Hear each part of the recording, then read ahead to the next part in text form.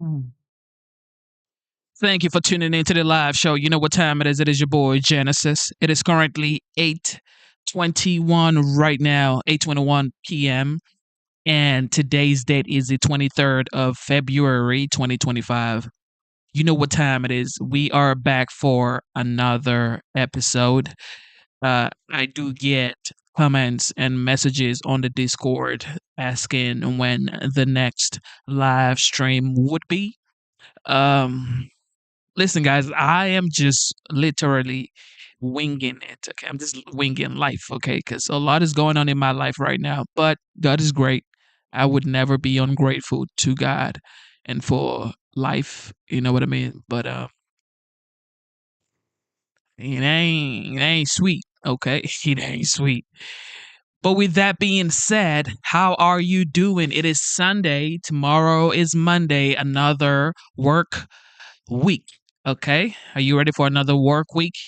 And are you feeling energized and optimistic about this year, 2025? I feel great about it because, I've started to see different changes that, you know, is happening around us right now. I may be in shambles. Okay, I may be in shambles when it comes to personal life. Okay, my life is in shambles right now. However, I like the direction the government and the country is going right now when it comes to um you know cutting the fat in the government, saving some money, potentially sending back some money to the American taxpayers. That is very important for most Americans these days because, life has been very hard. People do a lot of jobs, multiple jobs, just to get ahead in life. Well, with that being said, the golden age of America is upon us. It is upon us, and we're going to enjoy it. Okay, we're not going to complain. It's not going to be super easy. However, if we put our head down, work every single day, commit ourselves to uh, a great, worthwhile ideology, I think we should be good. All right, this is a throwback. This is a throwback video from the OG. This was actually like 3 weeks ago. The president, he gave a remark at the GOP members of Congressional Institute, and yes, it was full of interesting statements. Just like, of course, everybody knows the OG. He has that ability to sort of kind of like penetrate anybody who is willing to listen. And even if you are not willing to listen, you're going to listen because he is the 47th president of the United States. Enjoy. I want to thank you all and congratulate. I mean, this is a very big congratulations to our reelected House Republican majority on your largest popular vote. Did you know that since 1928? That's a long time, Mike, right? That's a long time. But I especially want to thank our outstanding leadership team. Speaker Mike Johnson, we all know so well. He's doing great. Majority Leader Steve Scalise, who's gone through so much, and he looks better today than he did 10 years ago. I don't know what's going on. Thank you very much, Steve. You look great. Majority Whip Tom Emmer. Tom, thank you. Great job. And House Conference Chair Lisa McClain. Lisa, thank you very much. Appreciate it. Great job. Thanks as well to all of the incredible House members and staff for your tireless work on behalf of our country, along with Congressional Institute CEO Kelly Strickland. Thank you very much. Thank you. Kelly, thank you very much.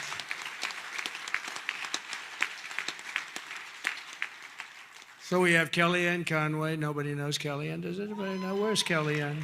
She's around. What? She's so good. She's a good person, too. She's a good person, too. And the mayor of Hialeah, I love this guy because he said, "Sir, we want to name a major boulevard after you." And he did it. Anybody that names a boulevard after me, I like them a lot. Esteban Bovo and Hialeah, mayor of Hialeah, thank you, wherever you may be. Esteban, where are you? Thank you. Thank you very much. Thank you. Great honor, actually. A lot of people come back from Hialeah, they say, they just named a road after you. I said, that's okay.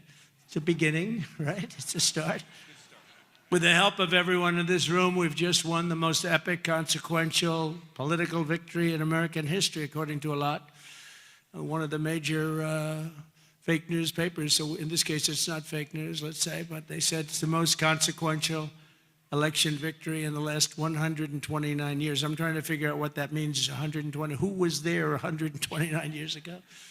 But it was a great one. At the presidential level, we won the popular vote for the first time of any Republican in decades.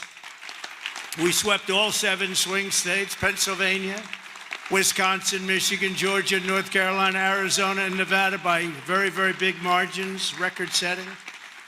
And for the first time ever, all 50 states, did you know this? Shifted toward the Republican Party. We've never had that before. Nobody has, actually. It's never happened before. That's pretty good. You must be doing a good job, fellas. We won the largest number of African-American voters in Republican history, including 39% of black men, a record by a lot. So that's really nice. Thank you.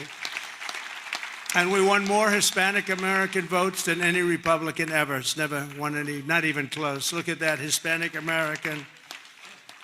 We made historic strides with youth, men, women, urban, suburban, and rural voters. And in a political earthquake, yeah, sit down, just enjoy it. What the hell, we're gonna be here for a little while.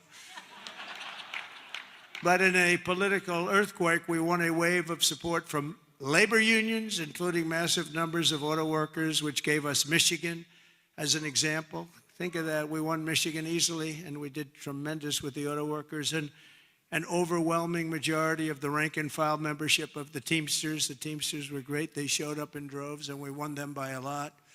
Together, we're forging a new political majority that's shattering and replacing Franklin Roosevelt's New Deal coalition, which dominated American politics for over 100 years. That's what we're doing. And what Mike said before, common sense. It is a little bit of common sense. Maybe it's a lot of common sense. Under our leadership, the Republican Party has become the proud voice of hardworking American citizens of every race, religion, color, and creed. We become the party of the American dream and wealth creation for everyone, not just the rich. If we do our job over the next 21 months, not only will House Republicans be reelected and expand our majority in 2026, we will cement a national governing coalition that will preserve American freedom for generations to come. There has never been anything like what's happened in politics in the last few years. Never been anything like it. Everybody, people of religion, everybody seems to be with us. I don't know how anybody could even vote for the other side. In many cases, they don't, but they do get credit for it. You'll have to think about that. I've raised a lot of money for the next race that I assume I can't use for myself, but I'm not 100% sure because I don't know. I think I'm not allowed to run again. I'm not sure. Am I allowed to run again, Mike? I better not get you involved in that argument. No, we raised a lot of money, a tremendous amount, and our teletown halls are something that's very special that nobody else is able to even contemplate using. We've gotten a lot of people elected with those teletown halls. We have 25, 30,000 people on just in a congressional area, and they win easy. It works for Elvis, the Beatles, and it doesn't work for anyone else, but it works for Trump. And we would have tremendous crowds on those calls, and I think I'll bet we got 35, 40 people elected because of the town halls. But I did say to them, and I said, this is the greatest, the person that sort of has the rights to it, and he happens to be a great Republican. I said, this is the greatest invention. This thing is going to make a fortune. He said, no, it's not that good, actually, because it only works for you.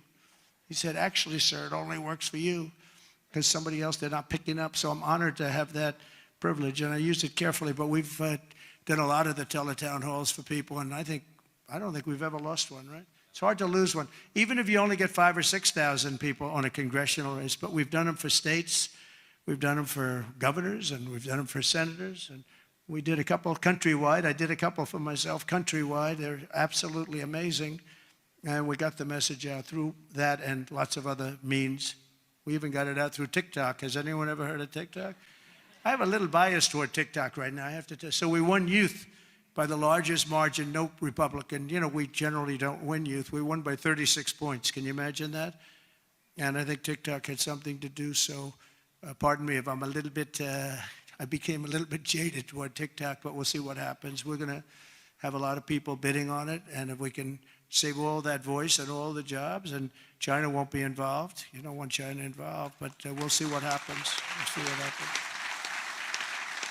But over the past 7 days, my administration has been moving with urgency and historic speed to reverse every single disaster of the Biden administration. By the way, the guy was a disaster, okay? You know, we want to be nice, and he's probably not listening right now because it's a little late, but you know, I don't want him to listen. I don't want to say it. I feel badly. I was, you know, making the inauguration speech, and I'm saying all the bad things, and he's sitting like right here. You know, I'm saying they were a horrible administration. They didn't know what they were doing. They were grossly incompetent. I got a guy sitting right next to me. It's not that easy to do, even though he didn't understand what I was saying. He really did. And deliver on the mandate that we've been given by the American people. In a single week, I've taken over 350 executive actions. We've signed 300, and who ever heard of that one? And as I said in my inaugural address, the American decline is over. It's over.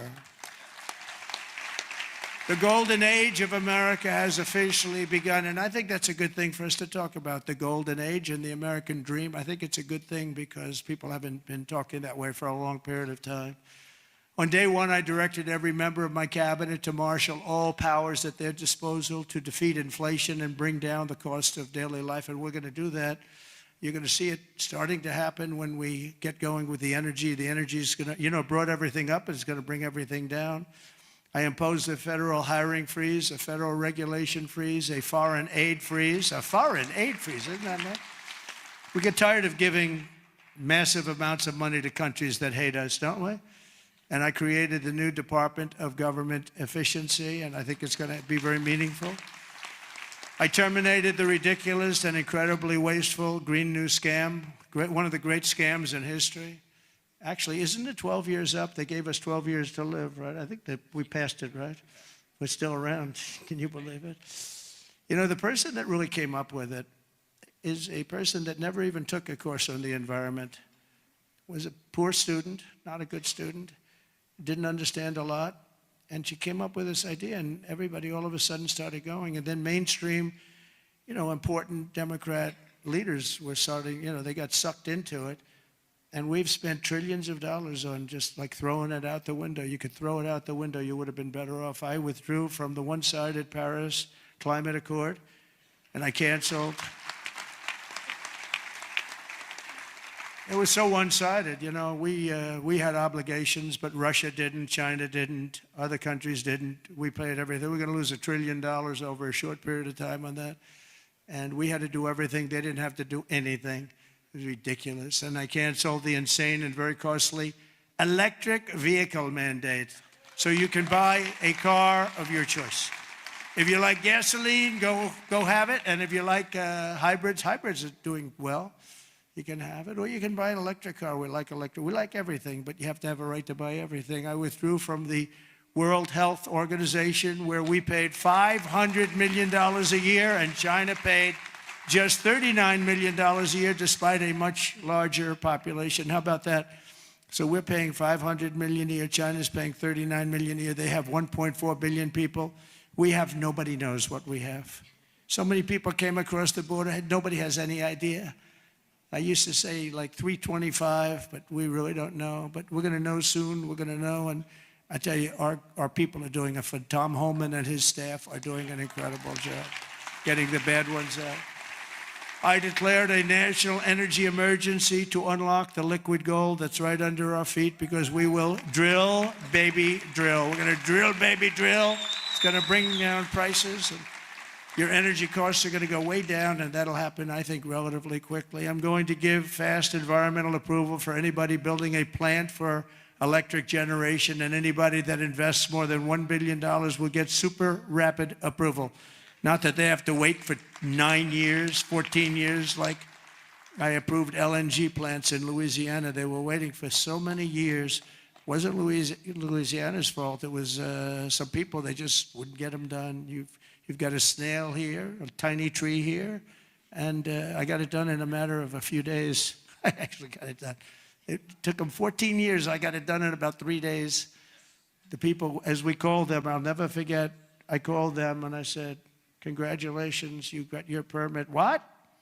They were so shell-shocked. They didn't know what the hell was happening. They're going to spend, and they spent about $16 billion on each plant, and they've been roaring since then. But we got them done in a matter of a few days.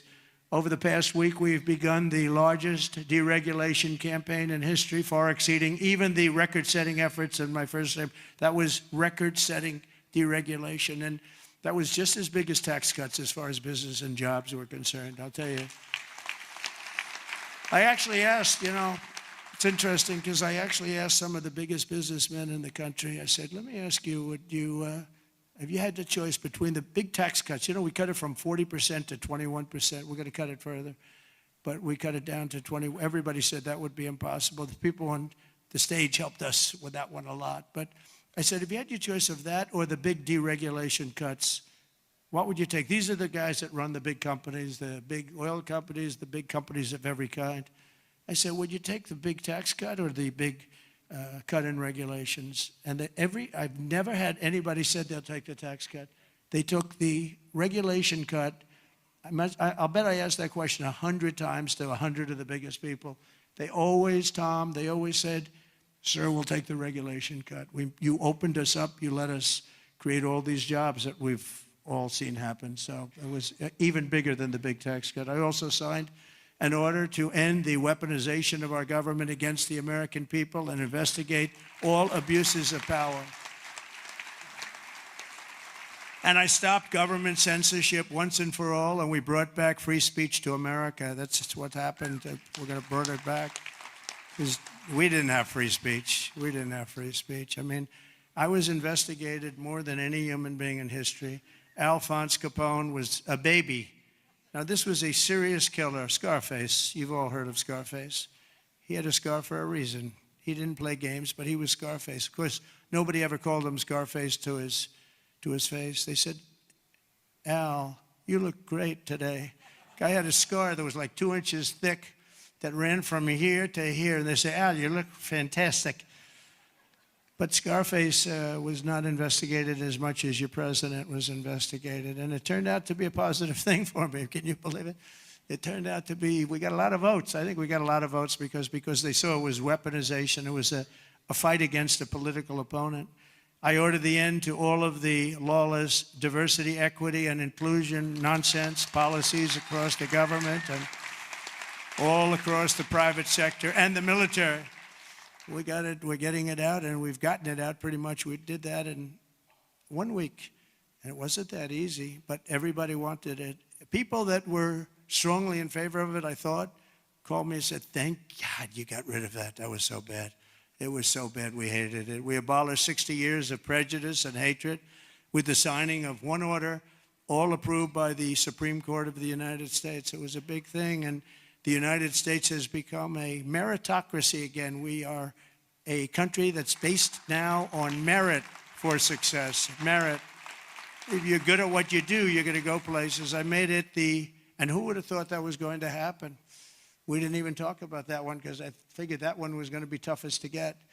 And so we are now, if you do a meritorious job, if you do something where you're just outstanding, you advance, and that's what it's about. It's about competition, and it's about a lot of things, and the other becomes a very dangerous plateau. We were on that plateau too long, and it's one of the reasons that you saw very bad things happening with our country. I made it the official policy of the United States government that there are only 2 genders, male and female. Gee, that was a tough one. That was a tough one. Some of these people say like 7 genders. I'm trying to say, go and name them. They got some weird stuff going on. No, we have 2 genders. I renamed the Gulf of Mexico the Gulf of America, and we are restoring the name of a great president, William McKinley, to Mount McKinley in Alaska in honor of the incredible people of the state of Ohio who loved their governor and loved the man that became president. He was the big tariff sheriff, they used to call him, and made a lot of money. Our country became very rich, and when he was assassinated, Teddy Roosevelt became president, and he spent all of that money that was made from tariffs. The money was so enormous, and they built the thing called the Panama Canal. You might have read about this lately. It's become a hot subject because China essentially has taken it over, and we're not going to let that happen. We're not going to let that happen. It was the biggest investment to this day ever made by the country. In other words, if you bring it up to modern day numbers, we spent money that we've never spent anything so much. We've never had so many people die. 38,000 people died building the Panama Canal 110 years ago. And they gave it away for $1. It's also one of the most profitable things ever built. You know, these ships are lined up back to Florida trying to get through. We're not gonna let that happen. Wasn't the deal. We didn't give it to China. We gave it to Panama, sort of, I guess. But they haven't behaved properly. Perhaps most importantly, I declared a national emergency to stop the invasion of our southern border. We're going to stop that invasion. We've already done it. And today in Tijuana, you probably saw, I got a call from Tom Homan and some of the people. They said, sir, it's unbelievable. There is nobody. You have this huge area. It's a gathering area. It's always been packed with these people. What they did to our country is so unbelievable. That they could do this to our country is so horrible. But he said there's nobody there. And then they actually put it on television. I got to see it. And there was literally not one person, this vast area where people stay there all day long and they just walk right into our country. They just unchecked, no way, no checking for IDs like voter ID. They don't want voter ID because they want to cheat. They wanted these people to come in because they want to cheat too. But who could allow this to happen? But there wasn't one person standing in this massive an area that's like 5 football fields that was packed for years under these horrible people that wanted to kill our country. We halted all illegal entry. We have successfully ended catch and release, and we're deporting 100% of all new trespassers apprehended at the border, and nobody's coming in, and nobody's coming now because they know they're not going to be able to come in. So we've really stopped something that was very, very serious. But we have to get the bad ones out. We have many murderers, many very bad people in our country that they've allowed because of a ridiculous, actually stupid, open border policy. I've also deployed troops to the border, and for the first time in history, we're locating and loading illegal aliens into military aircraft and flying them back to the places from which they came. And very importantly, America is respected again. We're respected again. Isn't that nice? You know, after years of laughing at us like we're stupid people. And as you saw yesterday, we've made it clear to every country that they will be taking back our people that we're sending out, the criminals, the illegal aliens coming from their countries. We're taking them back, and they're going to take them back fast. And if they don't, they'll pay a very high economic price, and we're going to immediately install massive tariffs.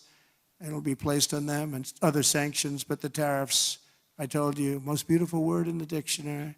I also told you that I said that the first time, and I got just absolutely decimated by the fake news, you know. I said, it's the most beautiful word, and the fake news said, what about religion?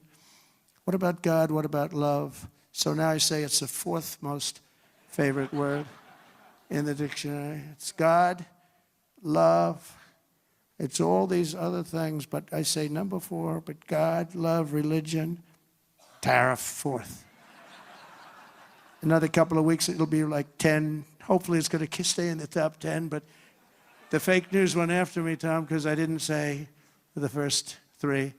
And now that I say it, immediately say it. I'm sure they're going to find some others. Throughout the week, the heroes of ICE have been hunting down and arresting hundreds of illegal alien criminals per day, including those with charges and convictions for rape, child sexual assault, terrorism, and even murder. Many murders in the crowd, and many of these murderers have committed far more than one murder.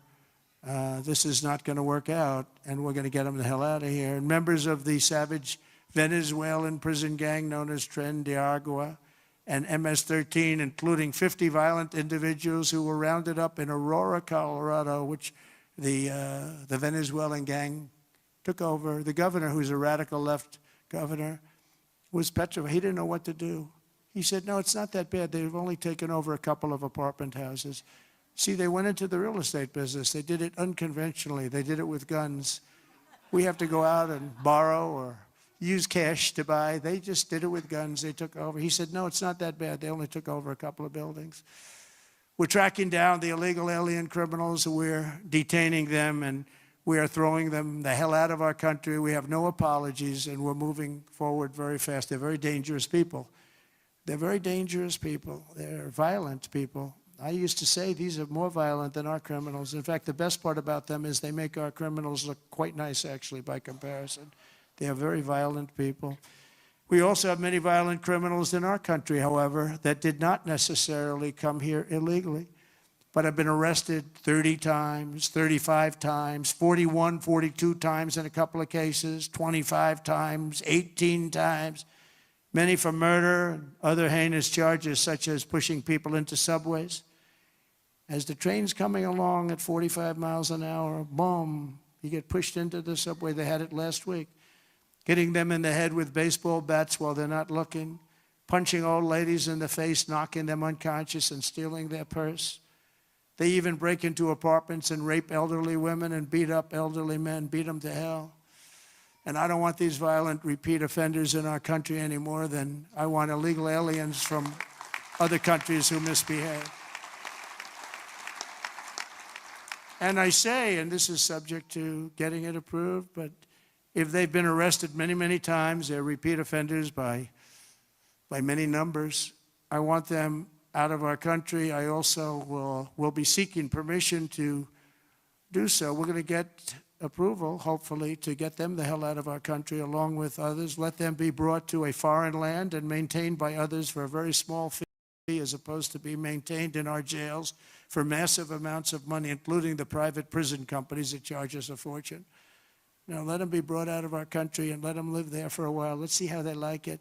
You'll see crime all over the country dry up. Essentially, that's what Venezuela and other countries are doing. They're getting rid of their criminals and putting them into the United States of America. And their crime is down by almost 80%. We're going to restore law and order in America, and we want to bring back the death penalty for these horrible people that kill people. They kill people. It's always a tough thing to say because I don't like it. Nobody likes it. But if you don't do it, we're just looking for trouble. I spent a lot of time with President Xi, and I'll never forget in my first meeting, I said, do you have a drug problem? No, we have no drug problem. Why is that? A quick trial. What is quick trial? Quick trial is that we try the person that sells the drugs immediately, and at the end of the day, we execute that person if that person is guilty. We have no drug problem whatsoever, and that's the most severe case. But wherever you have no drug problem, you have the death penalty. So, and drugs causes a lot of the crime. A lot of the crime in our country is caused by drugs. It's a terrible situation. Comes through the southern border. Most of it is fentanyl coming in from China. And you know, it's very interesting. China, when I was with President Xi, I had a deal worked out with him that they were going to give their maximum punishment, which is the death penalty, to anybody making fentanyl and sending it into the United States. Then we had a very unusual result in an election. We had a rigged election. We had a very unusual result, and that went nowhere. It was all set to be, he would have absolutely done it. He was ready. We shook hands on it, and then Biden, of course, didn't follow it up. He didn't follow anything up. But if that would have happened, you would have had a lot less fentanyl deaths, I can tell you. You would have had very little fentanyl coming into the southern border. Last week, I also signed an order that will designate the cartels as foreign terrorist organizations. That's a very big designation.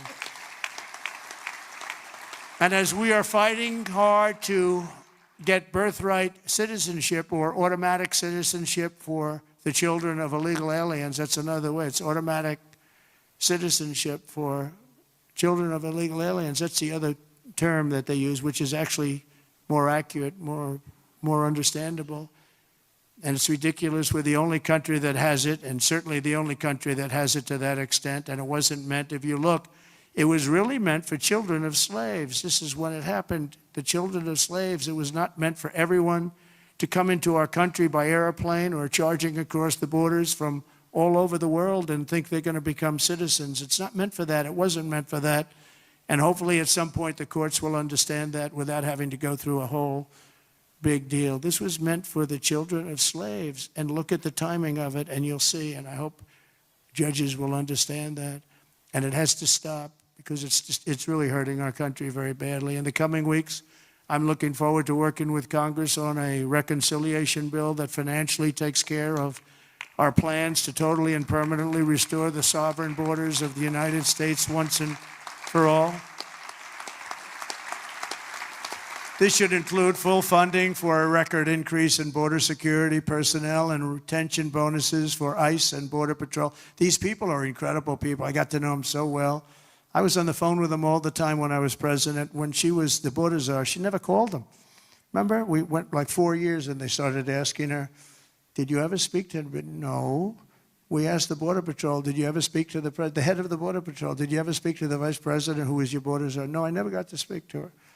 This was a terrible thing that was going on. This was a con job. We also need a massive increase in the number of detention beds and funding for all border security infrastructure and barriers, including the completion of the border wall. We did 500 miles of wall, and that's one of the reasons we had the lowest number. You remember the famous chart that I looked to my right, bring down the chart, and I looked to my right, something went right by he. But that chart, I don't know if they have it now, frankly, I didn't tell them to bring it, but they're very competent people. They might. If you have the chart, put it up. If you don't, that's okay too. But that chart showed that we had the lowest number of illegals coming into our country in history. And I love the chart. Even if it didn't show that, I would have loved that chart, because that chart, I wouldn't be here right now without that particular chart. But it was pretty amazing. It was pretty, really amazing. And we did a great job. We had the lowest, the week I left office, we had the lowest number of illegal immigrants coming into our country that we ever had. Simultaneously, we must make a record investment in interior enforcement, including deportation flights and aircraft, as well as funding for our new task force to eradicate the presence of foreign gangs. We have some of the worst foreign gangs. It's not even believable. And criminal networks that have brought devastating crime to American soil. We're getting them all out. We're getting them all out. I won on that, you know. It's like some people explain it very well. They say, gee whiz, you know, they look at the people. As you know, in Colombia, they agreed with us almost immediately after I got involved. And Marco Rubio and I worked together. He did a great job. And we really did. And Mike Waltz, we have a great group of people. But we were being scolded because we had them in shackles in an airplane. And he said, this is no way to treat people. Now, you got to understand, these are murderers, drug lords, gang members, just the toughest people you've ever met or seen. How would you like to be the pilot of a plane? You got 2 pilots up there, and you got 300 people sitting in a plane. Every one of them, either a murderer, a drug lord, a kingpin of some kind, the head of the mob, or a gang member. And you're flying that plane, it's not going to end well. Do you ever see the movie Con Air? That's what, yeah, except here's the difference. The people in Con Air were actors. They weren't nearly as tough as these guys. I would say that plane would be gone before it ever left. Those pilots would be gone before it ever left. So they don't want us to shackle them. I don't want to be in that plane. I want to thank every Republican House member for voting to pass the Laken Riley Act, the first enforcement only bill that's been passed in 3 decades. I met the parents of Laken, and they were incredible people. They were just so devastated. I mean, can't even explain to you. You can't say somebody's life is over, but essentially their life is so different, and it can never be the same. She was beautiful. She was great, great person. But to have a bill of such importance named after her is a great tribute. But what these parents, and you know, you have so many of them, where they've lost a loved one to crime, but to this new form of crime, criminal, illegal aliens, it's massive. The numbers are massive, and you add that to the crime we already had. This shows the potential for additional enforcement bills that will help us crack down on criminal aliens and totally restore the rule of law in our country. I'm also eager to get to work with Congress on the largest package of tax cuts and reforms in American history. We've got to get that done. And we don't want to get hung up on the budget process. We just want, whether it's one bill, two bills, I don't care. Let these guys, they're going to work it out. They're going to work it out one way or the other. But the bottom line, the end result is going to be the same. We want to have all of those benefits. And we want to keep people's taxes low and actually make them lower. And that's not just rich people. That's everybody. It's, frankly, proportionately the lower scale, much more so than a higher scale. Not only must we permanently extend the Trump tax cuts, you know, if we don't, you're going to have about a 60% tax increase.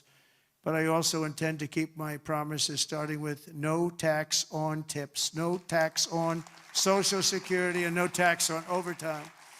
We're working very hard to get them done, and we are. I went to Nevada just this last couple of days. I started off in North Carolina because I didn't want to forget the people of North Carolina were treated so badly by FEMA. And they came to me, they said, "Sir, you're going to California tomorrow." I said, "Well, what about North Carolina?" "Well, we'll do that another time." And I said, "No, we won't. I'm stopping in North Carolina first." And we stopped there. We met great people.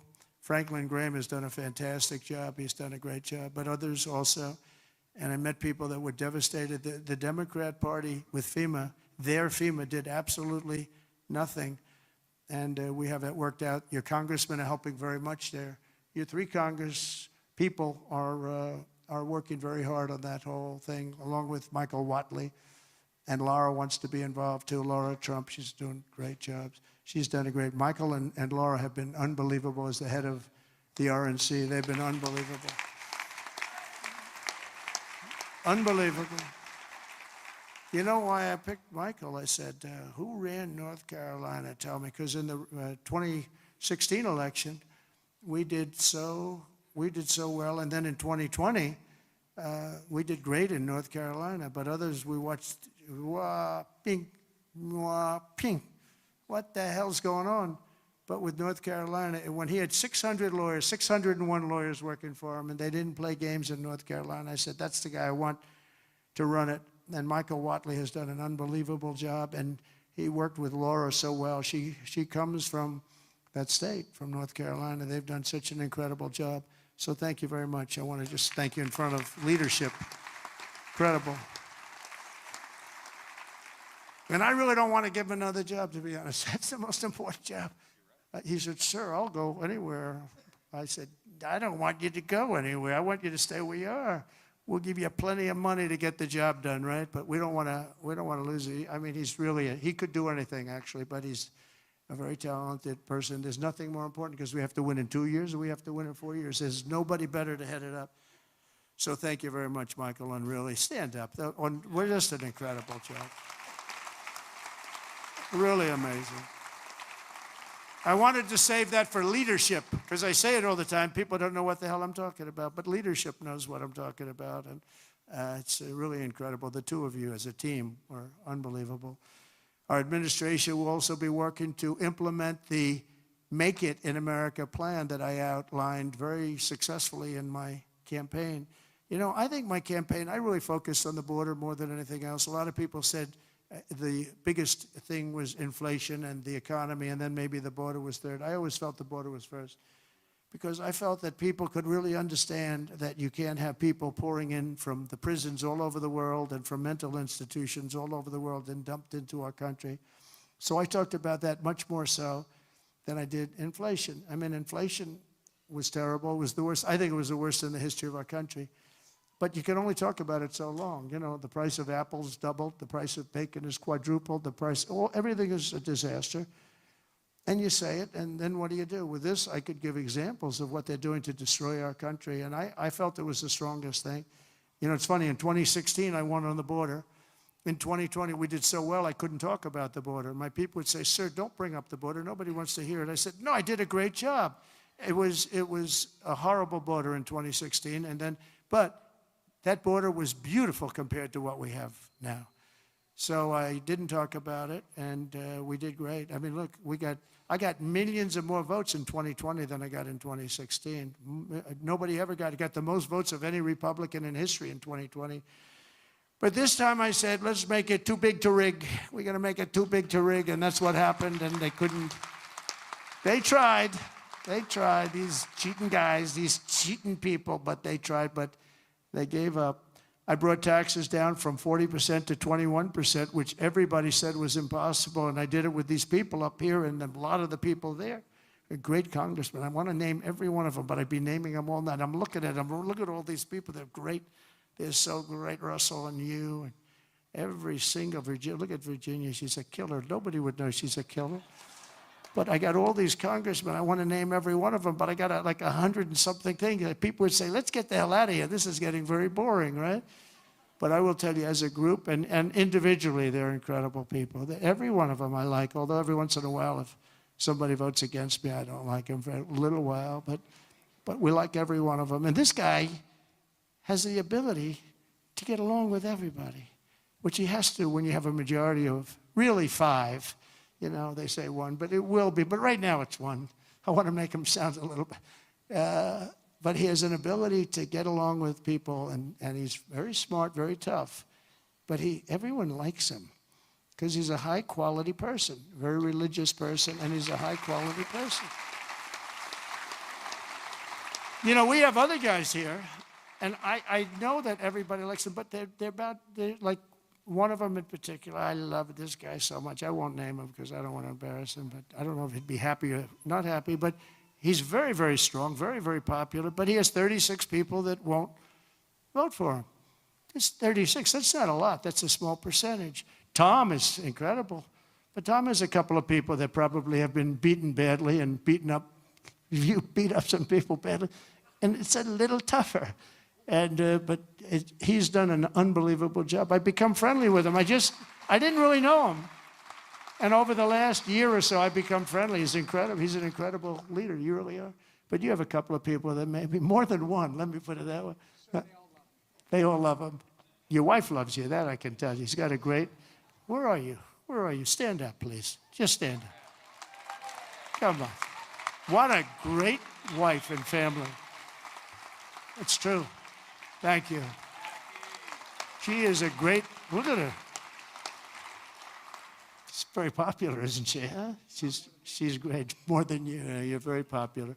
And now I'm bringing them down. I'm bringing the taxes down from 21 to 15%, but only if they make their product in America. So if they make their product in America, we're bringing it down. So if you think about it, we took it down from 40 to 15%. But again, you keep 21, but you go down to 15 if you make your product here. We are going to have so many business moving back into our country. And remember, again, the word tariff. We're going to protect our people and our businesses, and we're going to protect our country with tariffs. And you got a little indication of that yesterday with what happened with a very strong country. Colombia is traditionally a very, very strong-willed country.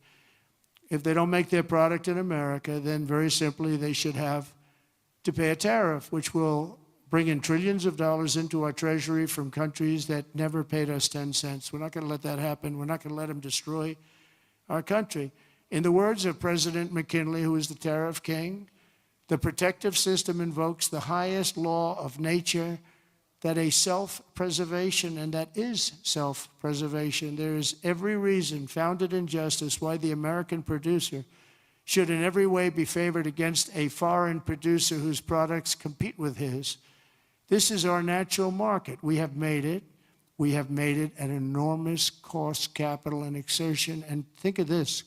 And we did that through exertion and brain and muscle and guts and stamina. We preserved it against foreign wars and domestic conflicts at great sacrifice of men and women. The foreign producer has contributed nothing to the growth or development of this country. So if you want to share with the citizens of the United States our home market, then you must pay for the privilege of doing it. In other words, you have to pay for the privilege of coming into our country, taking our jobs, taking our product, destroying our countries. We mentioned North Carolina, the furniture business, what they've done to these great artisans. I used to go down to North Carolina all the time to buy furniture for hotels that I was building. And they had the most incredible artisans. That whole thing was wiped out by China mostly, but others. And just wiped out, but it's going to come back. It's going to come roaring back. It's all going to come roaring back. We're going to put tariffs on outside countries and outside people that really mean us harm. They want to, well, they mean us harm, but they basically want to make their country good. Look at what others do. China's a tremendous tariff maker, and India and Brazil and so many countries. And so we're not going to let that happen any longer, because we're going to put America first. Always put America first. That's what's going to happen. We're going to establish a very fair system where money is going to come into our coffers, and America is going to be very rich again, and it's going to happen very quickly. It's time for the United States to return to the system that made us richer and more powerful than ever before.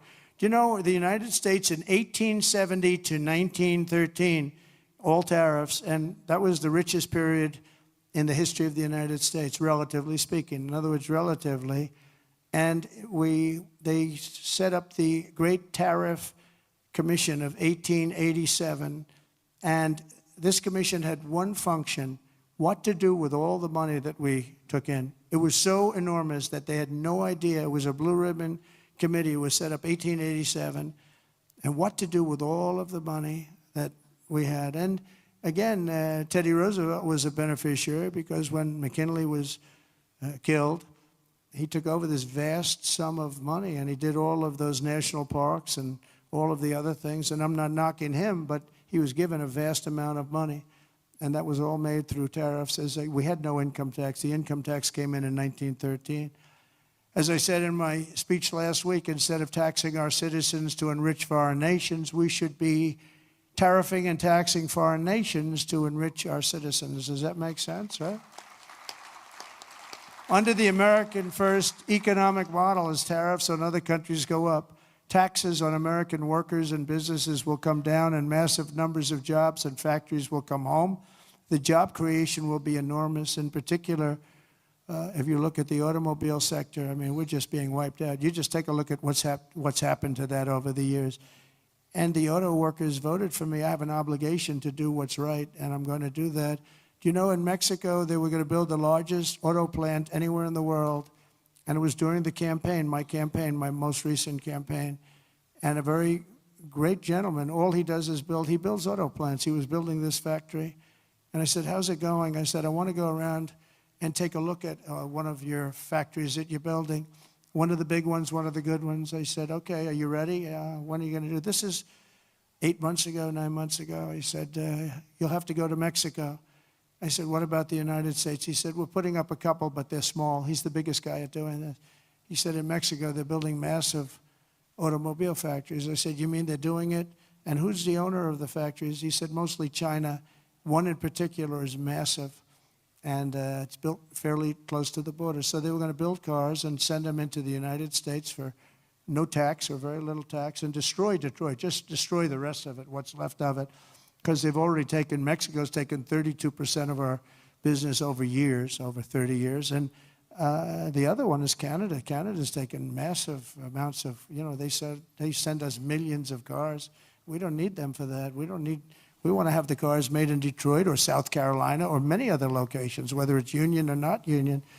But I said to him, so when is this plant going to open? He said, well, we're going to start it in a couple of months, and it'll be open in about a year and a half. It's the largest plant in the world. I said, I'm not happy with that. And I said in my next speech that I am going to charge them, if it takes 100% or 200%, no car is coming in from Mexico into the United States without a massive tariff. And I said it 3 or 4 times. And what happened is about 2 months later, I see that same gentleman who was in the audience, and I said, I want to see him backstage after I'm finished with the speech. And I met him backstage. I said, John, let me ask you, what happened with that plant? Where is it now? He said, sir, China's canceled it. Why? Because they think you're going to be elected, and they thought you were going to charge big tariffs on the cars coming in, and it doesn't work if you're going to charge. So they canceled the plant, and Detroit now will breathe, and we're going to do just the opposite. We're going to have these companies come in, and they can build that plant if they want, but they have to build it across the line. They have to build it in the United States. Amazing. Amazing. We did so many things, and we weren't even elected yet. That would have been a disaster. If that plant were built, it would have been a disaster. That would have wiped out. That was bigger than most of the factories put together, the auto plants put together. In particular, in the very near future, we're going to be placing tariffs on foreign production of computer chips, semiconductors, and pharmaceuticals to return production of these essential goods to the United States of America. They left us and they went to Taiwan, which is about 98% of the chip business, by the way. And we want them to come back, and we don't want to give them billions of dollars like this ridiculous program that Biden has. Give everybody billions of dollars. They already have billions of dollars. They've got nothing but money, Joe. They didn't need money. They needed an incentive, and the incentive is going to be they're not going to want to pay a 25, 50, or even 100% tax. They're going to build their factory with their own money. We don't have to give them money. They're going to come in because it's good for them to come in. They're giving them money. They don't even know what they're going to do with it. I had people tell me, we have no idea. We didn't need money. They don't know if they're probably going to use the money to build in other places, other countries. It's a ridiculous plan, very expensive and ridiculous. The only way you'll get out of this is to build your plant. If you want to stop paying the taxes or the tariffs, you have to build your plant right here in America. That's what's going to happen at record levels. We're going to have more plants built in the next short period of time than anybody ever envisioned before, because the incentive is going to be there, because they have no tariff whatsoever. In fact, they have help from us if they build their plant in America. And we're going to look at pharmaceuticals, drugs. We're going to look at chips, semiconductors, and we're going to look at steel and some other industries. And you're going to see things happening. If I didn't put on the massive steel tariffs, you wouldn't have one steel plant right now in the United States. If I didn't put on the tariffs on washing machines, dryers, and the like, you wouldn't, in Ohio, you would have lost all of those companies that made washing machines and dryers. Jim Jordan is the one that got me started. Was Jim here by any chance? Is Jim here? Where is Jim? Where's Jim? Oh, look at him. Wow. That's not a great seat for a man of such power. Do you know that Jim has he's a great wrestler. He was All-American wrestler 3 times, 128 and 1. That's not a bad record, and that's the way he fights, too. But he has a better record. Undefeated as a wrestler in high school. And I say, how can you do that? Because a freshman can't beat a senior. But he figured out how to beat seniors. So I stand up again, Jim. Let's give you a hand as a wrestler. As a wrestler, big hand. As a politician, very good. But Jim, is it true that we went up there, remember we had 25,000 people standing in the streets in this little beautiful town with Whirlpool, right? And they were going to close up their factories because South Korea was dumping washing machines and other things like that, and they were dumping. And we put a 50% tariff, and 75, even 100%, and now they're thriving, right? Without Trump, they would have been closed up. But Jim was the one that got me involved. Are you guys all happy with Jim? Do you like him? Because I like him. I like him, right? We like Jim. What's not to like? He gets on television, he's like a wrestler. He's got this boom, boom, boom, boom. Very impressive, Jim. Anyway, it's good to see you. I like that guy a lot. I like a lot of the people in the audience a lot. I like the people in this room. We have the same basic philosophy. We have the same thoughts. What's not to like? But I'll also be placing tariffs on steel, aluminum, and copper, and things that we need for our military. We have to bring production back to our country. You know, there was a time when we made 1 ship a day. And now we can't build a ship. We don't know what the hell we're doing. It's all gone to other locations and other lands. And to further return production to the United States, we're going to environmentally free up our rare earth minerals. We have some unbelievable sites. We have some of the best rare earth anywhere in the world, but we're not allowed to use it because the environmentalists got there first. They said, you cannot touch that land. I look at the land, it looks like every other piece of land. What is it? Well, this is very protected.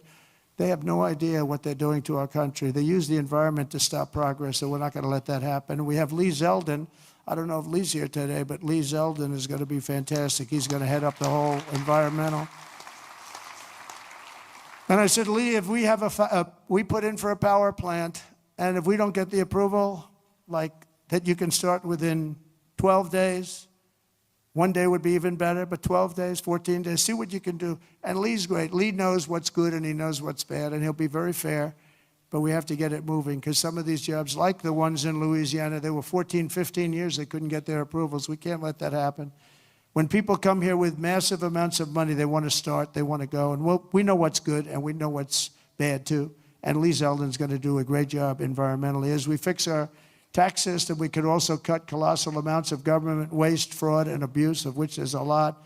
But tonight, I restate my pledge from the campaign. I will not sign any bill that cuts even a single penny from Medicare or Social Security for our great seniors. We don't have to do that.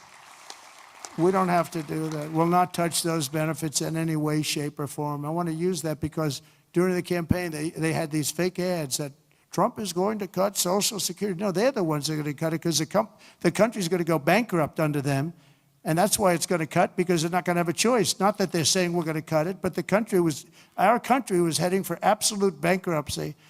Using reconciliation, I also look forward to working with you to make our energy policies permanent and making our historic deregulation efforts a fixture of U.S. law so that no future president, like they did with ANWR, I got ANWR approved. Nobody could do it, including Ronald Reagan in Alaska. It's the largest site, potentially the largest site in the world, larger than Saudi Arabia. And I got it done. Ronald Reagan couldn't get it. Nobody could get it done. They tried, but they couldn't get it done. I got it done. And the first thing they did was end ANWR in Alaska. The biggest, most powerful site, maybe anywhere in the world, that we got it done. And we're going to get it done again very quickly. Now, I think I do it with an executive order because they didn't go through Congress. I got it approved through Congress.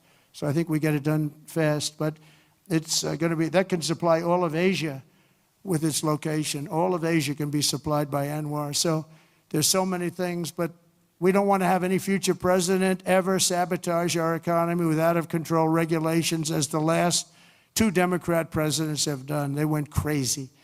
Last week I signed an order revoking Joe Biden's destructive artificial intelligence regulations so that AI companies can once again focus on being the best, not just being the most woke. And today and over the last couple of days, I've been reading about China and some of the companies in China, one in particular, coming up with a faster method of AI and much less expensive method. And that's good because you don't have to spend this much money. I view that as a positive, as an asset. So I really think if it's fact and if it's true, and nobody really knows if it is, but I view that as a positive because you'll be doing that too. So you won't be spending as much and you'll get the same result, hopefully.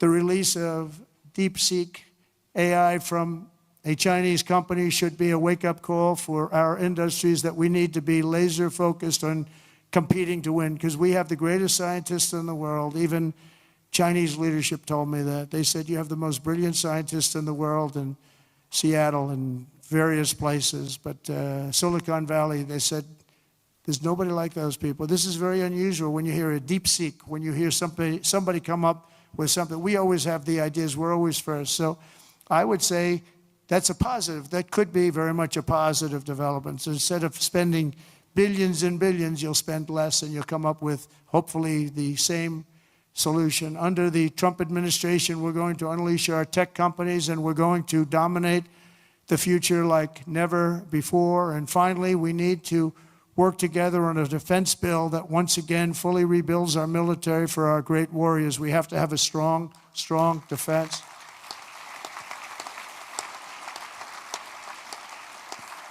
And in a little while, I'll be signing 4 new executive orders. First is that I'm directing our new Secretary of Defense, Pete Hegseth, who's going to be great, by the way. Thank you for the support. Thank you very much for the support. You really did support him greatly. I think he's going to be fantastic. I know him very well. I think he's going to be fantastic. He's what we need. to immediately begin the construction of a state-of-the-art Iron Dome missile defense shield, which will be able to protect Americans. You know, we protect other countries, but we don't protect ourselves. And when Ronald Reagan wanted to do it many years ago, luckily we didn't. We didn't have the technology then. It was a concept, but we didn't. And now we have phenomenal technology. You see that with Israel, where out of 319 rockets, they knocked down just about every one of them. So I think the United States is entitled to that, and everything will be made right here in the USA, 100%.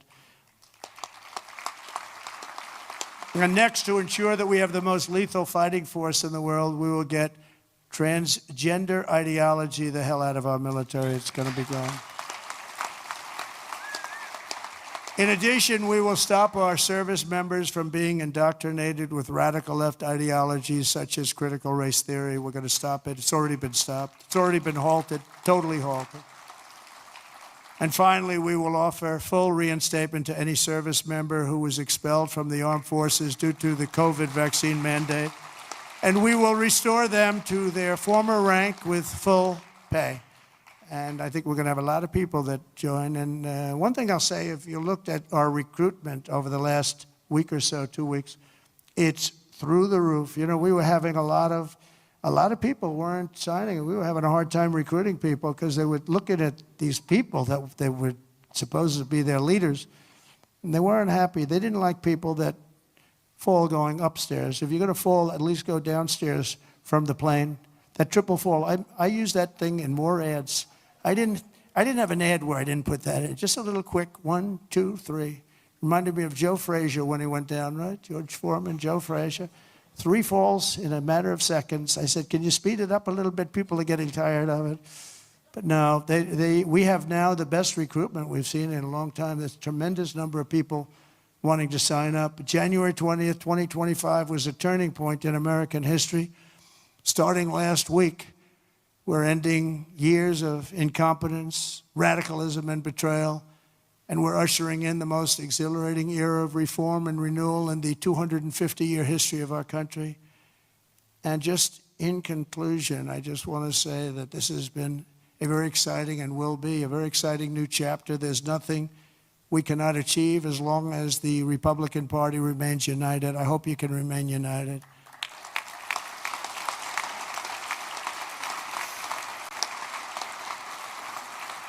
And it's one thing I give the Democrats a lot of credit for because, you know, they have lousy policy. I think, frankly, half of them are totally crazy.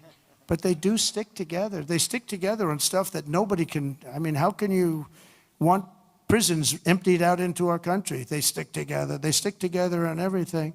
Impeachment hoax number 1, impeachment hoax number 2. They stick together. Although I must tell you, you gave me great support during those 2 problems. Those 2 fake witch hunts, which have now turned out to be totally fake and disgusting. But you gave me tremendous support. But the Republican Party has to stick together. We just can't have people going, you know, 1, 2, 3 votes. And we don't have that luxury. It would be different if we had a 20-point, 30-point, 30-person majority, but we don't. We have to help leadership. And, you know, you can be assured that you have certain philosophies, that if you're going to have most of the people, almost all of them, voting for something, you're going to be okay. It's not going to be bad. You have to stick together. It's the one thing that I would say we don't get very high marks. Everything is so hard. We always have 2 or 3 or 5 or something, people that just don't want to do it. And you just got to do it. You just got to do it. Make life easy. Just got to do it.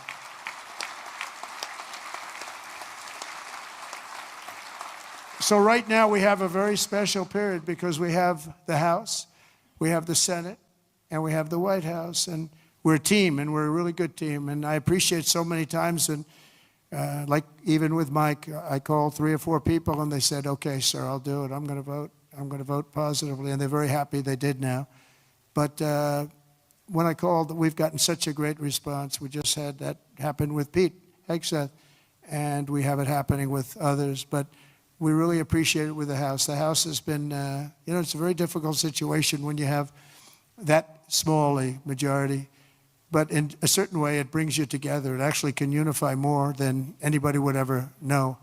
And a victory is sweeter, as they say, because of it. And I think we're going to have a lot of victories. But We have to stick together. We have to work together. We have to fight together. And we're going to win together. We're going to win like never before. We have a chance to win like never before. As long as we stay united, the 119th Congress will be remembered as the most successful and accomplished Republican majority in American history. I believe that. I think we have a chance of doing it.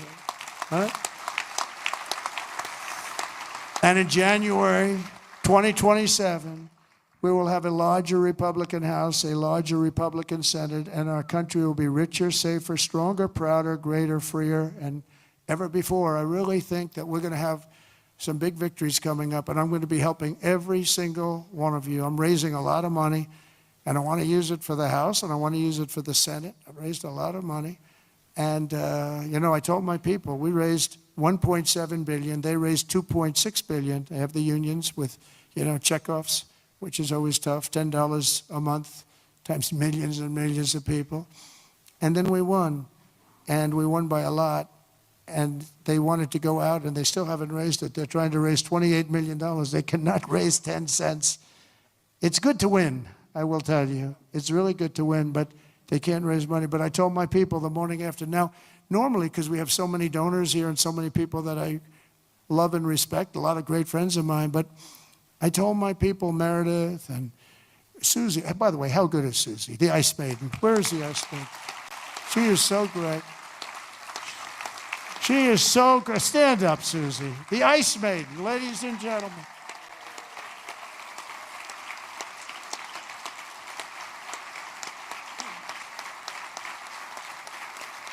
Wow, look at that. Most powerful woman in the world, they say. Most powerful woman in the world. She's made of ice. She's great. No, when I came to Florida, Florida was a Democrat state, had a Democrat governor. They had one Democrat senator. It was largely a Democrat state. And through various reasons, I ended up with Susie running the campaign, and she was unbelievable. We won it in a landslide. And then the second time, we won it in an even bigger landslide. And when it came time to choosing somebody to run the campaign, the whole campaign, I said, what about Susie from Florida? She never lost. I won every primary. I won every, I didn't lose anything. And it was a Democrat state, and it was a landslide both times. And all of the Republican stuff was almost like it didn't even exist. It was amazing. And I said, what about Susie? Well, sir, a woman has never been in this position before. I said, really? Oh, by the way, we have Kellyanne Conway. She didn't do too badly either, right? She did a great job, 2016. And when it came time to chief of staff, do you know that there has never been a woman chief of staff? But there is now. There is now, right? I didn't know that. I'm so surprised. I'm very surprised. But it came time to running the campaign, and I said, well, I've never had a loss with Susie. She comes from great stock, Pat Summerall is her father. Pat Summerall was a football player, great football player, but a really great announcer, really the voice of the NFL for 27 years or something. He was great, and a leader. He worked with John Madden, and he was able to get John Madden to do things that nobody else could do. They'd call him, they'd say, Pat, John is really difficult. Now, John was a difficult guy, but he got big ratings, and he was good. And Pat would go up, come on, John, let's get this done. Come on. I know you don't like the heads of the company. They're paying you a lot of money. Come on, John, let's get it done. And he'd go and do it. And this went on for, 27 years, right? But he was a leader, her father. And, this is somebody that has the gene. I'll tell you, she's great. And she's done a fantastic job. So she was so good with the campaign. I said, let's let her do the campaign. And it was flawless. And again, I said before, we had her win a lot of votes because it's crooked as hell. And I hope you can go to voter ID and same-day voting and paper ballots and all of those things, because ultimately we'll never lose a race if you do that. I'm telling you, you'll never lose a race.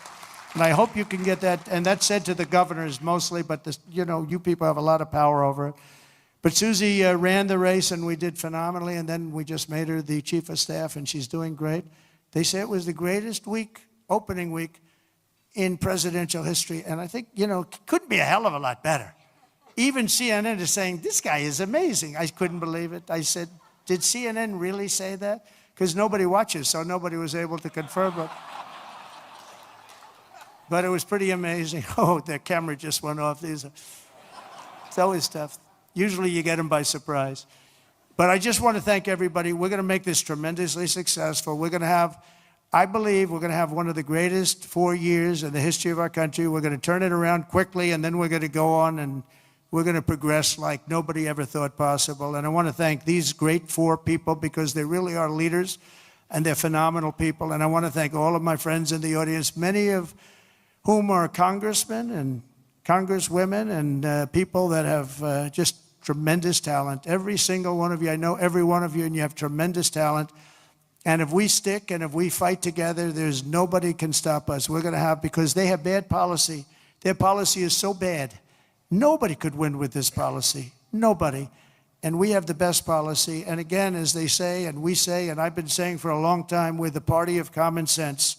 And we're the party that's going to have the best 4 years ever. Thank you very much. Appreciate it. Thank you very much. Legendary. Just legendary, y'all. This is what a commander-in-chief sounds like. Okay. He reassures his people. Come on, man. Come on, man. Come on, y'all. This right here is greatness, okay? The golden age is upon us, okay? It is upon us, all right? I got another clip right here for y'all. Double tap your screen, subscribe to the channel. Let's get it.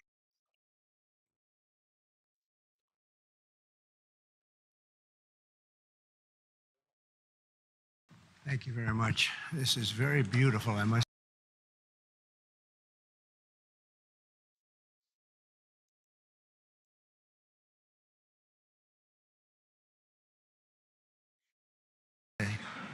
This is a beautiful place. And our country is starting to do very well again. It's happening fast, a little faster than people thought. And thank you especially to Senator Marshall for the beautiful introduction. Appreciate it very much. Thank you. Great senator you are.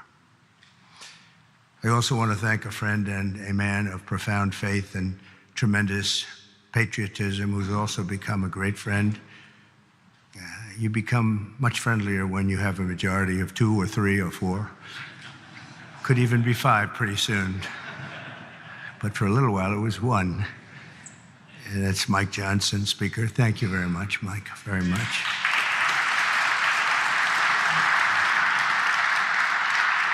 And thanks as well to somebody who's doing a fantastic job, Senator Thune. Thank you very much, Senator. It's not easy. It's not easy. It's really great. And Leader Scalise, Steve, wherever you may be, I think you're here someplace. There he is, a brave guy, too. A brave guy, I always say it. And Senator Chuck Schumer. Chuck, thank you very much. Thank you. Senator Hassan, thank you very much. Thank you, very nice to see you. Congressman Jeffries, thank you.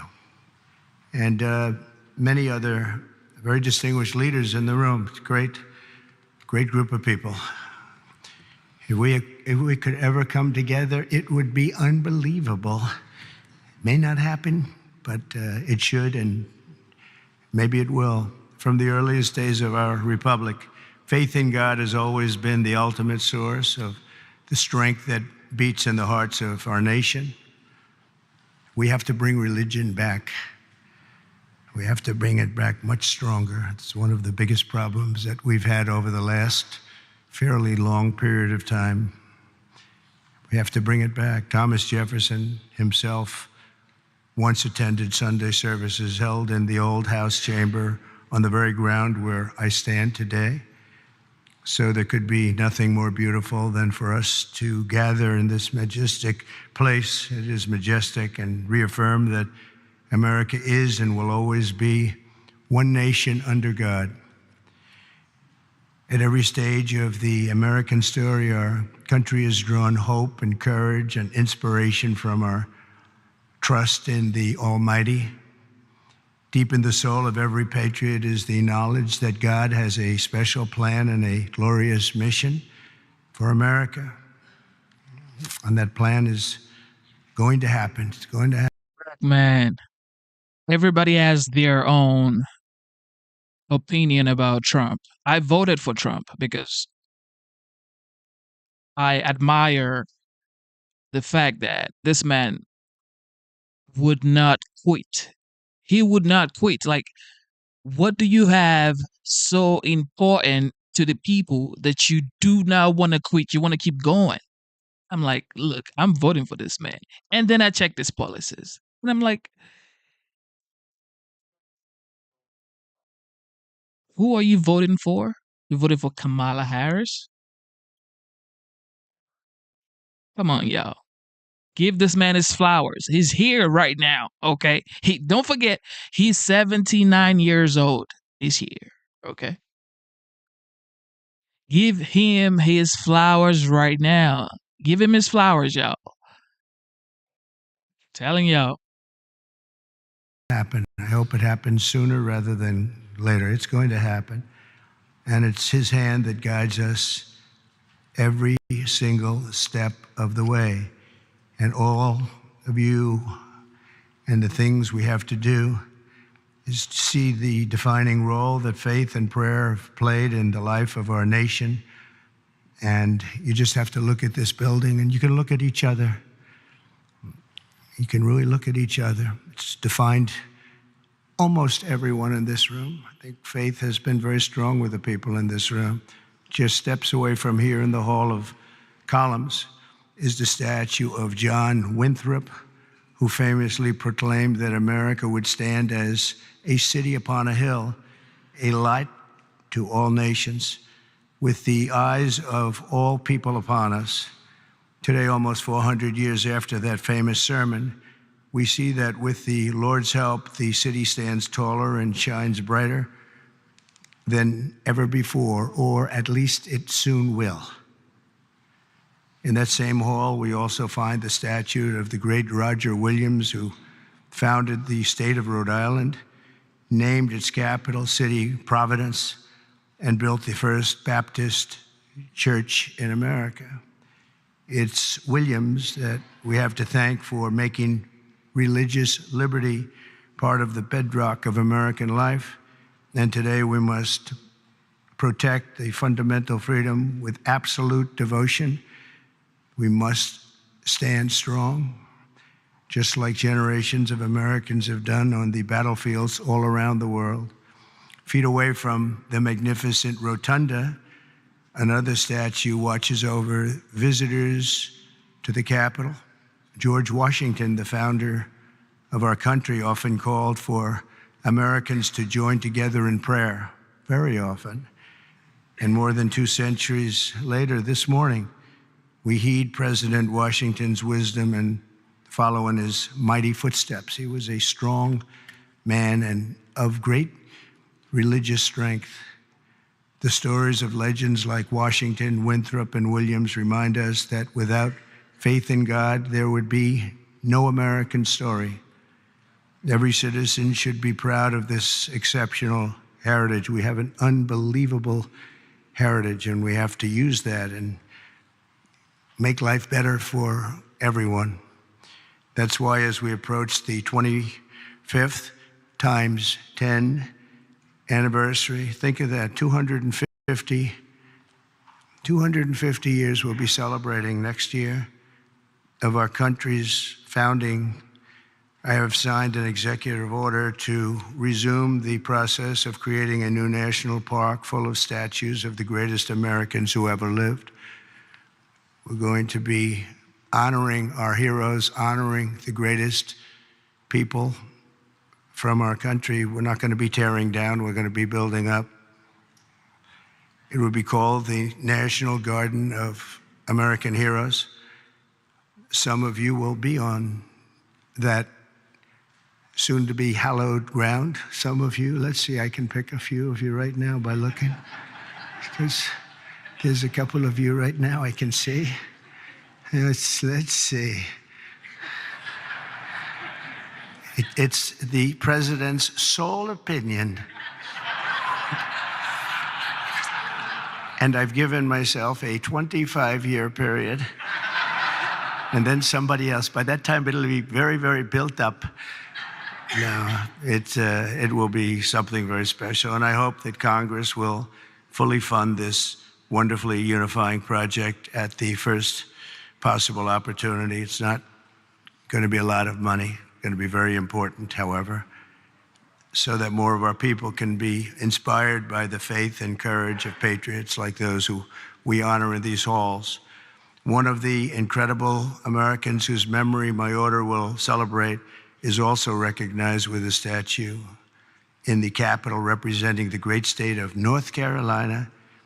And that's a man known who everybody loved, Reverend Billy Graham. He was something. My father used to take me to watch the Crusades. He would take me to Yankee Stadium. I remember it so well. I remember it more than I remember any Yankee game, and I've seen a lot of Yankee games. Can you believe it? And Billy didn't have a bat, so, you know, it was pretty good. It was amazing. You'd have 60 or 70,000 people, and they loved him. They loved him. I saw him with Franklin. I don't know if Franklin's here. I just don't know, but I've gotten to know Franklin. He's done a great job with helping on tragedies, on problems like in North Carolina, California. He's always the first one there. The work he does is, his father's very proud of him, I can tell you that. But Billy Graham was very special. One floor below us, Reverend Graham's statue stands with an open Bible. The page turned to a letter from the Apostle Paul, which reads, "Let us not grow weary of doing good, for in due season we will reap if we do not give up." Never give up. Never, ever give up. You can't. How about me? If I would have given up, I would not be here right now. Who the hell knows where I'd be? It might not be a good place. If it was up to the Democrats, it would not be a good place at all. Never, ever give up. There could be no better message for the leaders gathered here, and you are real leaders. And we must never give up, and we must never grow tired. We must never grow weary, and we always must practice good. As you know, last week, only a few miles from here, our nation witnessed a terrible tragedy when 67 people were killed in a horrible accident near Reagan Airport. As one nation, we take solace in the knowledge that their journey that night did not end in the icy waters of the Potomac, but in the warm embrace of a very loving God. None of us knows exactly when our time on earth will be over. You never know. A truth I confronted a few short months ago when there was an incident that it was not fun. It was not a good thing. But God was watching me. The chances of me being here, my sons are shooters. They're really good shooters, Don and Eric. And they said the chances of missing from that range with that gun are, but Don equated it to a 1-foot putt. That's pretty bad. 2 feet I can see missing, but 1 foot you can't miss. It was the equivalent of a 1-foot putt is what he told me. He said, in fact, he gained some religion. He went up 25%. And if you know him, that's a lot. But he said, there had to be somebody that saved you, and I think I know who it is. And he looked up, and I said, whoa, Don, you've come a long way. He's a good guy. But my 2 sons just really couldn't believe it. Had I not turned that right turn just at that time, and the audience, 55,000 people standing this way, there were just a few people in the back on the bleachers. There was nobody over there except for my all-time favorite chart in history, a chart on immigration. Immigration saved my life, see? So we're going to be good for immigration, okay?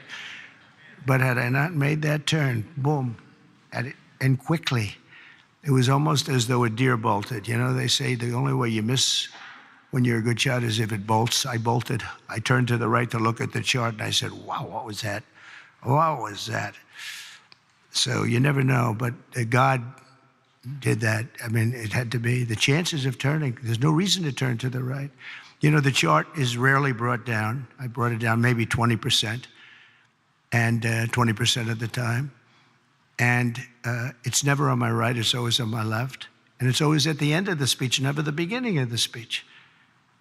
And if I was a little more than that 90-degree angle, it would be no good. And if I was a little less, it would be no good. It had to be perfect.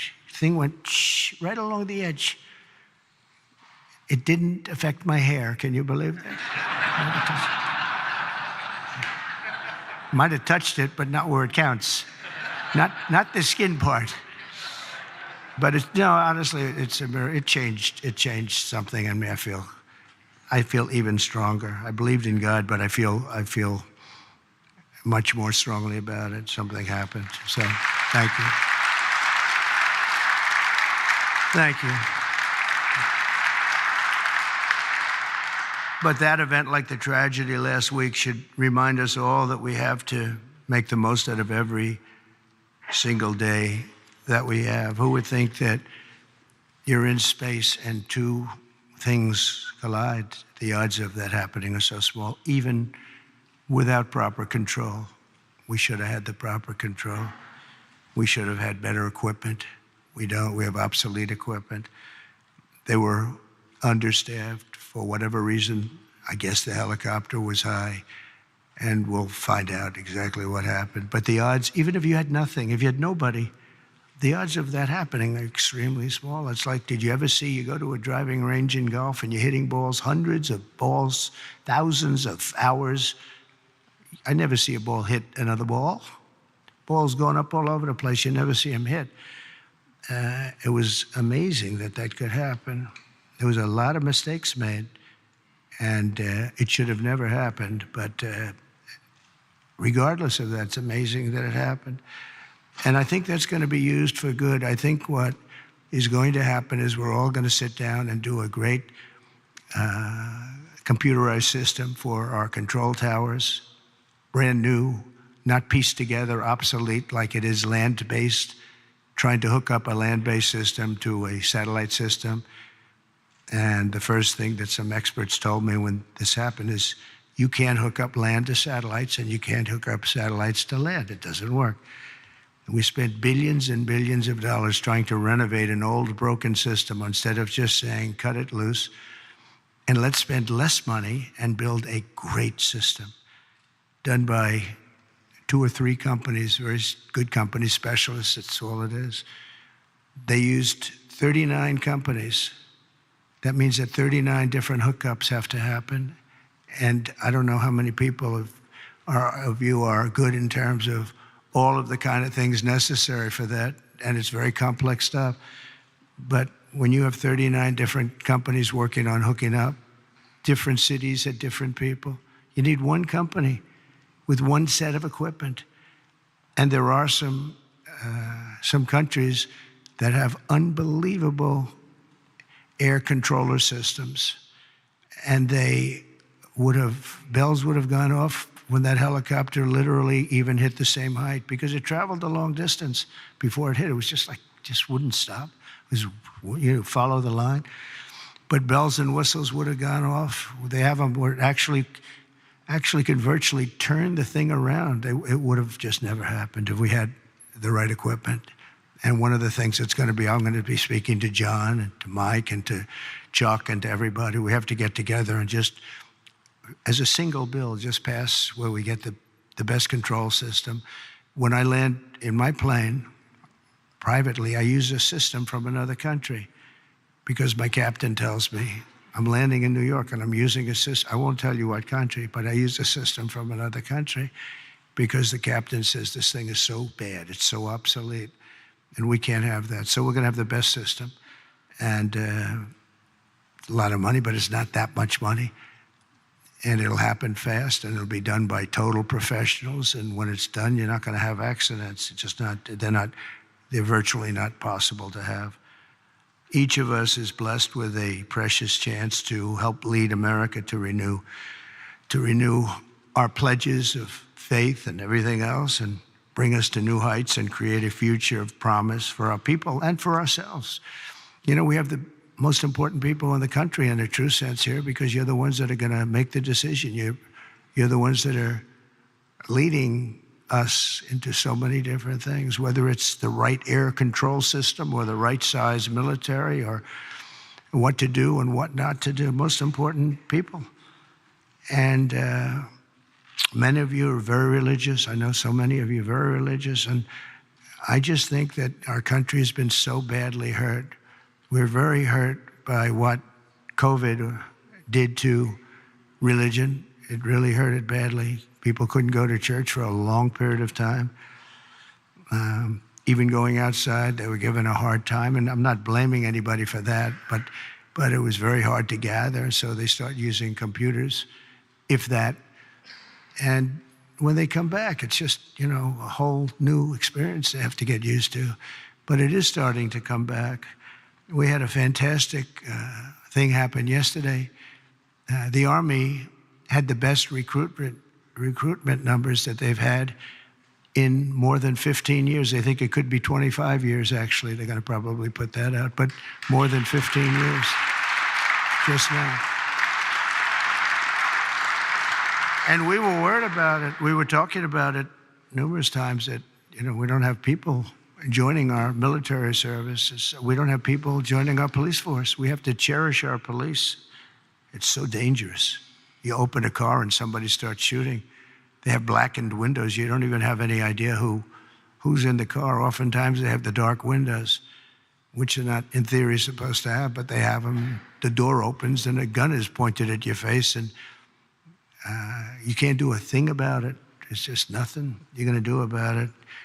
Your friends will take them out. And it's happened so many times, but it's such a dangerous thing. We have to cherish these people. So today we join our hearts and prayers in recommitting to putting our country first. We have to put our country first, making America stronger and greater and more exceptional than ever before. And we have to make religion a much more important factor now. We have to make it an important factor. And if we do that, our job is just going to be much easier. It unifies people. It brings people together. Democrats are going to be able to have lunch again and dinner with Republicans. And I remember just as growing up, I'd see, I revered senators and congressmen or something very special, but they were out to dinner all the time. We had an old congressman, maybe some of Cy Halpern from Queens, and he was a friend of my father. But he'd have dinner he was a Democrat, he'd have dinner with Republicans, and he'd be out. It wouldn't even make a difference. Today, it's like shocking. And it shouldn't be. You have to get together. We really have to get together. We all know what's right and what's wrong, and there's going to be compromise on both sides. But we have to just do the right thing, and we have to get together. You did it with Marco Rubio. You got everybody who was 99 votes, and the only vote was our VP, who maybe we should have been there just to make it 100. But I think I would have been angered if it was 100. That might be a step too far, right? But no, it was great to see a vote. Pam Bondi had support from Democrats, and some of the others had some pretty good support. So, it's doable.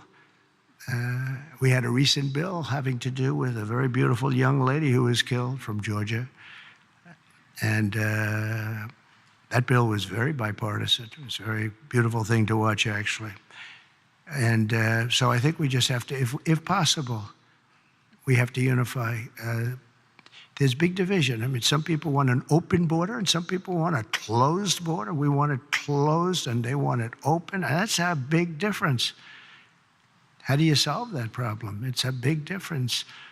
Some people want men and women's sports, and some people don't. And I was with somebody yesterday who was so upset that the bill was signed where men cannot participate in women's sports. And I said, he's a very smart guy, went to a great school, was a great student, and he actually feels, that should happen. Men should be able to play, meaning transition into women's sports. And you talk to him and it says, I don't understand it. I think I don't understand how the problem ever got started in the first place. It just seems so simple. But he's a good person and just believes it. And just believes it. Not going to be easy to convince him otherwise. So where is a middle ground? It's hard to have a middle ground. There's two ways. I mean, you can either do it or you can't.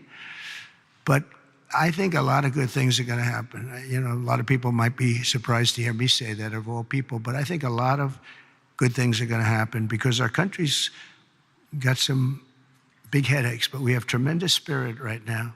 The spirit is as high as it's been. It was up 49 points this morning. 49 points. It's never been. It's the biggest increase in the history of whatever the poll was. So the spirit is there. That's a big factor. That's probably the hardest thing to get back, to be honest. The rest is easy. The rest is easy. So I want to just thank you all. I want to congratulate a lot of the new members. I see so many of you that ran great races, David. That was a great race. But so many that ran great races, and on both sides. You ran some incredible races, so it's good to be with you. And God bless everybody. We want to come together, and the happiest, the person, the element, the everything that's going to be happy. People of religion are going to be happy again. And I really believe you can't be happy without religion, without that belief. I really believe it. I just don't see how you can be. So let's bring religion back. Let's bring God back into our lives. Thank you all very much. Thank you very much. Great honor. Thank you.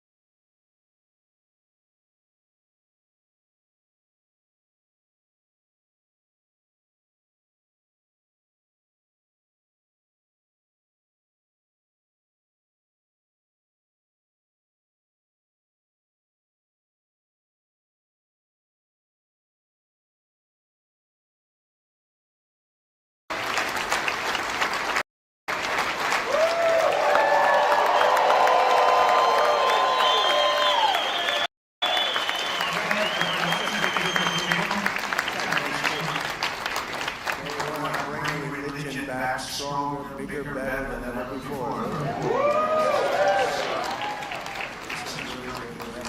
Religion, it suffered greatly over the last few years. It's coming back. It's coming back strong. I want to thank you, Pastor Roy. I've known for a long time. She's a fantastic person. Thanks to the thousands of believers here today from all across the country and from all around the world. This is a beautiful tradition. They told me I could do it via Skype. And I said, what are we doing? And they said, the prayer breakfast. I said, I've been there every year. I'm not doing it via Skype.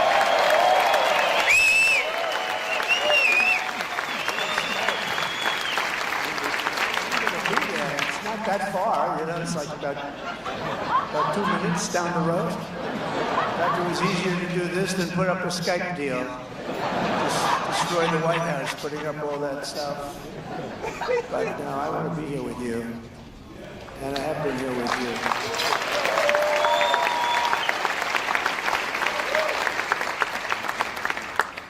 And I do that despite the fact that they say I can't run again. That's the expression. Sure. And somebody said, I don't think you can. Oh. No, I want to be with you regardless, and it's an honor, and it's something I've enjoyed. I've actually met some very nice Democrats here.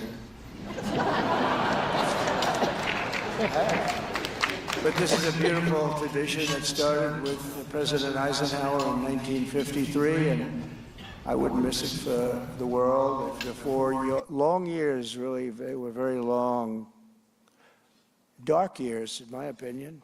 It's great to be back at the prayer breakfast, and I hope you all agree it's nice to once again have a president that shows up to the prayer breakfast.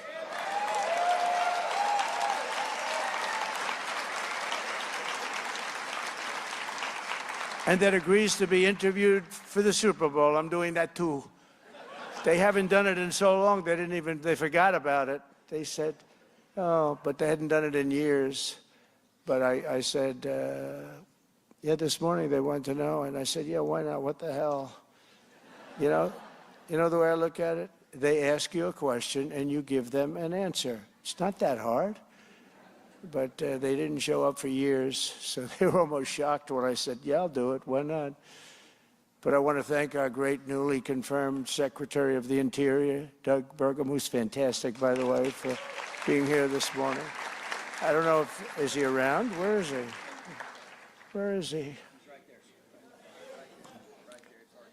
With the lights, I can't. There you are. You are a handsome devil.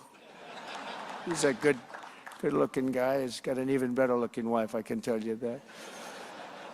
But I want to thank you and Catherine you've been fantastic.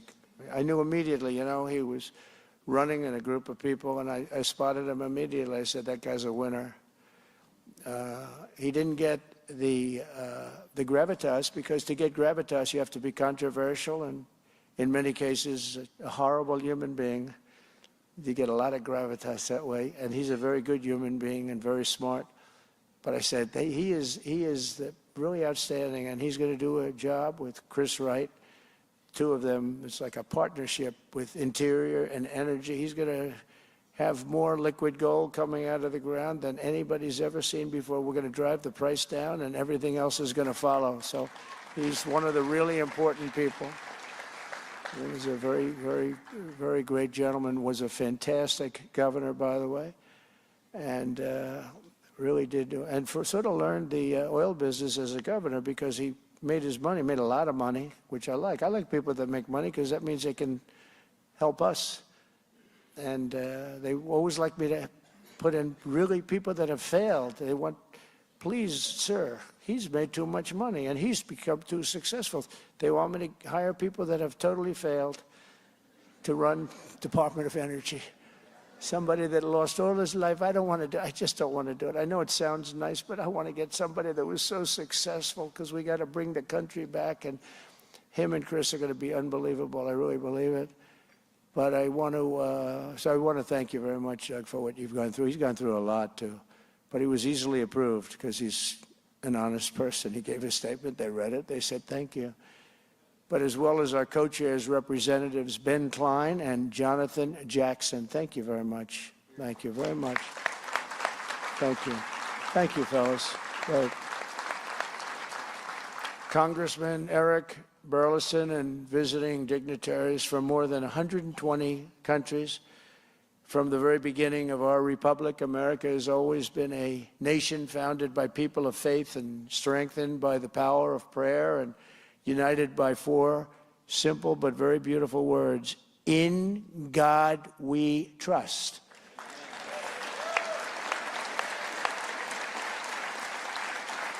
And you all know there was a movement to get that out. I said, no way, don't bring it up. Don't bring it up. I don't want to hear it. There was a movement. We don't want that, because we shouldn't be mentioning God. There was a very strong movement, just like they don't want to say Merry Christmas, but now they say it. Remember in 2016, I was a whole big part of my campaign. You're going to say Merry Christmas. Well, now they do it again. But I don't know if you've been watching, but we got rid of woke over the last 2 weeks. Woke is gonzo. Despite the other side stealing hundreds of millions of dollars to promote woke. Did you see what happened yesterday, where they found hundreds of millions of dollars of money was fraudulently given to newspapers and, I guess, Politico? I don't know. They're here. Good. I hope you're enjoying your breakfast. No, they gave money to all this out of U.S. aid, right? U.S. AID. It came out hundreds of just tremendous amounts of money, had nothing to do with anything. This is a terrible thing that was experienced, but we're catching them left and right. We're catching them. we're catching them to a point where they don't know what the heck is going on. They can't believe they're getting caught. And I have great respect for the people that are doing it. Elon Musk is helping us on it. And he's pretty good. He's pretty good. He's pretty good at it. But the numbers are astounding. They're astounding. Even Doug was shaken up by what he heard. Do you believe that, Doug, what you've been reading? It's just very dishonest stuff. But it was faith that led the pilgrims to cross an ocean and settle this majestic continent, and we're going to keep it majestic. It was belief in our Creator that moved the patriot farmers to stand strong for the liberties at Concord Bridge 250 years ago this April, and we're going to have a big party next year. And we have the Olympics coming in, and we have the World Cup coming in, and we have the 250th year celebration, all three. And you know, when I was president, I got the Olympics and I got the World Cup. 250 years I had nothing to do with, just happened to be. But it all came due the presidency after what should have been mine. It really should have been. And they had a little election that, let's just say, didn't work out too correctly. A lot of things have been found out about that. But so I got forced to run again, and I ran again. And now I have the Olympics, I have the World Cup, and I have 250. So I said, this is interesting, you know. When I got them, I said, you know, the only bad thing about the Olympics is I won't be president. The only bad thing about getting the World Cup, I worked hard to get the World Cup because everybody wants it. Everybody wants the Olympics. But the only bad thing was I said, you know, I won't be president, and I might not, you know, when you're not president, you might not even be invited. They said, isn't it sad? Then all of a sudden I run and I win, and then somebody says, sir, you're going to have to start thinking about the Olympics. I said, you know, you're right. I never thought about that during the campaign. I'm going to be here for the Olympics and the World Cup. How about that? God works in very strange ways.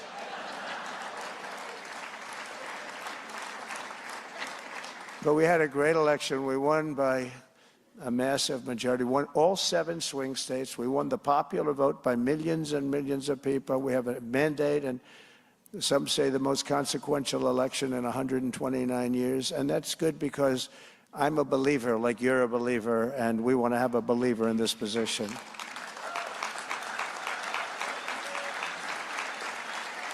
And it was confidence in America's God-given destiny that pushed the pioneers to journey west and led Americans to end slavery, crush fascism, defeat communism, and conquer every single challenge that we faced. And they were very great challenges. Now it's the same time, I have to remember, unyielding faith in America's mission that inspires us to make our country great again. And soon it will be greater than ever. We're doing really well. We're doing really well. It's, I think in 2 weeks they're saying, I'm reading it, so I'm not even saying it, but I feel it, that we've done more than just about any president ever. The first 2 weeks have been probably, they say, the most successful 2 weeks in the history of any presidency.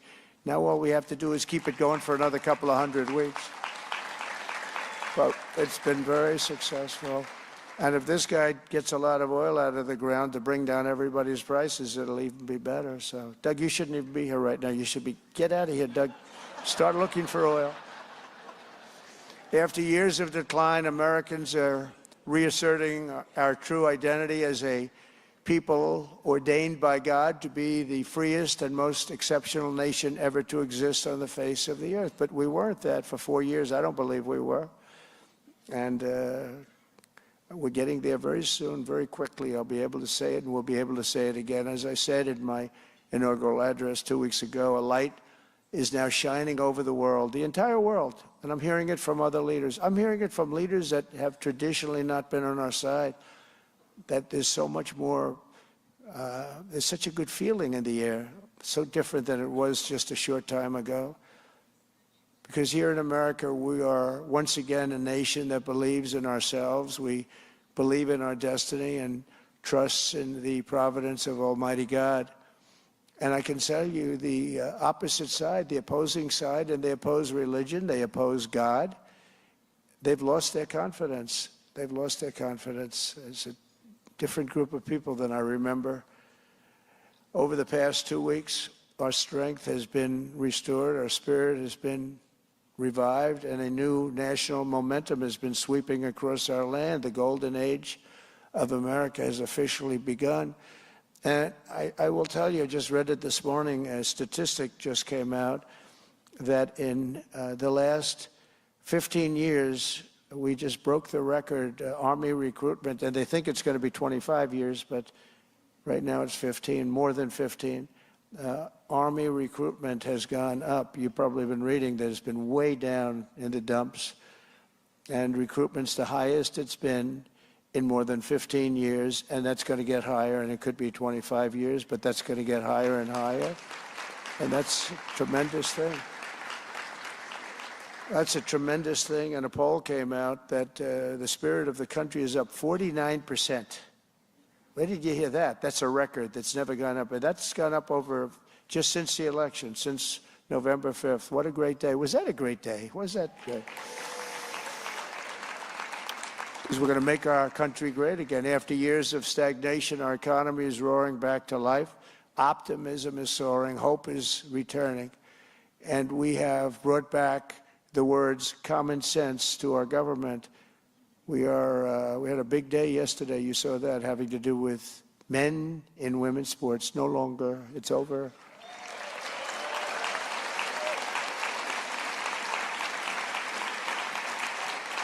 But we're going to be securing our borders, defending our freedoms, and restoring the principle of meritocracy. Merit. We're a merit-based country again. And we have a Supreme Court ruling to that effect. Nobody thought that was going to happen. That was a great ruling. It didn't get the kind of notoriety that other things get, but in its own way, it was just about as important as anything. It gave us the right to go back to a merit-based. We're a merit-based country now. It's based on competence, intelligence, and based on ability and all of the things that really can make a country great. Around the world, America is being respected again, and you are already witnessing some very incredible results. Just days before taking office, my team negotiated a breakthrough ceasefire agreement to stop the bloodshed and killing in the Middle East and return the hostages held captive by Hamas back home to their loved ones. And as the Bible says, blessed are the peacemakers. And in that end, I hope my greatest legacy, when it's all finished, will be known as a peacemaker and a unifier. I hope that's going to be true. You know, when I left, we had no wars, we had no problems, we had no inflation, we had no... all we had was we were going to go just up. And I came back. We have Russia, Ukraine. We have the Middle East has exploded. All of these things would have never happened. We have inflation that was the worst in the history of our country. But we're joined today by several brave families whose loved ones were taken hostage during the October 7th horrible attack 16 months ago. And I know I speak for everyone here today when I say that we're keeping you in our hearts and our prayers. And please stand if you are one of the people who have been so gravely affected. Please stand. Thank you.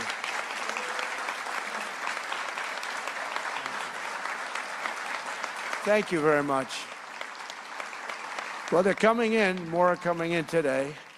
They're coming in. It's a very traumatic situation, very tough, as the people know that are here with us. But they're coming in. And I made a statement, I meant it totally, that if they're not home by the time I get into office, all hell will break loose in the Middle East. And I think they respected that statement. So we'll see. But we have more hostages to come, and we hope they live up to their word.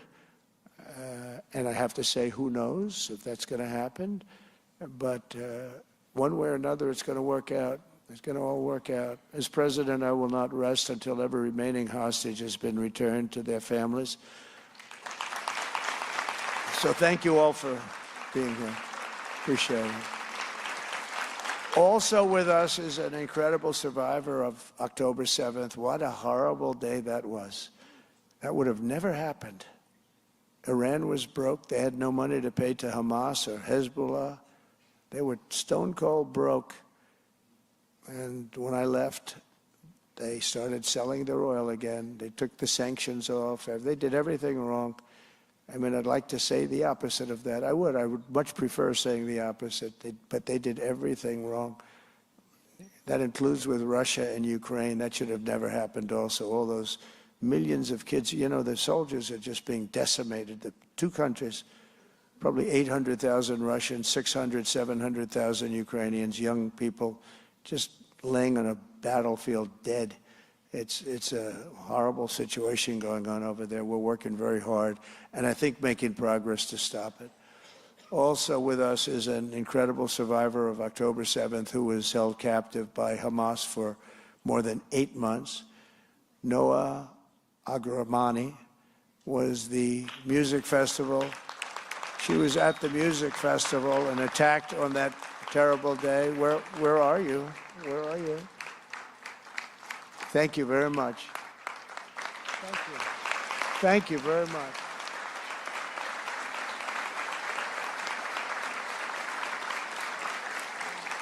That's great that you're here. I watched you on television.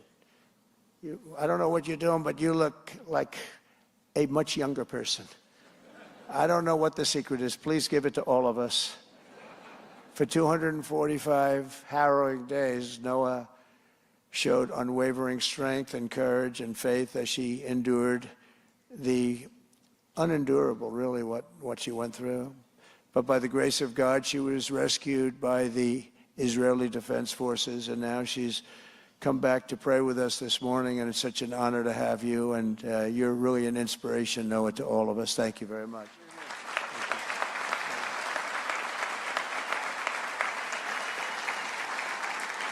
The innocent civilians attacked on October 7th were targeted for one reason, because they were Jews. They were murdered and kidnapped because of their faith, and these events remind us of how blessed we are to live in a nation that has thrived for 2.5 centuries as a haven of religious freedom, although I will tell you the last 4 years have been very difficult. It would have been a very difficult thing for me to have made that statement if this speech was taking place 2 years ago. My administration is absolutely committed to defending this proud heritage, and I will always protect religious liberty.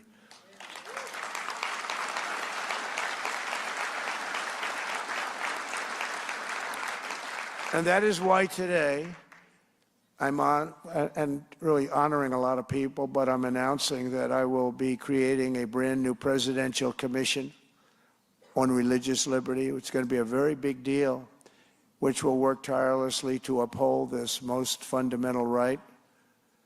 Unfortunately, in recent years, we've seen this sacred liberty threatened like never before in American history. There's nothing happened like the last 4 years. What's happened with so many things have gone bad, but religion, what they've done, and the persecution that they've executed have been just horrible.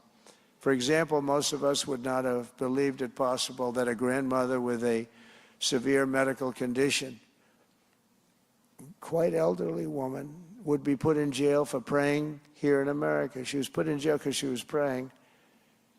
But we're joined today by a woman who was 75 years old.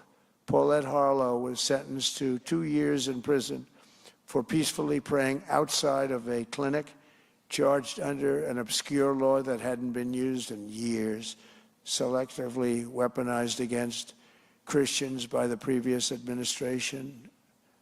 I never understood how we won with evangelicals, we won with Christians by a lot. But even that little bit that they got, I said, who are the people that voted for them? Who would vote for them?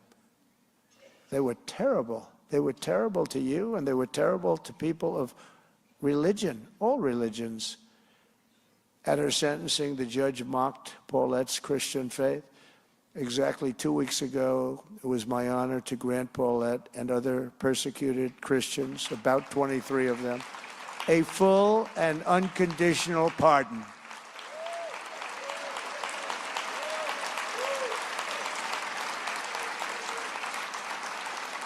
We got them out of there. We got them out. They're so clean now. You know those pardons?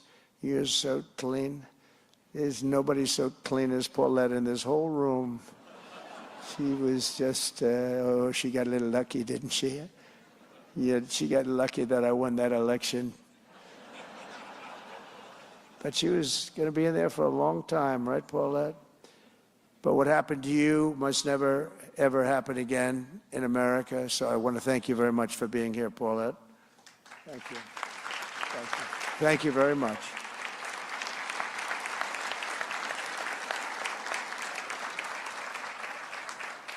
Thank you. Thank you very much. Enjoy your life. To confront such weaponization and religious persecution, today I'm signing an executive order to make our Attorney General, who's a great person, she's going to be a great Attorney General, Pam Bondi, the head of a task force, brand new, to eradicate anti-Christian bias. About time, right? Anti-Christian bias. Yeah, you never heard of that one before, right? But it's about time, isn't it, though, really? So many times you hear, but you don't hear the anti-Christian bias. The mission of this task force will be to immediately halt all forms of anti-Christian targeting and discrimination within the federal government, including at the DOJ, which was absolutely terrible, the IRS, the FBI, terrible, and other agencies. In addition, the task force will work to fully prosecute anti-Christian violence and vandalism in our society and to move heaven and earth to defend the rights of Christians and religious believers nationwide. You've never had that before, but this is a very powerful document I'm signing. You got it now. First time you've had it. If we don't have religious liberty, then we don't have a free country. We probably don't even have a country. This week, I'm also creating the White House Faith Office, led by Pastor Paula White, who is so amazing. That man's happy. Look at, stand up. Let me see. Why are you so happy? You love Paula, right? I come from Lebanon. Oh, Lebanon tough, yeah. So you know what we're talking about better than anybody. Yeah. You're going to have a great new ambassador to Lebanon. Yes, thank you very much. Thank you. It's tough. Yeah, you're going to have a great new ambassador. We just put him in. While I'm in the White House, we will protect Christians in our schools, in our military, in our government, in our workplaces, hospitals, and in our public squares. And we will bring our country back together as one nation under God with liberty and justice for all. Throughout history, those who have sought control and domination over others have always tried to cut the people off from the connection to their Creator. At the same time, every nation with big dreams and great ambition has recognized that there is no recourse more precious than the faith in the hearts of our people. It's the thing that makes our nation great. It makes other nations great. When you don't have it, you don't see great nations. Without God, we are isolated and alone, but with God, the Scripture tells us all things are possible. Well, look at me. I'm standing before you today. I shouldn't be here. I shouldn't be here. A lot of people said, I shouldn't have been here. A beautiful day in Pennsylvania. It's a shot that should not have been missed. Well, it got me a little bit. It got me a little bit, but pretty amazing. My son, who's a great shooter, Don, both of them, Eric, they said it's like sinking a 1-foot putt from where that shooter was with that particular weapon.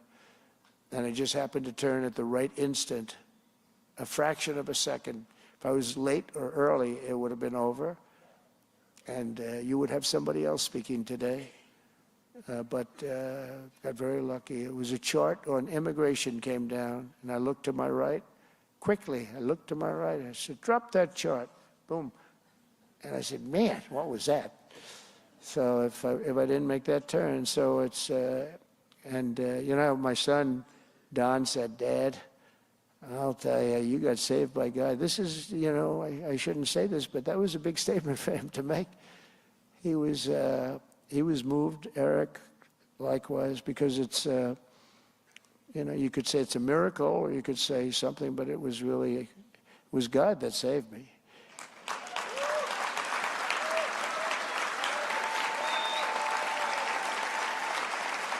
Thank you. But even in the dark, thank you.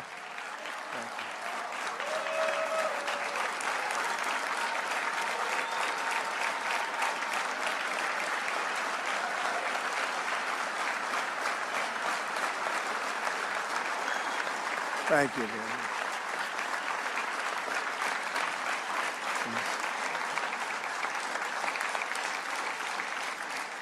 Thank you very much. That's very nice. Even in the darkest moments, hope is never lost. And 2 weeks ago, I went to a small town in North Carolina. What a great place North Carolina is. We love North Carolina. We won that thing 3 times. We won the primaries. We won the elections. We won it. And my daughter-in-law, Laura, is so incredible. She comes from North Carolina. She did such a great job. They love her in the state. But we've had great luck there, and I reciprocate. And it had been virtually destroyed, the whole state, this Hurricane Helene. It was a heavy water hurricane, the water like nobody's ever seen.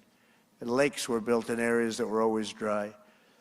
And the people had lost everything they owned. There were numerous people, many people dead. FEMA under Biden was a disaster. They were almost not even, they essentially weren't even there. They'd been abandoned by their government and seen their friends and neighbors swept away and die. Saw many of them. One of those I met was a pastor named Ramona Nix, really good woman. Her congregation is small, but they had just purchased a brand new church, beautiful church. She said, people asked her, what are you going to do with this big building? It was such a good, beautiful situation to be in. And then came the hurricane. And she looked at them, she said, only God knows. Just 1 week after dedicating that church, the storm hit their little town, and the pastor's church became a lifeboat for a community that was just displaced. The church withstood the storm, one of the few buildings that did. Before the end of the week, the sanctuary was so packed with supplies that it was hard to walk. Everybody from all over the country was sending her.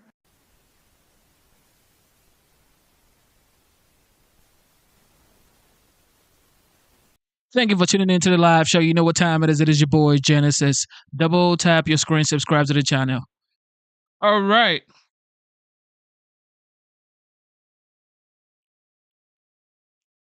Greatness is here, ladies and gentlemen. Greatness is upon us. All right, with that being said, we are going to be actually, let's talk about what's currently happening right now.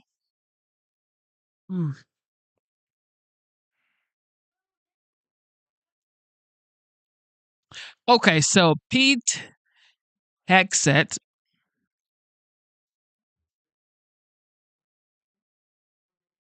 Defense Secretary Pete Hegseth, had an interview today. I want us to listen to it.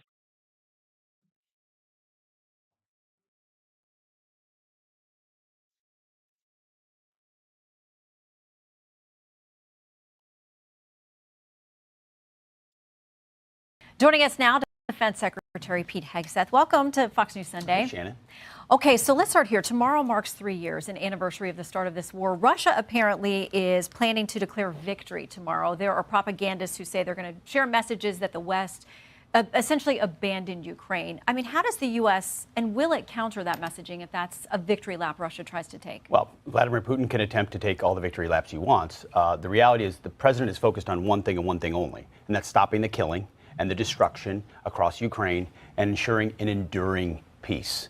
So both sides are going to make a lot of claims, and the president has very directly engaged both sides in real time. There's bilateral negotiations with Russia, which, by the way, no one else has been able to do. Joe Biden was never able to bring Russia to the table for actual peace talks. Only Donald Trump. He's the only man in the world that would be able to do that. He's also engaging directly with Ukraine. There's going to be bumps in the road in these conversations when you're seeking a historic peace. And ultimately, our role is to do just that, and President Trump is doing that. So I don't need to get into the characterization of. We know who invaded who. We understand the stakes of this game. America, more than any other country in the world, has invested in helping Ukraine defend itself. Now it's time for peace, and that's what the president is dedicated to. Why has it seemed that there is some reticence to say who invaded whom or who's responsible for this? You know, there are questions about reports that a G7 statement, the U.S. opposed calling Russia the aggressor in that statement. And also, there are these warring resolutions allegedly at the UN. The U.S. wanted to essentially water down what Ukraine is trying to offer. This is what the Wall Street Journal reports. The Ukrainian draft pins the war's cause on Russia and calls for a peaceful solution this year built around a Russian withdrawal from Ukrainian territory. The U.S. resolution makes no reference to who started the war and makes no specific demands of the Kremlin. You know, your former colleague, my current colleague, Brian Kilmeade, pressed the president numerous times on this on Friday, and he finally did say, okay, Russia attacked, but why does it seem there's some hesitance to say that? My question is, does all the finger pointing and pearl clutching make peace more likely? That's the enduring question the president is asking. He wants peace. And if that's the case, you've got to stare down the Russians and Vladimir Putin and who they've chosen to negotiate and have earnest conversations about difficult things, about security guarantees, about 2014 borders, what those will look like, about NATO members. Same thing with Ukraine. Constructively and productively. So standing here and saying, you're good, you're bad, you're a dictator, you're not a dictator, you invaded, you didn't, it's not useful. It's not productive. And so President Trump isn't getting drawn into that in unnecessary ways. And as a result, we're closer to peace today than ever before. And I've been privy to these conversations. Great progress is being made. Zelensky should come to the table because this economic partnership is an important thing for the future of his country. And we hope that he will very soon. But fair to say, Russia attacked unprovoked into Ukraine 3 years ago tomorrow. Fair to say it's a very complicated situation. Okay, we'll leave it there. You have said previously that Putin is a maniac. You've called him a war criminal. How would you describe him today? He's someone we're negotiating with to end a conflict.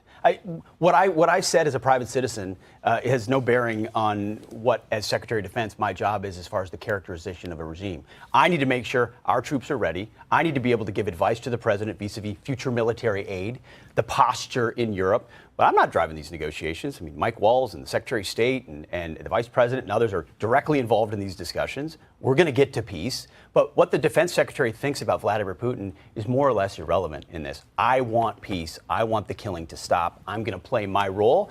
And Donald Trump is leading it. And we're closer today than ever before. Does the U.S. have a role, though, on the world stage to say, this is a bad person, this is a dictator, this is an aggressor? Do we have a responsibility to say that? No, we have done that plenty of times. And it's not a crazy statement to say there was an incursion into Ukraine. There was an invasion into Ukraine. Everybody, I mean, it was previous administrations who said a minor incursion and then welcomed Vladimir Putin, took that as a signal of weakness and entered.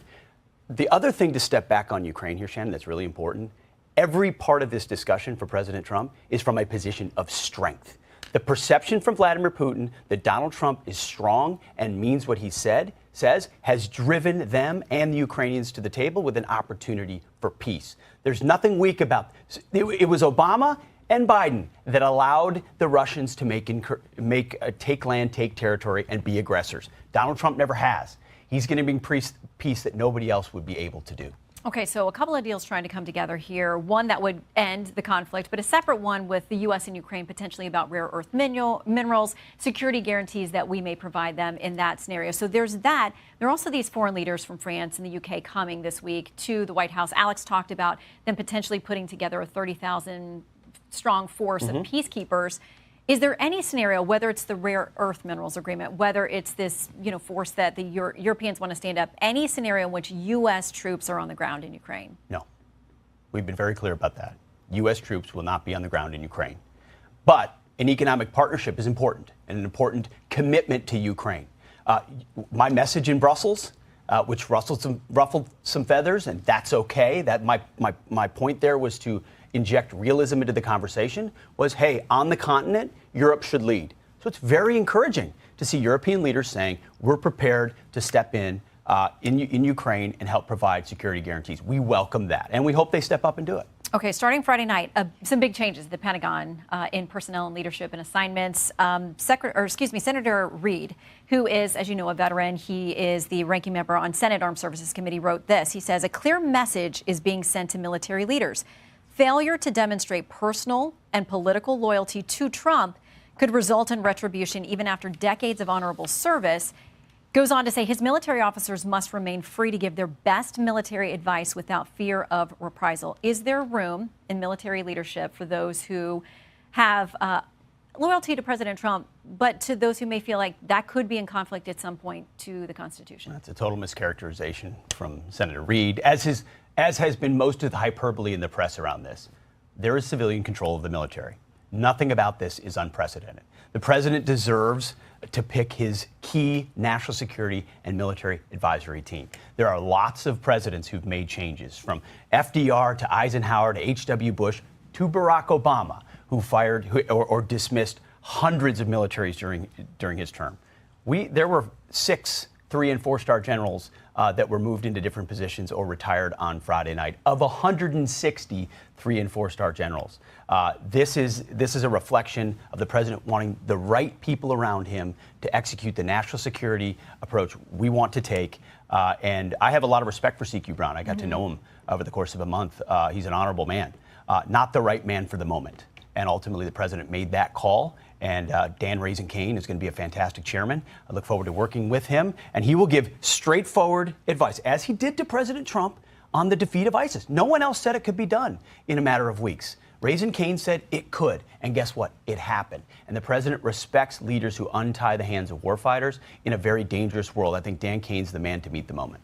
Okay, I got to ask you about this rumored list of people that you allegedly put together that were all going to be cleaned out. Is there a list? Is there anybody left on the list if it exists?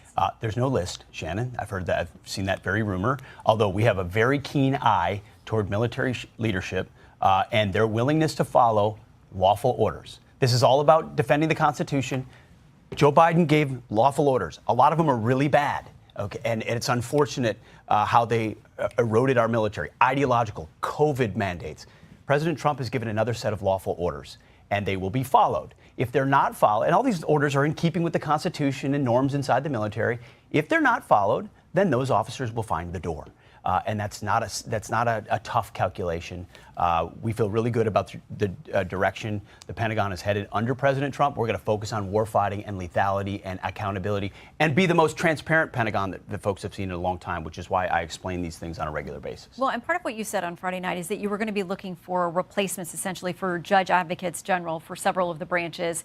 For people who may not know, I mean, they give advice to the military about what is lawful and what isn't.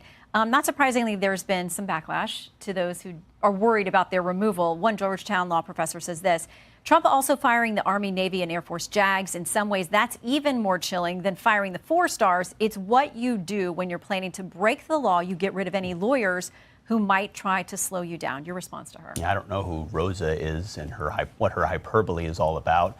Ultimately, we want lawyers who give sound constitutional advice and don't exist to attempt to be roadblocks to anything that happens in their spots. What we know about these TJAGs, they're called TJAGs inside the military.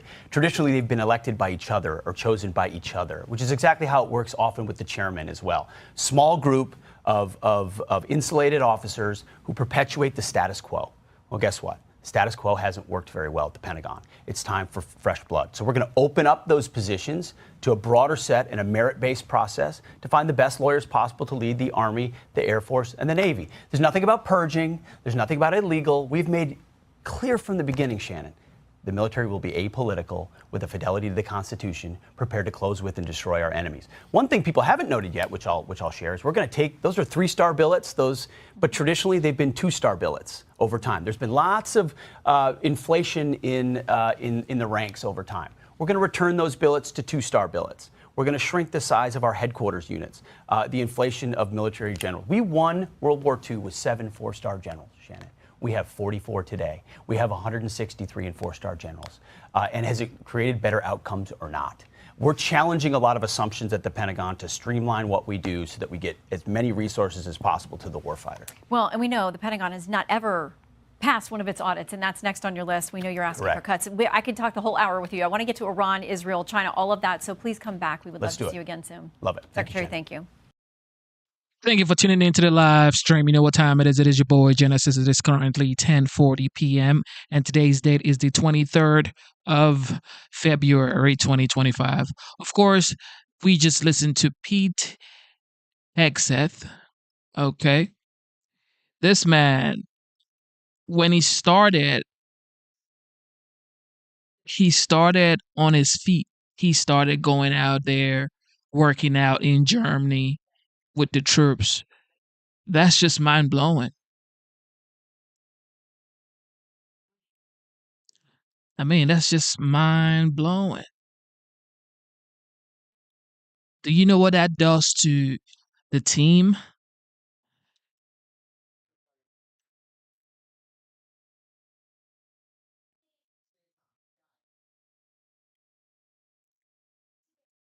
Shout out to the Defense Secretary, man, Pete Hegseth. Shout out to Pete Hegseth.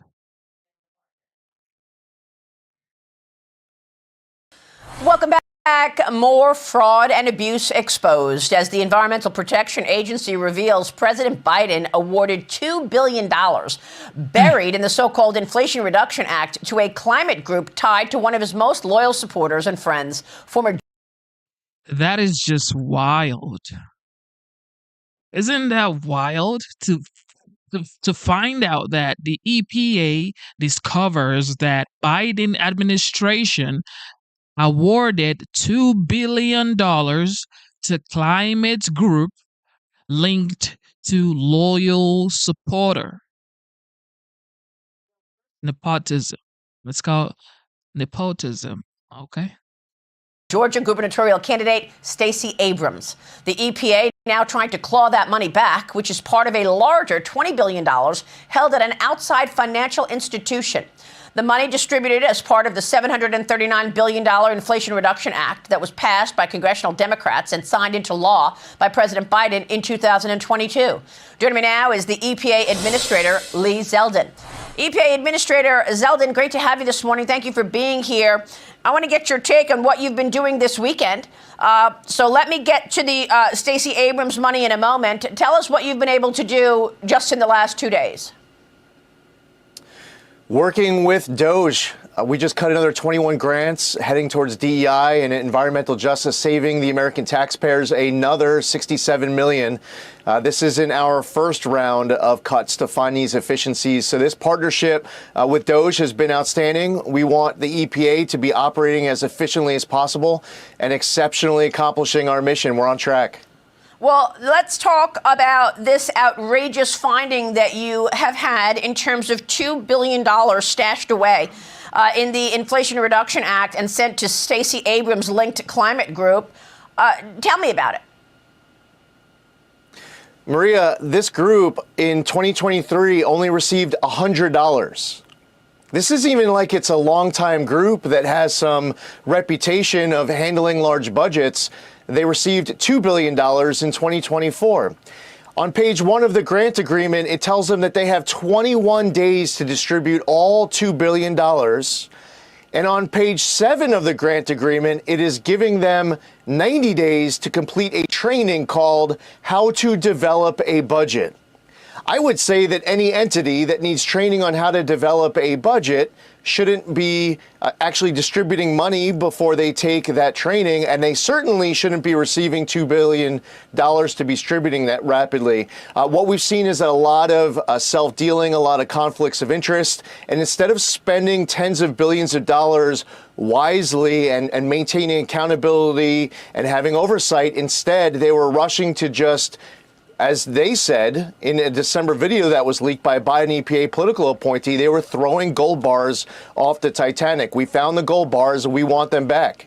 Unbelievable. The money is being held at what? Citigroup? Why can't you get your hands on that money and claw it back? This is something that the Justice Department's been working with Citibank on. There's a financial agent agreement with Treasury, an account control agreement with EPA and the primary recipients in the bank. But this is something that the Justice Department has been asking a lot of questions of us. I appreciate their diligence on behalf of the American taxpayer and working with our agency to ensure that we can reestablish that accountability and oversight over these funds. Had a great conversation last night with the president on the topic, again, with Russ Vought, our new head of the Office of Management and Budget. Multiple agencies working to ensure that this funding is not wasted. We're going to go through a process. Unfortunately, Citibank is cooperating with the Justice Department. So was there criminality here? That's a question for the Justice Department to answer. I would say that it's a clear-cut case of waste and abuse. The entire scheme, in my opinion, is criminal. I'll give you one other example. There are only 8 primary recipients that received all $20 billion. I told you we're just discussing the Stacey Abrams link one that got $2 billion.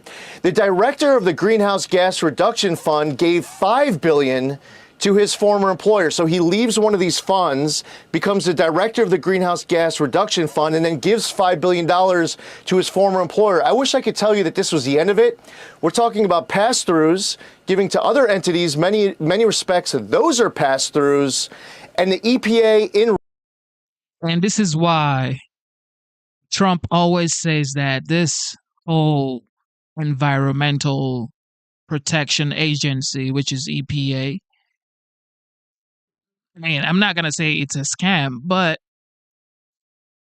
I mean, it's right there. I mean, Jesus. EPA under the Biden administration parked $20 billion in taxpayers' money at an outside financial institution, spending billions of dollars for what? Protecting the environment. That's what I always say, like, protecting the environment, the world is going to end soon. We want to make sure the environment is healthy. Okay?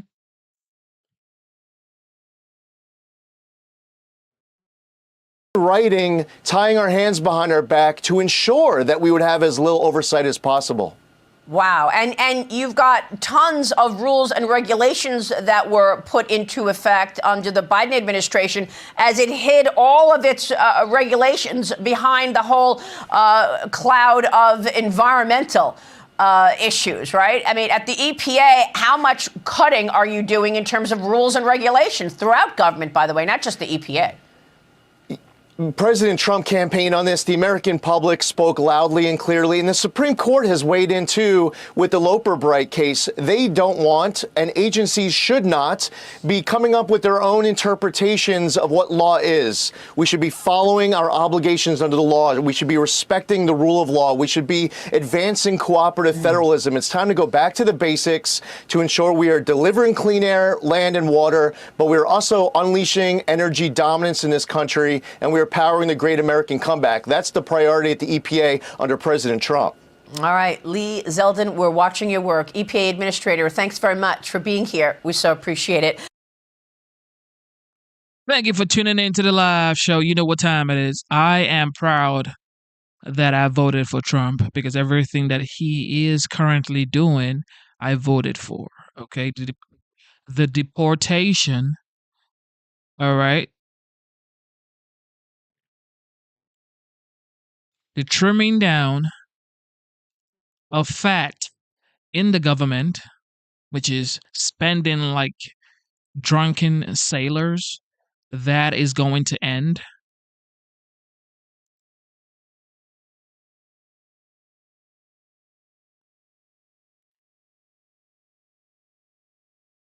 And school choice, okay? The fact that now we don't have to conform to taking our kids to the school in our zip codes. It has to be, now it's like you have to take your child to the school in the zip code that you live in.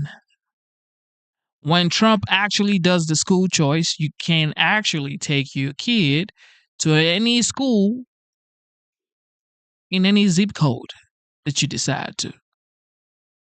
Or homeschool your kids. I want to homeschool my daughter, okay? That's what I want to do. So I support Trump. It's now been a month since President Trump's return to the White House. New polling shows he may be losing some of the voter enthusiasm he started Man, off that's a with lie. a few weeks ago. Man, that's Approval cap. ratings from Gallup and Quinnipiac showing Trump dropping a few points with an even steeper fall on Ipsos. Cap A on new cap. CNN poll shows 52% of Americans disapprove of Trump's performance so far, something no other president has experienced at the start of their term in office. But it is important to point out this is still better than at any point in Trump's first 4 years in the White House during his first term. Joining us now to discuss this and more, pollster and communication strategist Frank Luntz. Frank, thanks so much for being here with us. We kind of just laid out a current state of play, as it were. What do you think of that? I'm glad to have this opportunity because both sides, and there really are two sides to this, have something to cheer about this evening. First, the level of support for Donald Trump has fallen. It is reasonably clear it's been a significant measurement, but the agreement with the general direction of what he's trying to do is positive. So Democrats can point to the fact that the numbers that he's dropped below 50% support, and that's significant. Republicans can point to the fact that he's more popular now than he was at any time in his first term. Democrats can say that the intensity of support behind Trump's measures have dropped, but Republicans can say that the support in general for cutting wasteful spending, for cutting the bureaucracy, for dealing with issues at the border is just as strong, if not stronger. So tonight, both sides can claim victory, but this is only day 33 of this administration. I know it is still quite early, as you note. I want to also ask you about the economy. I know you talked to a lot of voters during the election, and that came up time and time again, that people just simply think it is too expensive in this country, the cost of living. Our poll showed 49% of Americans think that Trump's tariffs are not a good thing. This was interesting, though. 62% think he has not done enough to lower prices. Now, as you and I just noted, it's a month in. So, you know, he said he would do that on day one. But to be fair, it is only a month in. But how long do you think Americans will give him to bring those costs down? The speech that's coming up on March 4th is going to be very important because that's going to reset expectations for the country. Make no mistake, affordability, and I'm glad that you said prices, because that's really the issue. It's not the economy, it's affordability is still the number one issue, and it's the reason why he won the election. And so if they see that he's too focused on other things and not driving prices, they will become disappointed or disenchanted. But make no mistake, a president can only do so much so quickly. This is something that takes longer. They want him to keep his eye on the ball. They want him to be focused on getting rid of those things that cause his price to go up. I will point out that on the issue of energy, which is very important to the overall prices, that Trump has been successful in expanding production and getting rid of some of the regulation that have prevented energy production. The American people support every energy source all the time, everywhere. So you can see that kind of policy making a change over the long term, but you're correct. The public is impatient and they want to see prices fall right now. And we also just tonight, much of our news has been centered around Elon Musk and his role with Doge, and you know, there's these emails out now. They're cutting USAID employees. When we asked people in our polling about Elon Musk's role in the administration, 54% of Americans said that they don't like. It's a bad thing that Trump gave him this role in the White House. Did that ever come up when you were talking to voters, the Elon Musk of it all? Because he has, again, in this first month, played quite a big role. It came up, and in fact, it comes up often. The public has skepticism about billionaires being involved in politics. And while they don't generically dislike it, they don't like the tone and the demeanor. The reason why I wanted to do this interview is to explain one thing to your viewers. The overall objectives and the goals and the general policies behind what's been happening is approved of. The way it's being communicated to the American people, no, they don't want a chainsaw brought to the government. They don't want this seeming meanness as part of public policy. They do want the objectives. They do want less waste, less fraud, and most importantly, less corruption. And so they back the president and his administration generically on what he's trying to do. But the language and the communication, the messaging is over the top. And the public understands that these are real people with real families and real concerns. They're not seeking chaos. They're seeking an orderly change of the way things are. The Democrats are wrong by talking about resistance because the public doesn't want resistance. They simply want these things done efficiently, effectively, and with accountability. And so it's still anyone's game who's going to be successful. Yeah, it's interesting to hear you say that because again and again, having both former bureaucrats, but also like Leon Panetta was on, who's obviously run OMB, others who have said, look, it's the way this is being done. That, Bill Clinton cut the government back in the 90s, but it was after a whole kind of evaluation of the government and going through Congress, all of that. It's the way it's being done. And it's interesting to hear you saying that voters and Americans are saying that as well. Well, the issue for me is I appear on a show like yours and the Republicans get frustrated and the Democrats get frustrated because in the end, both of them are correct and both of them are wrong. You can do the right thing, but apparently for the wrong reasons, or you can do the wrong thing for the right reasons. The public is asking, make these changes and make them now. Make no mistake, they want results, they want success, and they want it. They're tired of waiting, but they want it done in a respectful, in a decent, in a organized fashion, and they don't see that happening right now. They're applauding that these issues are being dealt with. They simply want them to be dealt with understanding and empathy. He is very articulate, for sure, Mr. Luntz. I'm trying to see. I think I saw this. I want us to watch this right here. All right, before that,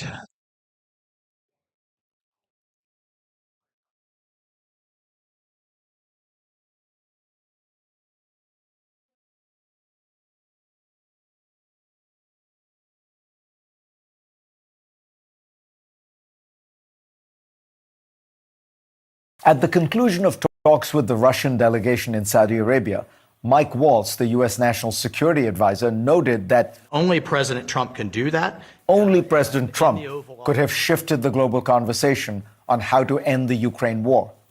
Secretary of State Marco Rubio, determined not to be outdone, quickly noted that the first important point he wanted to make was that the only leader in the world who could make this happen is President Trump. He's the only one in the world that can do that right now. Welcome to America's new North Korea-style diplomacy, where our diplomats are more worried about their boss than the adversary. It's true that Donald Trump has found a light. What is he even talking about? Marco Rubio and everybody there works with the commander-in-chief. What are they supposed to say? He's not the only person in the world that can get it done now. They're supposed to respect and stand behind their boss. That's what you're supposed to do. And your country. And Lightning fast way to end the war in Ukraine. Surrender. At least when France fell in 1940, it did so in the wake of a German blitzkrieg that swept through the country. Ukraine has actually held back Russian forces for 3 years now, and despite fighting a much more powerful adversary. With the billions from the United States taxpayers. That's how they've been able to keep fighting with Russia, because the United States is sending billions to keep it going. But now, you ain't got no money no more, Zelensky. So you're going to have to make a deal, all right? Nobody's sending you billions of dollars anymore, okay? Everybody has problems, okay? Not just you, Zelensky. Everybody has problems, not just Ukraine. America has problems. Homeless veterans, okay? People are Kids, okay? Kids. Most kids cannot read on or above their grade level, okay? So there's a lot to worry about in the United States. There's a lot to worry about. So we're going to worry about our home first, okay? We're going to worry about where we stay, our kids, our family, our country, our roads, our economy, our own gas, our own borders. That's what we're going to worry about for now, okay? Thank you. Even taken some Russian land. And yet, the Trump administration has preemptively conceded most key Russian demands before the formal negotiations have even begun. No return of all the Ukrainian territory acquired by force. No NATO membership for Ukraine. No American troops on Ukrainian soil. And Trump trashed Zelensky, calling him a dictator and saying he better move fast or he is not going to have a country left. It is no wonder that senior Russian officials like former President Dmitry Medvedev seem almost giddy with joy. What explains Trump's desire to sell out Ukraine and cozy up to Putin? There have been so many theories about Trump and Russia, but I think the real story here is about Trump and Zelensky. Donald Trump views almost everything from a personal lens, and his own relationship with Volodymyr Zelensky has been fraught for many years. In 2016, Trump's campaign chairman, Paul Manafort, was exposed to have been on the payroll of Ukraine's former president, Viktor Yanukovych, a pro-Russian politician who fled to safety in Russia in 2014 after national protests against him. Then came the allegations that Russia had interfered in the 2016 elections on Trump's behalf. As a defense to those charges, some in Trump's orbit convinced him of a strange conspiracy theory that it was actually Ukrainians pretending to be Russians who were to blame. Trump seemed convinced by this explanation, in fact, so much so that in his infamous telephone call with President Zelensky in July 2019, he asked Zelensky for two favors. First, he wanted the server that would show these Ukrainian efforts to interfere in the US elections and frame it on the Russians. And second, he wanted Zelensky to launch an investigation into Joe Biden and his son. The key point here is that Zelensky did not give in to Trump's pressure, even though Trump was holding up military aid to Ukraine seemingly as leverage. Essentially, Zelensky called Trump's bluff. This must have left Trump outraged, a personal affront to a man with a healthy ego. Trump recently made another ask of Zelensky, a truly bizarre one even by Trump's standards. He demanded a 50% share of Ukraine's natural resources like oil, gas, minerals in return for American military aid. Zelensky rejected this neo-colonial demand, but said that some arrangement could be part of a discussion that included security guarantees for Ukraine. Still, it was a rejection of a Trump demand.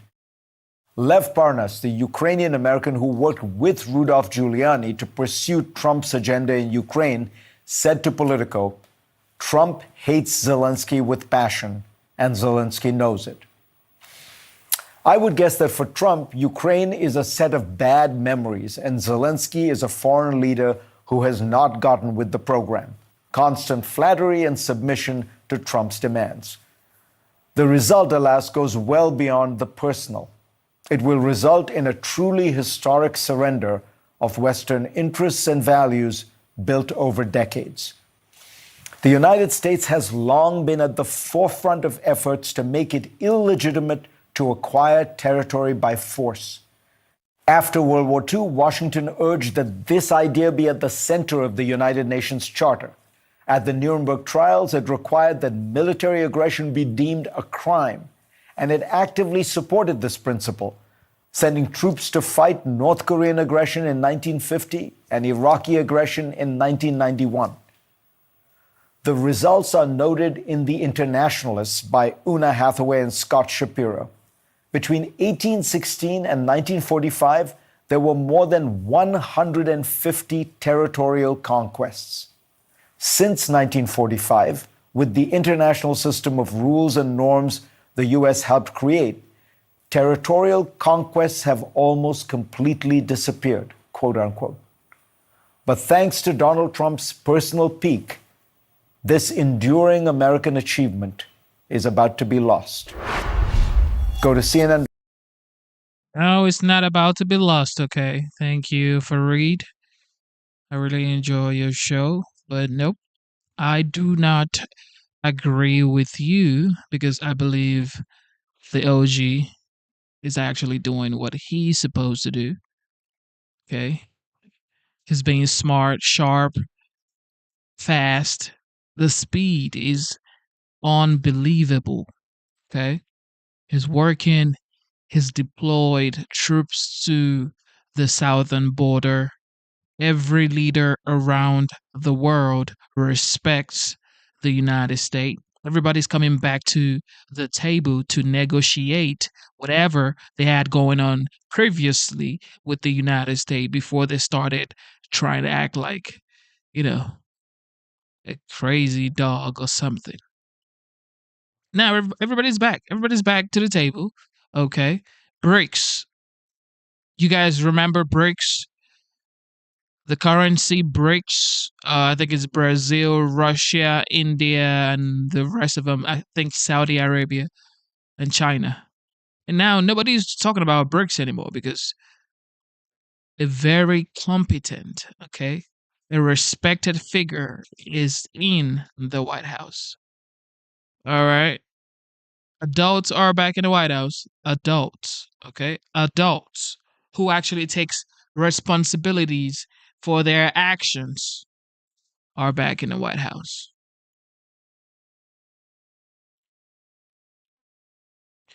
Double tap your screen, subscribe to the channel. Join the memberships of the channel. It is currently $4.99. All right.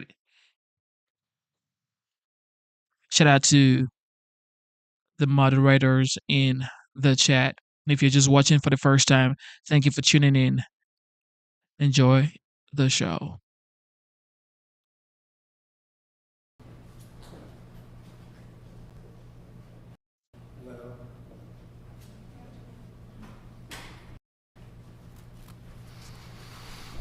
I want to thank some of the great people from the Palm Beach County Sheriff's Office. They're here to take photographs, and it's my honor to do so. Also, the fire department, the great firefighters. So they're here throughout the room, and I want to thank you very much for being here. I'll be with you in a little while. We'll do some great photos. We have plenty of time. Policemen, policewomen, and firemen, firewomen, they're here, and we appreciate it very much. You've done a fantastic job. I think it's very important to state that incredible things are happening in our country. I think we've made more progress in 3 weeks than they've made in 4 years, especially with respect to the reputation of our country.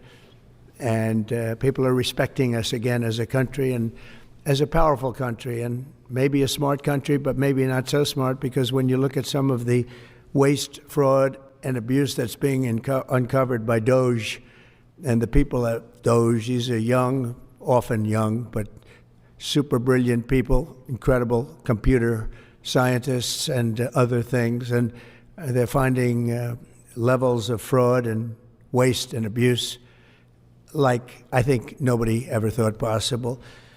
But before we do that, I just want to ask Will to come over.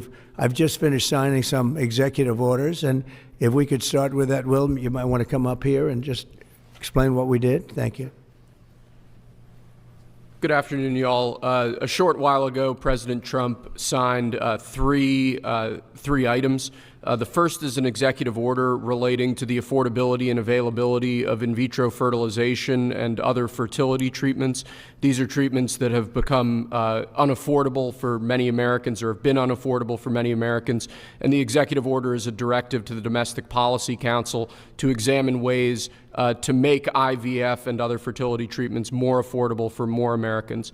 The second item that we signed was a presidential memorandum imposing radical transparency requirements on government departments and agencies, in keeping with President Trump and the administration's broader commitment to governmental transparency. What this presidential memorandum would do is require, as waste, fraud, and abuse is uncovered, as programs are canceled, and ultimately as taxpayer dollars are saved, this presidential memorandum would require departments and agencies to make all of the details of that freely available to the public.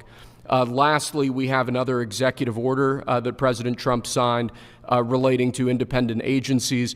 This executive order would establish important oversight functions in the Office of Management and Budget and its subsidiary office, OIRA, supervising independent agencies and many of their actions, and also reestablishes the longstanding norm that only the President or the Attorney General can speak for the United States when stating an opinion as to what the law is. Thank you very much, Will. That was the primary purpose of this conference, to explain that they're all very important in their own way. Fertilization, I've been saying that we're going to do what we have to do, and I think the women and families, husbands, are very appreciative of it. But that was it. I do want to say while I'm up here, I've been contacted by some of the biggest companies in the world, and because of what we're doing economically and through tariffs and taxes and incentives, they want to come back into the United States. And we'll be announcing various very large companies, the biggest actually, and they'll be coming back, having to do with chips and having to do also with cars and lots of other things. We're going to be announcing some very, very big, momentous decisions are being made by companies all around the world, the biggest, and they want to come back into the U.S. Car plants are being canceled in other locations now because they want to build them here.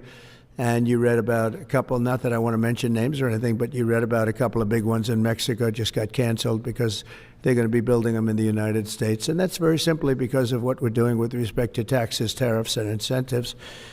And I think it's a very important thing. And you'll be seeing this over the next probably over the next 2 years, to be honest, but you're going to see a lot of it over the next couple of weeks. A lot of big ones are going to be announcing.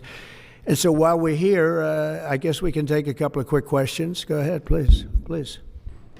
Mr. President, have you decided specifically what the auto tariff rate should be? Yeah, I probably will tell you that on April 2nd, but it'll be in the neighborhood of 25%. Semiconductors and pharmaceuticals? It'll be 25% and higher, and it'll go very substantially higher over a course of a year.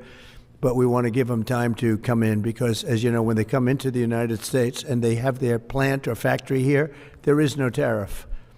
So we want to give them a little bit of a chance. Yes, thank you. The EU, I'm sorry, Andrea Shalal, the EU representative is going to be here in Washington next week. I'm sorry, tomorrow. He's going to be meeting with Hassett and Greer and Letnick. What can the EU do to sort of avoid the reciprocal tariffs that you've talked about? And, you know, you've talked a lot about the VAT. Do you expect them to reduce that? Well, they did already, as I understand it, reduce their car tariff all the way down to what we have. And a lot of that will take place, and I think some won't do it and some will do it. But the EU had a 10% tax on cars, and now they have a 2.5% tax, which is the exact same as us. So already we've saved a tremendous amount. That would be great. If everybody would do that, then we'd all be on the same playing field. Because essentially what we're doing with the tariffs is, you know, they charge us, we charge them, same amount. And it's called reciprocal, actually. And whatever they charge us, we're charging them. And so the EU is...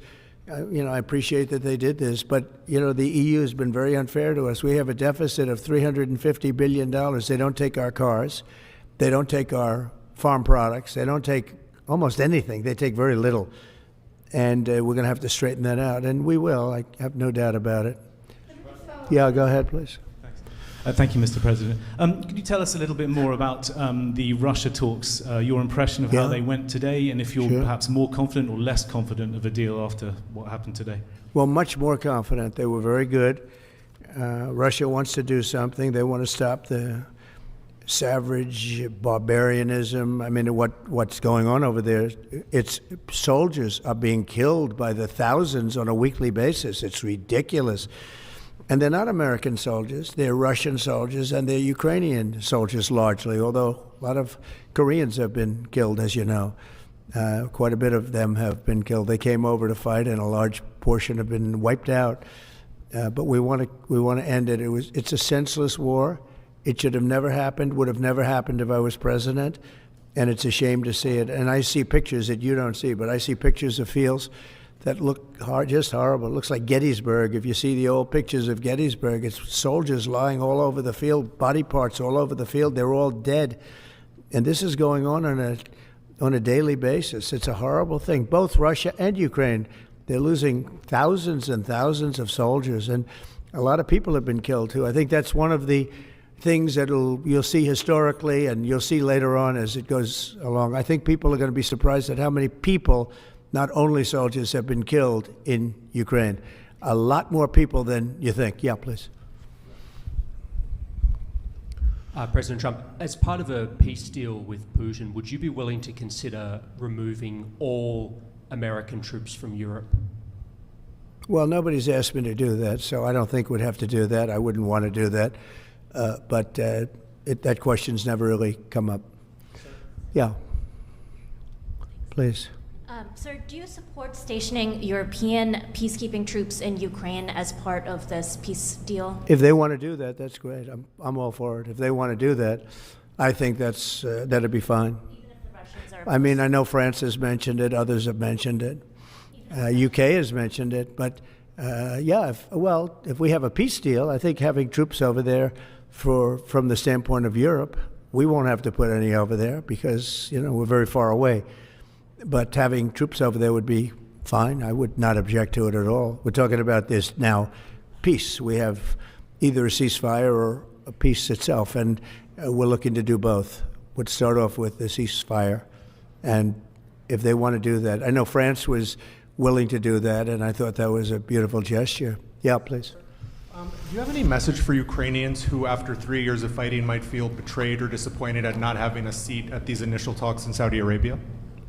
Well, I think I'm really disappointed in what's happened. I've been watching this for 3 years. It's a war that would have never happened if I was president, and I've been watching these people being killed at levels that you've rarely seen, not even close, since the Second World War. And I'm very disappointed. I hear that, they're upset about not having a seat. Well, they've had a seat for 3 years and a long time before that. This could have been settled very easily. Just a half-baked negotiator could have settled this years ago without the loss of much land, very little land, without the loss of any lives, and without the loss of cities that are just laying on their sides. You have those magnificent golden domes that are shattered, will never be replaced. You can't replace them. 1,000-year-old domes that are so beautiful, you can't replace that.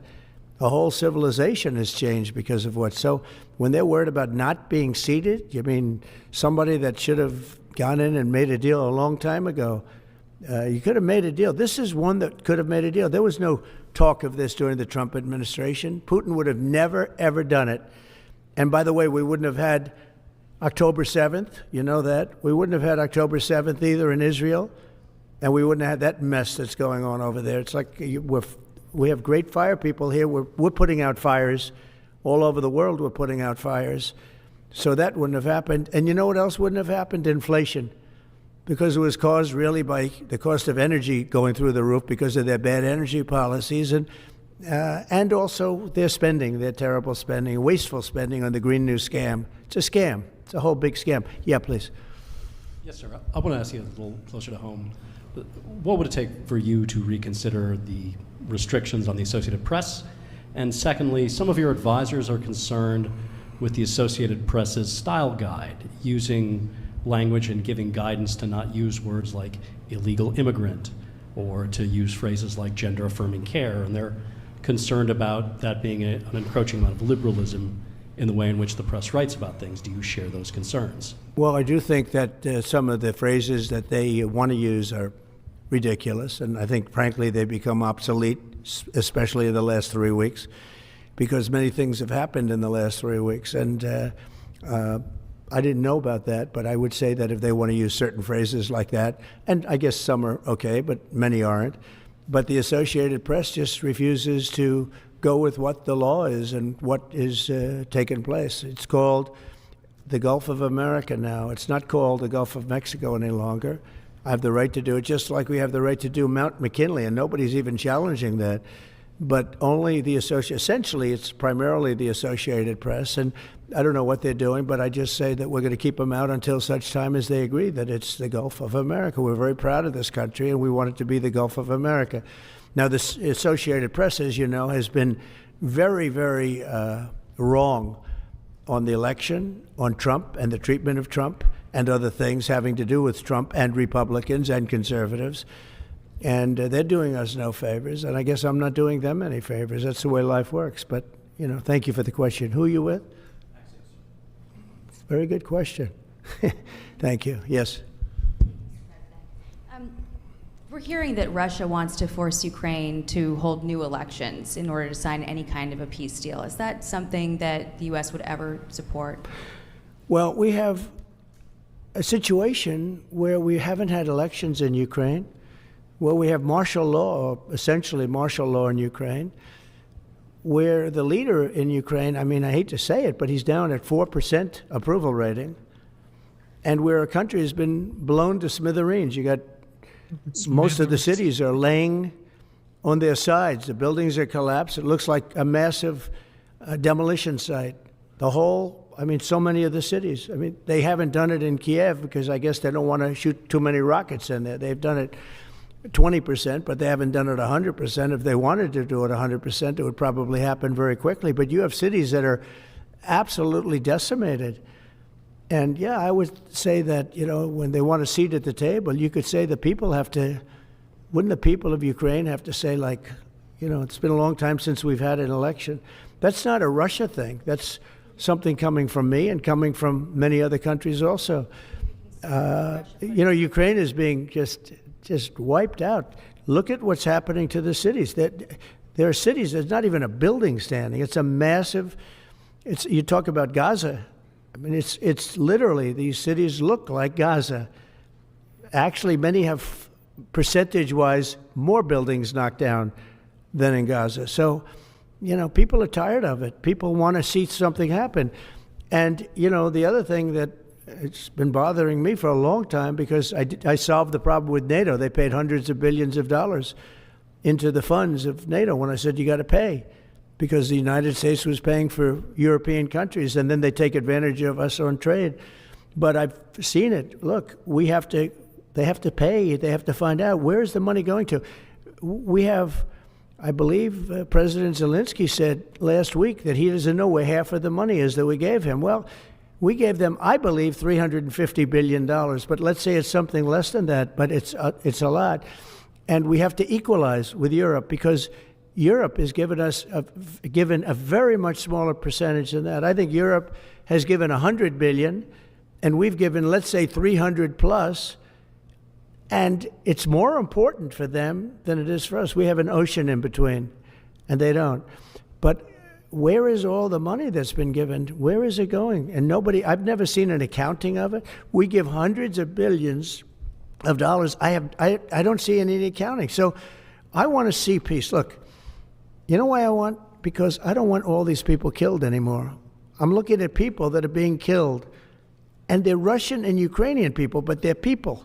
Doesn't matter where they're from on the whole planet. And I think I have the power to end this war. And I think it's going very well. But today I heard, oh, well, we weren't invited. Well, you've been there for 3 years. You should have ended it 3 years. You should have never started it. You could have made a deal.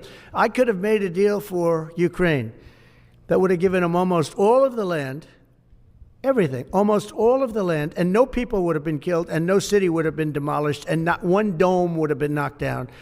But they chose not to do it that way. And President Biden, in all fairness, he doesn't have a clue. What he was so bad for this. He was so bad, so pathetic, so sad. But with all of that being said, look, it is what it is. When I left, there was no chance that this could have happened, but it happened because we had incompetent leadership at many different levels. But when you see what's taken place in Ukraine with millions of people killed, including the soldiers, millions of people killed, a big percentage of their cities knocked down to the ground. I don't know how anybody even lives there. You know, when they say they took a poll and Zelensky's at 4%, who's living there? You know, I mean, it's hard to believe that people live there. Their cities are being knocked down. And this is something that would have never happened. And by the way, for 4 years, it didn't happen. It was never going to happen. Go ahead. One follow-up question. How would you counter the perception, because Russia's pushing for this, obviously, they don't really hold true elections, that would be a capitulation of some sort? How would you guard against potentially Russia installing a puppet government? And then finally, how would that new election have an impact on getting Zelensky to sign the rare earth minerals deal? Look, you have leadership, and I like him personally. He's fine. But I don't care about personally. I care about getting the job done. You have leadership now that's allowed a war to go on that should have never even happened, even without the United States. Look, we had a president who was grossly incompetent. He had no idea what he was doing. He said some very stupid things, like going in for portions and all of the things. He made a lot of bad statements, but he's grossly incompetent, and I think everyone knew that. This is something that should have never happened, would have never happened. And I used to discuss it with Putin. President Putin and I would talk about Ukraine, and it was the apple of his eye, I will tell you that. But there was never a chance of him going in. And I told him, you better not go in, don't go in, don't go in. And he understood that. He understood it fully.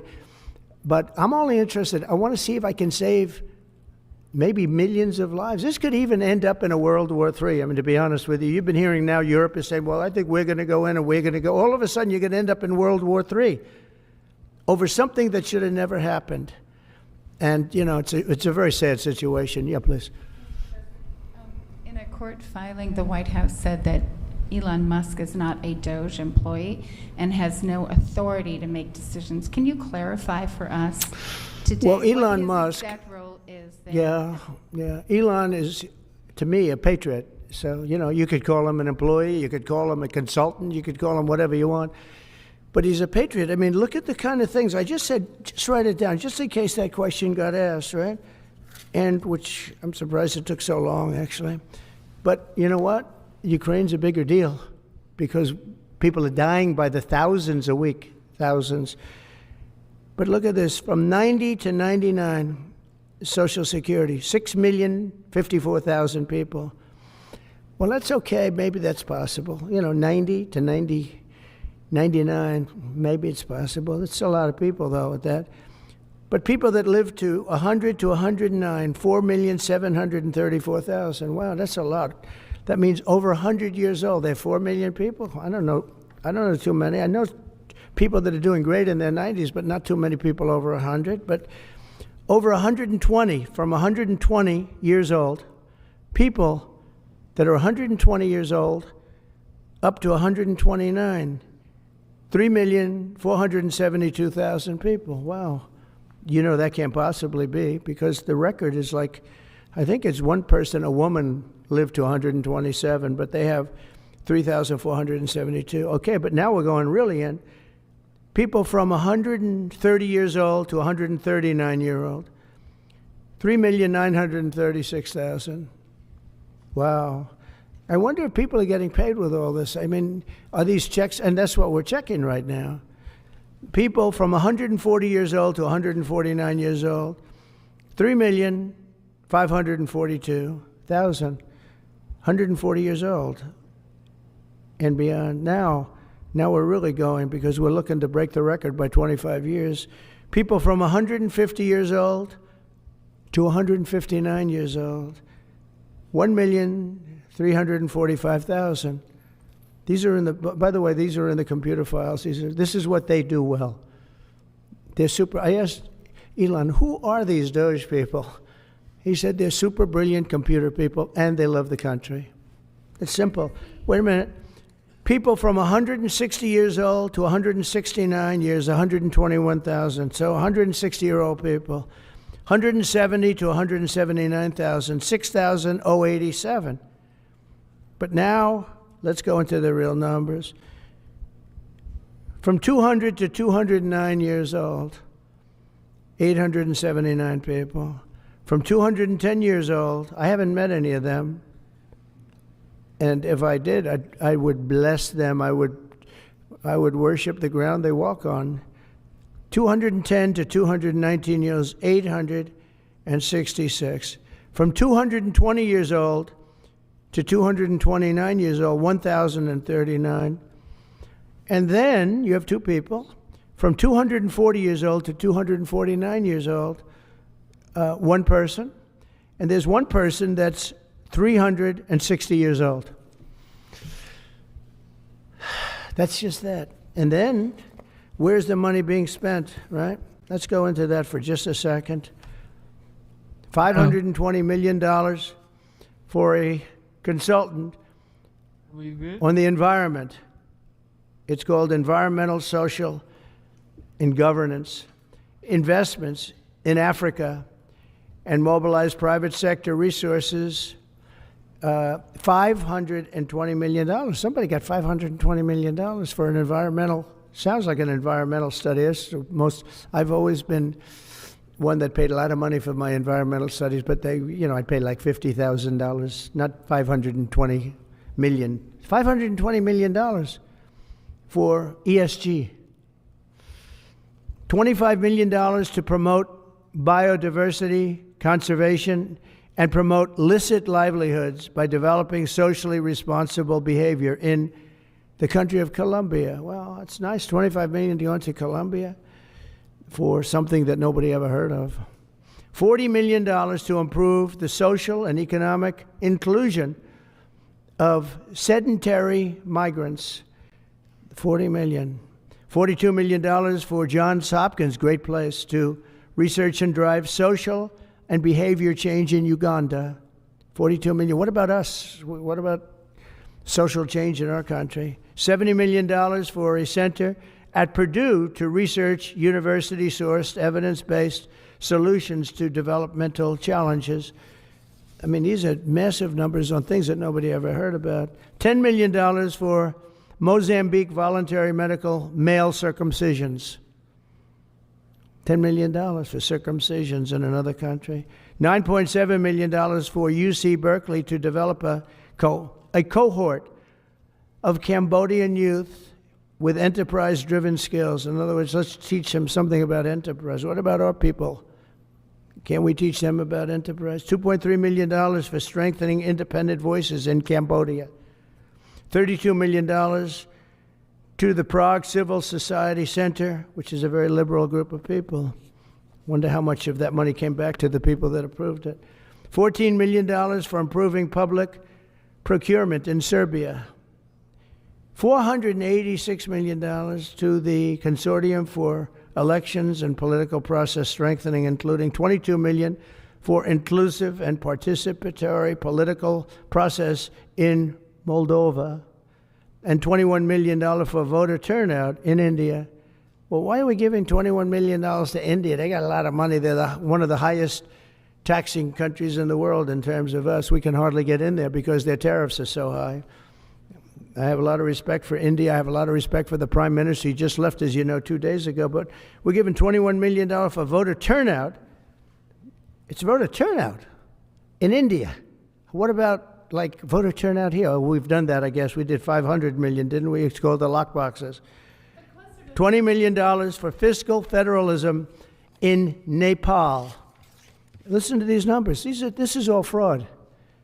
$19 million for biodiversity conservation in Nepal. $1.5 million for voter confidence. We want to give them confidence in Liberia. $14 million for social cohesion in Mali. $2.5 million for inclusive democracies in South Africa.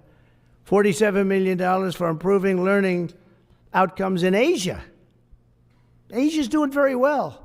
They're doing a lot better than we do in the schools, aren't they? $2 million to develop sustainable recycling models to increase socioeconomic cohesion among marginalized communities in Kosovo and Eshkali and in Egypt. We're talking about hundreds of billions of dollars. I could, by the way, I could read this all day long. I could go on all day long, and you'll see hundreds of billions of dollars, and we're doing it. But when I saw the Social Security numbers, I said, wow, that's really something. So we have, let's just go above 100 years old. We have millions and millions of people over 100 years old. Everybody knows that's not so. We have a very corrupt country, and it's a sad thing to say, but we're figuring it out. Now, the good thing about Social Security and what I read is if you take all of those numbers off, because they're obviously fraudulent or incompetent, but if you take all of those millions of people off Social Security, all of a sudden we have a very powerful Social Security with people that are 80 and 70 and 90, but not 200 years old. You know, so it's a very positive thing. How about over here? Yeah, please. Your reaction to Michelle King, the head resigning after the Doge? Who resigned? I don't know. I mean, I resigned or got fired. I think got fired. You know, when you fire somebody, they always resign, and then they say, we resigned. But when you have numbers like that, I think really it's got fired. They have to get fired. Who would keep them? How could you have numbers like this? Now, the big thing is, how many of these people got paid? Were they getting paid? Were they getting paid? How many of them were getting paid Social Security? Because if that's the case, it's a massive fraud. We'll have to call those great Palm Beach police into this situation, right? You guys would figure that out very quickly.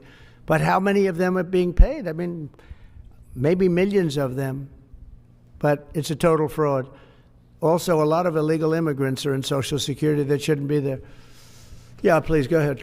Mr. President, there was a big wave of probationary federal workers who were fired over the weekend. Some of these workers focused on nuclear weapon security, were immediately rehired. Do you have any concerns about how these terminations have No, not at all. I think we have to just do what we have to do. It's, you know, you're going to, it's amazing what's been found right now. It's amazing. If we feel that in some cases they'll fire people and then they'll put some people back, not all of them, because a lot of people were let go. Don't forget, I got elected on the basis of making our government stronger and smaller, because we have millions of people that obviously they're paying millions of people that shouldn't be paid. And that has also to do with workers. Yeah, please. No, go ahead. Axios, New York Times. Sorry. Mr. President, given your concerns about corruption, you said that if there were any conflicts of interest with Elon Musk, you wouldn't let him anywhere near it. That's right. Doge and SpaceX employees are now working directly at the Federal Aviation Administration and the Defense Department, agencies that have billions of dollars in contracts with Musk's companies or that directly regulate his companies. How is that not a conflict of interest? Well, I mean, I'm just hearing about it, and if there is, and he told me before I told him, but obviously I will not let there be any conflict of interest. He's done an amazing job. They've revealed, in fact, he's going to be on tonight, a big show called Sean Hannity at 9 o'clock, and he's on and I'm on, and we talk about a lot of different things. And any conflicts, I told Elon, any conflicts, you can't have anything to do with that. So anything to do with possibly even space, we won't let Elon partake in that. Yeah, please. On immigration, sir, you said you would be sending the worst of the worst to Guantanamo Bay. What we're finding out is that there are a lot of low-risk migrants who don't have a criminal background who are also being sent. Are you thinking about this differently now? No, they're going to be brought back to their countries.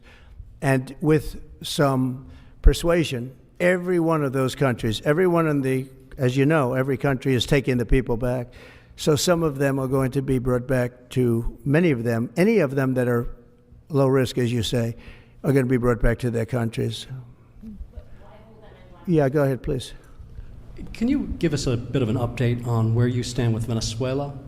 It's oil. There's basically a monthly license that can soon extend. Well, you know, we had Venezuela on the run, and it looked like that was going to be very good. And when Biden came in, as he always does, he screws it up. And they started buying millions and millions and millions of dollars of oil, billions of dollars actually, of oil, and it gave them a new lease, a new really lease on life. But we'll see. We had some pretty good discussions with a lot of people within our government, in the United States government, that are involved in that. And Venezuela's a little bit early, but, you know, we were not buying from Venezuela when Biden came in for whatever reason. Instead of just taking the beautiful, as I call it, liquid gold, we have more than anybody, they started paying a fortune to Venezuela. And we're looking at that, actually. Why did they do that? Why were they doing that? Why would they go to the enemy and give them billions and billions of dollars? Now, with that being said, as you know, Venezuela has said very strongly they will not take any illegal immigrant, any of the people that they sent over to us. They sent their games, probably the worst gang anywhere in the world, as bad as MS-13, maybe worse. And they came out of the jails of Venezuela. They emptied their jails into our country.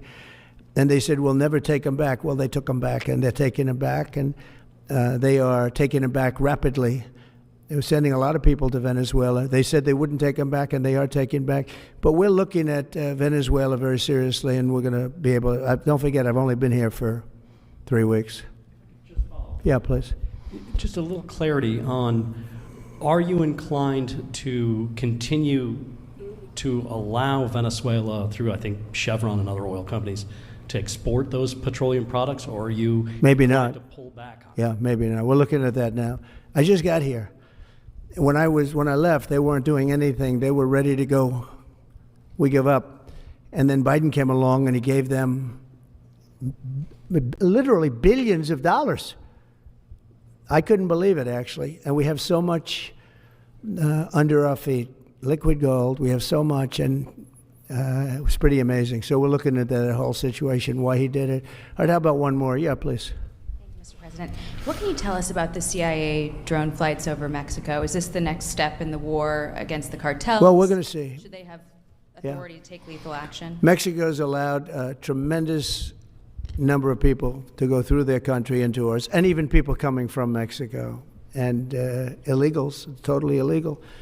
They've allowed people to empty jails into Mexico and then let them come through with this totally ridiculous open border policy of the Biden administration. So millions of people have come in, and hundreds of thousands, and actually millions, are criminals. They came in from jails all over the world. They'd release them into Mexico, and they come into our country. And they also came in from Canada, by the way, large numbers through Canada. In fact, when we closed up the one border, they came in through the other border. So Canada is not an uninterested party. But I will say this, we're dealing with Mexico. I have a very good relationship with Mexico, but I think Mexico is largely run by the cartels, and that's a sad thing to say. And if they wanted help with that, we'd give them help.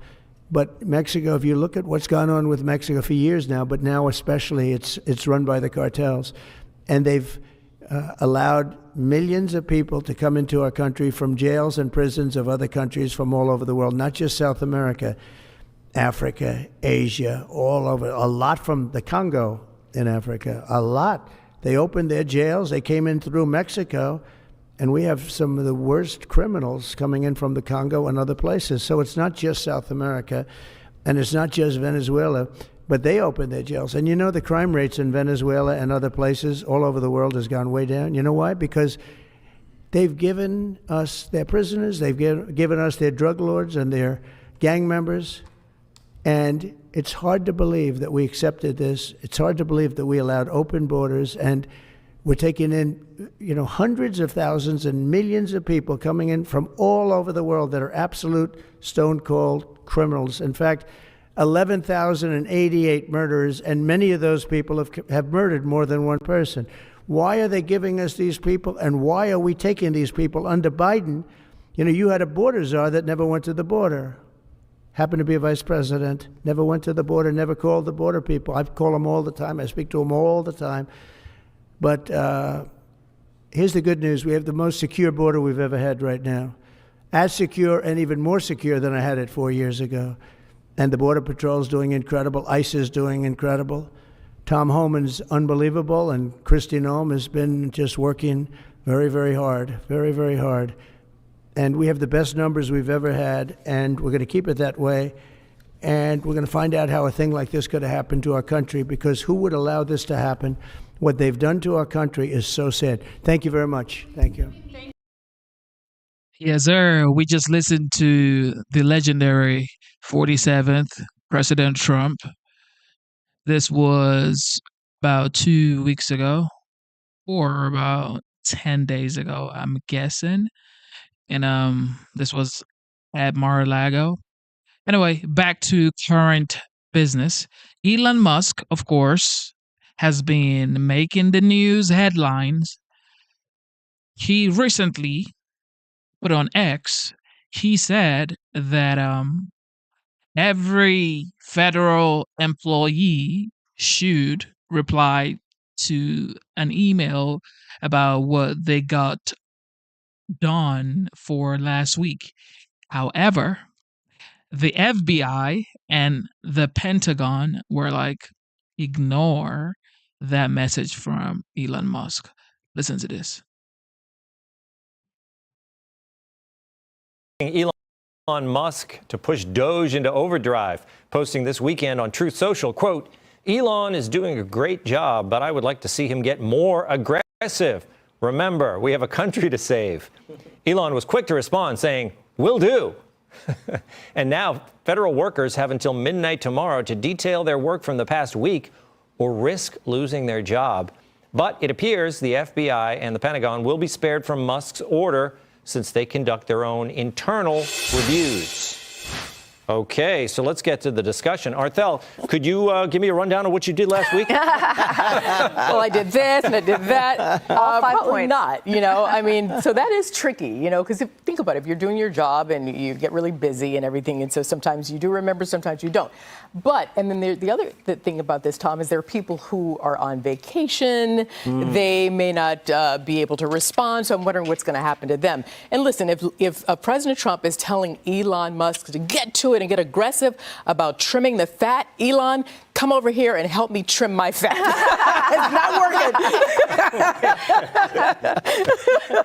I approve of this message. Oh, no. I need a little help, Elon. He might start doing that next week. Wow. Help me out, brother. Elon, let's take a look, Kevin. Elon was justifying his order in another tweet. I think we have a full. Oh my goodness, that lady is wild, dog. She like, look, I've been going to the gym, yo. Can't lose this fat. Elon, you better come trim this fat. Screen of that. Can you guys read that? Where is it here? What does he say? Okay, it's in my teleprompter. The reason this matters is that a significant number of people who are supposed to be working for the government are doing so little work that they're not checking their email at all. In some cases, we believe non-existent people or the identities of dead people are being used to collect paychecks. In other words, there is outright fraud. Wow. So this is I guess it's a chance to check on them. And if you go on vacation, Kevin, you got to put that little message in your email. Right? I swear, I've been working for this company for more than 10 years. I still don't know how to do that. So I just answer my phone wherever I'm on.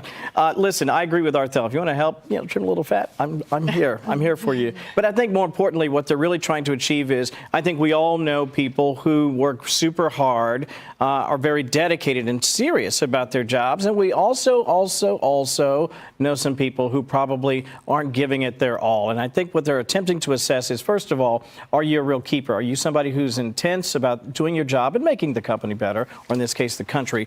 Or perhaps alternatively, are you someone who maybe needs to think about your career choice? And maybe it won't include a future with the government. We'll see. Yeah, wow. I think it's interesting, Molly, what Elon is doing. I mean, this is a businessman. He's trying to get to Mars. He was really a darling of the left with his, electric car and everything. Yeah. Now he's kind of all in on this Trump thing. And Trump wants him to be more aggressive. He wants him to be more like him. Which is one of those things where people are throwing all their hate at Elon. But really, this message is coming from the top. And Elon is immediately responding so fast that he's shooting out an email that everybody else has to send an email back by Monday, which is a wild thing to do, I think, on a weekend. I don't know that all federal employees are expected to check their emails all weekend long. We, of course, as journalists and looking at breaking news, are very used to looking at emails and checking things all weekend long. I don't know that every government worker, depending on what position they're in, checks an email on Saturday and would be ready to respond by a given time with a looming threat by Monday.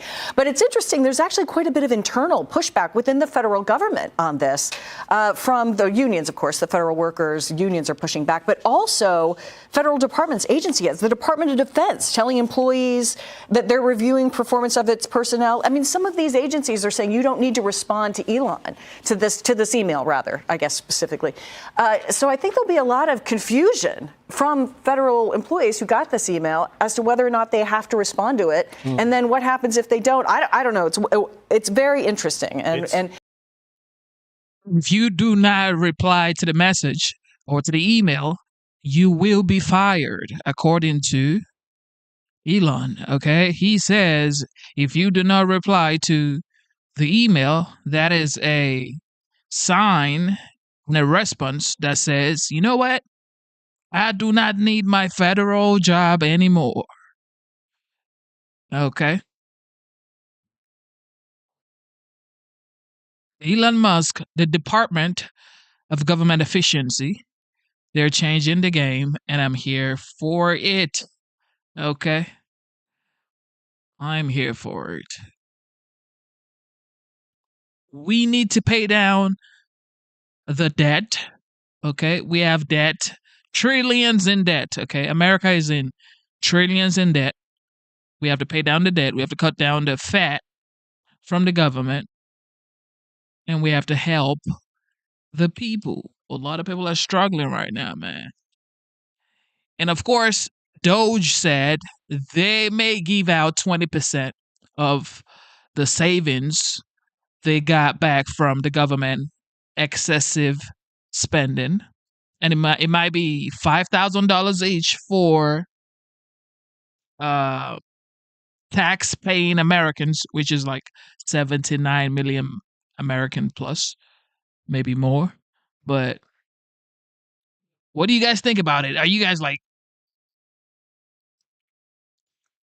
ready or willing, or would you say that Americans need the $5,000 from Doge, especially after the last 4 years? Some people would say this may be another cause for inflation.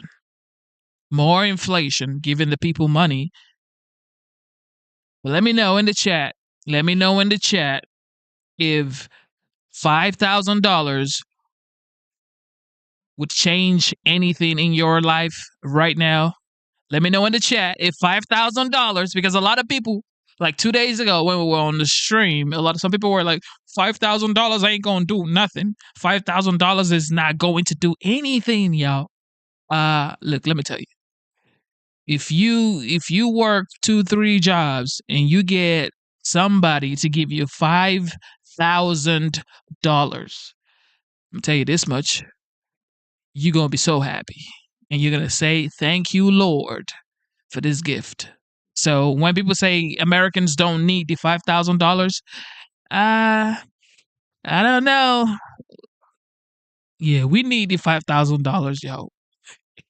This is maybe one of those things that might also be walked back. Some of the firings have been walked back. Some of the layoffs have been walked back. Yeah. So we'll see. Well, if you really want to get Elon's attention, tweet something, because he tends to respond on Twitter. Oh, my goodness. We need that $5,000, yo. Democrats are growing more desperate to stop Elon Musk. In fact, now they are apparently resorting to threats of violence. Do you think that calling Elon Musk a is effective messaging for confronting what is a potentially irreversible transformation of the U.S. government? And what I think is really important, and what the American public want, is for us to bring actual weapons to this bar fight. Bring actual weapons to this fight.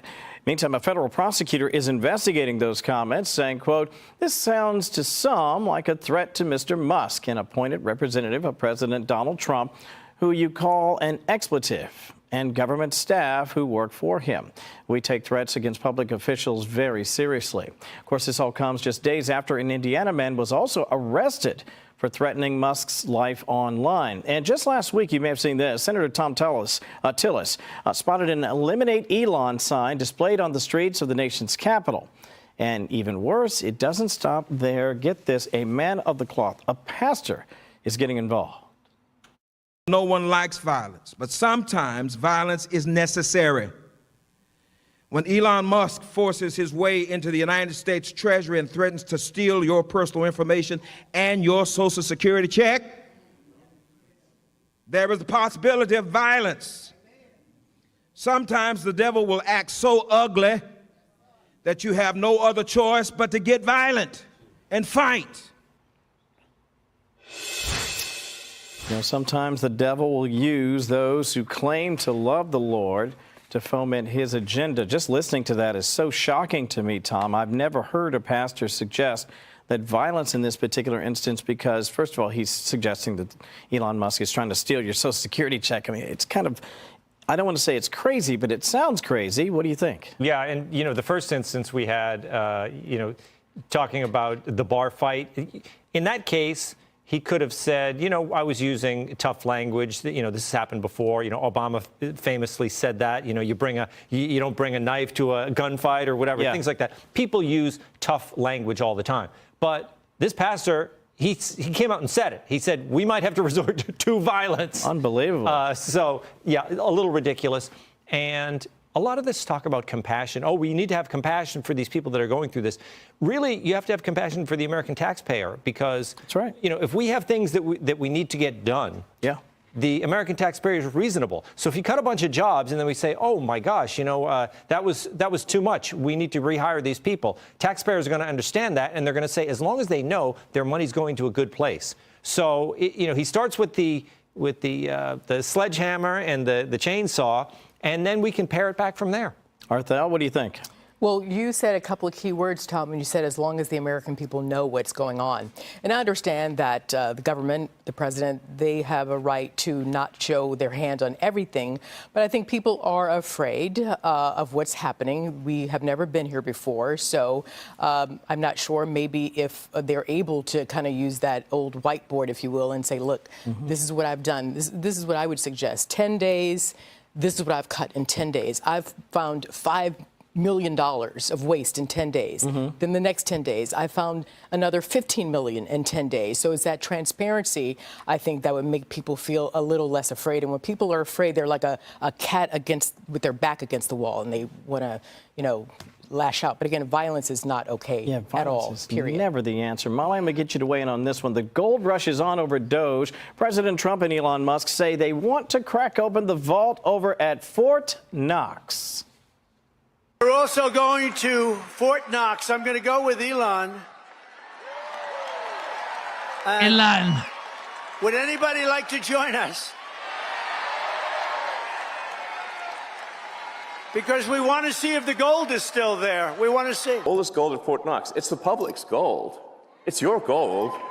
So, I think you have, a right to see it. If the gold isn't there, we're going to be very upset.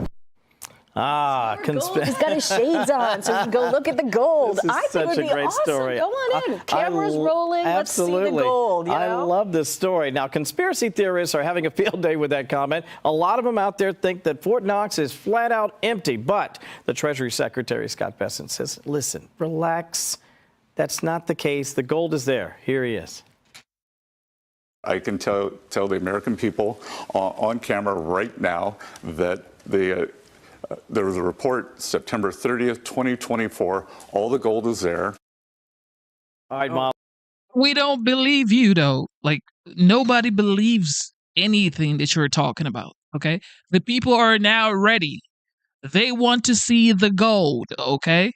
They have a commander-in-chief, a president, a leader who is concerned, okay? Who actually cares about the people, who puts the people first, who listens to the people and really wants to deliver on all promises he's made. Yeah, we're going to see the gold. Yeah, we need to see the gold at Fort Knox. Yeah, we need to see the gold at Fort Knox, okay? Just imagine there is no gold at Fort Knox. No gold at Fort Knox, ladies and gentlemen. There was a report. No, we got to go in. What do you think? How about this? We take X and we have a live stream. Yes. And have them go and sort of walk us through. This sounds great. Donald Trump and Elon Musk get, blamed for conspiracy theories. They're trying to just clear one up. Let's do it live on X. That sounds like a great time. We'll do it live, as somebody here famously said. Arthel. I'm down. I'm going to get my gold Trump sneakers. I'm going to put them on. And I'm going in. I'm going for the gold. Tom, what do you think? I think Donald Trump wants to get a shot of him sitting atop a big pile of gold. Wouldn't you love that? Like a big pyramid of gold, and he's just sitting up there smiling. Yes. Right? I think we're going to go into Fort Knox, and we're going to see William Devane standing there with a, with a gold coin. Hi, I'm William golden Devane. age. I mean, it's all set up. It's all branding, right? You know what? But let me ask you, though. I know there are people who are a little concerned about this. I'm not concerned about this. I do know that they check it. But I do think, again, with love and honor and respect for my former colleague, Geraldo, that some people are hoping. Yeah, we want to see the gold. Just think about it. The fact that, let's say, there's gold in Fort Knox, and it's like, where's the gold? We want to see the gold, right? Show the people the gold, all right? Accountability, ladies and gentlemen. Accountability, responsibility. You're going to have to take responsibility for the things that are in your care. The government will take responsibility just like regular, everyday Americans do. That's exactly what I thought of, That's too. right. They're thinking they're going to get in there and this thing's going to be empty. And I don't think that's going to happen. Can you imagine? But we should invite Geraldo for sure. Come Let on. him open. Nah, that'll be too wild. This Sunday morning with the art of the deal as President Trump closes in on another major deal with Ukraine expected this upcoming week as the president pursues payback for America's financial support of Ukraine while also pursuing tapping into Ukraine's extraction of rare earth minerals. Here's President Trump yesterday. We don't get our money back. We get nothing. So we're getting our money back. We're going to get our money back because it's not fair. It's just not fair. And we will see. But I think we're pretty close to a deal, and we better be close to a deal because that has been a horrible situation. It would have never happened if I were president. Ukraine is reportedly home to Europe's largest reserves of titanium used to make alloys for aircraft and naval vessels, as well as lithium, a critical material in batteries.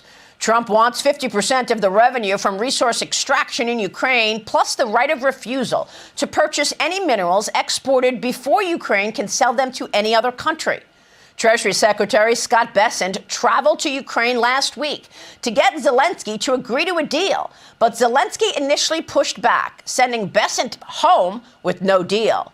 The negotiations have resumed, but not before a war of words broke out between President Trump and Zelensky, with the Ukrainian leader telling reporters President Trump was living in a, quote, Russian disinformation space, triggering President Trump, who then called Zelensky a dictator with no elections on Truth Social.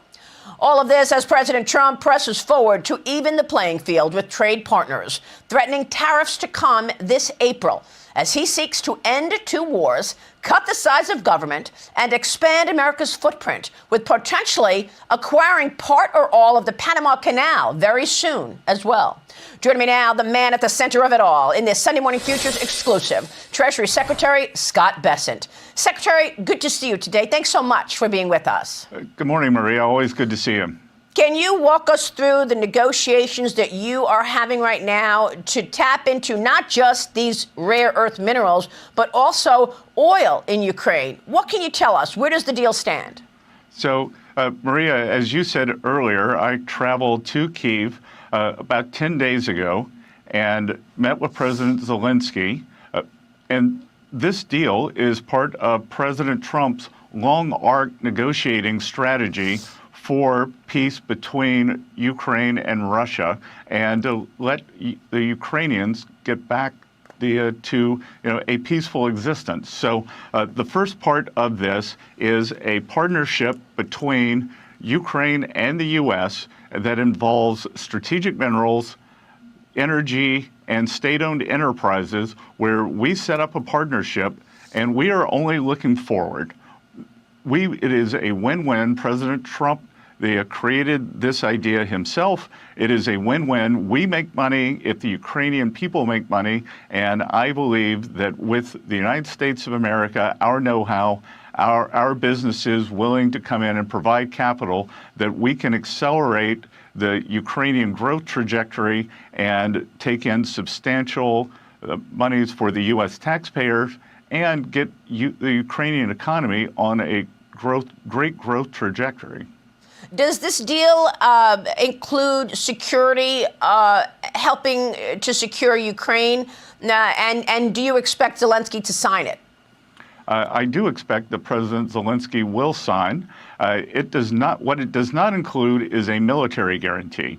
But what it does include is an implicit guarantee that if the United States of America is heavily invested in the economic future, I call it an economic security guarantee.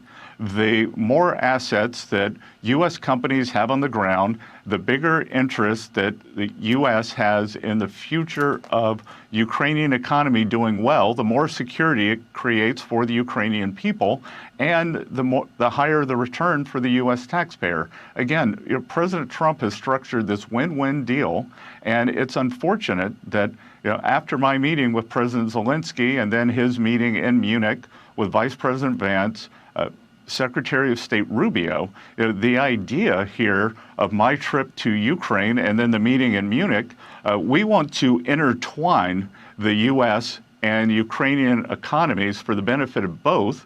And unfortunately, President Zelensky seems to have put a bit of daylight between us, but I am sure in the long run or in the short run, there is no daylight. The deal will be signed, and this will give President Trump a lever, and it will be a strong signal to Russian leadership that the U.S. is in a serious partnership with the Ukrainian people. President Zelensky is speaking right now, saying today that he was willing to give up his position if it meant peace in Ukraine, quipping that he could exchange his departure for Ukraine's entry into NATO. Zelensky also says he wanted to see Donald Trump as a partner to Ukraine and more than simply a mediator between Kyiv and Moscow. I want it to be more than just mediation. That's not enough, he told a press conference just moments ago. Your reaction? Is this also suggesting that there could be a change in leadership in Ukraine? Maria, I try to stay in my economics and finance lane. So this is the first that I've heard about it. But at some point, Ukrainian people, it's a democracy. They're going to have an election, and they will democratically elect a leader. President Zelensky has been a wartime president, and we've seen in the history of this, Winston Churchill was a fantastic wartime leader, and then the British people decided to move on after he had done a great job during World War II. Secretary, I know that the Prime Minister of the UK will be at the White House Thursday, and the President is meeting with French President Macron on Monday to discuss their ideas for a resolution to this war. And one of the ideas, according to the Wall Street Journal, is that the U.S. would have a backstop in terms of potential military. Has the President considered this? Maria, my understanding, and again, I try to stay in the econ and finance lane, but my understanding here is that it will be a European military solution, not a NATO solution, and that we will go from there. So I believe that is why Prime Minister Stammer, the President Macron are in town. And then, I believe what we can do is fortify the existing boundaries of NATO. We could have Fortress Baltics, Fortress Poland, without the U.S. having any involvement on the ground in Ukraine going forward. Well, this is very exciting, Secretary, what you're working on in terms of this deal in Ukraine. Do you expect a deal to be announced this week in terms of those rare earth minerals and energy? I'm quite hopeful, Maria. And the other thing I would say here, too, is common to a lot of misperceptions. The Russians hate this deal. That the morning that I arrived in Ukraine, to get into Kyiv, you fly to Poland, you take a 10-hour night train in. The Russians unfortunately bombed Kyiv. There was a missile barrage 4 hours before I got there. It was the first time that such a barrage had taken place since November. So I think that was a strong signal from Russian leadership that they don't like this deal because it gives President Trump more negotiating leverage. So if the Russians don't like it, my view is Ukrainians should. Well, let me move on to tariffs, sir, because you have been tasked, you and Howard Lutnick, the Commerce Secretary, have been tasked with studying the impact of reciprocal tariffs, and you're supposed to be giving the president a report at the end of March. Are tariffs coming? Reciprocal tariffs, and how expansive might they be? We've talked in the past, it doesn't just include trade, but it could cover currency manipulation, digital fees that Europe puts on our companies, the VAT tax that the Europeans charge, as well as, lawsuits on technology companies of American origin.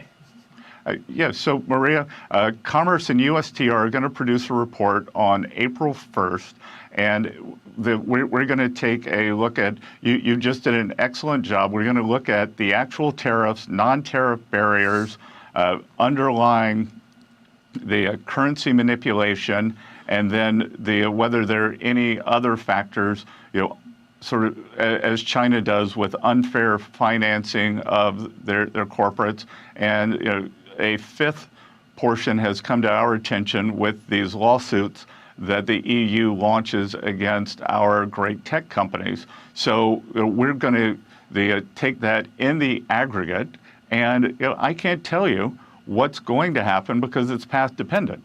The nature of reciprocal tariffs is that if we start matching, whether it's the EU, that any other country in the world with reciprocal tariffs, we're just doing what they're doing and then adding in these other factors. If they remediate those, which is path dependent on their reaction function, if they do that, then their tariffs could drop. If they want to be recalcitrant, if they want to continue these unfair trade practices, then the tariff wall will go up until they are willing to negotiate. So there's a tariff law from the 1930s that allows a president to charge up to 50% tariff. Has President Trump talked about that kind of tariff on Europe, given the VAT tax, as well as all of these other issues we just mentioned? Yeah, I think we should wait till April 1st and see what it is. President Trump understands leverage better than anyone, so I'm not going to jump in front of him, and I'm sure that he is willing to do whatever it takes to get the free but fair trade for the American people. Secretary, as we wrap up, I've got to point out this Lindsay report. The Lindsay Group came out with a report, Can Doge Induce a Recession? As we see so many government jobs getting cut right now, do you worry that that cuts into the job creation numbers and the overall macro story? As you also recently reached, the country has reached its statutory debt limit, prompting the Treasury to implement extraordinary measures to prevent default. You're dealing with so much, and Doge is cutting jobs. Does that cut into growth? Look, Maria, I think that if we have a bloated government and if that gets cut down, then government spending will go down.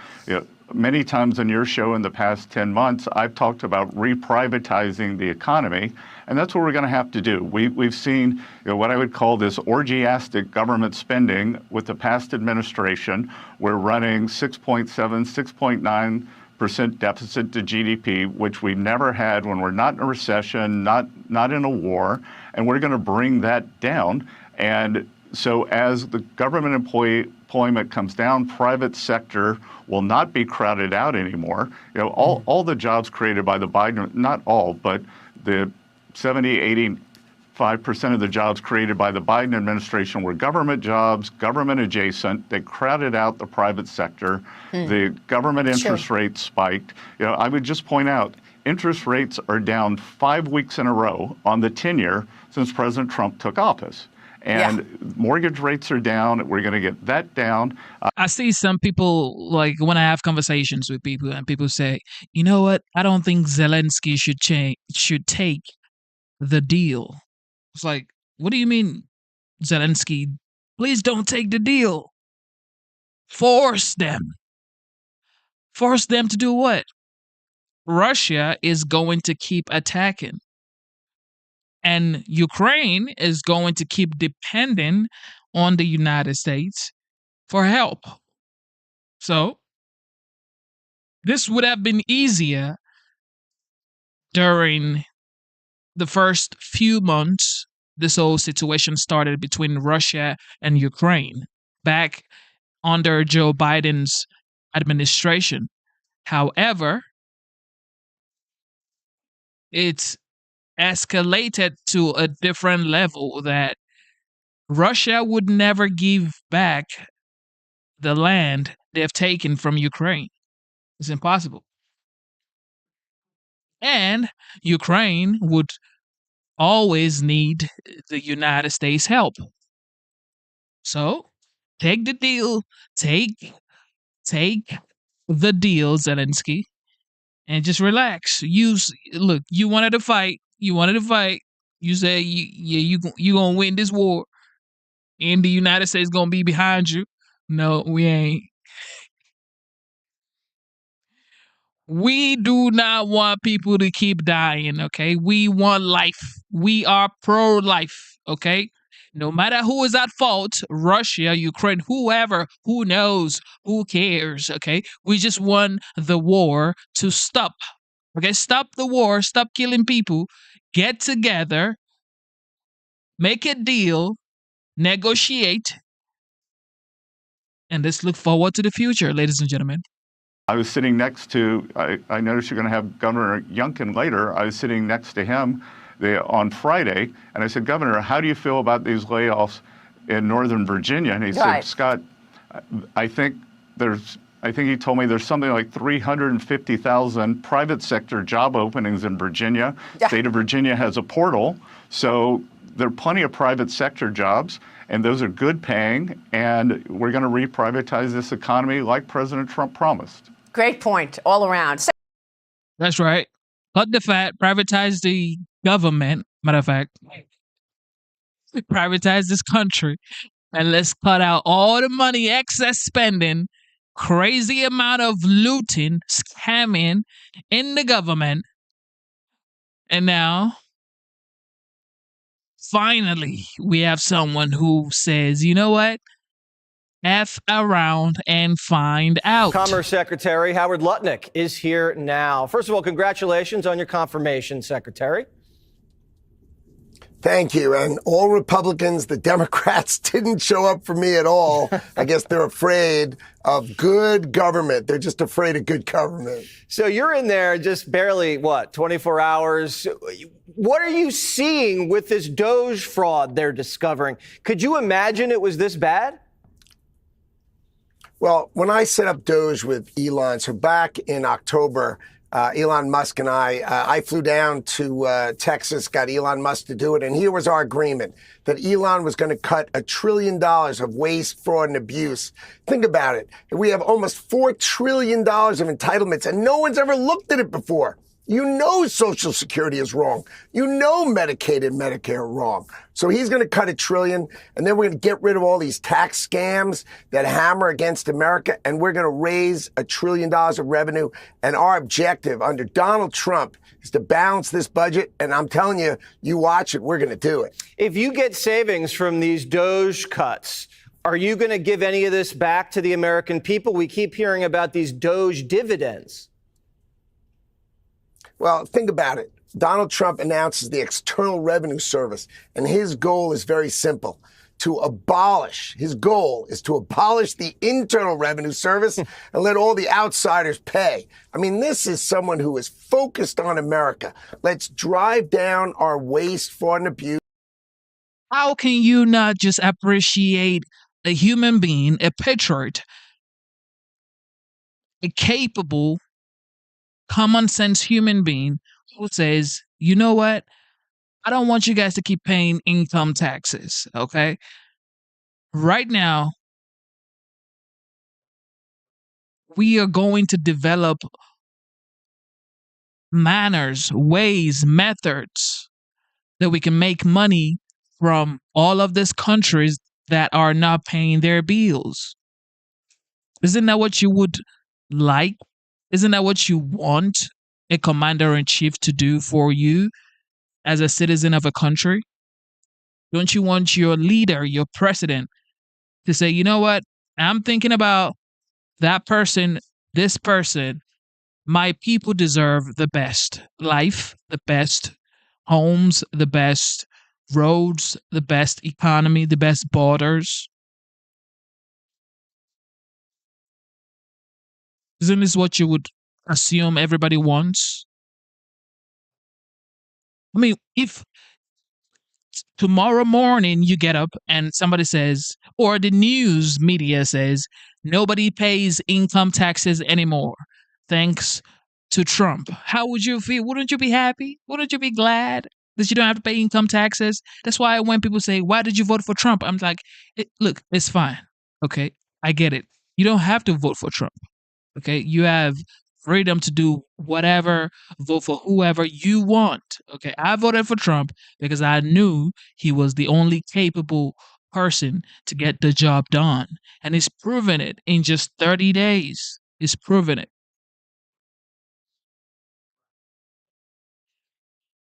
Internal Revenue Service. Now we have External Revenue Service. External Revenue Service. Get the money from all of these countries collecting aid from the United States. Get money back. And let's abolish Internal Revenue Service. And we also need to abolish income taxes. Let's go back to tariffs like we were doing in the 1700s and the 1800s. Okay. Tariffs was the biggest income generator for the federal government in the 1700s and 1800s. But as of 1914, of course, we were introduced income taxes.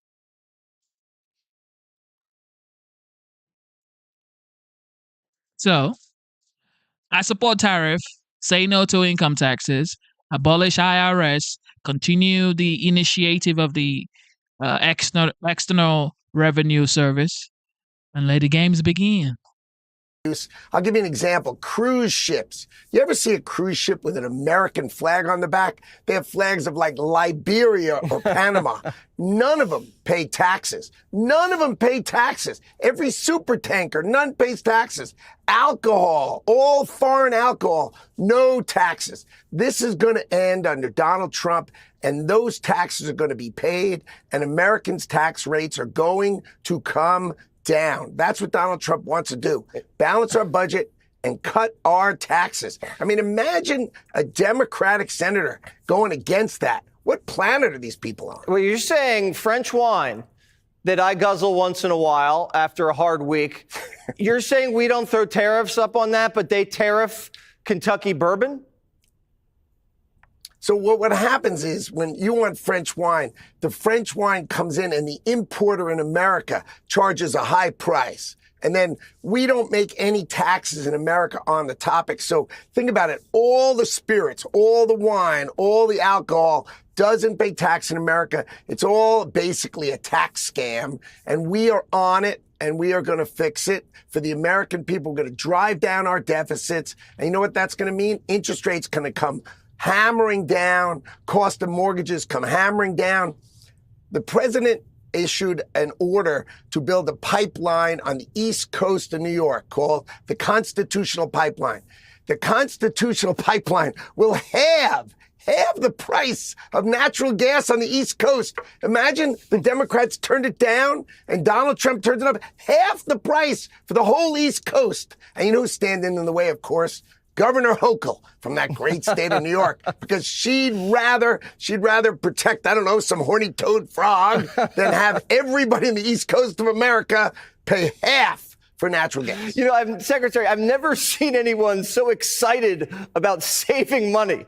You must love getting your hands dirty and just cutting taxes, regulation, and getting the trade balance rebalanced for the American people. What motivates you? Well, you know, look, if you love America and you actually can understand the power of America, then you know the way we're being treated. It's like we're the fastest person on earth. And what the senator, the Democrats want to do is they want to take your right hand and hold your right ankle and try to run. I mean, we are so amazing. We've got the greatest oil. We've got everything. We've got the greatest economy. People don't understand. We are a consumer-based economy. You and I, we buy stuff. Americans buy stuff. The Chinese produce stuff. The Chinese can't live without selling us stuff. We've got the power. We've got to use tariffs. We've got to use the External Revenue Service to take care of America and cut the scams, the abuse, the waste. And let's make America great. Great. Not like great like 20 years ago. We mean great, as in no deficit, and basically try to eliminate the Internal Revenue Service and our taxes. Cut taxes. Try to get them down, because we're great and we collect the money. And it's so exciting because think of how great America will be under Donald Trump and what we're trying to do. I just can't imagine a senator calling. And by the way, these senators called me and said, one of them today, I don't like what Elon Musk is doing. I'm like, what in the world could you possibly not like? You've been in the Senate for 20 years. You haven't cut $1.50. And this guy's going to cut $1 trillion. You got the richest guy in the world seeking to cut $1 trillion. I'm in love with Elon because he's going to cut $1 trillion. I'm in love with I'm Elon. telling you, the rest of this administration is going to raise $1 trillion. That's our goal. Balance the budget of the United States of America by the end of Donald Trump's term. And I am so pumped up for it because we are going to make America the greatest country on earth by a country mile. All right. Secretary, you have hit the ground running. I'm fired up just listening to you. I can't wait. I just want to go buy things and invest. Secretary Lutnick, thank you so much. We really appreciate you joining us. And Wow. Look, one thing you can never say is you supported Donald J. Trump and you never won in your life. Nobody who voted or supported Trump didn't win. Everybody won. I mean, think about it. Pete Hegseth was just, this man, of course, is a veteran, okay? We know he's a U.S. veteran. But he was working at Fox. Now he is the defense secretary.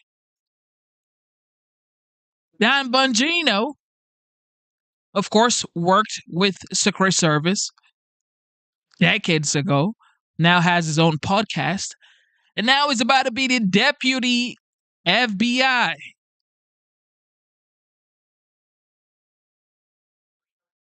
Deputy director for the FBI.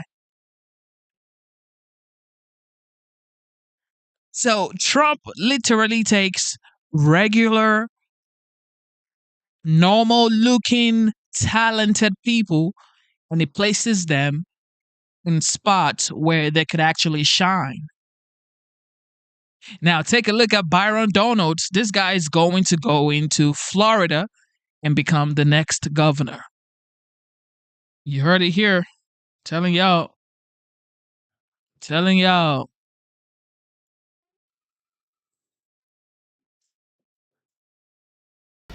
Doge is on the move. Up next at the IRS and our gold reserves. I've been trying to go down and see the gold and make sure it's all there for about 10 years. I think the more sunlight, the better, more transparency, the better. With Doge continuing its search for wasteful spending, Democrats insist on putting up roadblocks. Senator Elizabeth Warren tweeting this. Good news. After we raised the alarm, Doge has been blocked from accessing sensitive Department of Education data. Your social security number, income data, and personal information are safe for now. We will keep fighting back. But Utah Senator Mike Lee just was not having it. He responded, you literally passed a law giving IRS visibility into Venmo payments, and now you're all about privacy, but only for Doge because it's trying to weed out waste, fraud, and abuse of taxpayer funds. And are the vampires living amongst us? Because Elon Musk taking a peek into Social Security, apparently over 20 million recipients are listed as being above the age of 100. With one being listed between the ages of 360 and 369 years old. I would like to eat what that person is eating. Now, A judge is ordering an extension on the temporary block of Musk's access to the government efficiency department. I guess musician Sheryl Crow would be happy with all of these roadblocks because the Grammy winner, she sold her Tesla. She donated the money to NPR in protest of Elon Musk. I'm sure that's the best use of her money. Welcome to the second hour of the Big Money Show. I'm Jackie DeAngelis, and I'm joined by my co-hosts Taylor Riggs, Dagan McDowell, Jeff Flock, in for Brian Brunberg, and O'Leary Ventures Chairman Kevin O'Leary is sticking around for another jam-packed hour. We're going to begin on Capitol Hill with the latest Doge moves. Hillary Vaughn has them for us. Hi, Hillary. Hi, Jackie. Well, there is a concern that Doge is getting access to sensitive information at the IRS, but this is something that people at the IRS have access to every single day to do their job. So the people who are protesting are really mad that Doge is the one who's getting to look under the hood. The White House has insisted that anyone viewing anything sensitive or classified or private has the clearance and appropriate approval to do so. A White House official says that direct access to what's called the Integrated Data Retrieval System, which includes visual access to taxpayer accounts, is needed to audit the IRS, something that IRS workers do every day to Americans. The IRS is also not immune from downsizing. AP reports they will lay off thousands of IRS workers who have been in the probation period of their employment, with cuts happening as soon as next week. People work very hard to pay their taxes every single day. They're hurting. They see wasteful government spending. We need to have government in the sunshine. We need to have spending in the sunshine.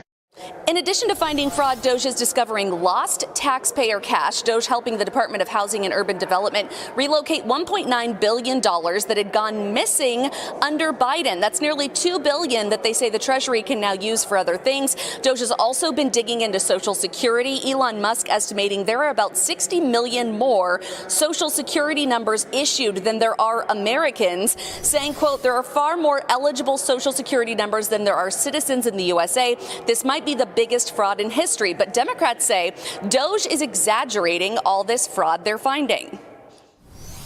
These are by and large performative theatric measures. They'll pick these one-off cases and they'll say this is broad policy. This is what an entire department or agency does or represents, and it's just not true.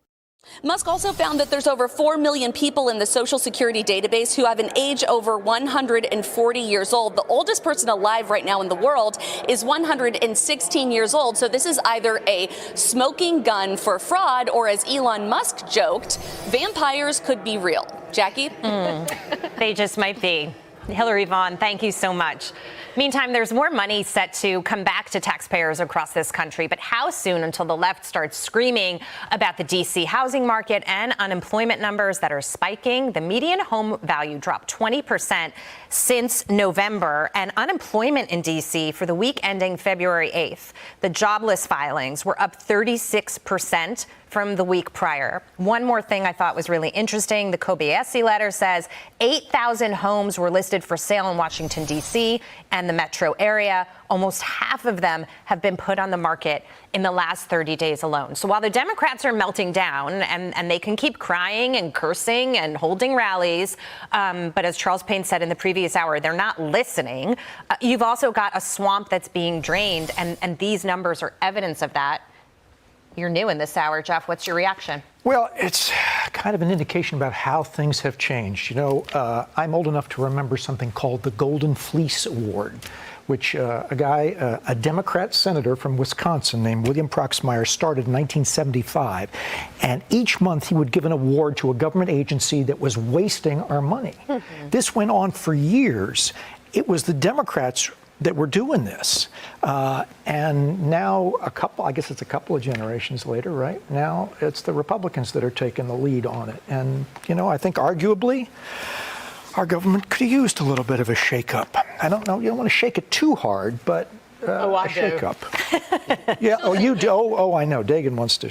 Yes. I want to, Kevin, shake it until it doesn't feel good. I remember the Fleece Awards. However, they didn't have social media in those days. Right. And so the message didn't get out as quickly as it's getting now, because it was always in the bottom of the story of the day. I remember that award. Yeah. But this is good stuff going on. I don't know why anybody would think it isn't. And it hasn't ever been done. And I think it's a wonderful idea that this money stays in the economy instead of being wasted, because it would make the whole country more productive. And that's really why everybody, I would bet you 7 out of 10 people on the street like what's going on this cost-cutting stuff. And every day it's getting more interesting, because they read the crazy stories. And they say, that's my money. I have $68,000 average salary, and I'm watching this. This is working. It's really interesting to watch it work.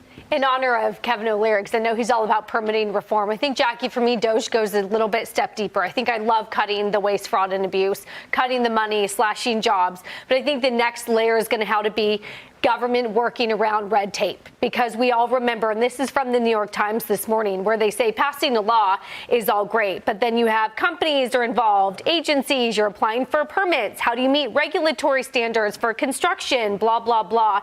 It could be months or years before actual building of, let's say, a home or a new factory can actually start. You guys all remember, more than 2 years after Congress enacted the $5 billion EV charging stations, there's just 2, Ohio and New York, that have actually opened any. And in 3 years, only a number, dozens, have actually opened. That's well below the hundreds that they promised us. So I love DOGE and the cost cutting, but I also eventually want to see, how do we deal with the red tape? Keeping things safe with the permitting, but cutting the crap that takes years and years to go through to get anything done. That $5 billion program specifically ran through the Department of Transportation, called the NEVI program. Only it's less than $700 million was sent out to the states. Sean Duffy sent out a memo saying, we're putting a stop to this, so no more money goes out, and that any approvals that the states had submitted to the Department of Transportation, he has put the kibosh on them and said, whatever approvals you submitted, we're putting pause on that. But you will hear, for example, Senator Tim Kaine talking about, this is a war on veterans and the VA is slashing jobs. Be very careful, because the caterwauling and the shrieking, particularly by lawmakers who live in the kind of greater D.C. area, Charlie Hertz said this Friday, they're very concerned about those constituents losing their lunch money, so to speak, because 1,000 jobs, probationary jobs, were eliminated last week at the VA. That is 0.2% of the VA's 450,000 people who work there. And it is only 2% of the total probationary number of employees. This every bureaucrat is sacred is absolute hog manure. And that is how we got into this situation that we're in now, where we have government so bloated and dysfunctional that it's just a complete waste of not only time, but our hard-earned money. Absolutely. And I really think that people, we've said this time and time again, they voted for this. But the thing is, how do you keep it going? How do we ensure that after Donald Trump, even if he wins the court battles and even if Elon Musk is successful in what he's doing, that this becomes, a lasting part of American culture, I would call it. I was thinking about that very thing. How do you make it function? How do you make it function after you right-size it? I think it goes into the DNA of the electorate. And so they ask each party every time there's an election cycle, whether it be midterm or presidential election, what are you going to do for me on DOGE? What are you going to do for me to keep cutting? What are you going to show me that you stay productive? How are you going to make it even better? Because there's always fat on the chicken. There's always fat. And you can keep cutting all the time. I think it's a productivity tool that comes into the electorate forever. It's a very cool thing that's going on here. I think the outcome of this could be Trump's biggest legacy, that he let this happen. Because whether you like him or you don't, no one's ever done this before. And I just, to insert and be a skunk at the garden party here, say that you got to do it it carefully. I think scalpel, not machete, for a lot of this is important, because if you screw it up somehow and something does go wrong, like they fired some guys at the agency that controls the nuclear stockpile. They realized, whoa, wait a minute, that we better not do that, and they brought them back.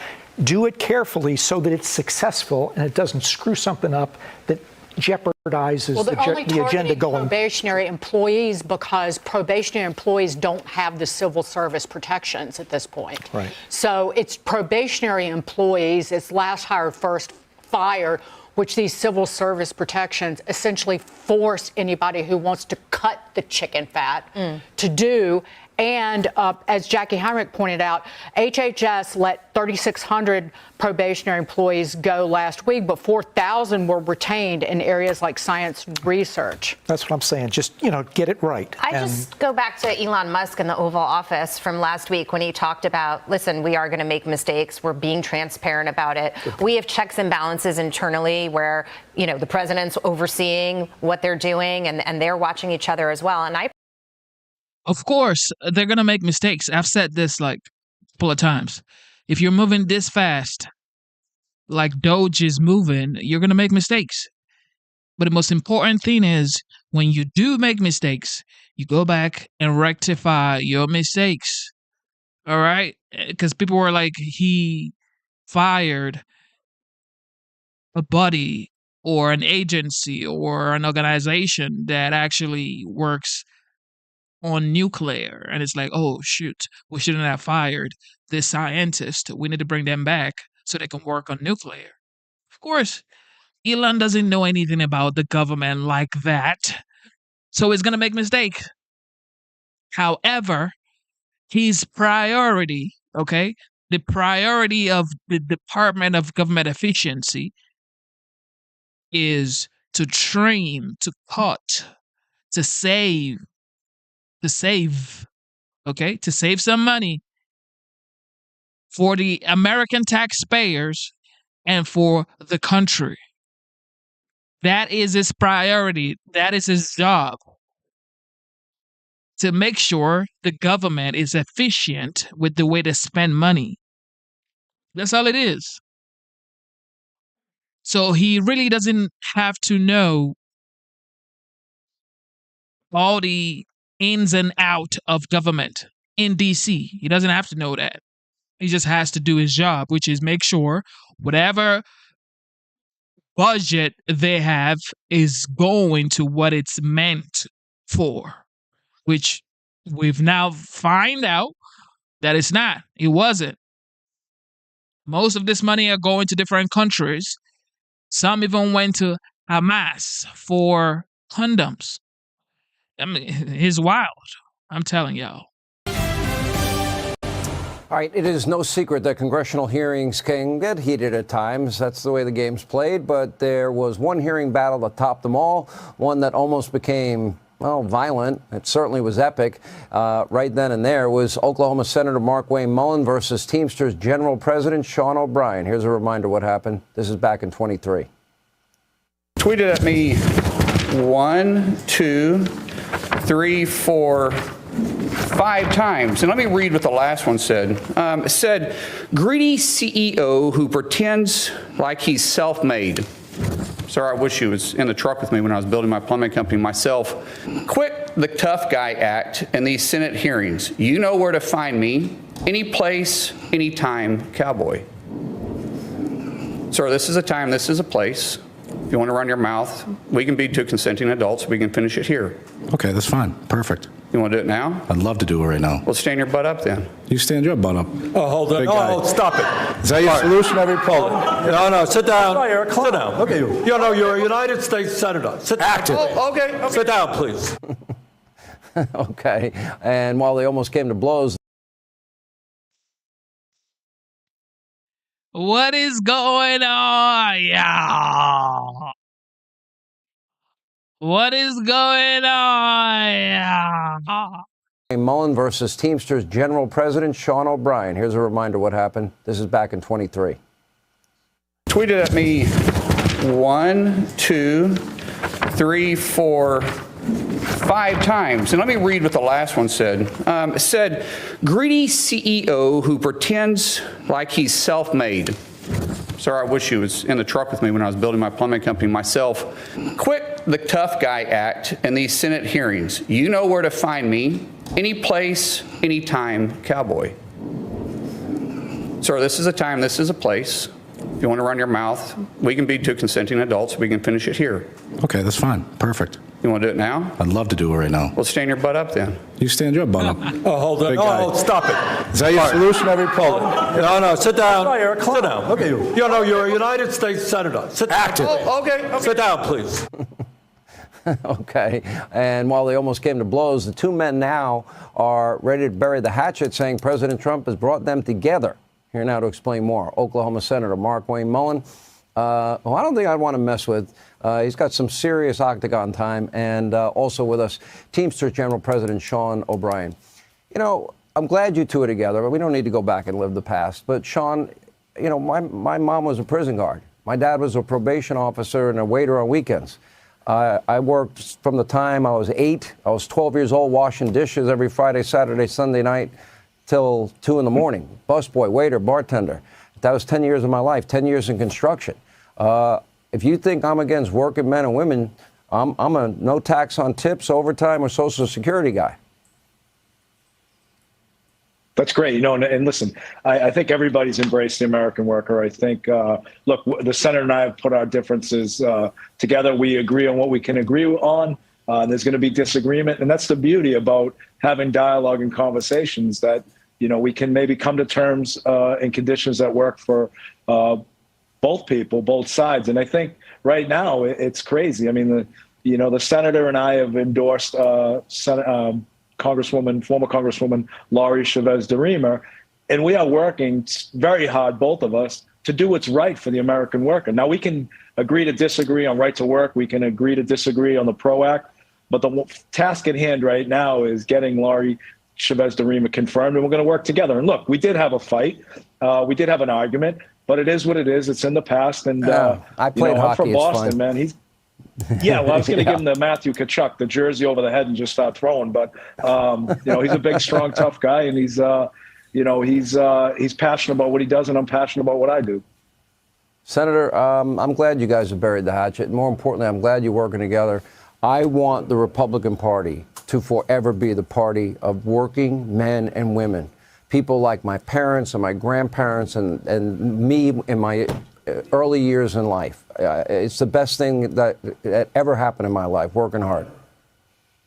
Well, I totally agree. I grew up obviously in a plumbing truck and have been blessed to have a tremendous amount of workforce of employees doing HVAC, electrical, and plumbing work for me. And I couldn't agree with you more. But what this represents, what Sean and I's friendship represents, is President Trump reaching out the outside the norm of the political boundaries that the Republican Party had put on ourselves, and brought a coalition together, like with Tulsi Gabbard, with Bobby. And even after President Trump and Sean O'Brien sat down and talked, one of the first phone calls he made was to me and said, hey, Markwayne, I think you guys will get along. You guys need to talk, because I think we got a place for the unions to come in, and it starts with Sean. Why don't you guys just sit down and break bread together? Sean and I broke bread together the first time. We have truly built a friendship ever since then. And it's about setting our differences aside and looking at what we have in common. And when we can get past those differences and we look at, hey, we're still all in this thing together. We're on the same boat. We're trying to row in the same direction. And that's to build a future for the employees that help build the company. But at the same time, the employees don't have a job if the company doesn't exist. So we all got to work together in that matter. I want to have you guys back for a longer segment, because this is too important. And I hope one of the models that comes out of this is that companies let workers enjoy in the profits, so they're all pulling in the same direction and they all have skin in the game. Guys, thank you both. Right. More Hannity straight ahead.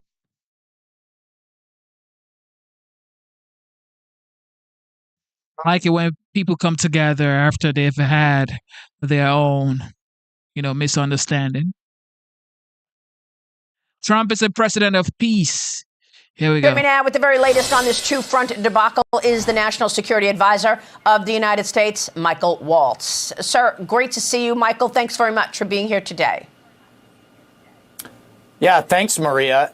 And just to build on both Secretary Bessent and Ambassador Witkoff's comments there, what you're seeing under President Trump's leadership in just under a month is bringing multiple wars to an end. He is a president of peace. And on the Ukraine-Russia side, you're seeing, number one, a reformulation of how the United States provides aid, a partnership with Ukraine economically and their critical minerals, and really reformulating that so that the American people can see a return on this massive investment they've made. That's one. Number two, we go to a ceasefire. Number three, we reformulate how the United States deals with Russia. We saw that first step with President Trump talking to both Putin and Zelensky, and then the further engagement in Riyadh. And then number four, engagement with our European allies, as you see the president of France and the prime minister of the United Kingdom coming to Washington this week. And we welcome their ideas for security guarantees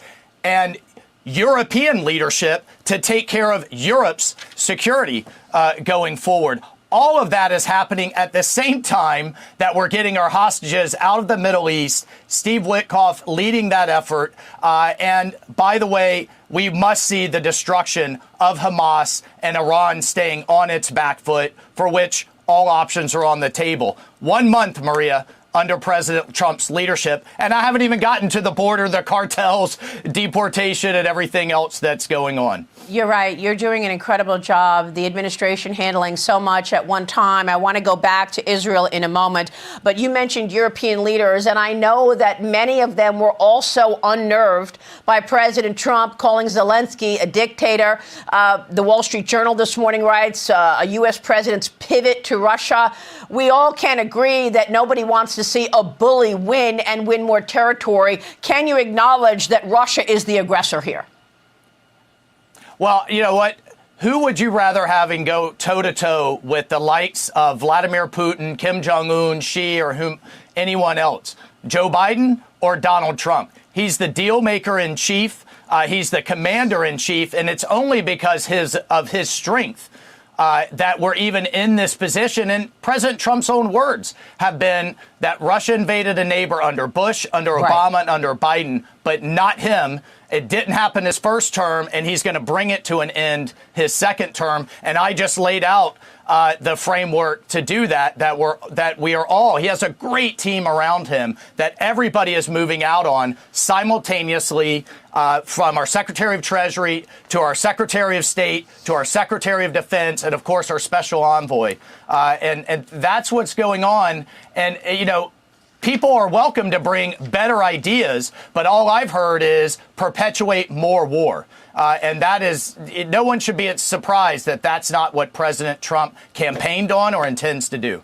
Well, look, let me move on to the conflict on Israel. And of course, we've been watching this week these atrocious moves by Hamas, celebrating dead hostages. We've got to get your take on this, because at some point, doesn't the civilized world say enough is enough? We cannot go on like this with 3 hostages released here, 3 hostages dead released here. We don't know whose body it is. Are you expecting to enter what is called phase 2 in this negotiation? Can you even continue to negotiate with Hamas if you're supportive of Israel?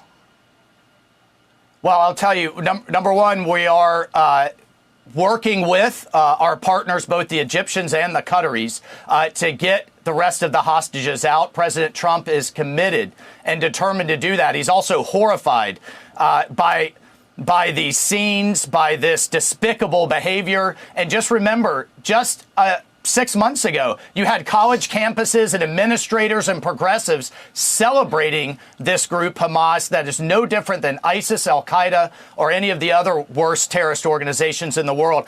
I wouldn't, look, this behavior over this last week with these children, with how these people have been released, this propaganda absolutely is affecting the prospects of negotiations. We'll see how that unfolds this coming week. There may be some type of continued extension of what we're doing right now. Hamas needs to change to yesterday and how it's conducting this. It's unacceptable, not just to the Israelis, but the entire world. And I'll tell you, the end goal of Hamas cannot and will not be allowed to rule Gaza going forward and ever do this again is absolutely also in play. Should Israel destroy Iran's nuclear buildup?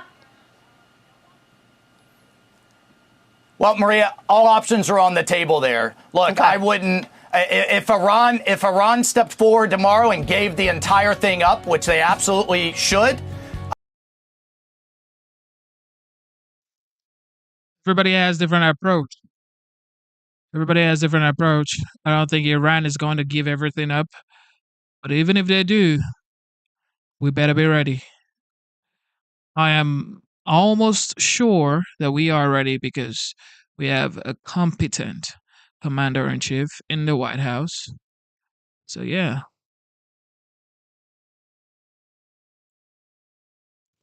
All right. What else? If you are enjoying the show, double tap your screen, subscribe to the channel, support the channel.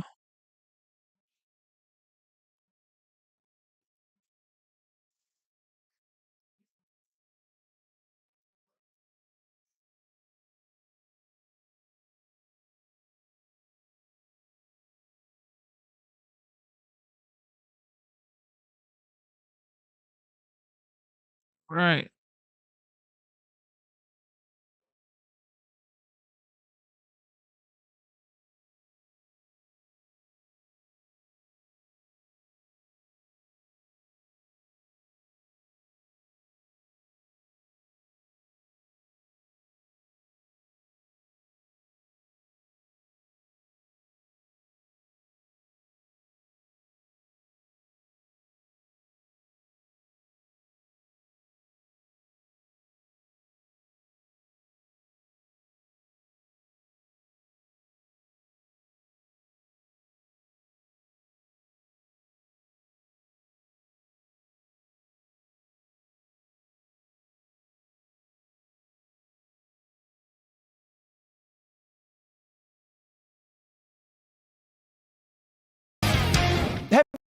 Have you been to Obama's presidential library? Of course not. No one has. It's been in the works for 8 years, and it's only half done. But it is breaking records for the most days between leaving office and the grand opening, nearly 3,000 days and counting. Originally, it was supposed to cost $350 million, but a couple minor setbacks, some snowy winters. The price tag is now over $800 million. The Bulls built Jordan the United Center for under $200 million. Is Barack a bigger deal than Michael? We'll leave that debate for Stephen A. And speaking of Jordan, even he couldn't save Obama's pet project. He donated millions, along with, of course, George Soros, to help dig more dirt. But this library was doomed from the start because it was being built up with DEI. Part of the reason we're here is because today is our big groundbreaking for the presidential center. And the workforce on.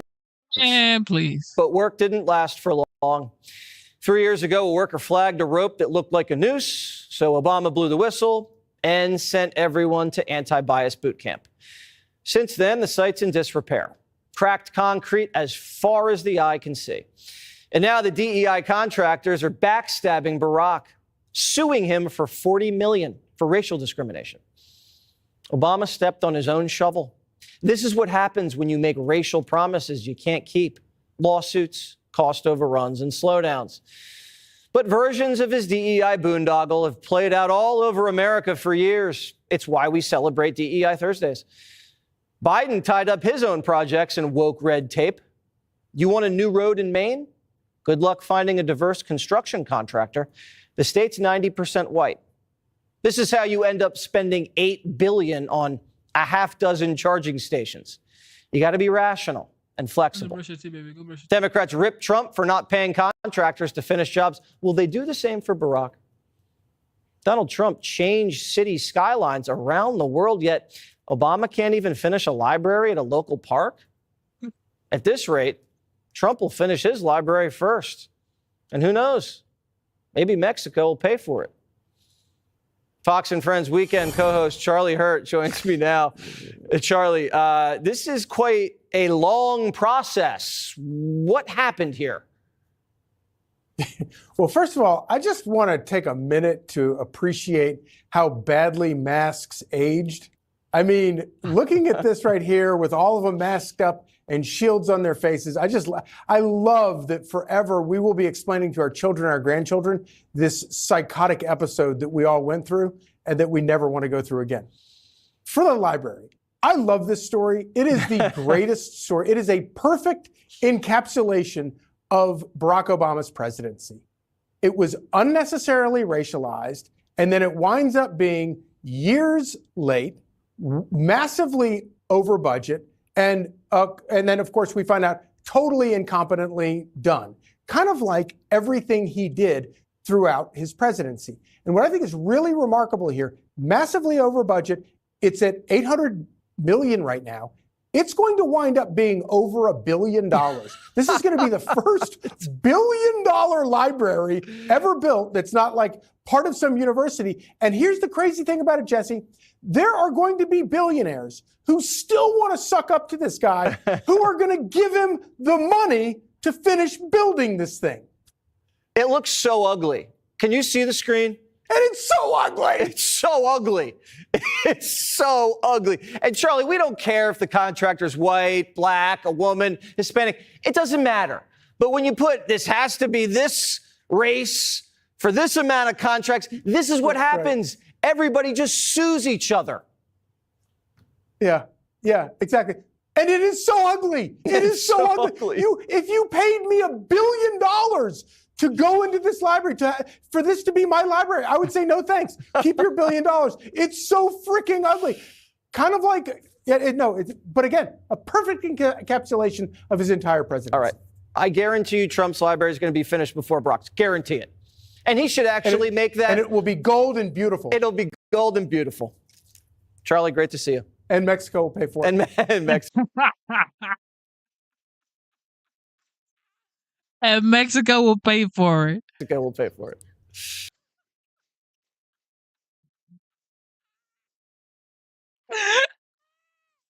Oh, God. Oh, God. Oh, God. Oh, these folks are wild, dog. He said Mexico will pay for Trump's library. Because, Trump is saying all types of wild shit. Trump be like, yo, I got Mexico to pay for it. I got Mexico.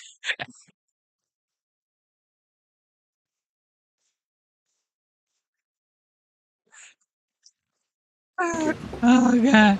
All right, throwback, ladies and gentlemen. Throwback. I'd like to request subscribe to the channel, like the live show. Let's go. The victims and their families, please.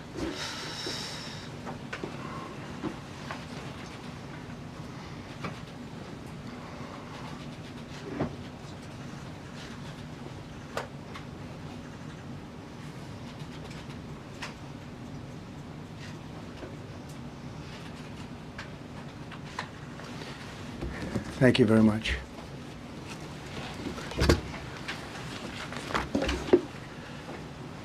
I speak to you this morning in an hour of anguish for our nation. Just before 9 p.m. last night, an American Airlines regional jet carrying 60 passengers and 4 crew collided with an Army Black Hawk helicopter carrying 3 military service members over the Potomac River in Washington, D.C., while on final approach to Reagan National Airport. Both aircraft crashed instantly and were immediately submerged into the icy waters of the Potomac. Real tragedy. The massive search and rescue mission was underway throughout the night, leveraging every asset at our disposal, and I have to say the local, state, federal, military including the United States Coast Guard in particular. They've done a phenomenal job. So quick, so fast. It was mobilized immediately. The work has now shifted to a recovery mission. Sadly, there are no survivors. This was a dark and excruciating night in our nation's capital and in our nation's history, and a tragedy of terrible proportions. As one nation, we grieve for every precious soul that has been taken from us so suddenly. And we are a country of really, we are in mourning. This is really shaken a lot of people, including people, very sadly, from other nations who were on the flight. For the family members back in Wichita, Kansas, here in Washington, D.C., and throughout the United States and in Russia, we have a Russia contingent, some very talented people. Unfortunately, were on that plane. Very, very, very sorry about that. Whose loved ones were aboard the passenger jet. We can only begin to imagine the agony that you're all feeling. Nothing worse. On behalf of the First Lady, myself, and 340 million Americans, our hearts are shattered alongside yours, and our prayers are with you now and in the days to come. We'll be working very, very diligently in the days to come. We're here for you to wipe away the tears and to offer you our devotion, our love, and our support. There's great support. In moments like this, the differences between Americans fade to nothing compared to the bonds of affection and loyalty that unite us all, both as Americans and even as nations. We are one family, and today we are all heartbroken. We're all searching for answers. That icy, icy Potomac, it was a cold, cold night, cold water. We're all overcome with the grief for many who have so tragically perished, will no longer be with us. Together we take solace in the knowledge that their journey ended not in the cold waters of the Potomac, but in the warm embrace of a loving God. We do not know what led to this crash, but we have some very strong opinions and ideas, and I think we'll probably state those opinions now. Because over the years I've watched as things like this happen, and they say, well, we're always investigating, and then the investigation 3 years later, they announce it. We think we have some pretty good ideas. But we'll find out how this disaster occurred, and we'll ensure that nothing like this ever happens again. The FAA and the NTSB and the U.S. military will be carrying out a systematic and comprehensive investigation. Our new Secretary of Transportation, Sean Duffy, his second day on the job when that happened. It's a rough one. We'll be working tirelessly. He's a great gentleman. The whole group these are great people, and they are working tirelessly to figure out exactly what happened. We will state certain opinions, however. I'm also immediately appointing an acting commissioner to the FAA, Christopher Rocheleau, a 22-year veteran of the agency, highly respected. Christopher, thank you very much. Appreciate it. We must have only the highest standards for those who work in our aviation system. I changed the Obama standards from very mediocre at best to extraordinary. You remember that. Only the highest aptitude, they have to be the highest intellect and psychologically superior people were allowed to qualify for air traffic controllers. That was not so prior to getting there. When I arrived in 2016, I made that change very early on because I always felt this was a job that, and other jobs too, but this was a job that had to be superior intelligence, and we didn't really have that, and we had it. And then when I left office and Biden took over, he changed them back to lower than ever before. I put safety first. Obama, Biden, and the Democrats put policy first. And they put politics at a level that nobody's ever seen, because this was the lowest level. Their policy was horrible, and their politics was even worse. So as you know, last week, long before the crash, I signed an executive order restoring our highest standards for air traffic controllers and other important jobs throughout the country. So it was very interesting. about a week ago, almost upon entering office, I signed something last week that was an executive order, very powerful, on restoring the highest standards of air traffic controllers and others, by the way. Then my administration will set the highest possible bar for aviation safety. We have to have our smartest people. It doesn't matter what they look like, how they speak, who they are. It matters intellect, talent, the word talent.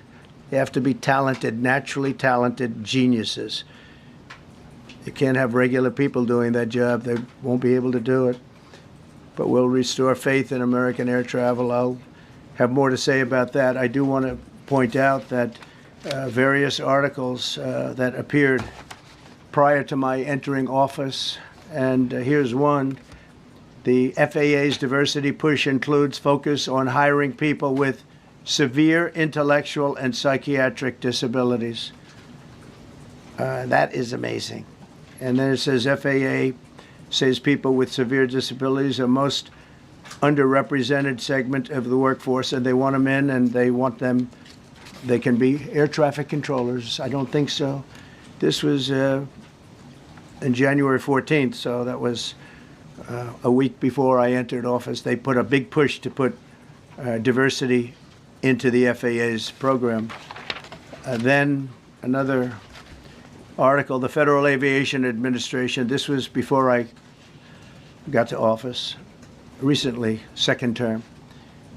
The FAA is actively recruiting workers who suffer severe intellectual disabilities, psychiatric problems, and other mental and physical conditions under a diversity and inclusion hiring initiative spelled out on the agency's website. Can you imagine? These are people that are, I mean, actually, their lives are shortened because of the stress that they have.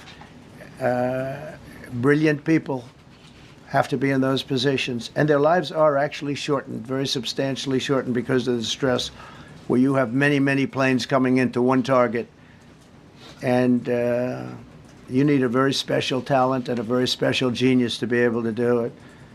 Targeted disabilities are those disabilities that the federal government, as a matter of policy, has identified for special emphasis in recruitment and hiring. The FAA's website states they include hearing, vision, missing extremities, partial paralysis, complete paralysis, epilepsy, severe intellectual disability, psychiatric disability, and dwarfism all qualify for the position of a controller of airplanes pouring into our country, pouring into a little spot, a little dot on the map, a little runway. The initiative is part of the FAA's diversity and inclusion hiring plan. Think of that. The initiative is part of the FAA's diversity and inclusion hiring plan, which says diversity is integral to achieving FAA's mission of ensuring safe and efficient travel. I don't think so. I don't think so. I think it's just the opposite. The FAA website shows that the agency's guidance on diversity hiring were last updated on March 23rd of 22. They wanted to make it even more so. And then I came in, and I assume maybe this is the reason. The FAA, which is overseen by Secretary Pete Buttigieg, a real winner. That guy's a real winner. Do you know how badly everything's run since he's run this Department of Transportation? He's a disaster. He was a disaster as a mayor. He ran his city into the ground, and he's a disaster now. He's just got a good line of bullshit. The Department of Transportation, his government agency charged with regulating civil aviation. Well, he runs it, 45,000 people, and he's run it right into the ground with his diversity. So I had to say that it's terrible. Then it's a group within the FAA, another story, determined that the workforce was too white, that they had concerted efforts to get the administration to change that and to change it immediately. This was in the Obama administration just prior to my getting there. And we took care of African Americans, Hispanic Americans. We took care of everybody at levels that nobody's ever seen before. It's one of the reasons I won. But they actually came out with a directive, too white. And we want the people that are competent. But now we mourn and we pray, and would like to ask all Americans to join me in a moment of silence as we ask God to watch over those who have lost their lives and bring comfort to the loved ones. And I just want to say God bless everyone in this room. This has been a terrible, very short period of time. We'll get to the bottom of it. So we all saw the same thing. We've seen it many times. I've had the honor of hearing tapes. Tapes are scary, very scary tapes. You had a airliner coming in, American Airlines. He was doing everything right. He was on track. He was the same track as everybody else. They came in. It's probably the same track as they've had for 25 years or more. He's coming in the path. And for some reason, he had a helicopter that was at the same height, obviously when they hit, but pretty much the same height, and going at an angle that was unbelievably bad. When the air traffic controller said, "Do you see?" He was talking about, "Do you see him?" But there was very little time left when that was stated. And then also he said, "Follow him in." And then almost immediately after that, seconds after that, there was the crash that took place. Well, you follow him in, that means like everything's fine. Follow him in. You had a pilot problem from the standpoint of the helicopter. I mean, because it was visual. It was a very clear night. It was cold but clear, and clear as you could be. The American Airlines plane had lights blazing. They had all of their landing lights on. I could see it from the Kennedy Center tape. We had a tape up on the Kennedy Center. That seems to be the primary. Thus far, I'm sure we'll see other tapes because it's such an area where there are a lot of cameras looking up into the air, into space. So we'll probably see many other shots of it before too much time goes by. But we had a situation where you had a helicopter that had the ability to stop. I have helicopters. You can stop a helicopter very quickly. It had the ability to go up or down. It had the ability to turn. And the turn it made was not the correct turn, obviously. It did somewhat the opposite of what it was told. We don't know that would have been the difference because the timing was so tight. It was so little. There was so little time to think. But what you did have is you had vision. The helicopter had vision of the plane because you had vision of it all the way, perfect vision of it all the way from at Kennedy Center where the tape was taken. And for some reason, there weren't adjustments made. Again, you could have slowed down the helicopter substantially. You could have stopped the helicopter. You could have gone up. You could have gone down. You could have gone straight up, straight down. You could have turned. You could have done a million different maneuvers. For some reason, it just kept going and then made a slight turn at the very end. And by that time, it was too late. They shouldn't have been at the same height. Because if it wasn't the same height, you could have gone under it or over it, and nobody realized, or they didn't say that it's at the same height.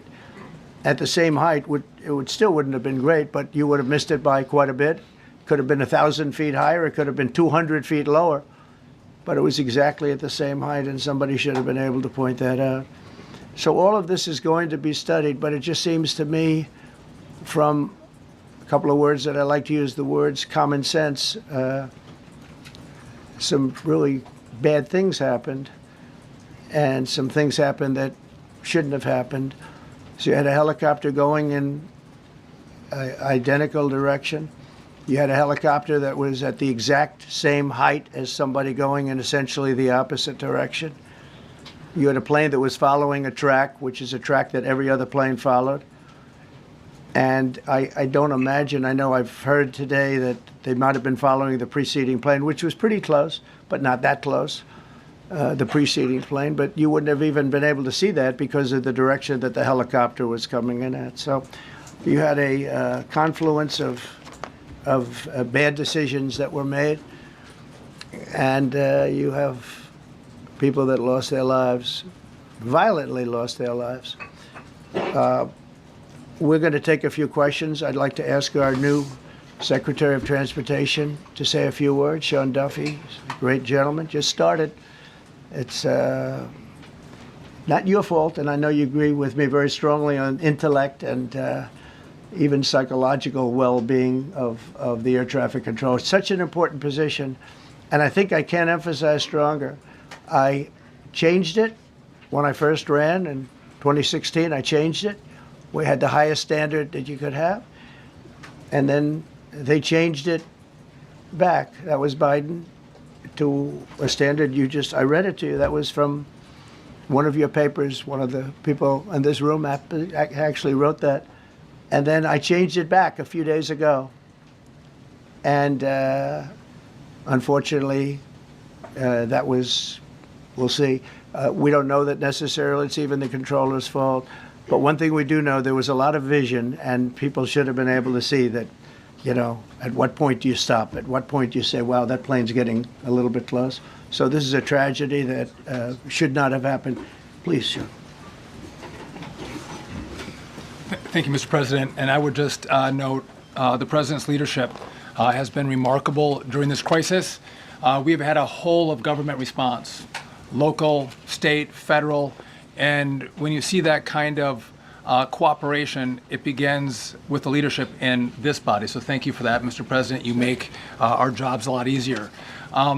You made an important point that when we deal with safety, we can only accept the best and the brightest in positions of safety that impact the lives of our loved ones, our family members. And I think you make a really important point on that, Mr. President. That is the motto of your presidency, the best and the brightest, the most intelligent coming into these spaces. I want to take a moment and extend my condolences to the families of the loved ones. We commit to them that we are going to get to the bottom of this investigation, not in 3 years, not in 4 years, but as quickly as possible with the NTSB, who is here today, as well as the FAA. What happened yesterday shouldn't have happened. It should not have happened. And when Americans take off in airplanes, they should expect to land at their destination. That didn't happen yesterday. That's not acceptable. And so we will not accept excuses. We will not accept passing the buck. We are going to take responsibility at the Department of Transportation and the FAA to make sure we have the reforms that have been dictated by President Trump in place to make sure that these mistakes do not happen again. And again, I want to thank you for your leadership, Mr. President, and I appreciate the confidence you placed in me. Thank you. Pete, would you like to say something? Well, thank you, Mr. President. Again, I want to echo what the Transportation Secretary said about your leadership. From the moment we found out about this, we were in contact with the White House trying to determine exactly what happened. I would echo it as well. No excuses. We're going to get to the bottom of this. We first and foremost, from the Defense Department, want to pass our condolences to the 64 souls and their families that were affected by this. Never should happen. And certainly the 3 service members, the 3 soldiers, a young captain, staff sergeant, and a CW2, Chief Warrant Officer, on a routine annual retraining of night flights on a standard corridor for a continuity of government mission. The military does dangerous things. It does routine things on the regular basis.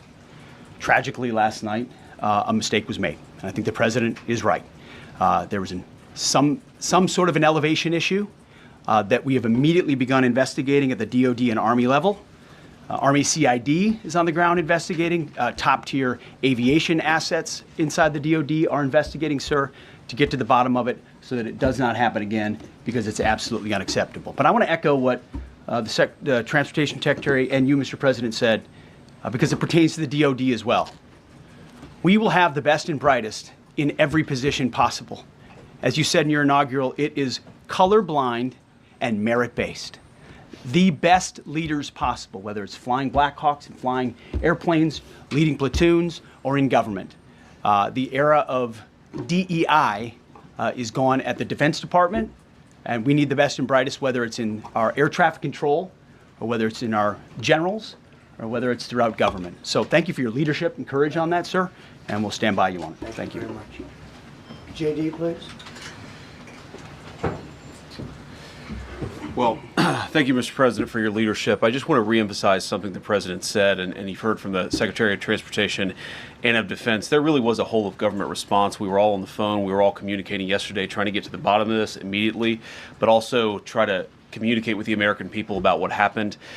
Something the President said that I think bears reemphasizing, which is that when you don't have the best standards in who you're hiring, it means, on the one hand, you're not getting the best people in government, but on the other hand, it puts stresses on the people who are already there.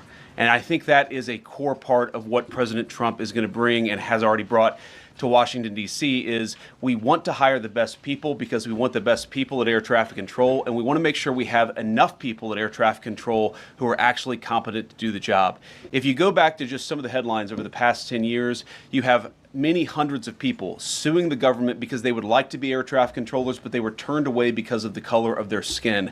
That policy ends under Donald Trump's leadership because safety is the first priority of our aviation industry. Thank you, Mr. President.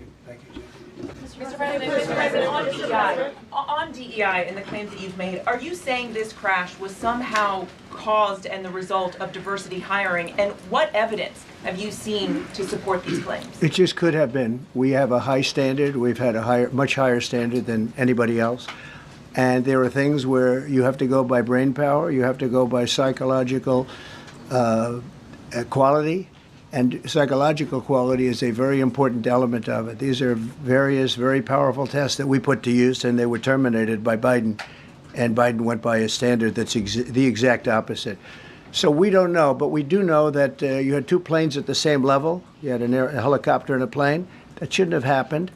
And we'll see. We're going to look into that, and we're going to see. But certainly for an air traffic controller, we want the brightest, the smartest, the sharpest. We want somebody that's psychologically superior, and that's what we're going to have. Yeah, yeah, please, go ahead. Mr. President, you mentioned at the top of the briefing that there were several Russian nationals on the flight. Yes. Will the U.S. government be willing to facilitate the transfer of their remains, considering Yes, we the will. fact there is no direct air travel between the two countries? We've already been in contact with Russia, and the answer is yes, we will facilitate. Yes. Please, go ahead. Thank you, Mr. President. The situation in the Democratic Republic of the Congo is getting worse, even though President John Lorenzo has been mediating the conflict between Rwanda and the Democratic Republic of the Congo because he wants to bring peace and stability. The situation is really bad right now. I want to hear from Ms. President if you have any plan in the future to bring peace in the Well, you're Democratic asking me a Republic question of about Rwanda, and it is a very serious problem. I agree, but I don't think it's appropriate right now to talk about it. But it is a very serious problem. Mr. President, we don't even yet know the names of the 67 people who were killed, and you are blaming Democrats and DEI policies and air traffic control and seemingly the member of the U.S. military who was flying that Black Hawk helicopter. Don't you think you're getting ahead of the investigation right now? No, I don't think so at all. I don't think were the names of the people. You mean the names of the people that are on the plane? You think that's going to make a difference? They are a group of people that have lost their lives. If you want a list of the names, we can give you that. We'll be giving that very soon. We're in coordination with American Airlines. We're in coordination very strongly, obviously, with the military. But I think that's not a very smart question. I'm surprised coming from you. Please. Thank you, President Trump. Thank you for being here. Based on your analysis so far, do you have a sense of who was at fault, if it was the plane, the helicopter, air traffic control, and can you assure people that it is safe to fly in and out of D.C.? Well, I've given you the analysis, and the analysis was it was based on vision. You had a lot of people that saw what was happening. You had some people that knew what was happening.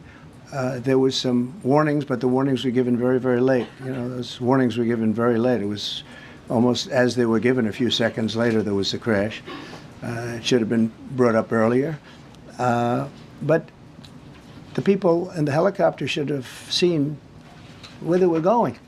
I can't imagine people with 20/20 vision not seeing, you know, what's happening up there. Again, they shouldn't have been at the same height. You're going in reverse directions or sideways directions. Obviously, you want to be at different heights. I see it all the time when I'm flying. You have planes going in the opposite. They're always lower, we're higher, so if somehow there's a screw up, there's not going to be a tragedy. It'll be close, but there's never going to be a tragedy if you're at a different elevation. For whatever reason, they were at the same elevation. And also, from the American Airlines standard, he's along the track that every plane is along. You say, what was a helicopter doing in that track? It's very sad. But visually, somebody should have been able to see and taken that helicopter out of play, and they should have been at a different height. Thank you, sir. You mentioned the Russians that were on board that plane. What other nationalities were on board that passenger? There were a couple of others. We're going to be announcing it in about an hour. We have some very specific information. We're calling the countries. We've spoken to most of them, but there were some other countries represented. Mr. President, have you spoken to President Putin? I have not, no. Mr. President, on your executive order, Not about this. On your executive order, you've already issued an executive order you say will restore aviation safety. Right. This crash happened after that. Was the executive order successful, and what more needs to change to keep people safe? Well, we issued it 3 days ago, and we're in the process of making those changes. This is something that should have been done a long time ago. Actually, my original order should have never been changed, and I think maybe you wouldn't have had this problem. Maybe. Yeah, please, go ahead. Thank you. We see everyday life that very often those diversity hires cause sometimes issues, as you just mentioned. So what plan do you have? Are we going to see some fire? Are you going to fire some of those diversity hire in the federal government? What plan do you have? I would say the answer is yes. If we find that people aren't mentally competent, you see the language. The language is put out by them. And if you see that, I'm not going to bore you by reading it again, but these are not people that should be doing this particular job. They'd be very good for certain jobs, but not people that should be doing this particular job. Mr. President, you have today blamed the diversity elements, but then told us that you weren't sure that the controllers made any mistake. You then said perhaps the helicopter pilots were the ones who made the mistake. It's all under investigation. I understand that. That's why I'm trying to figure out how you can come to the conclusion right now that diversity had something to do with this crash. Because I have common sense, okay? And unfortunately, a lot of people don't. We want brilliant people doing this. This is a major chess game at the highest level. When you have 60 planes coming in during a short period of time, and they're all coming in different directions, and you're dealing with very high-level computer work and very complex computers. And one of the other things I will tell you is that the systems that were built, I was going to rebuild the entire system, and then we had an election that didn't turn out the way it should have. But they didn't build the systems properly. They spent a lot of money renovating a system, spending much more money than they would have spent if they bought a new system for air traffic controllers, meaning the computerized systems. There are certain companies that do a very good job. They didn't use those companies. They used companies that should not have been doing it. No, I think it's very important to understand that for some jobs, and not only this, but air traffic controllers, they have to be at the highest level of genius. Okay. I want to ask you about the ice skaters in a moment because the U.S. Ice Skating Committee was affected. But first, if I can, the cited FAA text that you read is real, but the implication that this policy is new or that it stems from efforts that began under President Biden or the Transportation Secretary Pete Buttigieg is demonstrably false. It's been on the FAA's website. Who said that, you? No, it's on the website, the FAA's website. It was there in 2013. It was there for the Take entirety. a look, what I read. It was there for the entirety of your administration, Nice and easy. too. So my question is, why didn't you change the policy during your first I administration? did change it. I changed the Obama policy, and we had a very good policy. And then Biden came in, and he changed it. And then when I came in 3 days ago, I signed a new order, bringing it to the highest level of intelligence. Okay. It was on the website. Please. Quiet. Welcome back to the. I'm sorry. You mentioned that a vision was probably the problem that was at issue in this crash. There's been some reports that one of the pilots in the helicopter may have been using night vision equipment. Was there any? I heard that. We don't know. We're going to know that pretty soon. It may change your view plane if you do have the night vision. So it's very possible that could have happened. That would be maybe a reason why you wouldn't actually see as well as on a clear night. You can see sometimes better without it. Had a couple of more. Mr. President, is it helpful to have your Secretary of Transportation confirmed, and does this intensify your interest in getting other nominees confirmed quickly? Go to what? Is it helpful to have your Secretary of Transportation confirmed, and does this intensify your interest in getting other nominees confirmed quickly as well? Well, sure. We want fast confirmations. And the Democrats, as you know, are doing everything they can to delay them. They've taken too long. We're struggling to get very good people that everybody knows are going to be confirmed, but we're struggling to get them out faster. We want them out faster. It's a good question, actually. We've been pushing Sean. Everyone knows Sean for a long time. He got many, many Democrat votes, but they want to take as long as they can. They ask questions like some of the questions that Peter would ask that were totally irrelevant and not very good questions, but they want to just keep it going. They want to keep it going as long as possible. I was very honored, actually, that you got so many Democrat votes. That was really good. That was really good. When I apply to meet with the families, and second question, is it your impression that military training that was done during that time? The what? The training that the helicopter was involved in. Is it anything you can tell us about You that? don't know. These are the things that will come up with the investigation. You don't know. But the helicopter obviously was in the wrong place at the wrong time, and a tragedy occurred. Please. Question about No, go ahead, please. Thank you, Mr. President. You've been critical of the current regulations, and you've called for big reforms at FAA. I'm curious, sir. Well, I made the reforms, actually. What is your message? 3 days ago, I made the Yes, reforms. sir. What is your message then to the American public in the weeks and months ahead? Should they feel hesitant to fly? And if you could clarify perhaps something that the Defense Secretary said when he said that this helicopter went on a continuity of government mission? I don't know what that refers to, but they were practicing. They do that. They call it practicing, and they were, and that's something that should be done. It's only continuity in the sense that we want to have very good people, and that has to be in continuity, and that's what they refer to. But it was basically practice, and it was a practice that worked out very, very badly. Okay.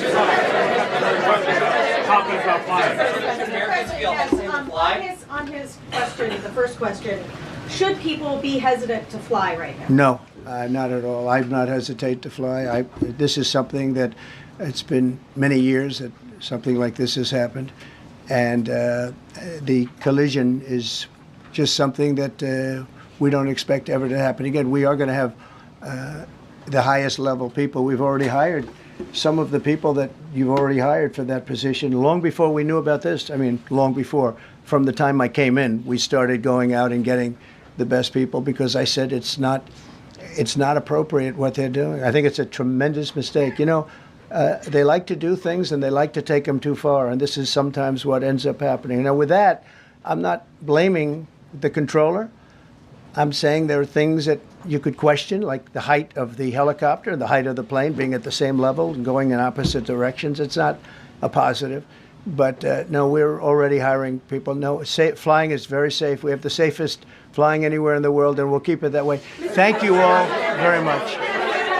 Thank you very much, everybody. Thank you for tuning into the live show. You know what time it is. It is your boy, Genesis. Shout out to the 47th Commander-in-Chief, Donald J. Trump.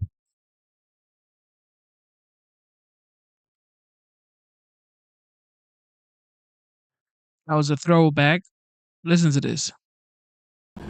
We stand outside the building. Mr. Patel, on one day, plans to, quote, shut down and reopen the next day as a museum of the deep state. That is one of many of the bizarre political statements made by the man who is asking for 10 years as director of the FBI. After meeting with Mr. Patel and reviewing his record, questioning him at the hearing, I'm convinced he has neither the experience, the judgment, nor the temperament to lead the FBI. My Senate Republican colleagues are willfully ignoring myriad red flags about Mr. Patel, especially his recurring instinct to threaten retribution against his perceived enemies. This is an extremely dangerous flaw for someone who seeks to lead the nation's most powerful domestic investigative agency for the next 10 years. What is this all about? What is Patel's mission? It's pretty clear the first item on his mission is to revise history, to somehow blame the police for January 6th, to call the National Guard cowards in uniform, quote unquote, cowards in uniform. Before his nomination, Mr. Patel was an endless source of outrageous conspiracy theories that benefit President Trump, claiming that January 6th was, quote, never an insurrection, quote unquote, and that the FBI was, quote, planning January 6th for a year. Planning January 6th for a year, he said of the FBI. It's not only dangerous, but what he's doing is irresponsible. Mr. Patel has even gone so far as producing and selling recordings of songs performed by the January 6 rioters who violently assaulted police officers. Mr. Patel calls these rioters political prisoners. Patel's sympathies are clearly for the convicted mobsters and not the police who were their victims. And now he wants to be the director of the #1 criminal investigative agency in the world. I was there that day on January 6th, as many of my colleagues standing here with me. Those insurrectionists are not political prisoners. They were rioters on a mission from Donald Trump. Before even being confirmed as FBI director, Mr. Patel was already seeking retribution on behalf of President Trump, despite his status as a private citizen. What is happening now, we verified through multiple whistleblowers inside this building and beyond. The new administration is cleansing the ranks of the FBI of anyone who may have participated in the investigation of January 6th. We are talking about 5,000 people in the FBI who were doing their duty as asked. 5,000 out of 38,000 who now stand subject to the new administration's scrutiny. Multiple whistleblowers have verified this information over and over again.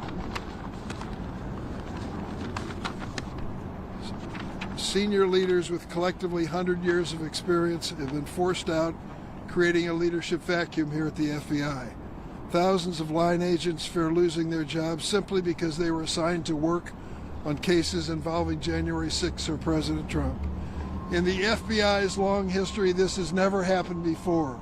There was only one political person in the FBI, the director. All the others are professionals, law enforcement professionals, risking their lives for the safety of America. Mr. Patel has been open about his plans to dismantle the FBI and seek retribution. His directives as a private citizen have already thrown the Bureau into chaos before the actual vote. Mr. Patel will be a political and national security disaster if confirmed. My Judiciary Democratic colleagues and I have continually sounded the alarm. Now it is up to a handful of Senate Republicans as to whether they have the courage to step out and do publicly what they have told these FBI agents they want to do, and that is vote against Kash Patel. What is at stake is the future of the FBI, and I look forward to this vote today in the hopes that they will come forward and join us in this effort. Next is Senator Whitehouse. Oh, what's his name? Senator Sheldon Whitehouse. Thank you, Nick. Got to hold on to this. Yeah.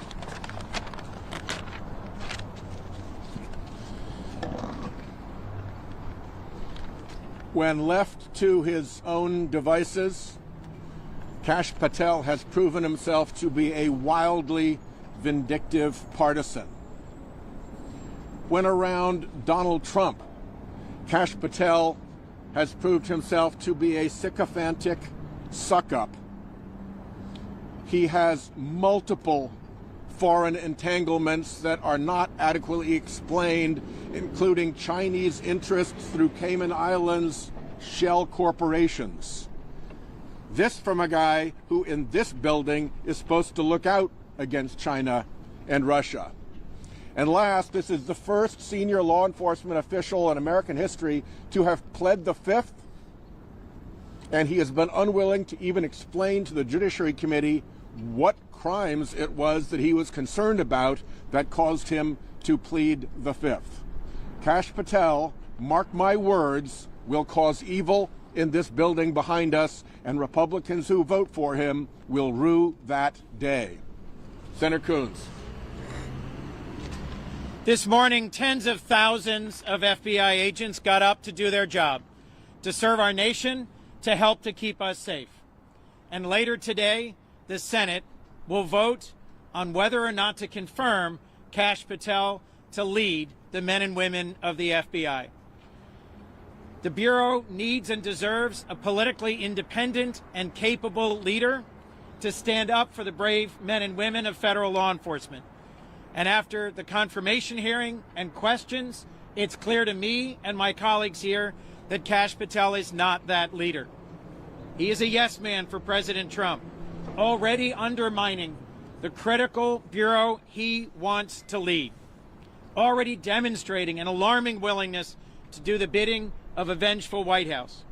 Whistleblowers have alleged he's helped orchestrate the purge of senior FBI agents, its leadership, and those involved in January 6 investigations before being confirmed.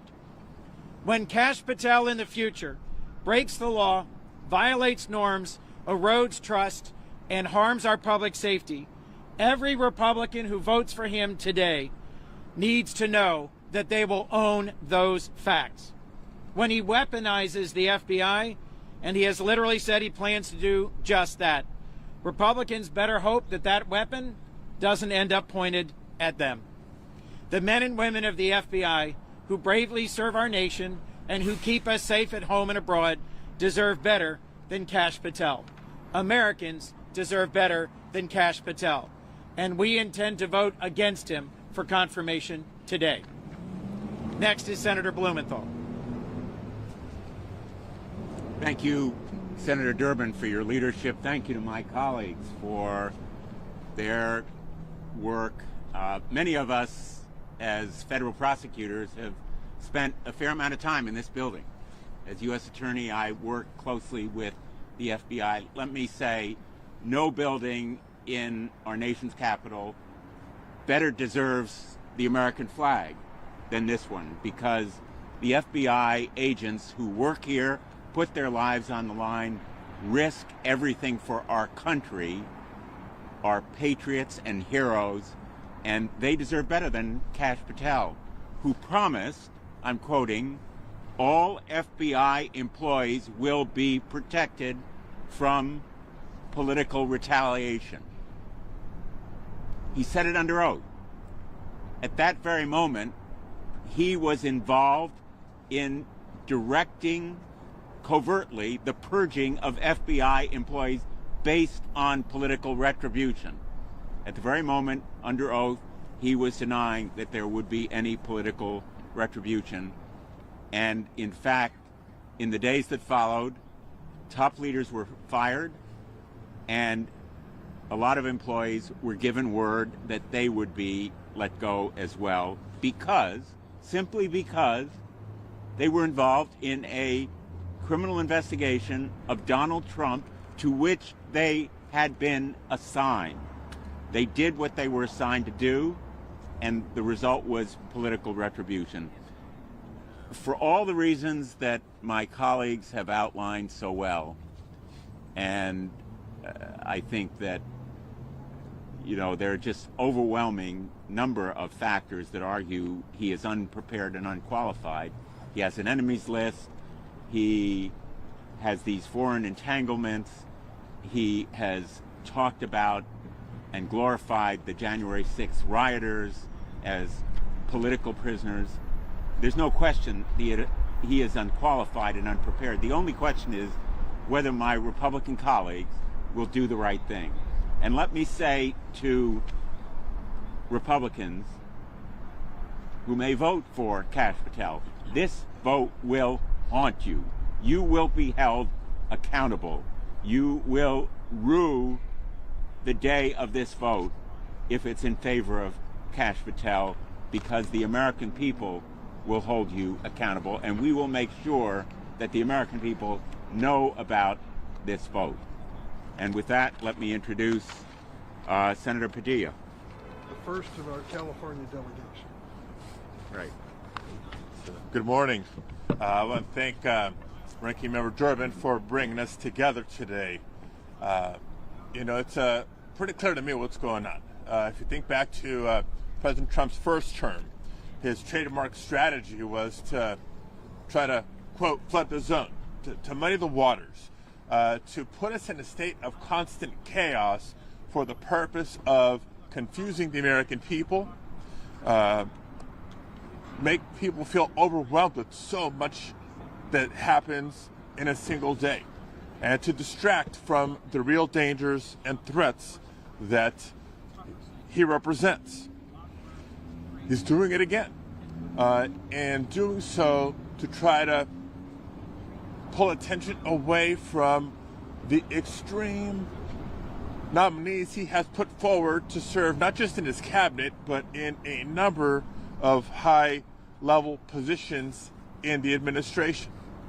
So for people listening to us today thinking, well, maybe this is just politics as usual. Of course, Democrats are going to oppose President Trump's nominees. No, this is not a distraction. This is a real danger and a real threat. Only in the year 2025, when President Trump has the Republican Party basically in a headlock, can an extreme nominee like Kash Patel be put forward with the support of the president and seemingly the support of Republicans in the Senate. Kash Patel has consistently demonstrated, as you've heard over and over this morning, a complete lack of judgment, a lack of preparation, a lack of the independence necessary to serve as director of the FBI. So no, this isn't just politics. There is a real threat to the safety of Americans in every community across the country. If he is confirmed, the purging of law enforcement will continue. If he is confirmed, this department will be What does that weaponized even as mean? he has threatened to do. If he is confirmed, Americans will be less safe. Now, we expect this from the president. The question now is to our Republican colleagues. Will they abide by their oath of office, their commitment to the Constitution, their loyalty to their own constituents, or will they too fall behind the wishes, behind the whims, behind the dangerous agenda of Donald Trump? That is the question at hand. And as you've heard from my other colleagues, not if, but when Kash Patel breaks the law, when the FBI misses an important lead and a crime is committed in the United States because the FBI was redirected to a political agenda, not our public safety, every member of this committee or every member of the Senate who votes for Kash Patel will also be held accountable. It's now my pleasure to introduce my colleague from the state of California, Senator Schiff. Thank you, Senator Padilla. Uh-oh. More than 30 years ago, I served as an assistant U.S. attorney in Los Angeles for almost 6 years. Pencil neck. There wasn't a finer law enforcement agency that I worked for at that Pencil time, nor neck. have I witnessed in the 30 years since than the FBI. But inside that building right now, there is a purge going on. Okay. Inside that building, FBI agents who have dedicated their careers to protecting the public are being purged from their offices. Thousands of FBI agents have been sent questionnaires asking them about their work on the January 6th investigations. And let's just take a moment to understand what that's all about. On January 6th, a violent mob attacked the Capitol, beat police officers, bear sprayed them, gouged them in the service of an even bigger crime, which was stopping the peaceful transfer of power. Not only were these agents who are being purged assigned those cases and did their assignments, but they did so in a righteous prosecution against those involved in attacking police and attacking the peaceful transfer of power. But they're being purged.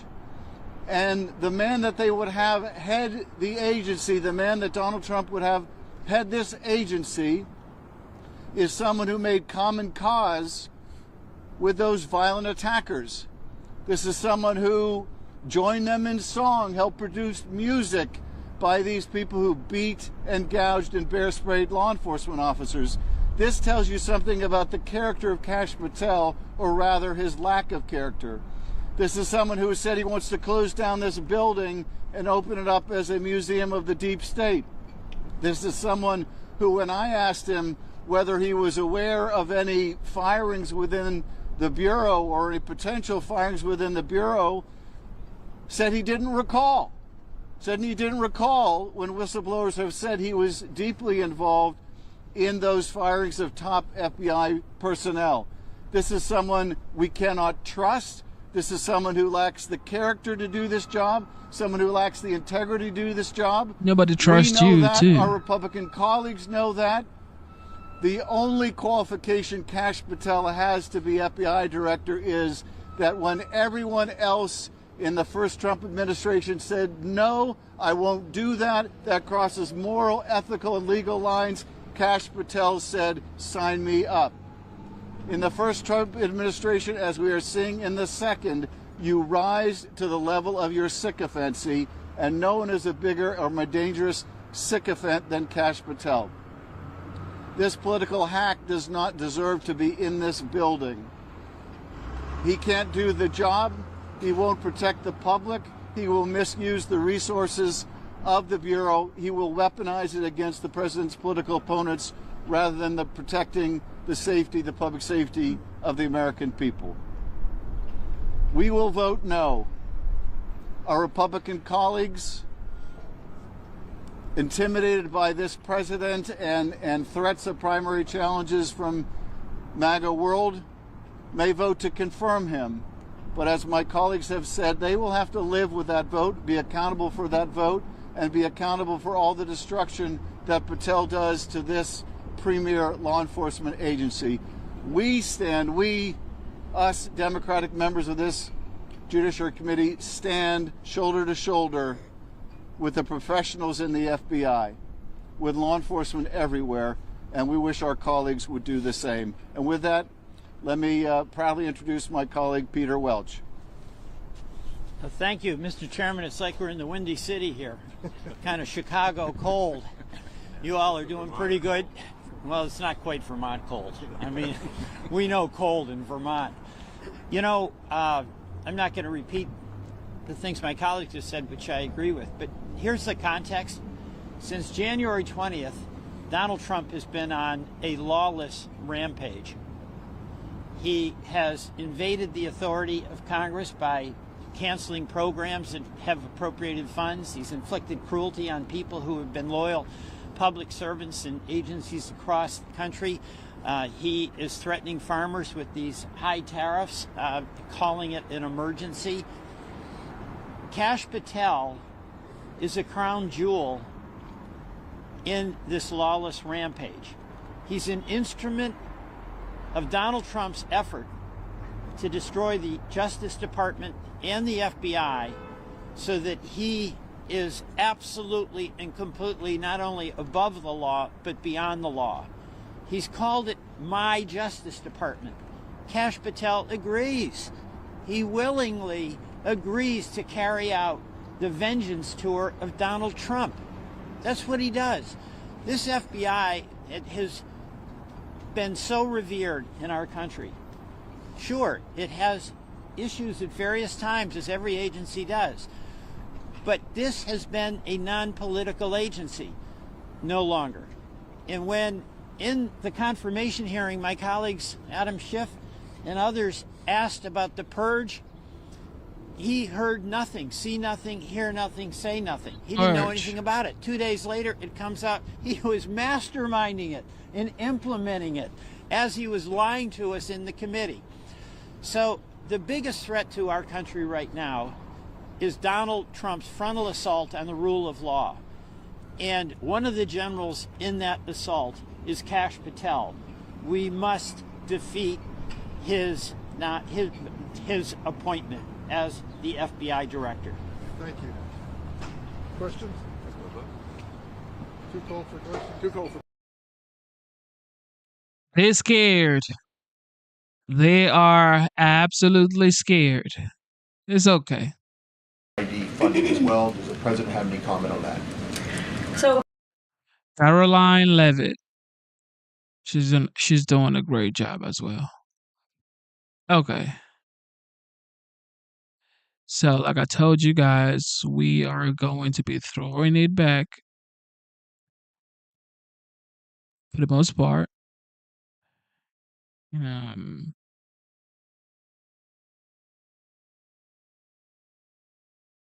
Double tap your screen, subscribe to the channel. Let's go. And America is back. This week further demonstrated that the Trump effect is real. Over the weekend, Americans celebrated the return of American-Israeli citizen Keith Siegel and 2 Israelis who were held captive by Hamas terrorists since October 7th, 2023. President Trump and his administration worked diligently to secure their release and are committed to freeing all remaining hostages. Yesterday, as you all know, President Trump held his first foreign meeting at the White House with Israeli Prime Minister Benjamin Netanyahu. And as the president said, the bonds of friendship and affection between the American and Israeli people have endured for generations and are absolutely unbreakable. The president is committed to eliminating Hamas and securing a lasting peace for the entire region. The historic proposal for the United States to take over Gaza, announced by President Trump last night, underscores this commitment. Insanity is doing the same thing over and over again and expecting different results. President Trump is an outside-of-the-box thinker and a visionary leader who solves problems that many others, especially in this city, claim are unsolvable. We've already seen the results from President Trump's bold peace-through-strength diplomacy on the world stage. In response to President Trump's tariffs this week, both Mexico and Canada took immediate steps to alleviate the illegal alien migration and flow of deadly drugs, particularly fentanyl, into our country. Mexico's President Claudia Sheinbaum agreed to permanently supply 10,000 Mexican soldiers on the U.S. border who will be specifically designated to stopping fentanyl and criminal aliens from pouring into our country. And Canada's Prime Minister Justin Trudeau agreed to appoint a fentanyl czar, list cartels as terrorists, and increase resources to assist the 10,000 frontline personnel at our northern border with Canada. In recognition of these steps, President Trump paused the implementation of tariffs for 1 month while negotiations continue and final deals can be structured. Throughout the transition and during his inaugural address, President Trump made it known that the United States cannot and will not allow the Chinese Communist Party to continue with its effective and growing control over the Panama Canal. Following Secretary Rubio's successful first trip and visit there over the weekend, Panama's president said he will allow its participation in the Chinese Communist Party's, it will no longer allow the participation in the Belt and Road Initiative. That participation will expire. This is significant because Panama was the first Latin American nation to join Belt and Road and now becomes the first to back away from it because of President Trump. And to assist with the ongoing mass deportation effort, El Salvador's president has agreed to the most unprecedented migratory agreement anywhere in the world. Because President Trump is back in charge, El Salvador has offered for illegal aliens of any nationality facing deportation in the U.S. to be booked in his country's prison system. And finally, President Trump's envoy for special missions, Rick Grenell, traveled to Venezuela and not only secured the release of 6 American hostages, but Venezuela also agreed to accept the return of illegal alien Tren de Aragua gang members. All of these incredible victories prove how well President Trump's peace through strength approach is working. And the days of weak American leadership are over. In another success story this week, efforts to seal the border, halt the invasion, and carry out the largest mass deportation campaign continue at lightning speed. Customs and Border Protection has approximately 79 miles of new border wall projects already underway in various stages of construction and planning. The first flights arrived to Guantanamo Bay yesterday afternoon out of El Paso. And who were some of the passengers aboard, you may ask? There were 10 members of the transnational gang Tren de Aragua on this flight. And overall, our heroic ICE agents continue to prioritize the removal of violent, criminal, illegal aliens in communities across the country. On February 3rd, ICE Dallas arrested a citizen of Nicaragua who has been convicted of sexual assault, strong arm, and lewd acts with a minor and sentenced to 15 years in prison. ICE Los Angeles arrested a Mexican citizen who has been convicted of lewd acts with a minor and sentenced to 364 days. And ICE Atlanta arrested a citizen of Mexico who has been convicted of homicide by vehicle and hit and run and sentenced to 6 months confinement. And ICE New York arrested a Venezuelan national and known TDA gang member who has a prior criminal conviction for assault in the 3rd degree causing physical injury. Americans are safer every single time one of these criminals is arrested and deported from our country. On another important and ongoing topic, the Senate is working fast to confirm President Trump's exceptional cabinet nominees in the face of relentless media smear campaigns.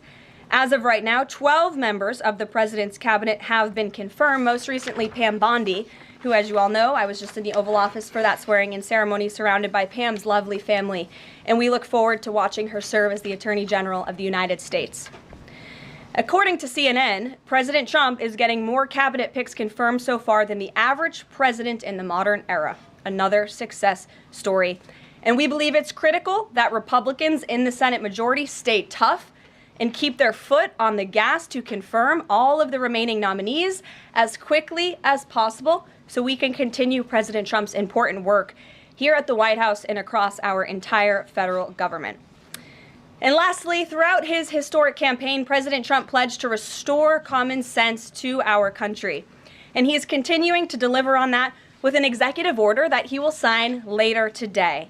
The president will be signing an executive order keeping men out of women's sports to defend the safety of athletes, protect competitive integrity, and uphold the promise of Title IX.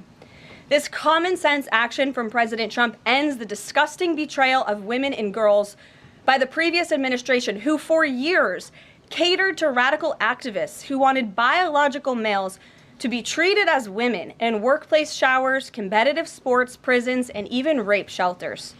Gender ideology insanity is over.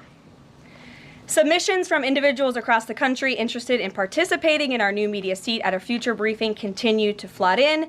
We are at more than 12,000 and counting. If you're watching right now and are interested, you can continue to apply on our new media website, whitehouse.gov/newmedia. And in the seat today, we have a longtime national television broadcaster. I'm sure many of you recognized her when she came in, Sage Steele, who is now the host of an incredibly successful podcast, The Sage Steele Show, on YouTube and all podcast platforms. And previously, Sage was a fixture at ESPN from 2007 to 2023, primarily hosting SportsCenter, which we all know well, before leaving the company to exercise her First Amendment rights more freely. We are honored to welcome her to the briefing room today. She will be joining the president at the big EO signing later this afternoon. I know many of you will be there as well. So Sage, why don't you kick us off on this very exciting day for women and girls across the country. Thank you for joining us. It is exciting, and Caroline, thank you for welcoming people like me with a little bit of a different perspective, different background in this seat. It really does mean a lot. Thank you. Obviously, the House already passed the Protection of Women and Girls in Sports Act, which was a really big step for women and girls. So far, the Senate, as we know, has not brought it up to vote. We all know executive orders can be overturned, so I'm wondering how important it is to the president to get Congress to bring this, to pass legislation, so there are no instances like the past administration that really tried to destroy Title IX. It's incredibly important that Congress immediately acts on this priority. I think the president is really setting the tone, making this a very immediate priority for this administration, just as he promised to do on the campaign trail. And I'd like to get into the executive order a little bit, because it is the news of the day here at the White House, and talk about what this executive action will actually do. So the executive order that the president will be signing later this afternoon, as I said, upholds the promise of Title IX. It also will require the DOJ to abide by the nationwide previous administration's illegal Title IX rewrite that would have dissolved single-sex spaces and opportunities.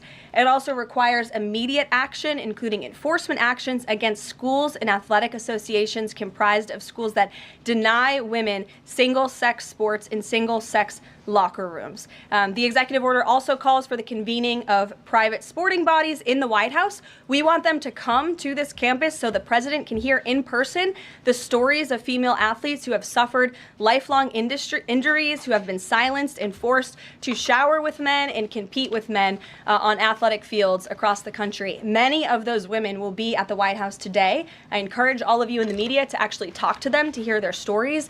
And I would also just add one more thing.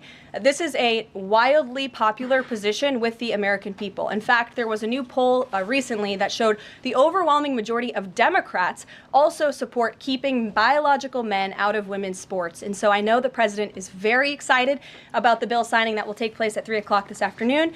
You will hear from him more on that later, and we look forward to seeing you there, Sage. So thank you very, very much. Garrett, great to see you here today. Thank you.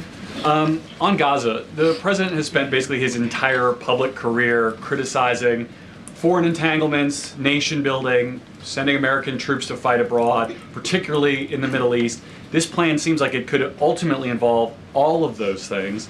Can you explain this reversal and how building and owning Gaza squares with America First foreign policy? I would reject the premise of your question that this forces the United States to be entangled in conflicts abroad. The president has not committed to putting boots on the ground in Gaza.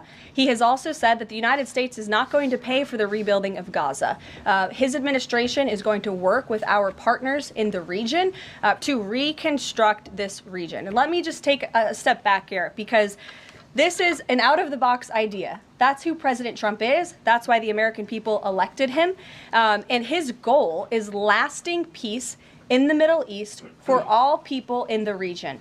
And as I said in my opening remarks, we've had the same people pushing the same solutions to this problem for decades. And it's been made very clear to the president that the United States needs to be involved in this rebuilding effort to ensure stability in the region for all people. But that does not mean boots on the ground in Gaza. It does not mean American taxpayers will be funding this effort. It means Donald Trump, who is the best deal maker on the planet, is going to strike a deal with our partners in the region.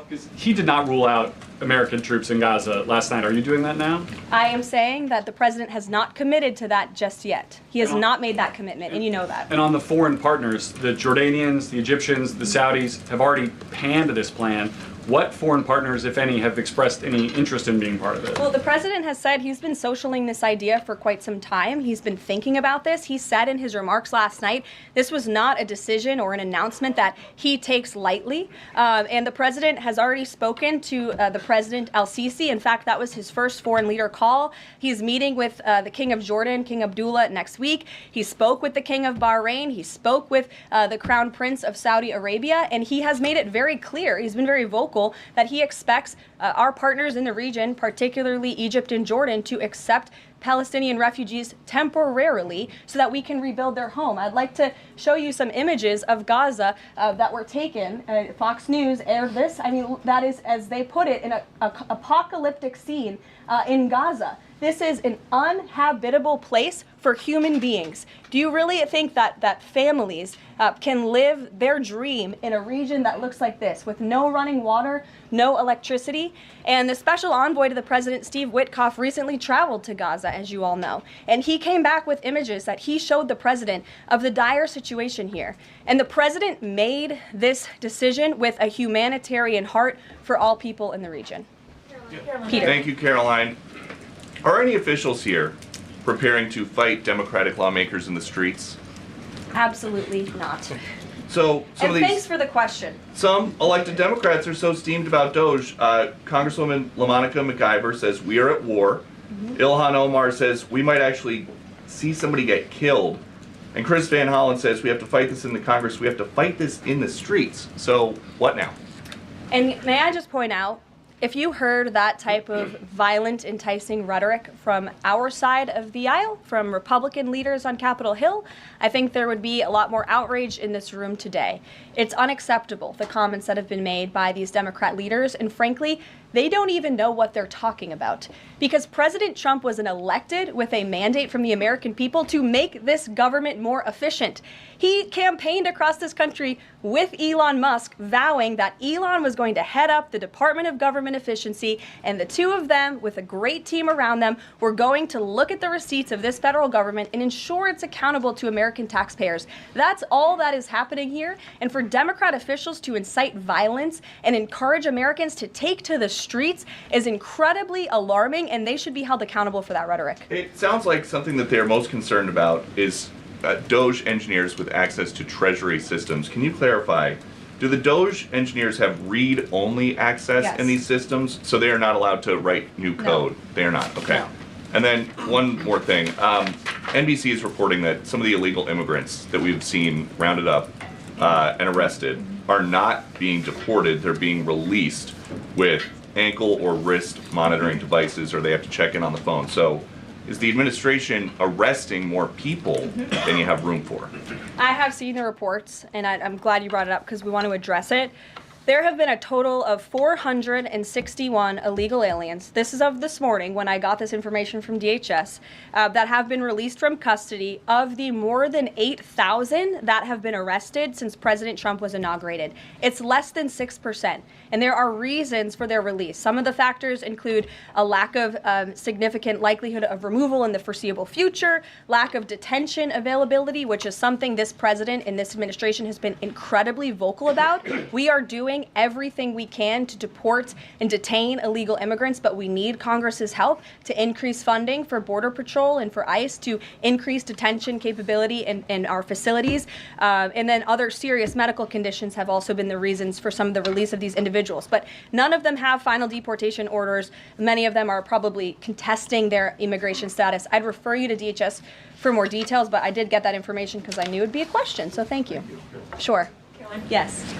The president and you here again today have made clear, given the devastation, you think Palestinians have no choice but to leave Gaza and go elsewhere. But Palestinians say this is their home. They don't want to go. The president last night said he's willing to use the military if necessary. Is the U.S. prepared to remove Palestinians from Gaza by force?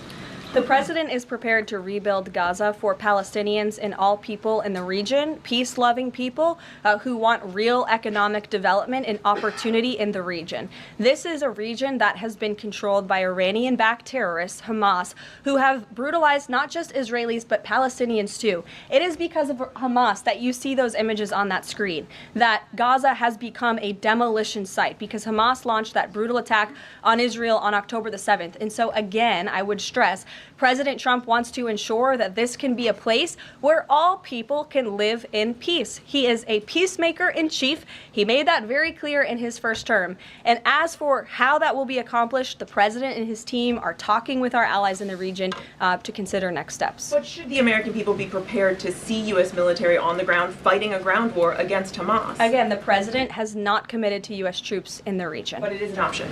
I have said that the president has not committed to that yet. Who knows? If I could just follow up on that, though, why not rule out the idea of committing U.S. troops? This has been a long-standing argument that the president has made really over the last decade or so, talking about endless wars and not something the U.S. wants. Why not rule out troops? Because I think the president is very good when he's making deals and negotiating not to rule out anything because he wants to preserve that leverage in negotiations. And so I think that's what he's doing here. Mary. Follow up on that, though. He also said that everyone loves this plan. He said that in the Oval Office this morning. In fact, the Deputy Prime Minister of Jordan called it a declaration of war on the Arab people. So how does he square the fact that even some Republicans on the Hill are objecting to this or questioning this. How does he square the fact saying everyone loves this plan? Well, King Abdullah of Jordan will be here next week, so I can provide you more context on the conversations he will have directly with the President of the United States after that meeting. And I would just point out that there's been a lot of leaders and officials all around the world who have doubted, I suppose, the deal-making ability of President Trump. You heard the Panama leader saying that he would not agree to some of the concessions that he has now made because of Secretary Rubio's visit. You had the Colombian president saying he wouldn't accept flights of Colombian illegal nationals who have entered into our country illegally, and those flights are underway. So actions speak louder than words. Dasha. Caroline, you said the president has been working on this idea for a while behind the scenes now. Is there a written plan based on the president's proposal for Gaza? And if so, when was it drafted and who had a hand in that? The plan was written in the president's remarks last night as he revealed it to the world and to the American people, and his team are continuing to be engaged on this effort. I saw the National Security Advisor this morning. He has a very busy day of calls, and they will, again, continue to engage with our partners. That includes Steve Witkoff as well. Mary. Two questions for you on the news of the day. So how is today's executive order going to impact the 2028 Summer Olympics in Los Angeles?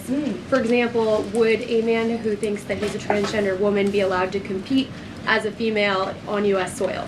It's a very good question, and the president has actually mentioned this, that he does expect the Olympic Committee and the NCAA to no longer allow men to compete in women's sports. And I think the president, with the signing of his pen, starts a very public pressure campaign on these organizations to do the right thing for women and for girls across the country. Again, this is an incredibly popular position. There have been many notable female athletes who have had the courage to speak out against some very powerful institutions in this country. They deserve to have a voice and a say. The president is bringing their voice to the highest level at the White House this afternoon, and he expects these organizations to comply with this federal executive order that he'll be signing today. Thank you. And one more, on media coverage of this executive order and the topic in general, what's the White House's view of framing that calls men transgender females or similar rhetoric coming from organizations like the ACLU and GLAAD?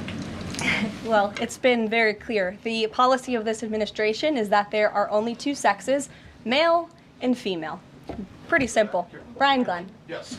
USAID has gotten a lot of attention in the last couple of days with some of these bizarre things that we've been, taxpayers have been funding. Now it looks like there are a couple media outlets that have been dragged into this conversation as far as USAID funding as well. Does the president have any comment on that? So upon coming out here to the briefing room, I was made aware of the funding from USAID to media outlets, including Politico, who I know has a seat in this room. And I can confirm that the more than $8 million taxpayer dollars that have gone to essentially subsidizing subscriptions to Politico on the American taxpayers' dime will no longer be happening. The DOJ team is working on canceling those payments now. Again, this is a whole of government effort to ensure that we are going line by line when it comes to the federal government's books. And this president and his team are making decisions across the board on, do these receipts serve the interests of the American people? Is this a good use of the American taxpayers' money? If it is not, that funding will no longer be sent abroad, and American taxpayers will see significant savings because of that effort. Thank you. I'd like to give some love to the back row. I've heard that unfortunately they haven't been called on in years past. So Reagan, why don't you go ahead? Thanks, Caroline. The WHCA announced that comedian Amber Ruffin, who has called the president a toddler with his pants pulled down, will be the entertainment for this year's Correspondents' Dinner. Does the White House have a reaction to this choice, and will the president be attending the dinner this year? Certainly an interesting choice. I have the president's invitation on my desk. I have the invitation for myself on my desk as well. Haven't talked to the president about it. When he makes his decision, I will let you all know. But definitely an interesting choice of the comedian. I'll talk to the boss about it and see what we decide. Sure, go ahead. Caroline, in the back. Yes, Thank you. yes. Appreciate it. On the executive order set to be signed today, you said that this will be enforced. Can you spell out for schools and the public how exactly the administration plans to enforce this, even at the local level? And on top of that, there are human rights groups who say that this could expose kids to discrimination. What is your response to that? I think kids have already been exposed to discrimination, especially young women and girls who have been forced to shower in locker rooms with biological men, who have been forced to compete on playing fields with biological men, which is incredibly unfair and unsafe, and again, an incredibly unpopular policy with the American people. As for the actions that this executive order takes, I already laid those out at the beginning of the briefing. I'm happy to give you a copy of this fact sheet so you can let your audiences across the country know. What's your message to schools who don't comply with this? They should, because it's going to be federal law in about an hour and a half. So your colleague to your right, to my Thanks, left. Caroline. Yes. Taylor with Spectrum News. You talked a bit about Doge. Elon Musk is currently a, quote, special government employee who also owns companies that have billions of dollars in federal contracts. You said earlier this week that he has abided by all applicable federal laws, but what steps is the Trump administration taking to address that conflict of interest? The president was already asked and answered this question this week, and he said if Elon Musk comes across a conflict of interest with the contracts and the funding that Doge is overseeing, then Elon will excuse himself from those contracts. And he has, again, abided by all applicable laws. In the back left, go ahead. Trade advisor Peter Navarro, when asked about the External Revenue Service today, said, quote, we're going to collect a lot of tariff revenues and we're going to get tax cuts out of it. Is it the official position of the White House that tariffs will lower taxes for Americans? The president has always been clear that he believes tariffs are a tax on foreign nations, and he's committed to cutting taxes for the American people here at home. He also believes tariffs are a great revenue raiser for this country, and that's exactly why he has committed to the creation of the External Revenue Service, which I think is a phenomenal idea. We'll just go down the whole row. Go ahead. Tom Bateman with the BBC. Can you confirm that under the President's plans for Gaza, any and all Palestinians who want to stay in Gaza on their land will be allowed to do so? I can confirm that the president is committed to rebuilding Gaza and to temporarily relocating those who are there because, as I've showed you repeatedly, it is a demolition site. There is no running water. There is no electricity. The president wants these individuals to live in peace. He is committed to doing that with this very bold new plan, and we will continue to keep you apprised of updates as we receive them. Ed Lawrence, that's not an answer. Yes, go ahead, Ed. I appreciate it. Thank you. So now that the President Trump's policies are starting to take shape, how long will it take to cycle through and get some of the actual prices that Americans are paying to come down? Prices at the store and at the grocery pump? All of the above. Across the board, sure.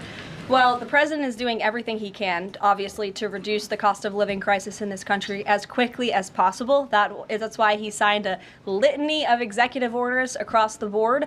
In the first couple of weeks here, he declared a national energy emergency.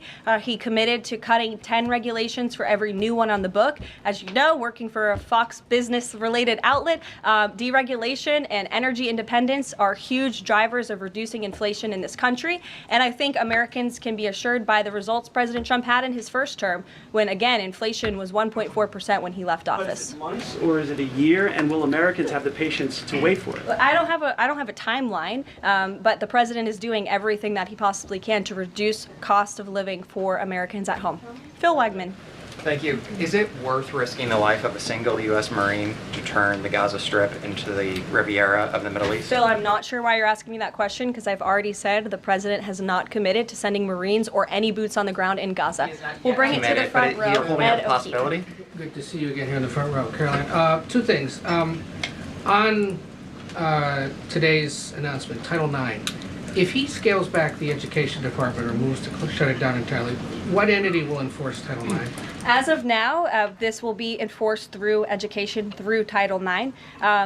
If the abolishment of the Department of Education continues, which, as the president said yesterday, it's something his team is looking at and considering. It's something he talked a lot about on the campaign trail. Then, of course, we will look at additional maneuvers to ensure that these very important policies can be implemented. Okay, so the education abolishment thing's still on the table. Title IX. The president talked about it yesterday in the Oval Office, and he has good reason to talk about it. I mean, look, our education system is failing students in this country. The Nation's Report Card, I brought it up in my remarks last week, it shows that fourth graders are not reading at the level they should. I believe it was 40% of them are proficient in reading. As the mother of a child, I want an education system that helps my child read and write, teaches him math, nothing else in the classroom. And the president is wholeheartedly committed to we can make academia great again in this country. What other Deanna. Go ahead. Thanks, Caroline. Does the president, is he looking at offering anything to these Arab countries that take in Palestinians? Is he willing to give them anything in return? And secondly, when the president announced his taking over Gaza policy yesterday, was Netanyahu aware of this, and what was his reaction when Trump presented that idea to him? I won't get ahead of the president's discussions or negotiations on your first question about what would be offered. I think the president's made it clear that he expects these nations in the region to step up and to accept Palestinian refugees who will be temporarily relocated for the rebuilding of Gaza. As for whether Prime Minister Netanyahu was aware before the president's remarks, he was indeed. I wasn't present for that reaction. But again, this is something the president has been socializing and thinking about for quite some time. Nick, good to see you. Oh, Jordan. Jordan, sorry. Thank you, Caroline. So Secretary Hegseth announced yesterday that Army recruiting levels have reached 12-year highs in December, 15-year highs in January. What is making young people want to serve the military under the Trump administration, and how does that contrast to Biden's failure consistently to meet recruiting average? Yeah. Does DEI President Trump's anti-DEI agenda play a role in this? Well, first of all, the recruitment level for all branches of our military are at crisis levels, and it serves as a national security risk that our military branches are not fully staffed to where they need to be. And I do believe it's a culture problem within these institutions that the president is very much committed to fixing, as emphasized by the executive orders he has signed to root DEI out of the military. And I think when young men and women who are honorably signing up to serve in our nation's military see somebody like Pete Hegseth, the new Secretary of Defense, who is a proven warfighter, who risked his life in battle for this country, who understands what it means to deploy and to defend the Constitution and your nation abroad and to put your life on the line. When they see a leader like that, and a leader like President Trump, who is committed to peace through strength, that's very inspiring. And we look forward to seeing those recruitment numbers and retention numbers skyrocketing over the next 4 years. And I know Pete Hegseth is committed to increasing recruitment at all branches of the military. I would defer you to the Department of Defense on exactly what he plans to implement. Jeff. Thanks very much. Two questions. One, the president yesterday used the word permanent for permanently resettle Palestinians. I hear you saying temporarily today. Is that a shift or a specific change that you want to highlight?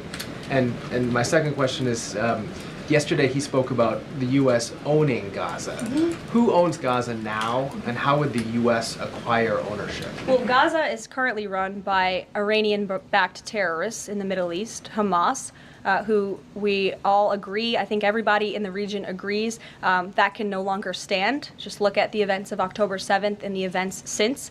And the president, again, is committed to rebuilding the region for all people who want to return to it once it is no longer a demolition site, and it's a place where people can actually live and thrive in harmony, as he said last night, his words, not mine. Daniel. Permanent versus temporarily resettle? Can you just clarify The president has made it clear that they need to be temporarily relocated out of Gaza for the rebuilding of this effort. Again, it's a demolition site right now. It's not a livable place for any human being. And I think it's actually quite evil to suggest that people should live in such dire conditions.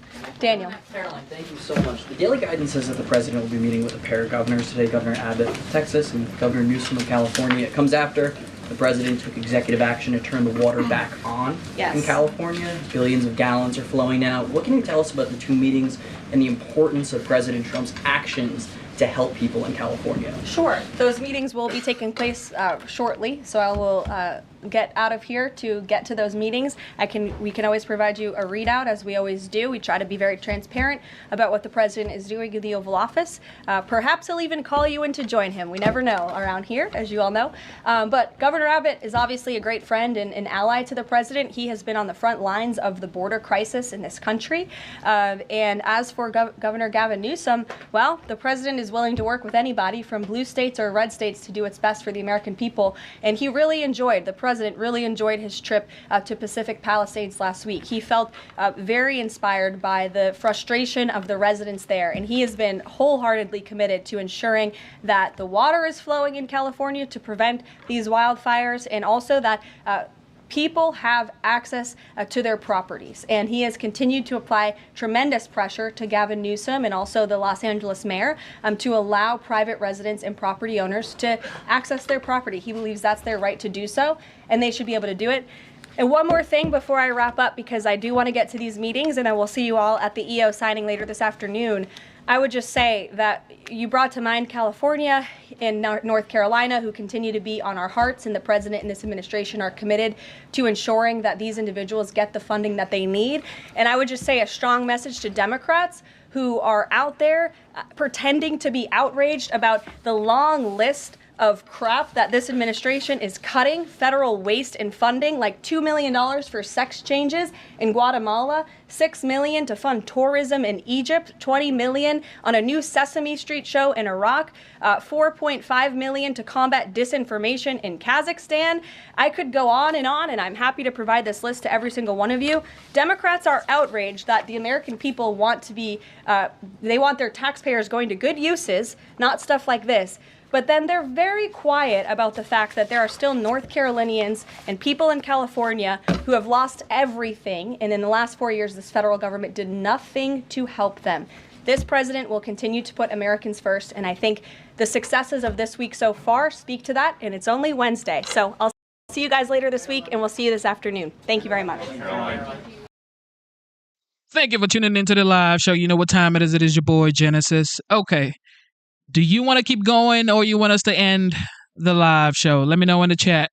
Do you want to keep going, or you want to take a break and come back? Let me know in the chat. Double tap your screen, subscribe to the channel. God bless you guys for tuning in. And also, if you find this interesting, join the memberships. It is $4.99. Okay, I think we're gonna go on and do this one.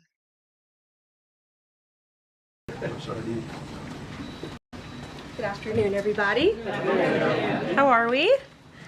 Good to see all of you. It's an honor to be here with all of you. A lot of familiar faces in the room, a lot of new faces. And President Trump is back, and the golden age of America has most definitely begun. The Senate has already confirmed 5 of President Trump. I told y'all, America's golden age begins. Okay, she confirmed it. Okay, just like the Commander-in-Chief Donald Trump. Exceptional cabinet nominees: Secretary of State Marco Rubio, Defense Secretary Pete Hegseth, CIA Director John Ratcliffe, Homeland Security Secretary Kristi Noem, and Treasury Secretary Scott Bessent. It is imperative that the Senate continues to confirm the remainder of the president's well-qualified nominees as quickly as possible. As you have seen during the past week, President Trump is hard at work fulfilling the promises that he made to the American people on the campaign trail. Since taking the oath of office, President Trump has taken more than 300 executive actions, secured nearly $1 trillion in U.S. investments, deported illegal alien rapists, gang members, and suspected terrorists from our homeland, and restored common sense to the federal government. I want to take a moment to go through some of these extraordinary actions.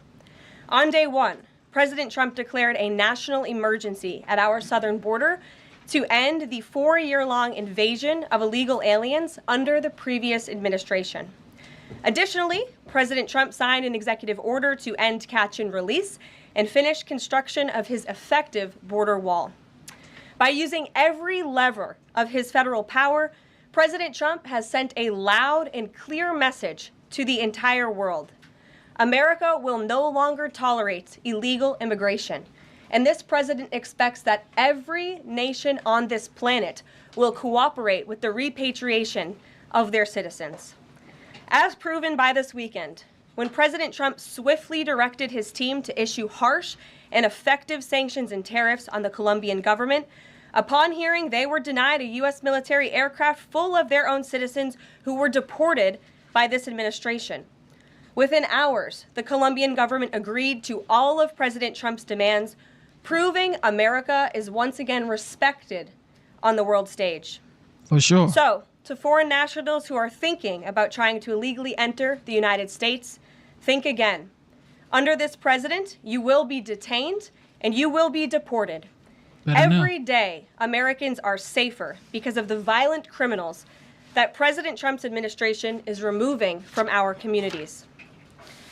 On January 23rd, ICE New York arrested a Turkish national for entry without inspection who is a known or suspected terrorist. On January 23rd, ICE San Francisco arrested a citizen of Mexico unlawfully present in the United States who has been convicted of continuous sexual abuse of a child aged 14 years or younger. ICE St. Paul has arrested a citizen of Honduras who was convicted of fourth-degree criminal sexual conduct with a minor. ICE Buffalo arrested a citizen of Ecuador who has been convicted of rape. ICE Boston arrested a citizen of the Dominican Republic who has a criminal conviction for second-degree murder. This criminal was convicted of murder for beating his pregnant wife to death in front of her 5-year-old son. And ICE St. Paul also arrested a citizen of Mexico who was convicted of possessing pornographic material of a minor on a work computer. These are the heinous individuals that this administration is removing from American communities every single day, and to the brave state and local law enforcement officers, CBP, and ICE agents who are helping in the facilitation of this deportation operation, President Trump has your back, and he is grateful for your hard work. On the economic front, President Trump took immediate action to lower costs for families who are suffering from 4 long years of the Biden administration's destructive and inflationary policies. President Trump ordered the heads of all executive departments and agencies to help deliver emergency price relief to the American people, untangle our economy from Biden's regulatory constraints, and end the reckless war on American energy. President Trump also signed sweeping executive orders to end the weaponization of government and restore common sense to the federal bureaucracy. He directed all federal agencies to terminate illegal diversity, equity, and inclusion programs to help return America to a merit-based society. President Trump also signed an executive order declaring it is now the policy of the federal government that there are only 2 sexes, male and female. Sanity has been restored. Before I take your questions, I would like to point out to all of you once again have access to the most transparent and accessible president in American history. There has never been a president who communicates with the American people and the American press corps as openly and authentically as the 45th and now 47th president of the United States. This past week, President Trump has held multiple news conferences, gaggled on Air Force One multiple times, and sat down for a 2-part interview on Fox News, which aired last week. As Politico summed it up best, Trump is everywhere again. And that's because President Trump has a great story to tell about the legendary American revival that is well underway. And in keeping with this revolutionary media approach that President Trump deployed during the campaign, the Trump White House will speak to all media outlets and personalities, not just the legacy media who are seated in this room. Because according to recent polling from Gallup, Americans' trust in mass media has fallen to a record low. Millions of Americans, especially young people, have turned from traditional television outlets and newspapers to consume their news from podcasts, blogs, social media, and other independent outlets. It's essential to our team that we share President Trump's message everywhere and adapt this White House to the new media landscape in 2025. To do this, I'm excited to announce the following changes will be made to this historic James S. Brady briefing room, where Mr. Brady's legacy will endure.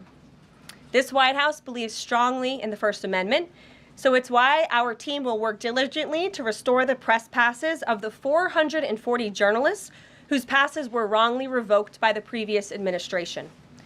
We're also opening up this briefing room to new media voices who produce news-related content and whose outlet is not already represented by one of the seats in this room. We welcome independent journalists, podcasters, social media influencers, and content creators to apply for credentials to cover this White House. And you can apply now on our new website, whitehouse.gov/newmedia. Starting today, this seat in the front of the room, which is usually occupied by the press secretary's staff, will be called the new media seat. My team will review the applications and give credentials to new media applicants who meet our criteria and pass United States Secret Service requirements to enter the White House complex. So in light of these announcements, our first questions for today's briefing will go to these new media members whose outlets, despite being some of the most viewed news websites in the country, have not been given seats in this room. And before I turn to questions, I do have news directly from the President of the United States that was just shared with me in the Oval Office from President Trump directly, an update on the New Jersey drones. After research and study, the drones that were flying over New Jersey in large numbers were authorized to be flown by the FAA for research and various other reasons. Many of these drones were also hobbyists, recreational, and private individuals that enjoy flying drones. In time, it got worse due to curiosity. This was not the enemy. A statement from the President of the United States to start this briefing with some news. And with that, I will turn it over to questions. And we will begin with our new media members, Mike Allen from Axios, Matt Boyle from Breitbart. Mike, why don't you go ahead? Thank you very much. Caroline, does the President see anything fishy about DeepSeek, either its origins or its cost? And could China's ability to make these models quicker, cheaper, affect our thinking about expanding generation data centers, chip manufacturing? Sure. The President was asked about DeepSeek last night on Air Force One when he gaggled for, I think, the third or fourth time throughout the weekend with members of the traveling press corps. The President said that he believes that this is a wake-up call to the American AI industry. The last administration sat on their hands and allowed China to rapidly develop this AI program. And so President Trump believes in restoring American AI dominance. And that's why he took very strong executive action this past week to sign executive orders to roll back some of the onerous regulations on the AI industry. And President Trump has also proudly appointed the first AI and crypto czar at this White House, David Sachs, whom I spoke with yesterday, very knowledgeable on this subject, and his team is here working every single day to ensure American AI dominance. As for the national security implications, I spoke with NSC this morning. They are looking into what those may be, and when I have an update, I will share it with you, Mike. Carolyn, you say restore U.S. dominance. Is there a fear that the U.S. either is fallen or has fallen behind? And how would the President make sure the U.S. stays ahead? No, the President is confident that we will restore American dominance in AI. Yeah, so Caroline, first off, thank you to you and President Trump for actually giving voices to new media outlets that represent millions and millions of Americans. The thing I would add, I've got a two-part question for you. The first is just can you expand upon what steps the White House is going to take to bring more voices, not less, which is what our founder Andrew Breitbart believed in, into this room where they rightfully belong. Yeah. Absolutely. And as I said in my opening statement, Matt, it is a priority of this White House to honor the First Amendment. And it is a fact that Americans are consuming their news media from various different platforms, especially young people. And as the youngest press secretary in history, thanks to President Trump, I take great pride in opening up this room to new media voices to share the President's message with as many Americans as possible. In doing so, number one, we will ensure that outlets like yours, Axios and Breitbart, which are widely respected and viewed outlets, have an actual seat in this room every day. We also, again, encourage anybody in this country, whether you are a TikTok content creator, a blogger, a podcaster, if you are producing legitimate news content, no matter the medium, you will be allowed to apply for press credentials to this White House. And as I said earlier, our new media website is whitehouse.gov/new media. And so we encourage people to apply. Again, as long as you are creating news-related content of the day and you're a legitimate independent journalist, you're welcome to cover this White House. And secondly, Caroline, you said you laid out several of the actions that President Trump has taken. Obviously, it's a stark contrast to the previous administration, a breakneck speed from President Trump. Can we expect that pace to continue as the first 100 days moves along here and beyond that?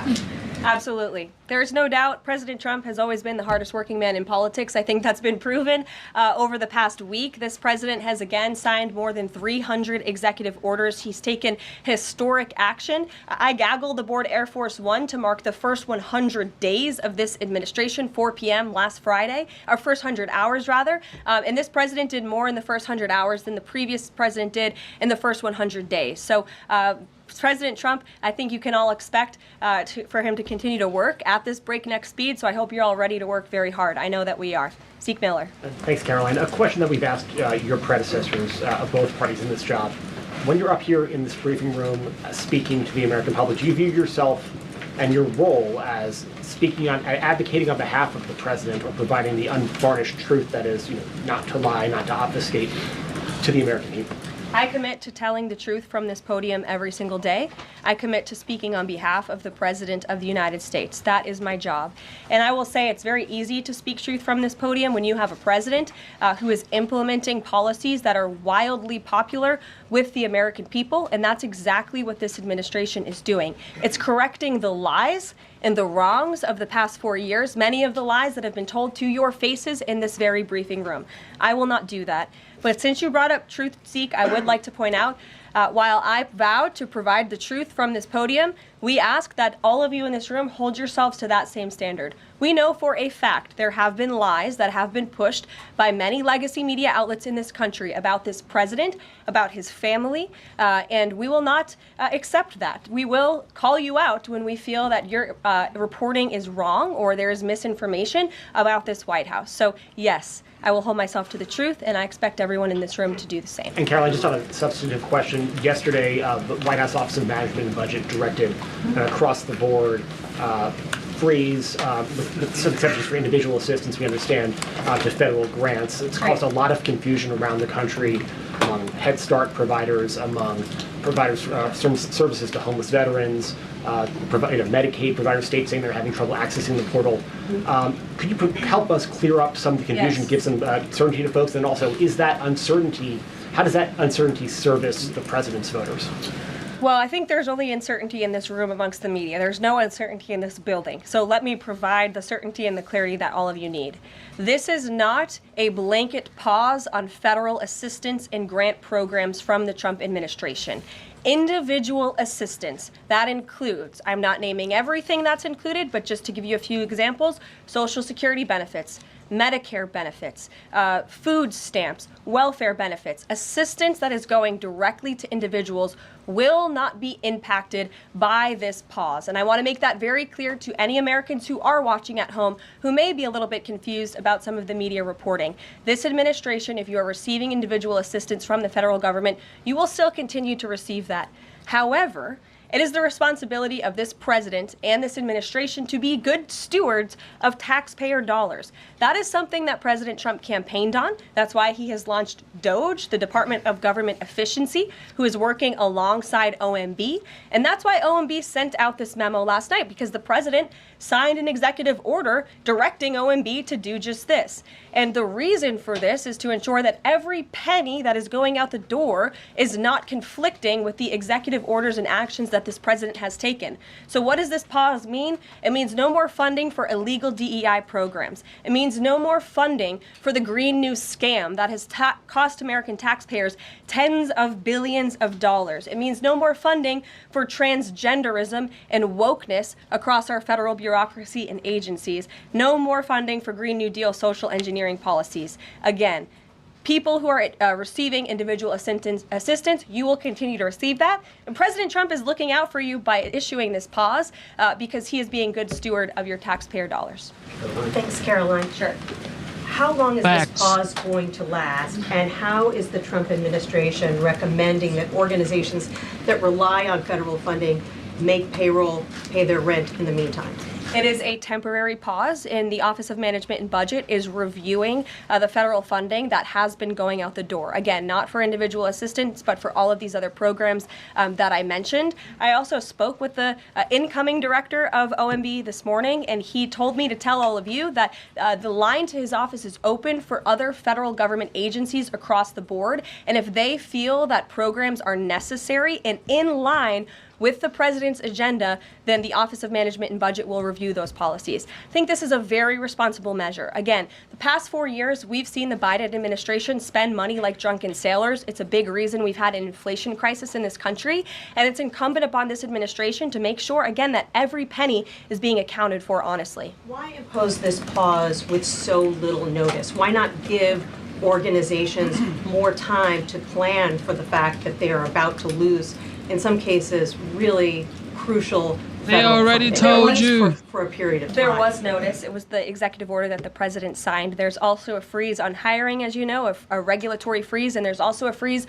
on foreign aid. And this is, again, incredibly important to ensure that this administration is taking into consideration how hard the American people are working. And their tax dollars actually matter to this administration. You know, just during this pause, DOGE and OMB have actually found that there was $37 million that was about to go out the door to the World Health Organization, which is an organization, as you all know, that President Trump, with the swipe of his pen in that executive order, is no longer wants the United States to be a part of. So that wouldn't be in line with the president's agenda. DOGE and OMB also found that there was about to be 50 million taxpayer dollars that went out the door to fund condoms in Gaza. That is a preposterous waste of taxpayer money. So that's what this pause is focused on, being good stewards of tax dollars. And so this doesn't affect Meals on Wheels or Head Start or disaster aid? Again, it does not affect individual assistance that's going to Americans. To follow up on Nancy, do you think there will be a list of who is affected and how much money is affected? How will these contractors and organizations know if they are actually having their funding frozen?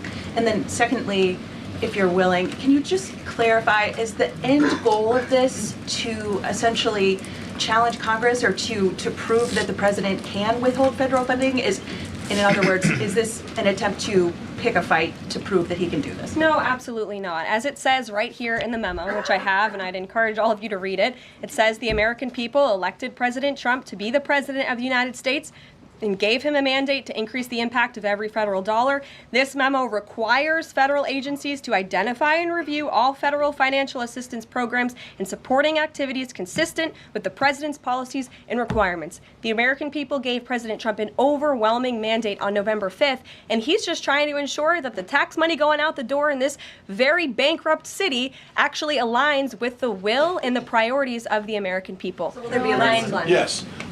Welcome. You look great. You're doing a great job. You talked about transparency, and some of us in this room know how just transparent President Trump has been the last 5 or 6 years. I think you'll do the same. My question is, do you think this latest incident with the president of Colombia is indicative of the global, powerful respect they have for President Trump moving forward, not only to engage in economic diplomacy with these countries, but also world peace? Absolutely. I'll echo the answer that the president gave on Air Force One last night when he was asked a very similar question by one of your colleagues in the media. This signifies peace through strength is back. And this president will not tolerate illegal immigration into America's interior. And he expects every nation on this planet, again, to cooperate with the repatriation of their citizens who illegally entered into our country and broke America's laws. Won't be tolerated. And as you saw, the Colombian government quickly folded and agreed to all of President Trump's demands. Flights are underway once again. Two questions on deportations, if I may.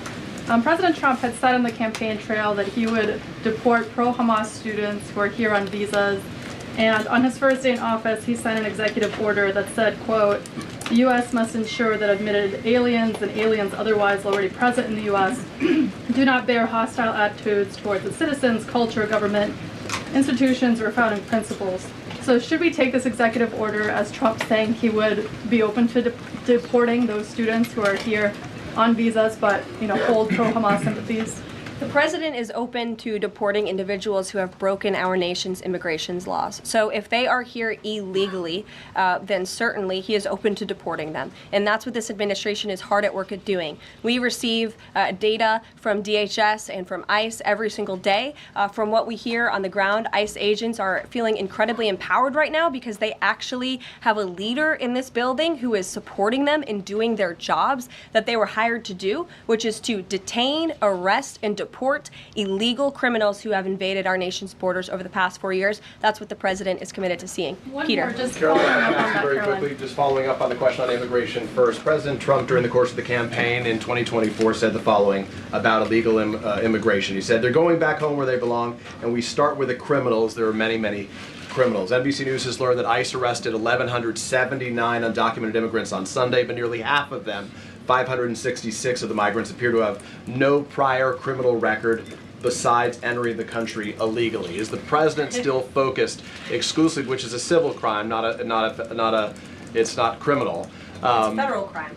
So I'm asking though, he said he was going to focus on those violent offenders first. So is violent offenders no longer the predicate for these people to be deported? The president has said countless times on the campaign trail, I've been with him at the rallies, I know you've been there covering them too, Peter, that he is focused on launching the largest mass deportation operation in American history of illegal criminals. And if you are an individual, a foreign national, who illegally enters the United States of America, you are, by definition, a criminal. And so therefore, you are subject to deportation. I apologize for interrupting. So to be clear, it's not violent criminals do not receive precedence in terms of the deportations taking place. The president has also said two things can be true at the same time. We want to deport illegal criminals, illegal immigrants from this country, but the president has said that, of course, the illegal criminal drug dealers, the rapists, the murderers, the individuals who have committed heinous acts on the interior of our country and who have terrorized law-abiding American citizens, absolutely, those should be the priority of ICE, but that doesn't mean that the other illegal criminals who entered our nation's borders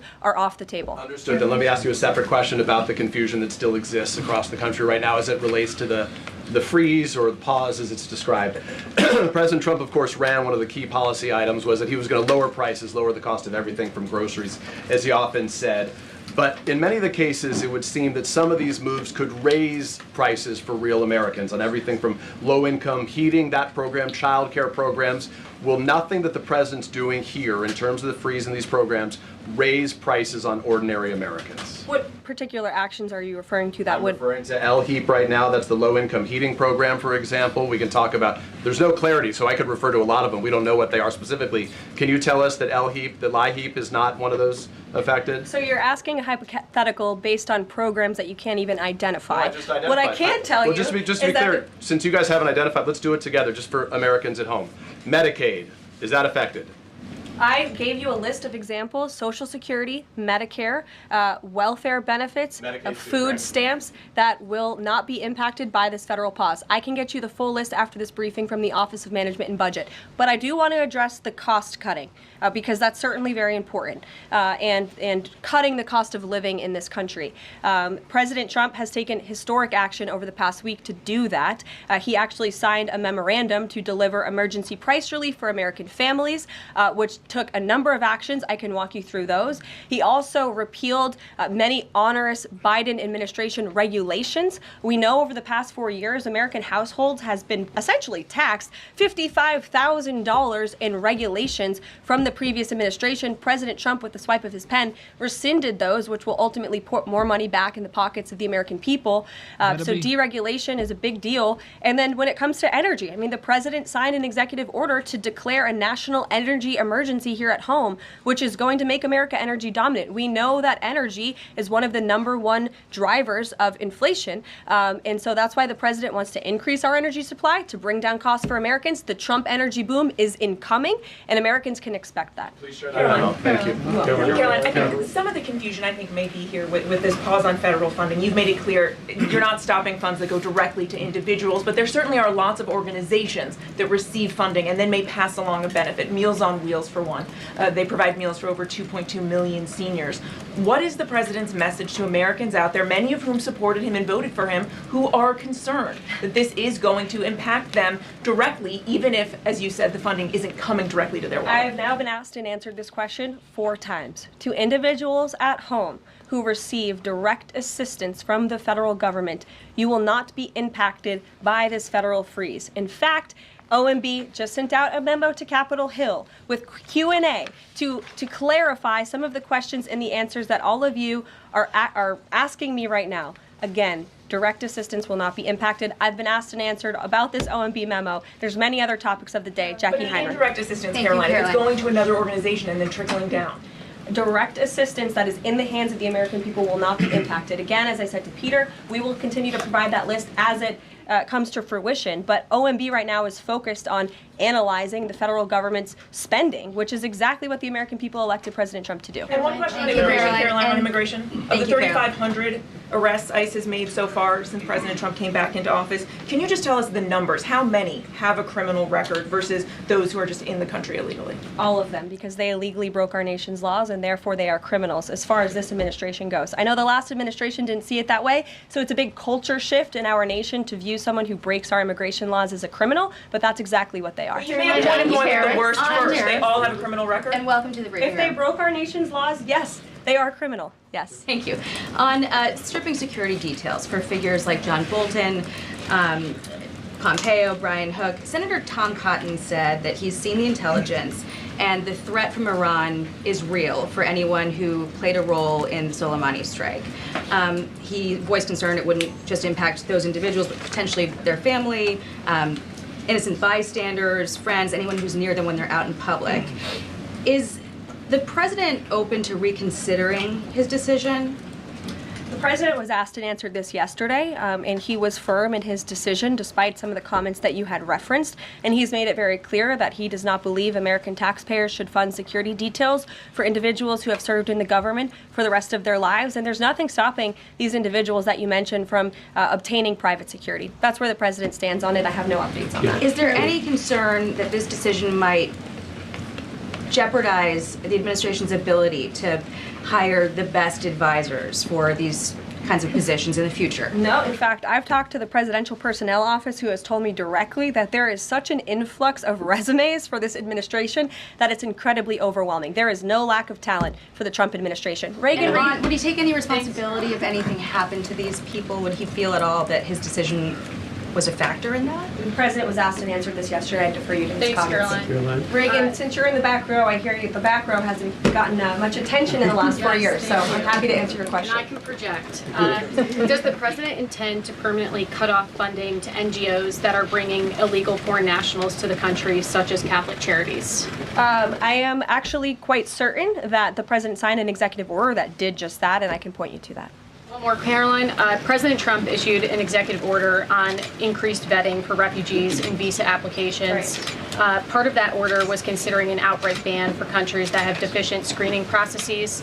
Has the president considered yet which countries might fall into this category? Are countries like Afghanistan or Syria under consideration for a full ban? Yeah, so the president signed an executive order to streamline the vetting for visa applicants and for illegal immigrants in this country who are coming, of course, from other nations. It also directed the Secretary of State to review the process and make sure that other countries around the world are being completely transparent with our nation and the individuals that they are sending here. And so the Secretary of State has been directed to report back to the president. I haven't seen that report yet. We've only been here for a few days. One on the freeze in federal funding. Who advised the president on the legality of telling government agencies that they don't have to spend money that was already appropriated by Congress? Well, as the OMB memo states, this is certainly within the confines of the law. So White House counsel's office believes that this is within the president's power to do it, and therefore he's doing it. Okay, so they disagree with lawmakers who say that they don't have the power to freeze this funding. Again, I would point you to the language in the memo that clearly states this is within the law. And on what happened on Friday night, the administration fired several inspectors general without giving Congress the 30-day legally That's that required lady from notification that they were CNN, being ladies and fired. gentlemen. I think only 2 were left at DHS and the Everybody get DOJ. fried. And then yesterday we saw several prosecutors, I believe 12, fired from the Justice Department who worked on the investigations into the president. As you know, they are career prosecutors, therefore they are afforded civil service protections. How is the administration deciding which laws to follow and which ones to ignore?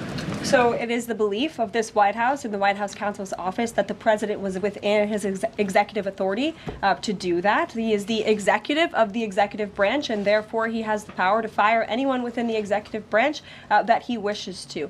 There's also a case that went before the Supreme Court in 2020, Scala Law LLC versus the Customs, Bureau protection. I would advise you to look at that case, and that's the legality that this White House was resting So on. you're confident that if they bring lawsuits against you, those prosecutors who were fired, that they will succeed? We will win in court, And yes. did he personally direct this, given they worked on the classified documents investigation and the election interference investigation? This was a memo that went out by the Presidential Personnel Office, and the president is the leader of this White House. So yes. Yes. Caroline. Sure. Thank you. Congrats on your first day behind the podium. Thank you. President Trump ended funding for UNRWA and also designated the Houthis a foreign terrorist organization. That's right. Both were decisions that the previous administration had reversed. So here's my question. Will there be an investigation into who gave the previous administration this terrible advice? Well, that's a very good point. I haven't heard discussions about such an investigation, but it wouldn't be a bad idea considering that the Houthis certainly are terrorists. They have launched attacks on U.S. naval ships across this world, and so I think it was a very wise move by this administration to redesignate them as a terrorist group, because they are, and I think it was a foolish decision by the previous administration to do so. As for an investigation, I'm not sure about that, but it's not a bad idea. Josh. Thank you for the question. I appreciate it. Can you give us an update on the president's plans for his tariff agenda? He spoke a lot about this yesterday, and there's a couple of dates coming up that he's spoken to. Number one, February 1st, he's alluded to both the potential for tariffs for Canada and Mexico, but also China to take effect on those days. What's he thinking about that? Yeah. Should those countries expect that on the Again, first? he was asked and answered this question this past weekend when he took a lot of questions from the press, and he said that the February 1st date for Canada and Mexico still holds. What about the China 10% tariff that he also had mused about last Tuesday going into effect on the same date? Yeah, the president has said that he is very much still considering that for February 1st. Yesterday he talked also about sectoral tariffs on, for instance, pharmaceuticals as well as semiconductor computer chips. He talked about steel, aluminum, and copper. What's the timeline on those? Is that a similar sort of coming days thing? Yeah, so when the president talked about that in his speech yesterday, that actually wasn't a new announcement. That was within a presidential memorandum that he signed in one of the first days here in the White House on his America First trade agenda.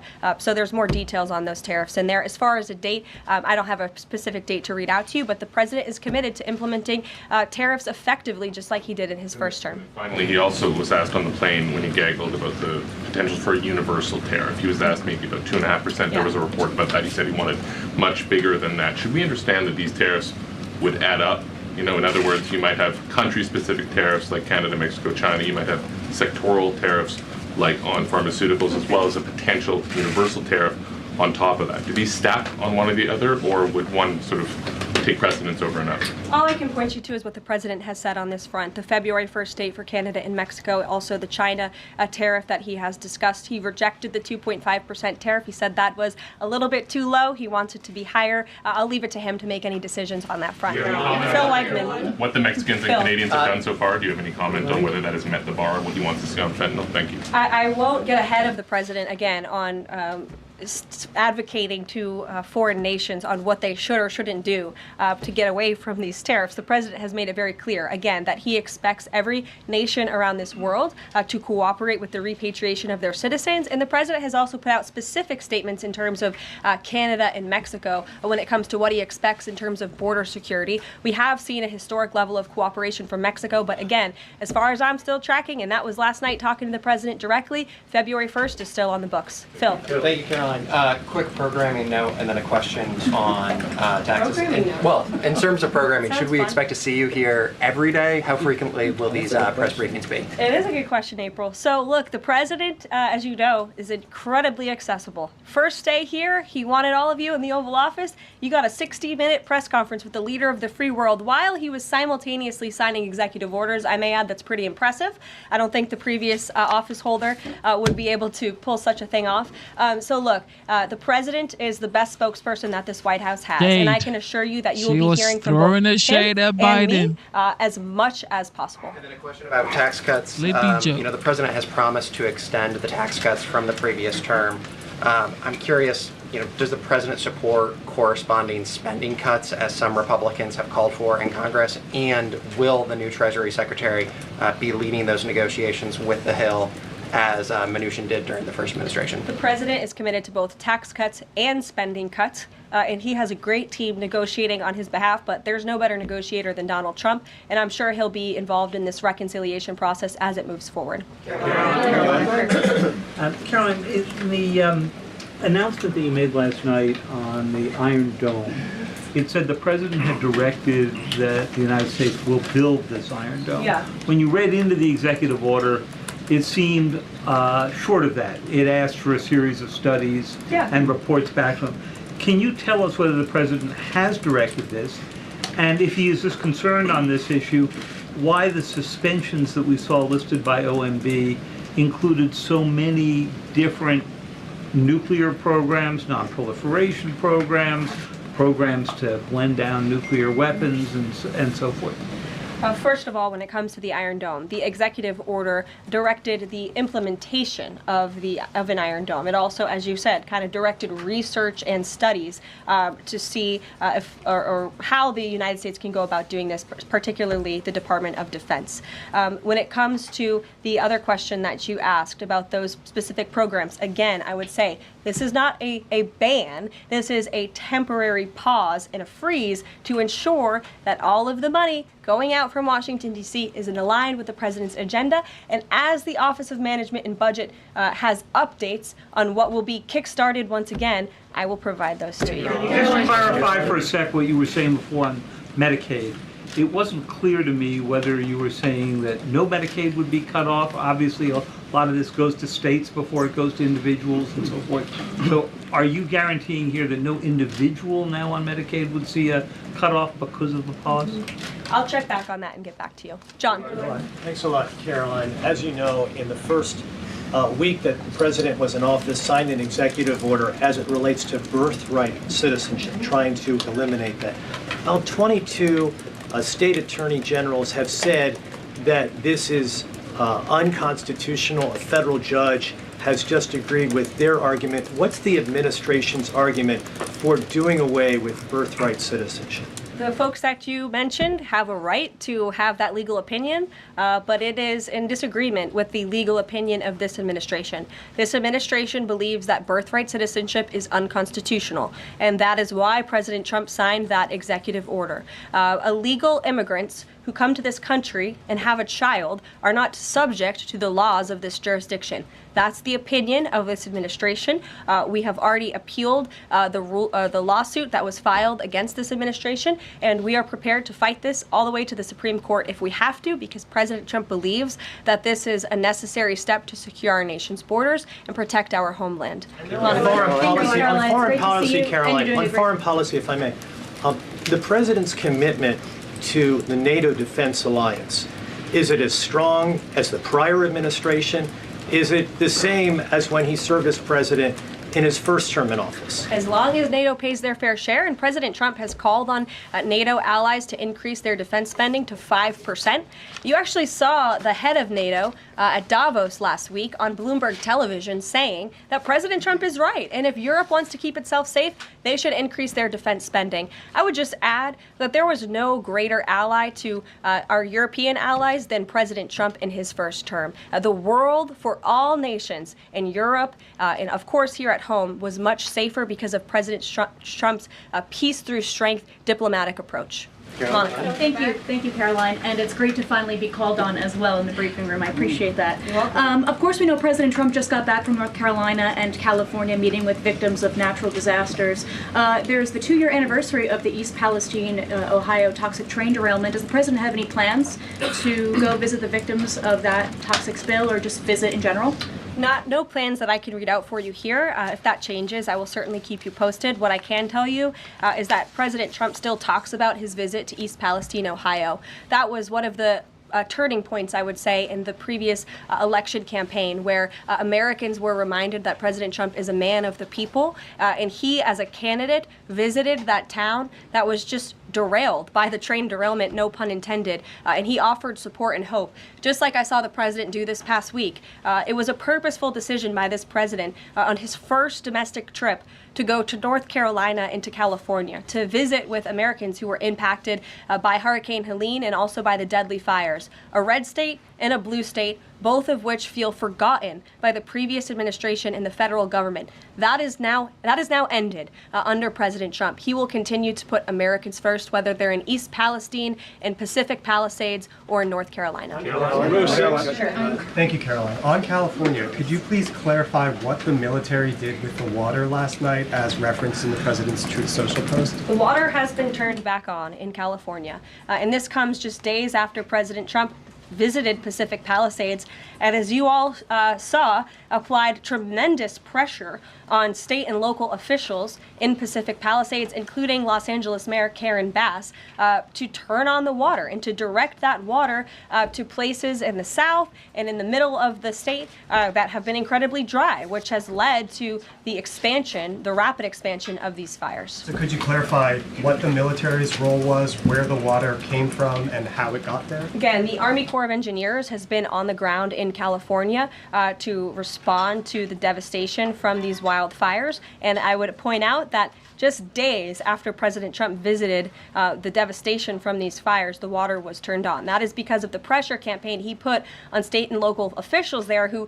clearly lack all common sense. And I will never forget being at that roundtable with the president last week and hearing the frustration in the voices of Pacific Palisades residents who feel as though their government has just gone insane. Before President Trump showed up on the scene, Karen Bass was telling private property owners that they would have to wait 18 months to access their private property. So this administration, the president and his team that's on the ground in California, Rick Grinnell, who he has designated to oversee this great crisis, it will continue to put pressure on Karen Bass and state and local officials to allow residents to access their properties. This is a huge part of it. These residents want to take part in their own clearing out of their properties. They should be able to do that. It's the United States of America. What happened to our freedom? Clearly it's gone in California, but not anymore under President Trump. April. Caroline, welcome to the briefing room. Thank you. Several questions. One on the pause.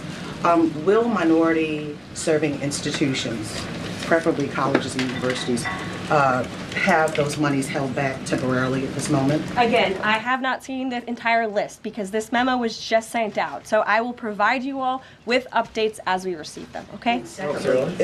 Also, secondly, when it comes to immigration, there is this southern border focus.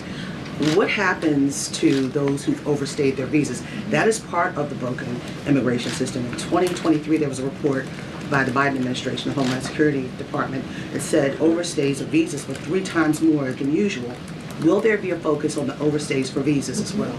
If an individual is overstaying their visa, they are therefore an illegal immigrant residing in this country and they are subject to deportation. And also lastly, as we're dealing with anti-DEI, anti-woke efforts, we understand this administration is thinking about celebrating Black History Month. Have you got any word on that? Anything that you can offer to us? As far as I know, this White House certainly still intends to celebrate, and we will continue to celebrate American history and the contributions that all Americans, regardless of race, religion, or creed, have made to our great country, and America is back. Christian Dayton.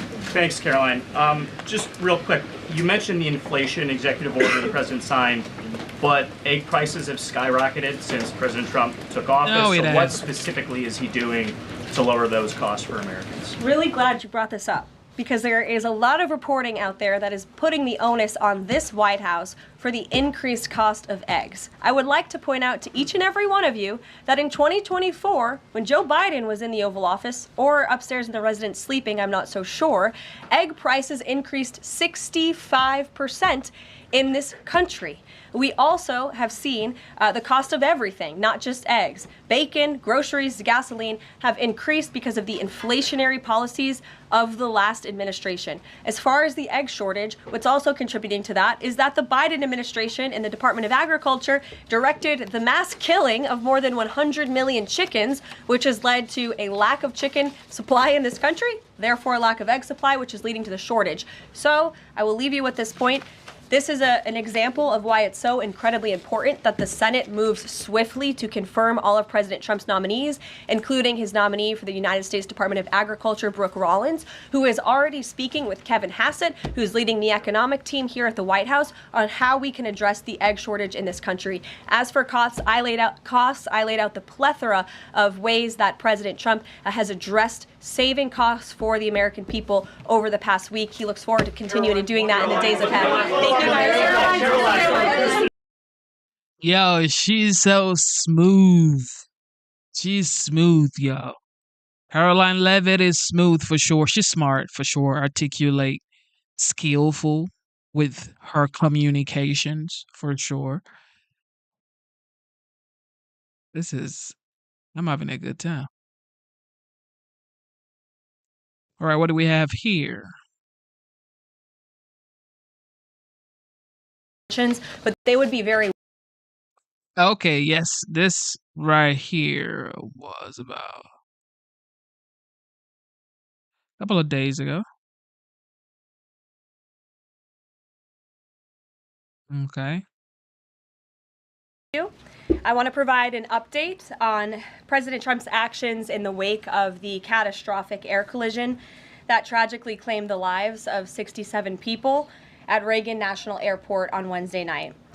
Everyone in this White House continues to mourn the victims and keep their friends and families in our thoughts and prayers during this unimaginable time. First, within moments of the collision, the president and his newly appointed team were in immediate communication. The president was briefed on Wednesday evening following the crash, again on Thursday morning, and he has continued to receive updates as recovery efforts continue on the ground. The president, as you know, took time to address the nation yesterday afternoon. To deliver accountability, President Trump swiftly signed a memorandum directing an immediate assessment of the Federal Aviation Administration to ensure the federal government is maintaining the highest personnel and policy aviation safety standards. The memorandum directs the Secretary of Transportation and the FAA Administrator to immediately review all hiring decisions and changes to safety protocols made during the prior 4 years, and to take all necessary corrective actions to achieve uncompromised aviation safety.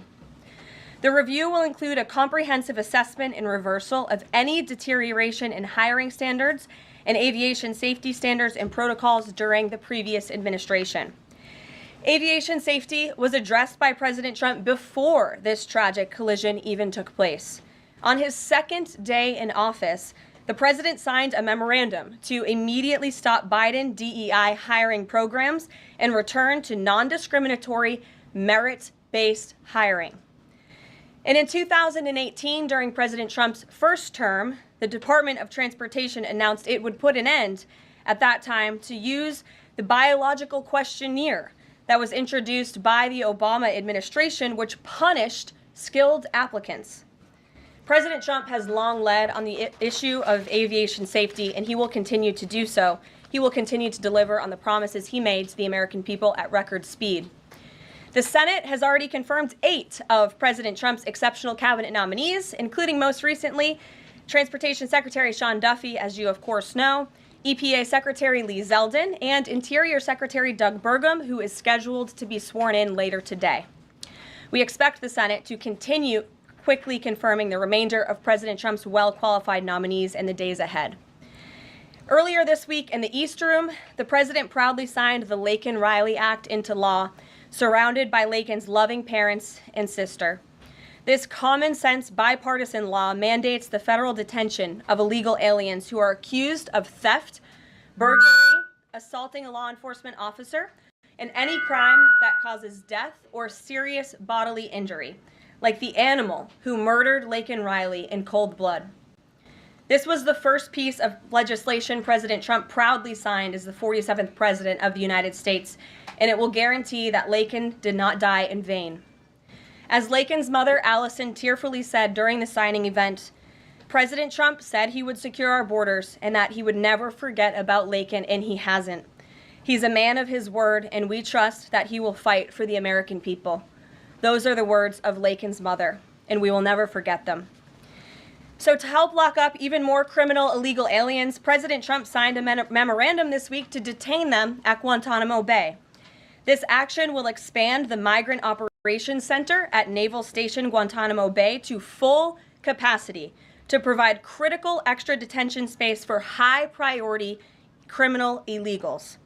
Our brave ICE agents continue to arrest more and more of these types of individuals every day in communities across our country.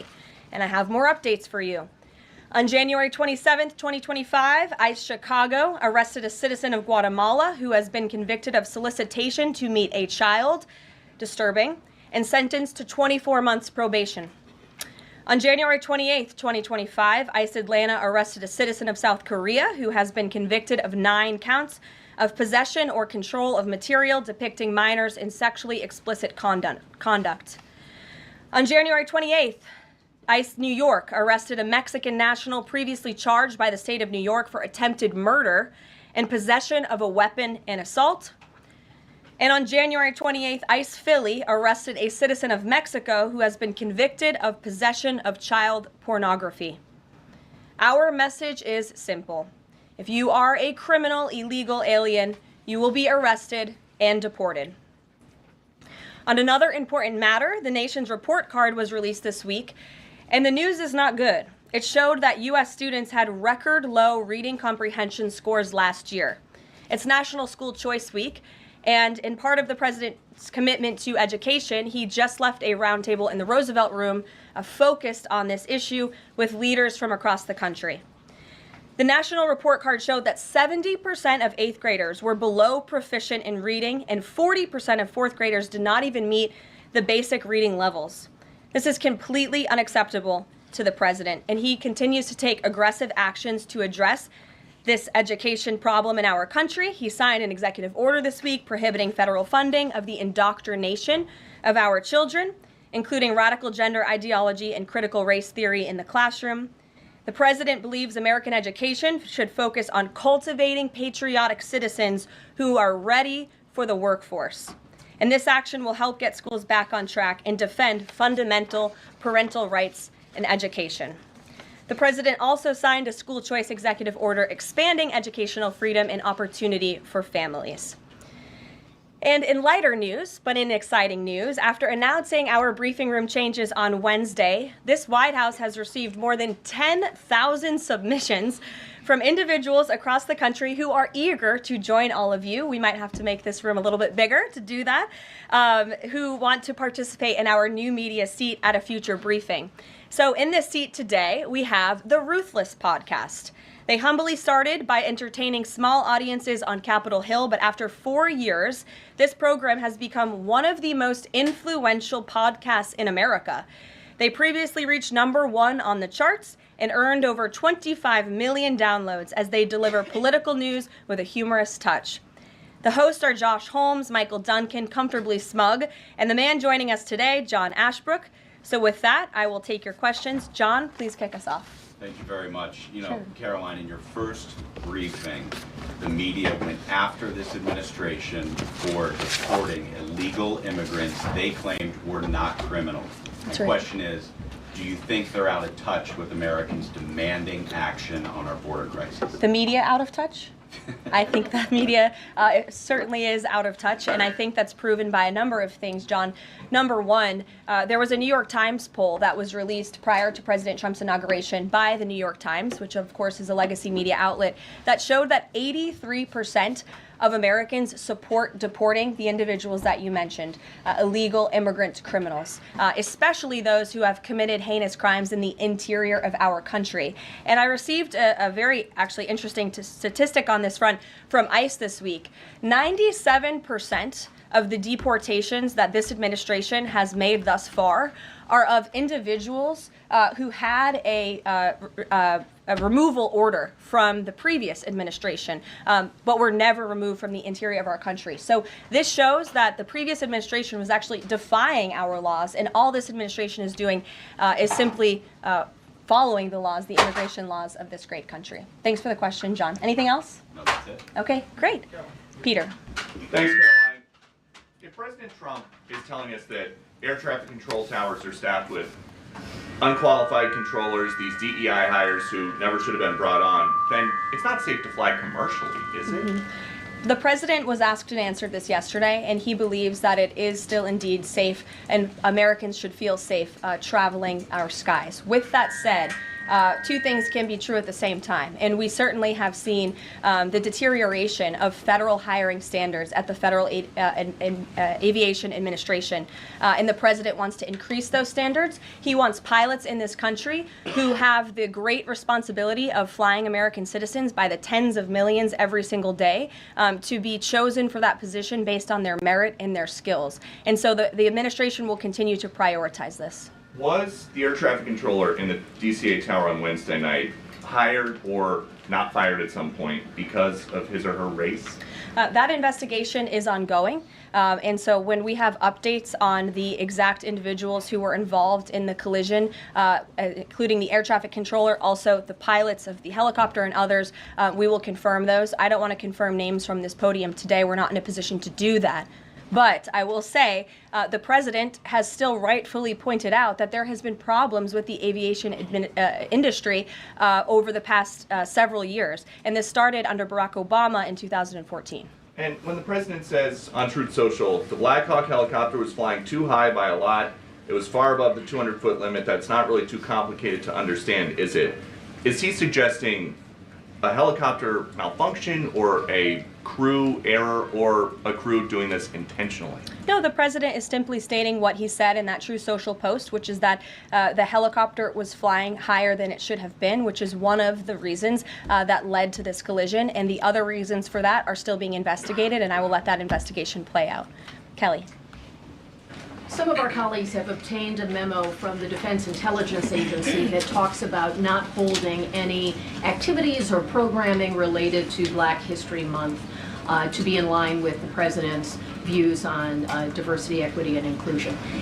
Does the president plan to have a proclamation about Black History Month? In his first term, each of the 4 years of his term, he did so and called on those in government to have programming activities and celebrations.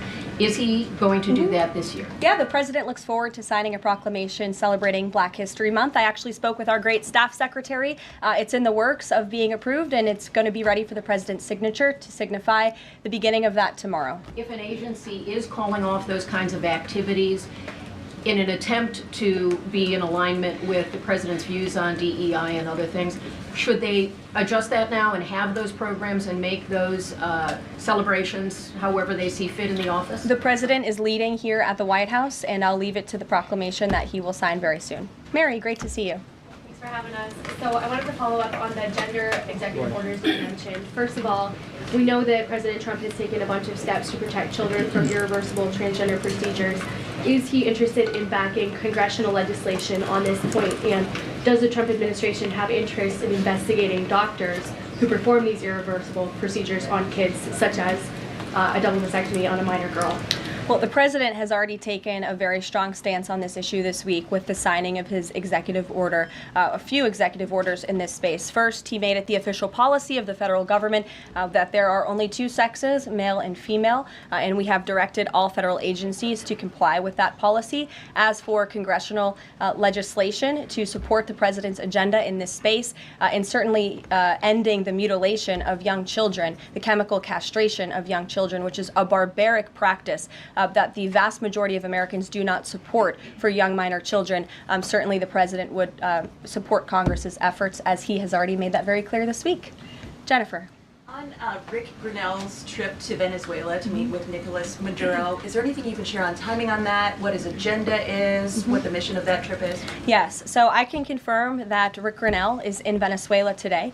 I can confirm that Rick Grinnell is going to Venezuela, or is in Venezuela, with two immediate directives from the President of the United States.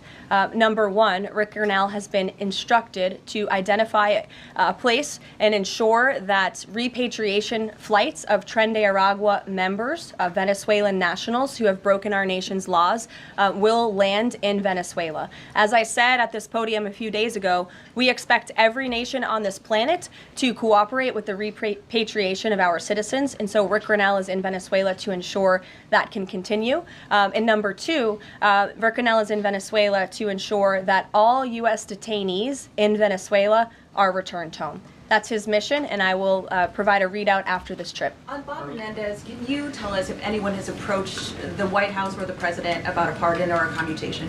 I have not been part of those discussions. If they have, I am not sure if they have, but I won't speculate on potential pardons that may or may not happen. To my awareness, the answer is no. Justin. Hey, friends at Reuters are reporting that the President has made a decision on the Canada and Mexico tariffs, but that they won't actually be implemented until March 1st. I was wondering if you could confirm that and talk through some of the President's thinking. I saw that report and it is false. I was just with the President in the Oval Office, and I can confirm that tomorrow, the February 1st deadline that President Trump put into place at a statement several weeks ago, continues. The President will be implementing tomorrow a 25% tariffs on Mexico, 25% tariffs on Canada, and a 10% tariff on China for the illegal fentanyl that they have sourced and allowed to distribute into our country, which has killed tens of millions of Americans. These are promises made and promises kept by the President. The President yesterday said that last night he was planning to discuss whether an exemption would be made on oil imports. Do you have any information on what decision he made there, or will there be exemptions at all offered under this? I don't have an update or readout for you on the exemptions, but those tariffs will be for public consumption in about 24 hours tomorrow, so you can read them then. Stephen Nelson. Thank you very much, Caroline. I have three questions, if that's all right. I'd like to ask you about press freedom and then about two economic matters. Sure. On press freedom, on Tuesday you announced plans to roll back the more restrictive press badge policy of the Biden White House. But there's a different anti-press freedom policy I wanted to ask about. The Biden White House adopted a mysterious pre-screening process for journalists allowed into large event spaces that in the pre-pandemic days of the first Trump term were open to all journalists on campus. This effectively limited the diversity of reporters present and blocked the asking of questions that large segments of the American public wanted answered. As press secretary, can you commit to abolishing this mysterious pre-screening process? There were a lot of mysterious processes that my team and I have had to unravel over the past 2 weeks that were implemented by the previous White House and in particular the previous press shop here. And so I can commit to a greater access and transparency, which I believe we already have by ensuring that the 440 journalists whose credentials were revoked will be reinstalled. They will get their credentials if they wish to. We've also, of course, opened up a new seat to new media. And as far as open press events here at the White House, if we tell you it's open press, it's open press. So just to confirm, this pre-screening thing is something you're aware of and you'll work to undo to the maximum extent possible. When we say something is open press, it will mean it's open press. Two economic matters, and I can just ask them both at once for you. In New York City, Governor Hochul's congestion pricing went into effect this month. Vehicles that drive through parts of Manhattan have to pay a $9 toll. President Trump has made clear his opposition. He said that it's, quote, the most progressive tax known to womankind.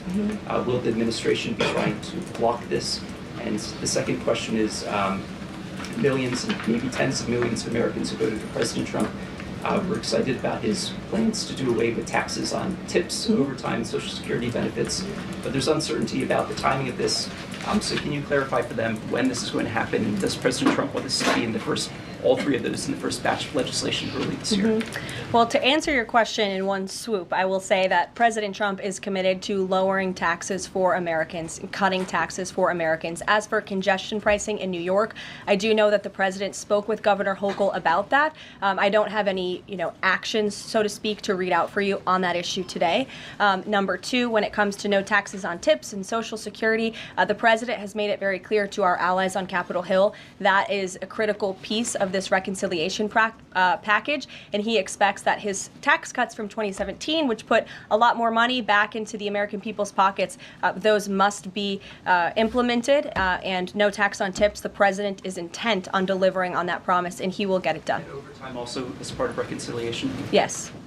Sure. Thanks, Caroline. Can you guarantee that those tariffs won't increase prices for Americans, including at the gas pump and the grocery store? I think Americans who are concerned about increased prices should look at what President Trump did in his first term. He effectively implemented tariffs, and the average inflation rate during the first Trump administration was 1.9%. In fact, when President Trump left office, it was 1.4%. So President Trump is going to do everything he possibly can to cut the inflation crisis that the previous administration imposed on the American people, and he will continue to effectively utilize tariffs. If those tariffs do increase prices for Americans, will the administration reverse them? That's a hypothetical question, and the president is intent on ensuring that he effectively implements tariffs while cutting inflation and costs for the American people.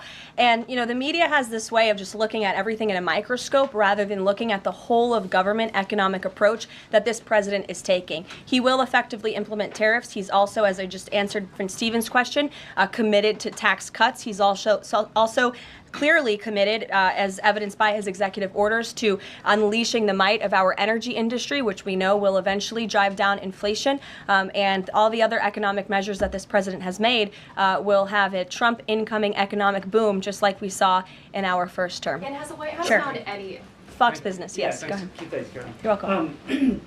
Justin Trudeau, the Canadian Prime Minister, said today that if the U.S. imposes tariffs, he will respond and he will not relent until the tariffs are removed. Are we seeing the start of a trade war with Canada?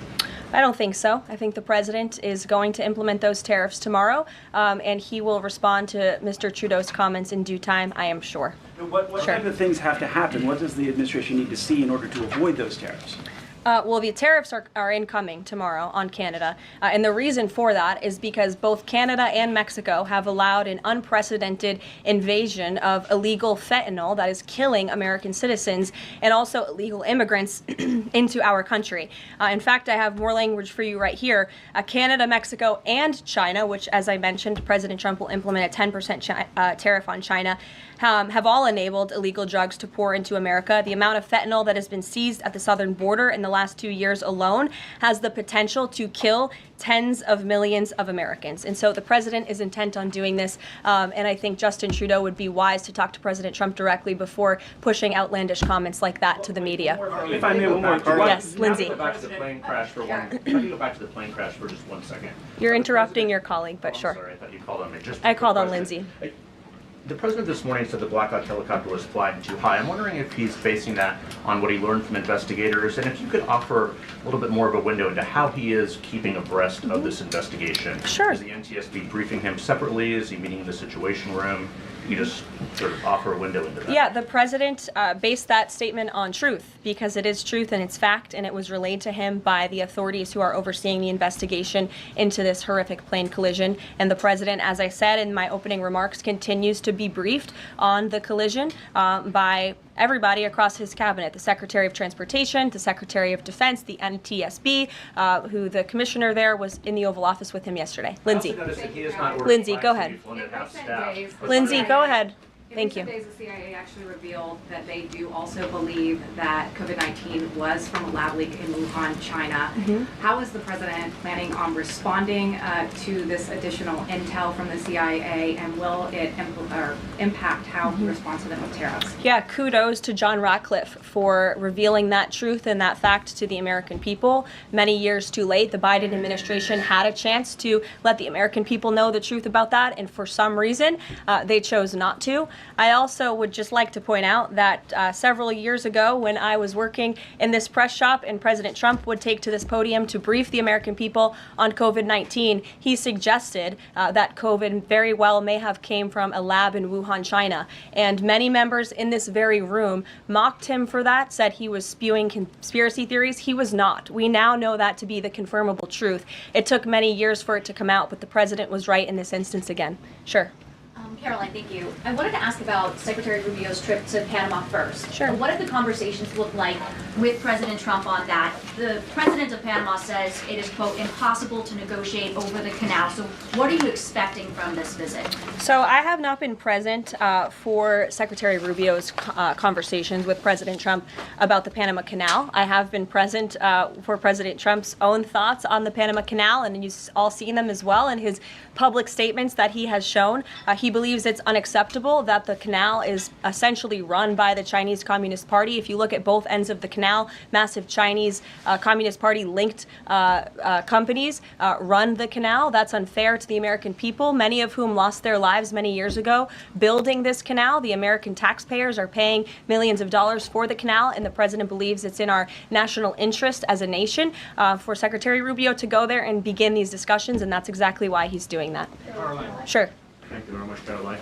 Is the United States in the process of pulling out of Syria militarily? Because the president wanted to do that in his first term as well, and he had a lot of pushback from the Pentagon and Congress. And based on what he said yesterday, is he considering doing that in a short time?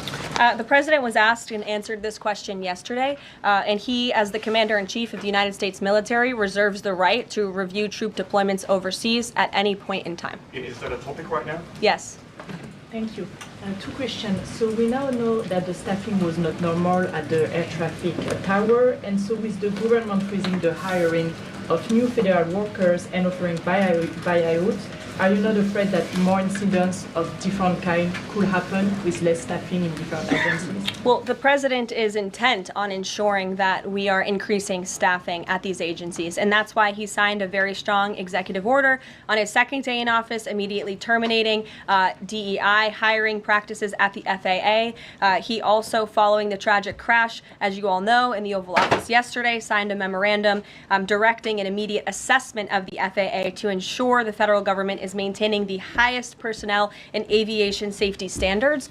And I would also just say there's a cultural piece to this as well. If you are an American who has spent many years studying aviation and you graduate from school and you're an air traffic controller based on skill and merit, and then you apply for a job and you're forced to fill out a biographical questionnaire asking you the color of your skin and asking you where you're from in details that aren't relevant at all to the job description, I think that deteriorates the morale of people in this industry. And if you talk to people in this industry, they'll tell you that. In fact, many of them filed a lawsuit against the FAA a couple of years ago under Joe Biden's administration because they were denied positions because of this DEI hiring practice that was putting identity politics over merit and skills. That's unacceptable. And I think just to put a fine point on this, because this is the third or fourth question I've answered on this subject, when you are flying on an airplane with your loved ones, which every one of us in this room has, do you pray that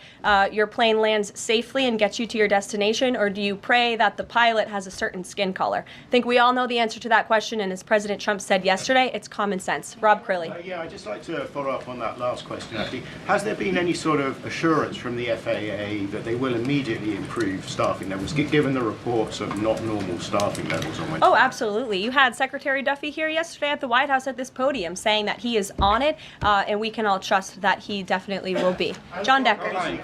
Thanks a lot, Carol. You followed me, right? Yes, I did. Thank you very much. As long as your name's still John Decker. It is, absolutely. Thank you. The president's meeting today with the founder and CEO of NVIDIA. What is that meeting concerning, and who sought that meeting?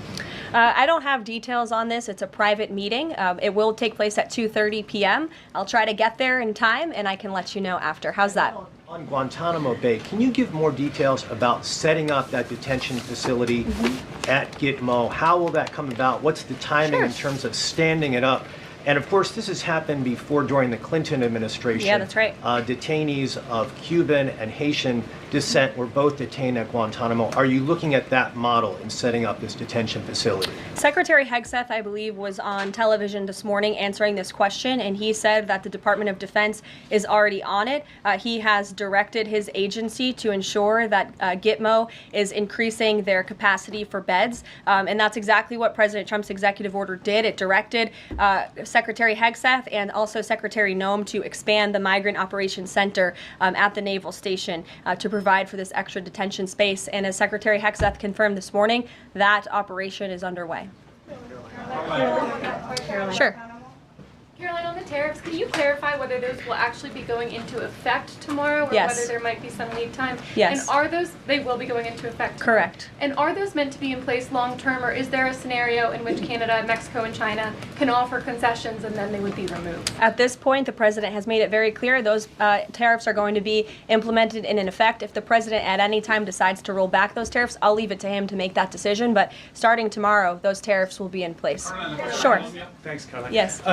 Can you confirm a report by our friends at the Daily Mail that the British Prime Minister Keir Starmer is going to be visiting the White House in February? And also, if I may, do you have any more details on Netanyahu's visit here next week? Sure. I have not seen that report about the Prime Minister. I can go check back with our friends at the National Security Council and get back to you on that. I can confirm that Prime Minister Netanyahu will be here on Tuesday, February 4th, for a working meeting and visit with the President. And I'm sure you will all be here, very excited to cover that visit.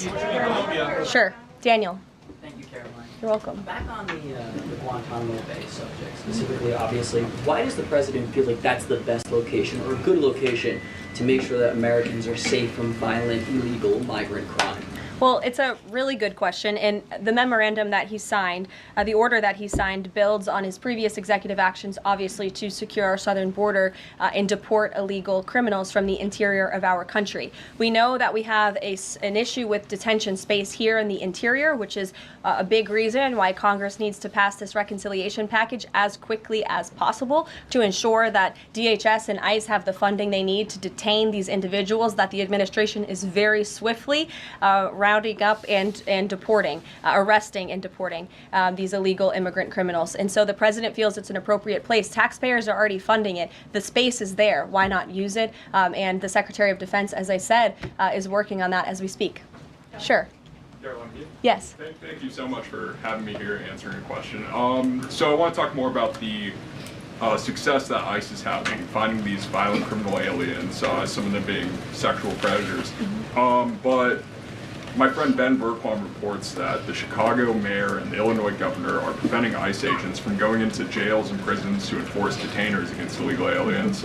In Maryland, the Attorney General has also put out a memo hindering local police cooperation with ICE. Does the administration have any comment on leftist state and local officials defying ICE and Trump's deportation efforts? Yeah, I think it's very interesting that Democrat officials in these cities who have been completely overrun and overwhelmed by illegal immigrant criminals would refuse support and help to cure this problem that has especially taken over their cities. I guess they don't want to admit they've been wrong with their sanctuary city policies. I'm not sure. You'll have to ask them about their intentions, but they would be very wise to comply with this administration because this administration is hell-bent on enforcing our nation's immigration laws, and this administration will continue to arrest and detain and deport illegal migrant criminals. And what we won't do is defy our nation's immigration laws like the previous administration, who had these orders of removal on illegal immigrants across the country and were refusing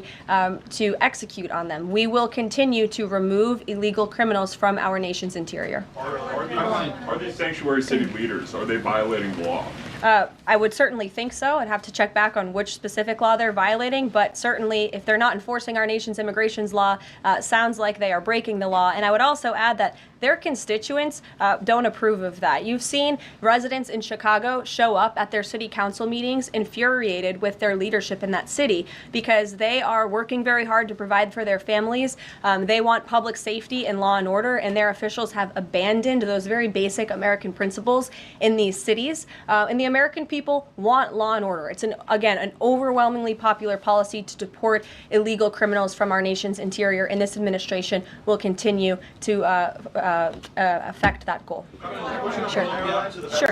A question on Colombia. We just interviewed Colombian President Gustavo Petro, and he insisted that he's not going to take any Colombian deportee from the U.S. if they arrive in South America handcuffed. How this administration responds to that? When did the Colombian president make those remarks? Today, for an interview with us at Univision. Well, I will share those with the President of the United States, and I will get back to you on his response. What happens if Nicolas Maduro? Caroline, there are more than 150,000 disabled Americans who are working today. The president talked a lot yesterday about hiring the best and the brightest to work in the federal government. Safety aside, does he believe that disabled people do have a place to work in the federal government? And does he also support the current protections for disabled people working in the private sector as well? The president has made it very clear that this is a common sense solution to solving some of the problems that we have seen at the Federal Aviation Administration, and also when it comes to many of the federal agencies across our government.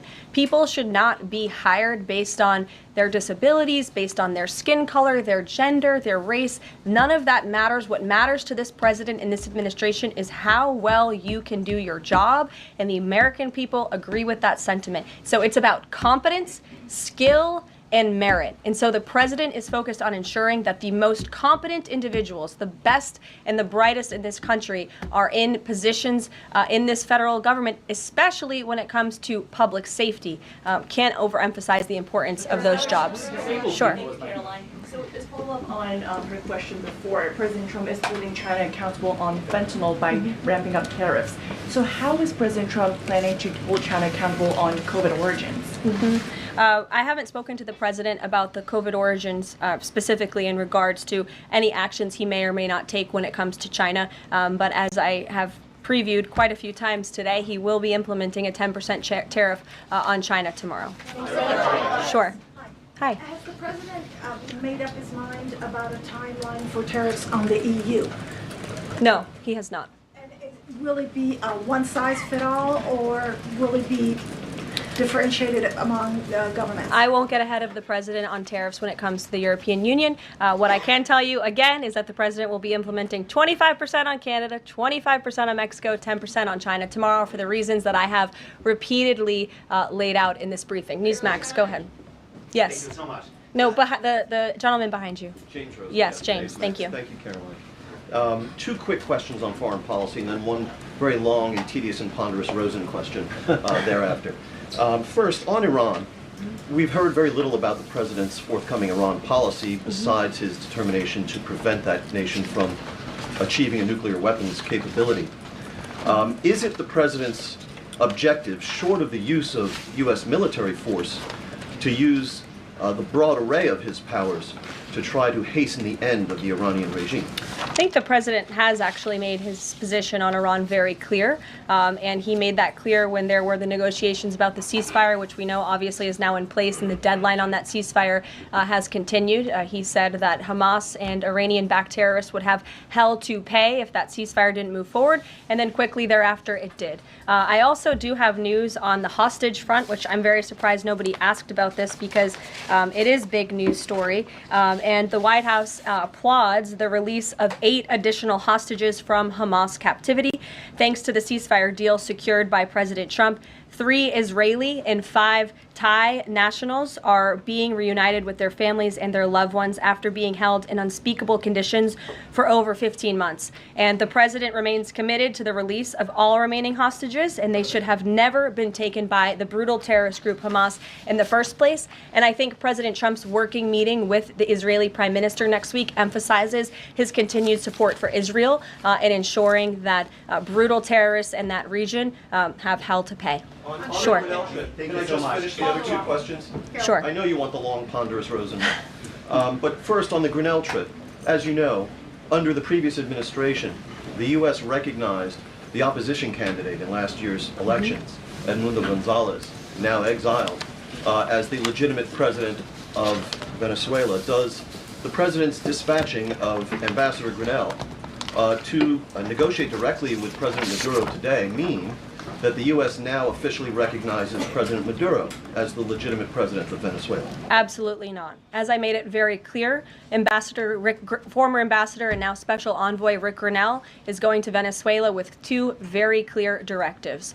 Make sure that Tren de Aragua members, of which there are 400 currently in custody, are repatriated back to Venezuela, and that all United States detainees return home. Thank you very much, guys. Just on the president's use of language in this room yesterday, Sure. and without seeking to cast myself as some kind of moral exemplar because it's rather late in the day to try. Nonetheless, this was an event yesterday that began with a moment of silence for the victims of the air crash and the president's own invocation of, quote, a loving God.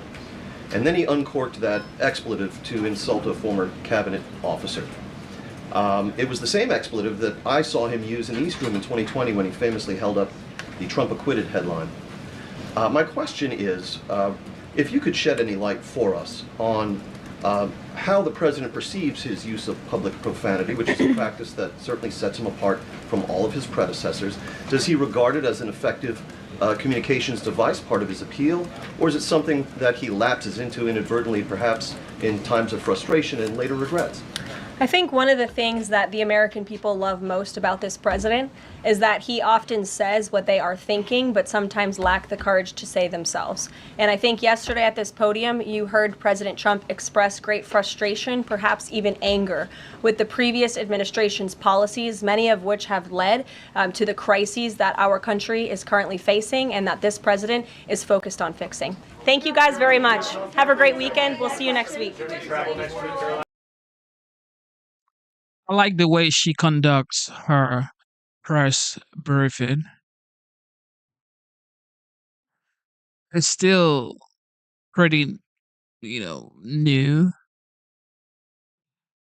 But as time goes on, she's definitely going to be a force to reckon with. She's doing a very great job right now, though.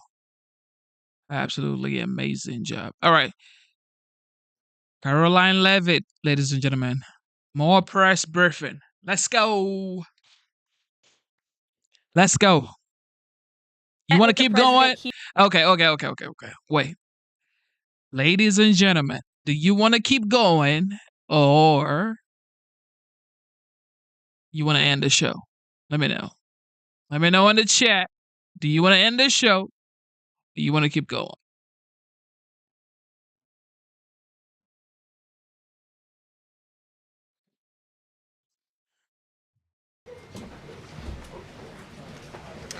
Good afternoon, everybody.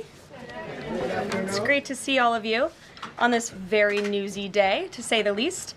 I have a couple of updates for you this morning, or this afternoon. As you know, this morning, the president spoke to President Putin of Russia. They spoke at length, and the president released a statement following that conversation in great detail. I can also confirm that the president just recently got off the phone with President Zelensky of Ukraine. His truth is as follows. I just spoke to President Zelensky of Ukraine. The conversation went very well. He, like President Putin, wants to make peace. We discussed a variety of topics having to do with the war, but mostly the meeting that is being set up on Friday in Munich, where Vice President J.D. Vance and Secretary of State Marco Rubio will lead the delegation. I am hopeful that the results of that meeting will be positive. It is time to stop this ridiculous war where there has been massive and totally unnecessary death and destruction. God bless the people of Russia and Ukraine. Exactly. I myself just spoke to the president about these calls, and he told me to tell all of you they were very good calls, they were very positive, and the administration is wholeheartedly committed to a peace deal to end once and for all the Russia-Ukraine war. More on that later. I'm sure you'll have more questions to ask. This week, the president has continued to deliver on his promises to the American people. According to new polling that was released at the beginning of this week by CBS News, an overwhelming 70% of Americans said that President Trump is following through on what he pledged to do during his historic campaign. The poll also revealed that Americans see President Trump as a tough, energetic, focused, and effective leader fighting hard to improve their lives and our country. And yesterday, in particular, was a truly special day for the United States of America. Thanks to the great leadership of President Trump and the strong and tough leadership of President Trump, Mark Fogel, an American teacher detained by Russia, was returned to American soil and met with the president here at the White House last night. Special Envoy Steve Witkoff and the rest of President Trump's incredible national security team helped to negotiate the exchange that secured Mark Fogel's release. This event shows a good faith effort from Russia, and it's a sign, as I just said, that we are moving in the right direction to end this brutal war. Malphine Fogel, Mark's 95-year-old mother, was understandably very worried that she would never see her son again after his arrest in 2021. Mrs. Fogel was actually slated to join President Trump on stage at the July 13th Butler, Pennsylvania rally to speak out for Mark. And then the infamous assassination attempt against President Trump took place. But that day, before the rally, President Trump promised Mark's mother that when he returned to the White House, he would bring her son home. God saved President Trump's life on that day in Butler, Pennsylvania, and now Mark Fogel is back home safely with his family as a result. God is good. The president also continues to bring back common sense to our government. This week, he signed an EO to end the procurement and forced use of paper straws. Taxpayer dollars were wasted on these non-functional and massively unpopular products for no other reason than it made radical activists feel good about themselves. And on trade, President Trump continues to take bold action to protect America's critical steel and aluminum industries, much like he did in his first term. And the president signed proclamations to close existing loopholes and exemptions to restore a true 25% tariff on steel and elevate the tariff on aluminum to 25% as well. This administration believes these tariffs will protect our national security and put American workers first. And in the Oval Office yesterday with Elon Musk, President Trump took further action to make our federal government more efficient and effective. He signed an EO implementing the DOGE Workforce Optimization Initiative. Now agency heads will coordinate and consult with DOGE to significantly shrink the size of the federal workforce and limit hiring to essential positions only. The unaccountable bureaucracy will finally be reined in. On another important matter this morning, Senate Republicans continued to confirm President Trump's exceptionally qualified nominees, most recently Director of National Intelligence Tulsi Gabbard, who will be joining us later at the White House for her swearing-in ceremony. It's imperative that the remainder of the president's cabinet nominees are confirmed as quickly as possible. On another important matter this week, illegal alien criminals continue to be arrested and sent home as part of the ongoing mass deportation effort of the Trump administration. Just this week, 2 planes with 190 Venezuelan illegal aliens arrived in the Venezuelan capital from Fort Bliss, Texas. Here are some of the criminal illegal aliens who were arrested in the country this past week. ICE Atlanta arrested a citizen of Nigeria who had been convicted of money laundering. ICE San Antonio arrested a citizen of Mexico who had been convicted of assault. ICE Denver arrested a citizen of Mexico who had been convicted of aggravated assault. And ICE Houston arrested a citizen of Mexico who had been convicted of aggravated assault. Now, before I take questions, I would like to address an extremely dishonest narrative that we've seen emerging over the past few days. Many outlets in this room have been fear-mongering the American people into believing there is a constitutional crisis taking place here at the White House. I've been hearing those words a lot lately. But in fact, the real constitutional crisis is taking place within our judicial branch, where district court judges in liberal districts across the country are abusing their power to unilaterally block President Trump's basic executive authority. We believe these judges are acting as judicial activists rather than honest arbiters of the law. And they have issued at least 12 injunctions against this administration in the past 14 days, often without citing any evidence or grounds for their lawsuits. This is part of a larger concerted effort by Democrat activists and nothing more than the continuation of the weaponization of justice against President Trump. Quick news flash to these liberal judges who are supporting their obstructionist efforts: 77 million Americans voted to elect this president. And each injunction is an abuse of the rule of law and an attempt to thwart the will of the people. As the president clearly stated in the Oval Office yesterday, we will comply with the law in the courts, but we will also continue to seek every legal remedy to ultimately overturn these radical injunctions and ensure President Trump's policies can be enacted. So here in our new media seat today, we have Chris Pavlovski, an entrepreneur who has a strong passion for protecting freedom of speech. Chris started the video sharing platform Rumble in 2013 with a mission of protecting a free and open internet from censorship by big tech and governments around the globe. The platform has always been a place for independent creators to share their authentic opinions, and they have always included President Trump, in contrast to the way he was censored by other platforms in years past. Since its founding, Rumble has grown exponentially, recently marking 67 million monthly active users. It's a lot of users. If you're watching right now and interested in sitting in this seat, you can apply, whitehouse.gov/newmedia. With that, I will take your questions. And Chris, why don't you kick us off on this very busy news day?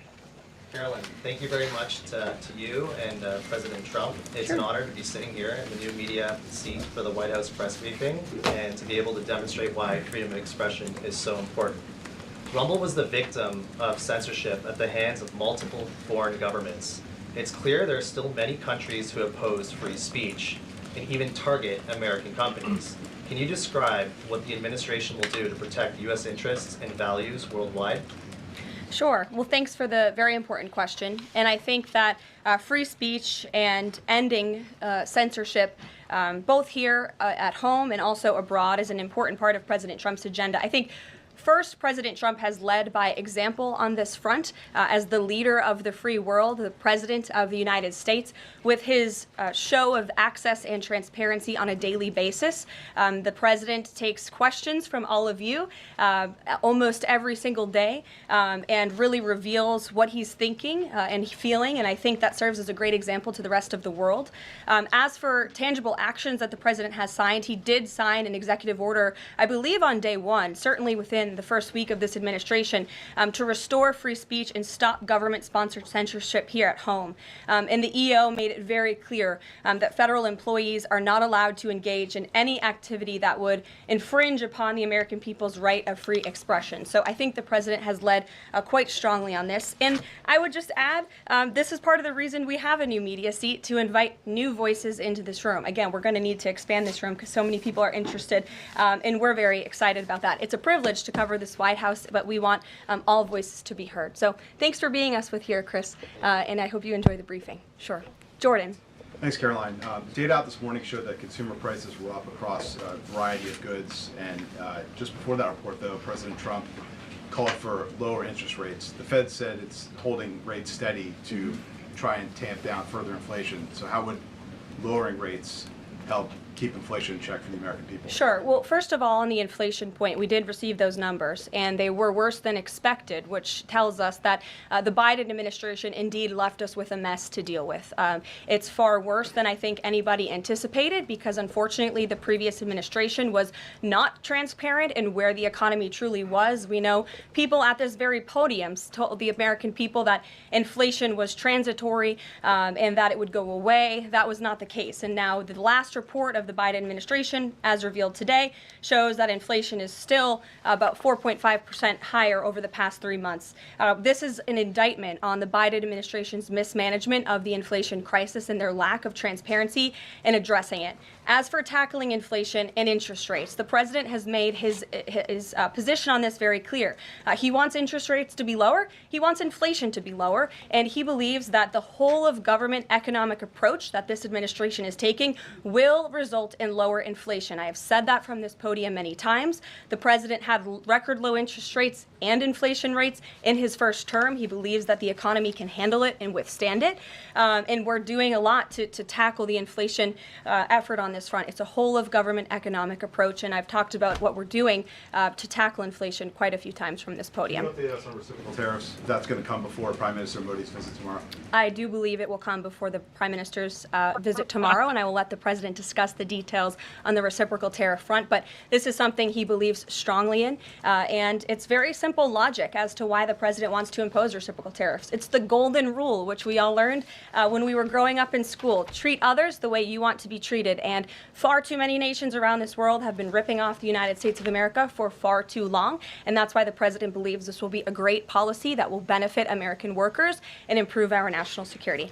JJ. On Doge and the fraud claims, Elon Musk in the Oval yesterday gave us some information on that. We're just wondering if there's some proof, evidence. Is the White House willing to share evidence of those fraud claims, or can Elon Musk come to the briefing room and share material evidence of what he's talking about? Sure, I would love for Elon Musk to come to the briefing room. That's why we had him go to the Oval Office yesterday, where I think he provided great answers. He was speaking in layman's terms, speaking common sense to all of you in the media, but also to Americans at home. But I would say especially to all of you in the media, because I think it's a real fallacy that there's this alleged lack of transparency when it comes to Doge. President Trump and Elon Musk have been incredibly transparent on what Doge is doing. There is an X account with the Doge handle. They are tweeting out what they are doing on a daily basis. They have a website where they are posting the receipts of the contracts that they are reviewing and the payments that they have stopped from going out the door. The secretaries of our departments have stopped from going out the door. And I would also say that before it was Elon Musk making our government efficient and accountable, it was some unnamed bureaucrat that none of you knew. Elon Musk is the richest man in the world. He's also now one of the most highly scrutinized men in the world alongside President Trump because of what he's doing and the access that he is allowing. So there's great transparency. As for the actual receipts, we are happy to provide them, and I actually brought some today because all of you know I love to bring the receipts. We have contracts upon contracts that we can send and provide this information to you. Let me be very clear. We are not trying to hide anything. We have been incredibly transparent, and we will continue to be. These are screenshots of contracts that Doge found across our government. This is a DEI contract, $36,000 for U.S. citizenship and immigration services. That is against the president's policies and his America First agenda. This is a $3.4 million contract, a Council for Inclusive Innovation at the U.S. Patent and Trademark Office, Department of Commerce, another DEI contract that Doge identified. I can continue to go through these. Oh, I love this one, $57,000 for climate change in Sri Lanka. What is this doing to continue the interests of the American people? Absolutely nothing. These are the line items across the federal government that Doge is identifying daily. They're moving very fast. There's a lot of paper that we can show you, but we're happy to do it. This administration has been more than transparent about what Doge is doing. And here's one of their tweets that they posted about the mine. I believe this is in Pennsylvania, where the federal employee retirement system is being processed. Did anybody know this was even happening in our country before Elon Musk talked about it in the Oval Office yesterday?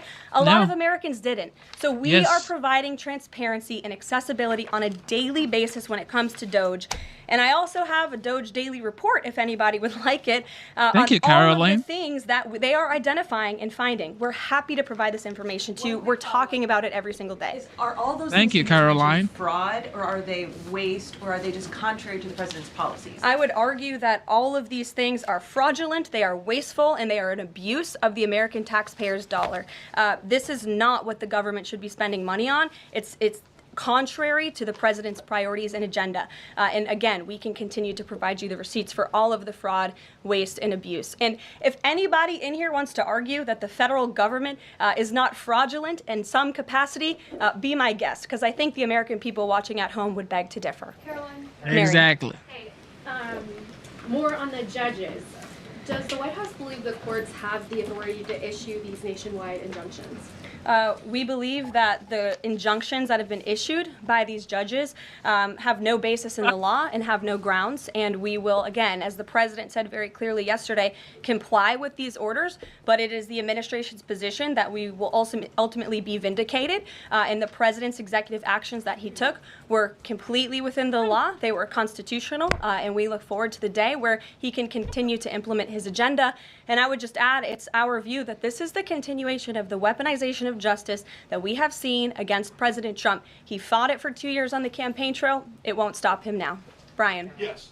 I want to go back to Doge just for a second. Earlier, the subcommittee headed by Chairman Marjorie Taylor Greene, her and her staff discovered $2.7 trillion in improper payments to Medicare, Medicaid, overseas, to people who should not have gotten it. Some of this room might have missed that press conference. Can you elaborate on what the president is thinking at this point. Well, again, that's another example. There's a very long list of the fraud, waste, and abuse that DOGE is identifying on a daily basis. Elon Musk also talked about yesterday about Social Security payments that are going out the door for people who are no longer with us, unfortunately. I would say that is certainly fraud. There's also a lot of contracts they've identified that, just as a hypothetical example, are $1 million, but only 500,000 went out the door. So where's the rest of that cash? And so that's the thing. Those are the things that DOGE is working on every single day.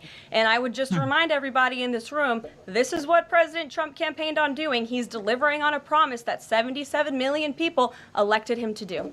James. Exactly. Thank you very much, Caroline. 2 foreign policy questions, if I may. Sure. First, You may not. statement that was released after this morning's phone calls identified Mr. Witkoff as the special envoy who will be part of the delegation that undertakes to resolve the Russia-Ukraine war. I had thought that that individual was General Kellogg, and so can you clear that up? Sure, I'd be happy to. As you mentioned, the president, in his truth, following the phone call with Vladimir Putin, said that he has asked Secretary of State Rubio, the director of the CIA, John Ratcliffe, our national security advisor here at the White House, Michael Watts, and Steve Witkoff to lead the negotiations. As for General Keith Kellogg, he remains a critical part of this team in this effort. He's played a tremendous role in getting the negotiations to this point, and he's very much still part of the Trump administration. The other subject is Iran. I took note of President Trump's comments in his Super Bowl interview with our colleague Bret Baier to the effect that he wants to do a deal with Iran. However, that interview appeared after the supreme leader of Iran, the Ayatollah Ali Khamenei, had already ruled out any additional negotiations with the United States. So kind of a 2-part question. A, what gives the president any confidence that Iran will come to the table? And B, more fundamentally, why is the president interested in doing a deal with Iran instead of doing everything he can, perhaps short of U.S. military intervention, to try and hasten the end of what many of his own supporters regard as an evil regime? Well, the president has made it very clear that he will never allow Iran to have nuclear capabilities. That is a red line that he has drawn, and he will not allow that to happen. But you asked why President Trump wants to make a deal. I would remind you, he's the master of the art of the deal. He is America's deal maker in chief. He leads from a position of securing peace through strength. And I think time and time again already, in just 4 weeks, we have seen the president being able to negotiate successful deals with our partners, our adversaries all around this world. The release of Mark Fogel just last night is something that I think speaks to the president's deal-making ability. This is something that the Biden administration allegedly tried to do for 3.5 years. I think you all should go back and ask some of those Biden administration officials what they even tried to do and why weren't they successful, because for 3.5 years Mark Fogel sat in a Russian prison and it took President Trump 3 weeks to get him back on American soil. There's nobody better at making deals than Donald Trump. Phil Wegman. Thank you. 2 foreign policy questions. Ukrainian President Zelensky has said after the war that he wants NATO membership or nuclear weapons. We heard Defense Secretary Hegseth say that NATO membership was unrealistic. What's the president's view on the other option, on a nuclear Ukraine? I have not talked to President Trump about Ukraine's NATO membership or their nuclear capabilities. I would leave it to him to discuss. But I will tell you again that Secretary Rubio and also the Vice President, J.D. Vance, will be meeting directly with President Zelensky in Munich on Friday, and I'm sure they will provide a readout of that conversation and that discussion. And then the second question, given that this administration has called on Europe to take more responsibility for their own defense, I'm wondering, will the EU or any other European nation other than Ukraine be involved in these peace talks? I don't have any European nations who are involved currently to read out for you. Certainly, the president has employed a very strong team or deployed a very strong team to continue these negotiations. And the fact that he was on the phone with both President Putin and President Zelensky today shows that he's very much involved in this effort as well. And then just a follow-up, I guess. Sure. Should we expect the president to negotiate in person with Zelensky and Putin? I don't have anything to read out on that for you today. Maggie, good to see you. Thanks for taking the question.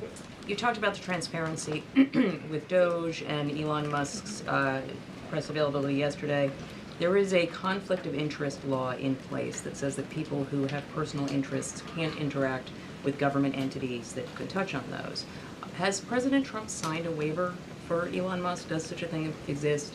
If it does, will you guys release it in the interest of transparency that he's committed to? I have not seen the law that you are referring to. What I can tell you is that Elon Musk, as I've confirmed before, is a special government employee.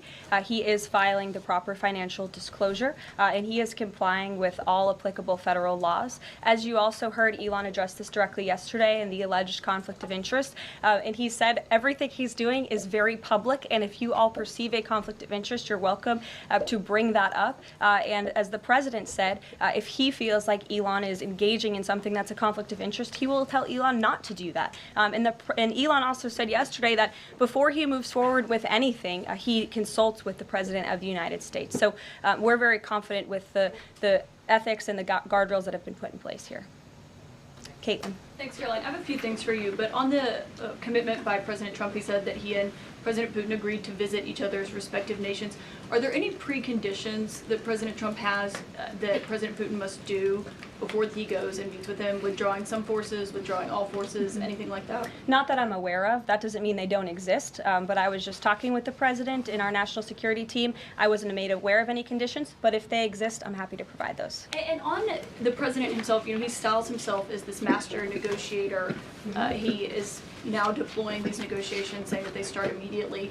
We did hear from the Defense Secretary, Pete Hegseth, though, today saying that NATO membership is not realistic for Ukraine and neither is returning to pre-2014 borders.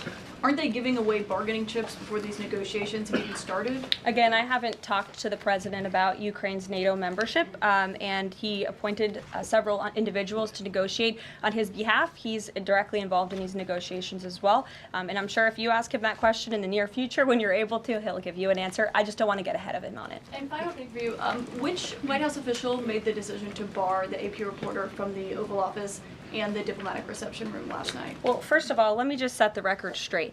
It is a privilege to cover this White House. It's a privilege to be the White House press secretary. And nobody has the right to go into the Oval Office and ask the President of the United States questions. That's an invitation that is given.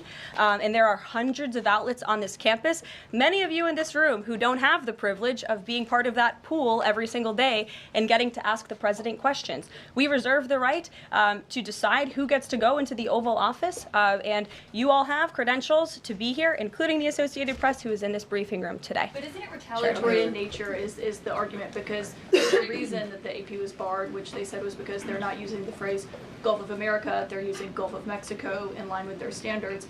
And so the question here is this setting a precedent? If you live in a land, in a country, in a nation, in a city, in a state, when the law changes, you have to change. The name has been changed to the Gulf of America. Okay? Comply. Just comply and leave accordingly. Okay? Just leave accordingly. Why do you have to make everything hard? A president says, you know what?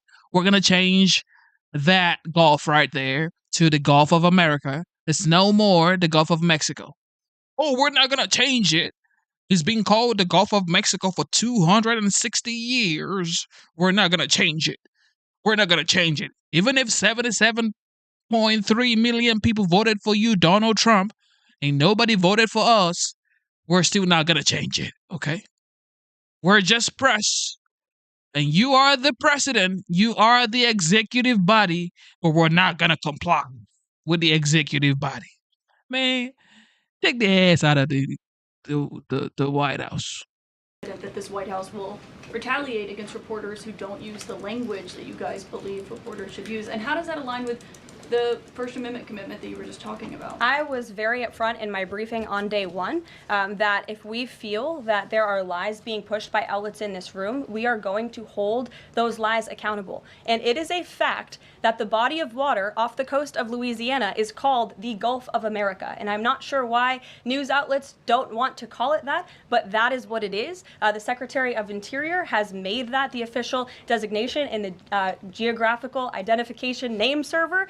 And Apple has recognized that. Google has recognized that. Pretty much every other outlet in this room has recognized that body of water as the Gulf of America. And it's very important to this administration that we get that right, not just for people here at home, but also for the rest of the world. Sure. Thank you, Caroline. The prisoner exchange with Russia coming at the same time as the president is now announcing negotiations to end the war in Ukraine. The timing of that is hard to ignore. Was Ukraine discussed as part of this prisoner swap? I was not involved in those discussions, so I can't comment on whether that came up or not. What I can say is that this was a very good deal for the United States of America and for the rest of the world. As you know, we have confirmed that the Russian who will be returning home very soon, Alexander Vinnik, was a non-violent crypto criminal, and as part of this exchange, he has forfeited more than $100 million that he obtained in that illegal crime. And in exchange, of course, we got Mark Fogel, who is a middle school teacher who kissed the American soil, but kissed the ground last night when he returned to the United States of America. It was a great deal and a great day for our country, and I think everybody, regardless of political affiliation, agrees with that. And was Russia made aware ahead of time of the parameters that the administration and Secretary Hegseth was going to be announcing today? The NATO parameters? Yes. I'm not sure. You'd have to ask Secretary Hegseth in the Defense Department on that, since he announced them. Jackie. Thank you, Caroline. Just to be clear, so when we're listening for a shift in position on U.S. policy, should we only listen to the president and maybe not the Secretary of Defense? Because what he outlined today would represent a shift in U.S. policy. I'm not saying that. I'm just saying I speak for the President of the United States behind this podium, and I will let him discuss that. Can you tell us any more about the next hostage releases? I understand another American's coming out today. Sure. I'm glad you asked. It speaks to President Trump's deal-making ability, and we can confirm the safe release of one American and two individuals from Belarus, one of whom worked for Radio Liberty. Out of respect for the privacy of these individuals, their request, we have no further details to announce on their identities, but we can confirm that one American was released today, and it's a remarkable victory on the heels of Mark Fogel returning to America last night. Anything on who the U.S. might be releasing in exchange? I don't have details on that at this moment. I don't have details on that at this moment. I do know that these three individuals have been released and are on their way home to their respective countries. Caroline, thank you so much. Can you explain how President Trump envisions the war in Russia and Ukraine coming to an end? Does he expect Ukraine to hand over all the territory in question? Again, these negotiations are ongoing. I will allow the president to divulge any red lines that he may set, but I think as deals in the past have come to fruition, the president has proven one of the things that makes him a very effective negotiator is not revealing what he's anticipating from both sides, but he is at the forefront of these negotiations in addition to the very qualified individuals who he's tasked with speaking to both President Putin and President Zelensky. And speaking of deals, a meeting with the President of the United States offers any foreign leader credibility. Was it part of the prisoner swap with Fogel that President Trump agreed to meet with Putin? Again, I was already asked this question. I said I was not made aware of that, but we can certainly get you an answer on that. I'll check in with the NSC. Sure, Monica. Thanks, Caroline. It's clear that this administration is dedicated to both truth and transparency. We know that with DOJ, but we also know that because this administration recently announced it's going to declassify the assassinations of Martin Luther King Jr., JFK, and RFK. I'm wondering, is it likely that we're going to see more information regarding the assassination attempts on the president's life while he was on the campaign trail? In regards to the assassination of the individuals you mentioned, President Trump signed that executive order directing the respective agencies to do it. I know that that process continues and is ongoing. He's committed to transparency in the declassification of these very important files that I think many Americans are not only interested in learning about, but also have the right to know about. As for the two heinous assassination attempts on the president's life, he's spoken to this publicly. I've spoken to him about it privately, and as he said publicly to all of you, he feels he has a right to know about further information about the individuals who tried to kill him, tried to take his life. And so, if and when we get that information, I'll leave it up to the president to decide whether or not he would like to reveal it. But I believe in the effort of transparency that we've seen consistently from this president, he certainly will. Daniel. Thanks, Caroline. I wanted to ask you about the $59 million that FEMA sent to New York City migrant hotels. Secretary Kristi Noem just put out a statement saying that she clawed back the full payment that FEMA activists unilaterally gave to NYC migrant hotels. She wrote, "Mark my words, there will not be a single penny spent that goes against the interest and safety of the American people." What does the response of the Trump administration send to any federal bureaucrats that are thinking about obstructing the president's agenda? They will be held accountable. The president is signing executive orders daily, and he expects all officials across the administration, regardless if they are a political appointee or if they are a career bureaucrat, to adhere to the will of the American people and the 77 million Americans who reelected President Trump. He is here for a reason, and he is focused every day on implementing his administration's goals and sending $59 million to a migrant hotel to house illegal immigrants when there are still people in North Carolina and California who have not received FEMA funding is not something that this administration is going to tolerate. Deanna. Thank you so much, Caroline. One on New York and one on Russia, please. On New York City Comptroller Brad Lander is accusing DOGE of clawing back $80 million that was intended for New York City FEMA funding. Wondering if you've heard about that figure, if that figure is accurate, and why that money was taken back. I have not heard about that figure. DOGE is moving very quickly, but I can get the receipts and gladly send them to you. I know that story is likely of great interest to the New York Post. And then one on John. Russia, please. Sure. Is President Trump waiting for a kind of signal or an action from Putin to go to Russia? And would he be willing to go to Ukraine in the future? I don't have any decisions to make on the president's potential visit to Russia or any in-person meeting at this time. John. Thanks a lot, Caroline. Two questions, one on foreign policy, one on domestic policy. Following up on the president's call that he had with President Putin, does the president view Russia, does he view President Putin as an ally, as a partner, as a competitor, or as an adversary? I believe this nation views Putin and Russia as a great competitor in the region, at times an adversary, but as the president has said as well, he enjoys having good diplomatic relationships with leaders around the world, finding that common ground, also calling them out when they are wrong, and leading from a position of peace through strength. That's the president's greatest strength, and we've seen that again, time and time again. And then as you pointed out in your statement regarding the confirmation of Tulsi Gabbard, there was one Republican who voted against the nomination of Tulsi Gabbard. It was Senator Mitch McConnell. Similarly, how does the administration view Senator McConnell?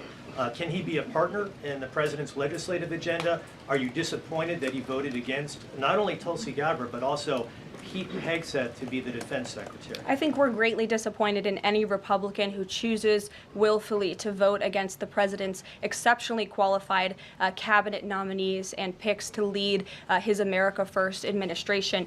Not a single Democrat swayed from voting against President Biden's nominees, and we know how many of them turned out. They turned out to be atrocious at their jobs, leaving America much worse than they were when they took the oath of office. And so I've said it repeatedly from this podium. I addressed it at the beginning of my remarks. We expect all Republicans to vote, to stay tough and strong, vote for President Trump's nominees so we can get to work and continue to work very hard to implement this president's agenda. Sure. Thank you, Caroline. On South Korea is currently in a chaotic situation. How does the President Trump react to the current chaotic situation in South Korea? Secondly, if South Korea needs help from the United States, what role do you think the U.S. will play? Sure. I haven't spoken to the president about the ongoing situation in South Korea. I would defer you to his previous statements. And I can also see if I can get you something new from the National Security Council, who I'm very confident the officials that are focused on South Korea are on this. I just haven't spoken to them about it, but I'm happy to provide that for you. Yes. Thank you, Caroline. Does Elon Musk have power of the presidency? Absolutely not. Right. That's a ridiculous question. I asked that question because, the Democrats have been hurling insults at Elon Musk, hurling attacks, calling him President Musk. Most recently, Jamie Raskin, the congressman, took it a step further, calling for Musk's impeachment, saying that he somehow usurped the power of the presidency. What's your response? It's utterly ridiculous. Elon Musk addressed this in the Oval Office yesterday. The president addressed it as well. Elon Musk is serving at the pleasure of the president, just like everybody else on this team. He takes directives directly from the president of the United States. And I think some of the comments that you referred to are nothing more than a failed attempt from the media and from Democrats to try to sow division in this White House. We saw them do it in the first term. We're not going to let them do it in the second term. This is a unified team who is working at the pleasure of the president to do what's right for the American people. I have one more quick housekeeping note before I leave you all today. The president wanted me to share with all of you that he had a wonderful meeting with King Abdullah of Jordan yesterday.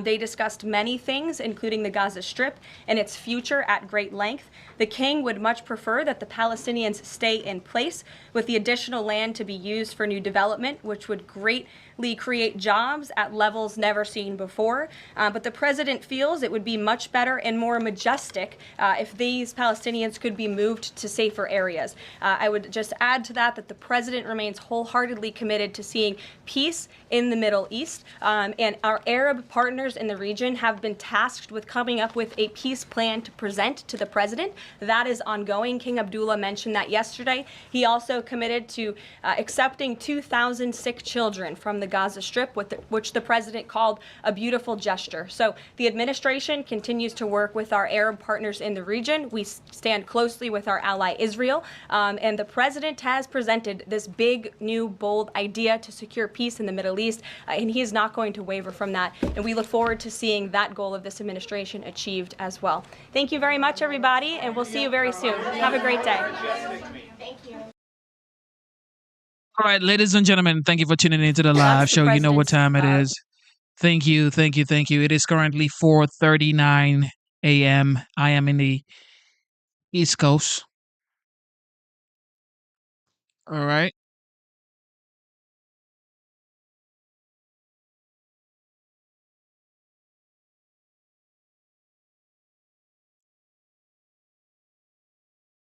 I just got a text. Okay, so thank you for tuning into the live show. You know what time it is. God bless you. God bless you. Instead of looking for perfection, seek for consistency. Never give up on yourself. Never give up on your dreams. Never give up on God. Believe in yourself, believe in your dreams, and believe in God.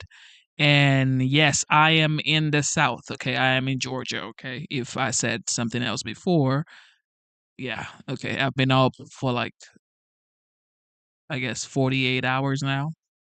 So, yes, my brain is a little foggy, okay? So, I am in the South, and it is currently 4:40 a.m. right now. I hope you have a wonderful day at work, or if you work from home, God bless you. If you don't work or whatever you do, God bless you. Stay strong. Life is hard. Double tap your screen, subscribe to the channel, support your boy Genesis. You know what time it is. I will be back here in like 45 minutes or 1 hour because I also wanted to preview another throwback, okay? Because right now we're doing a couple of throwbacks and, you know, we're mixing it up with some recent updates that is going on in the country. So, yes, man, I feel blessed. I thank you guys for being here, for rocking with me. And we're going to be back. Okay, we're going to be back. Thank you. God bless you.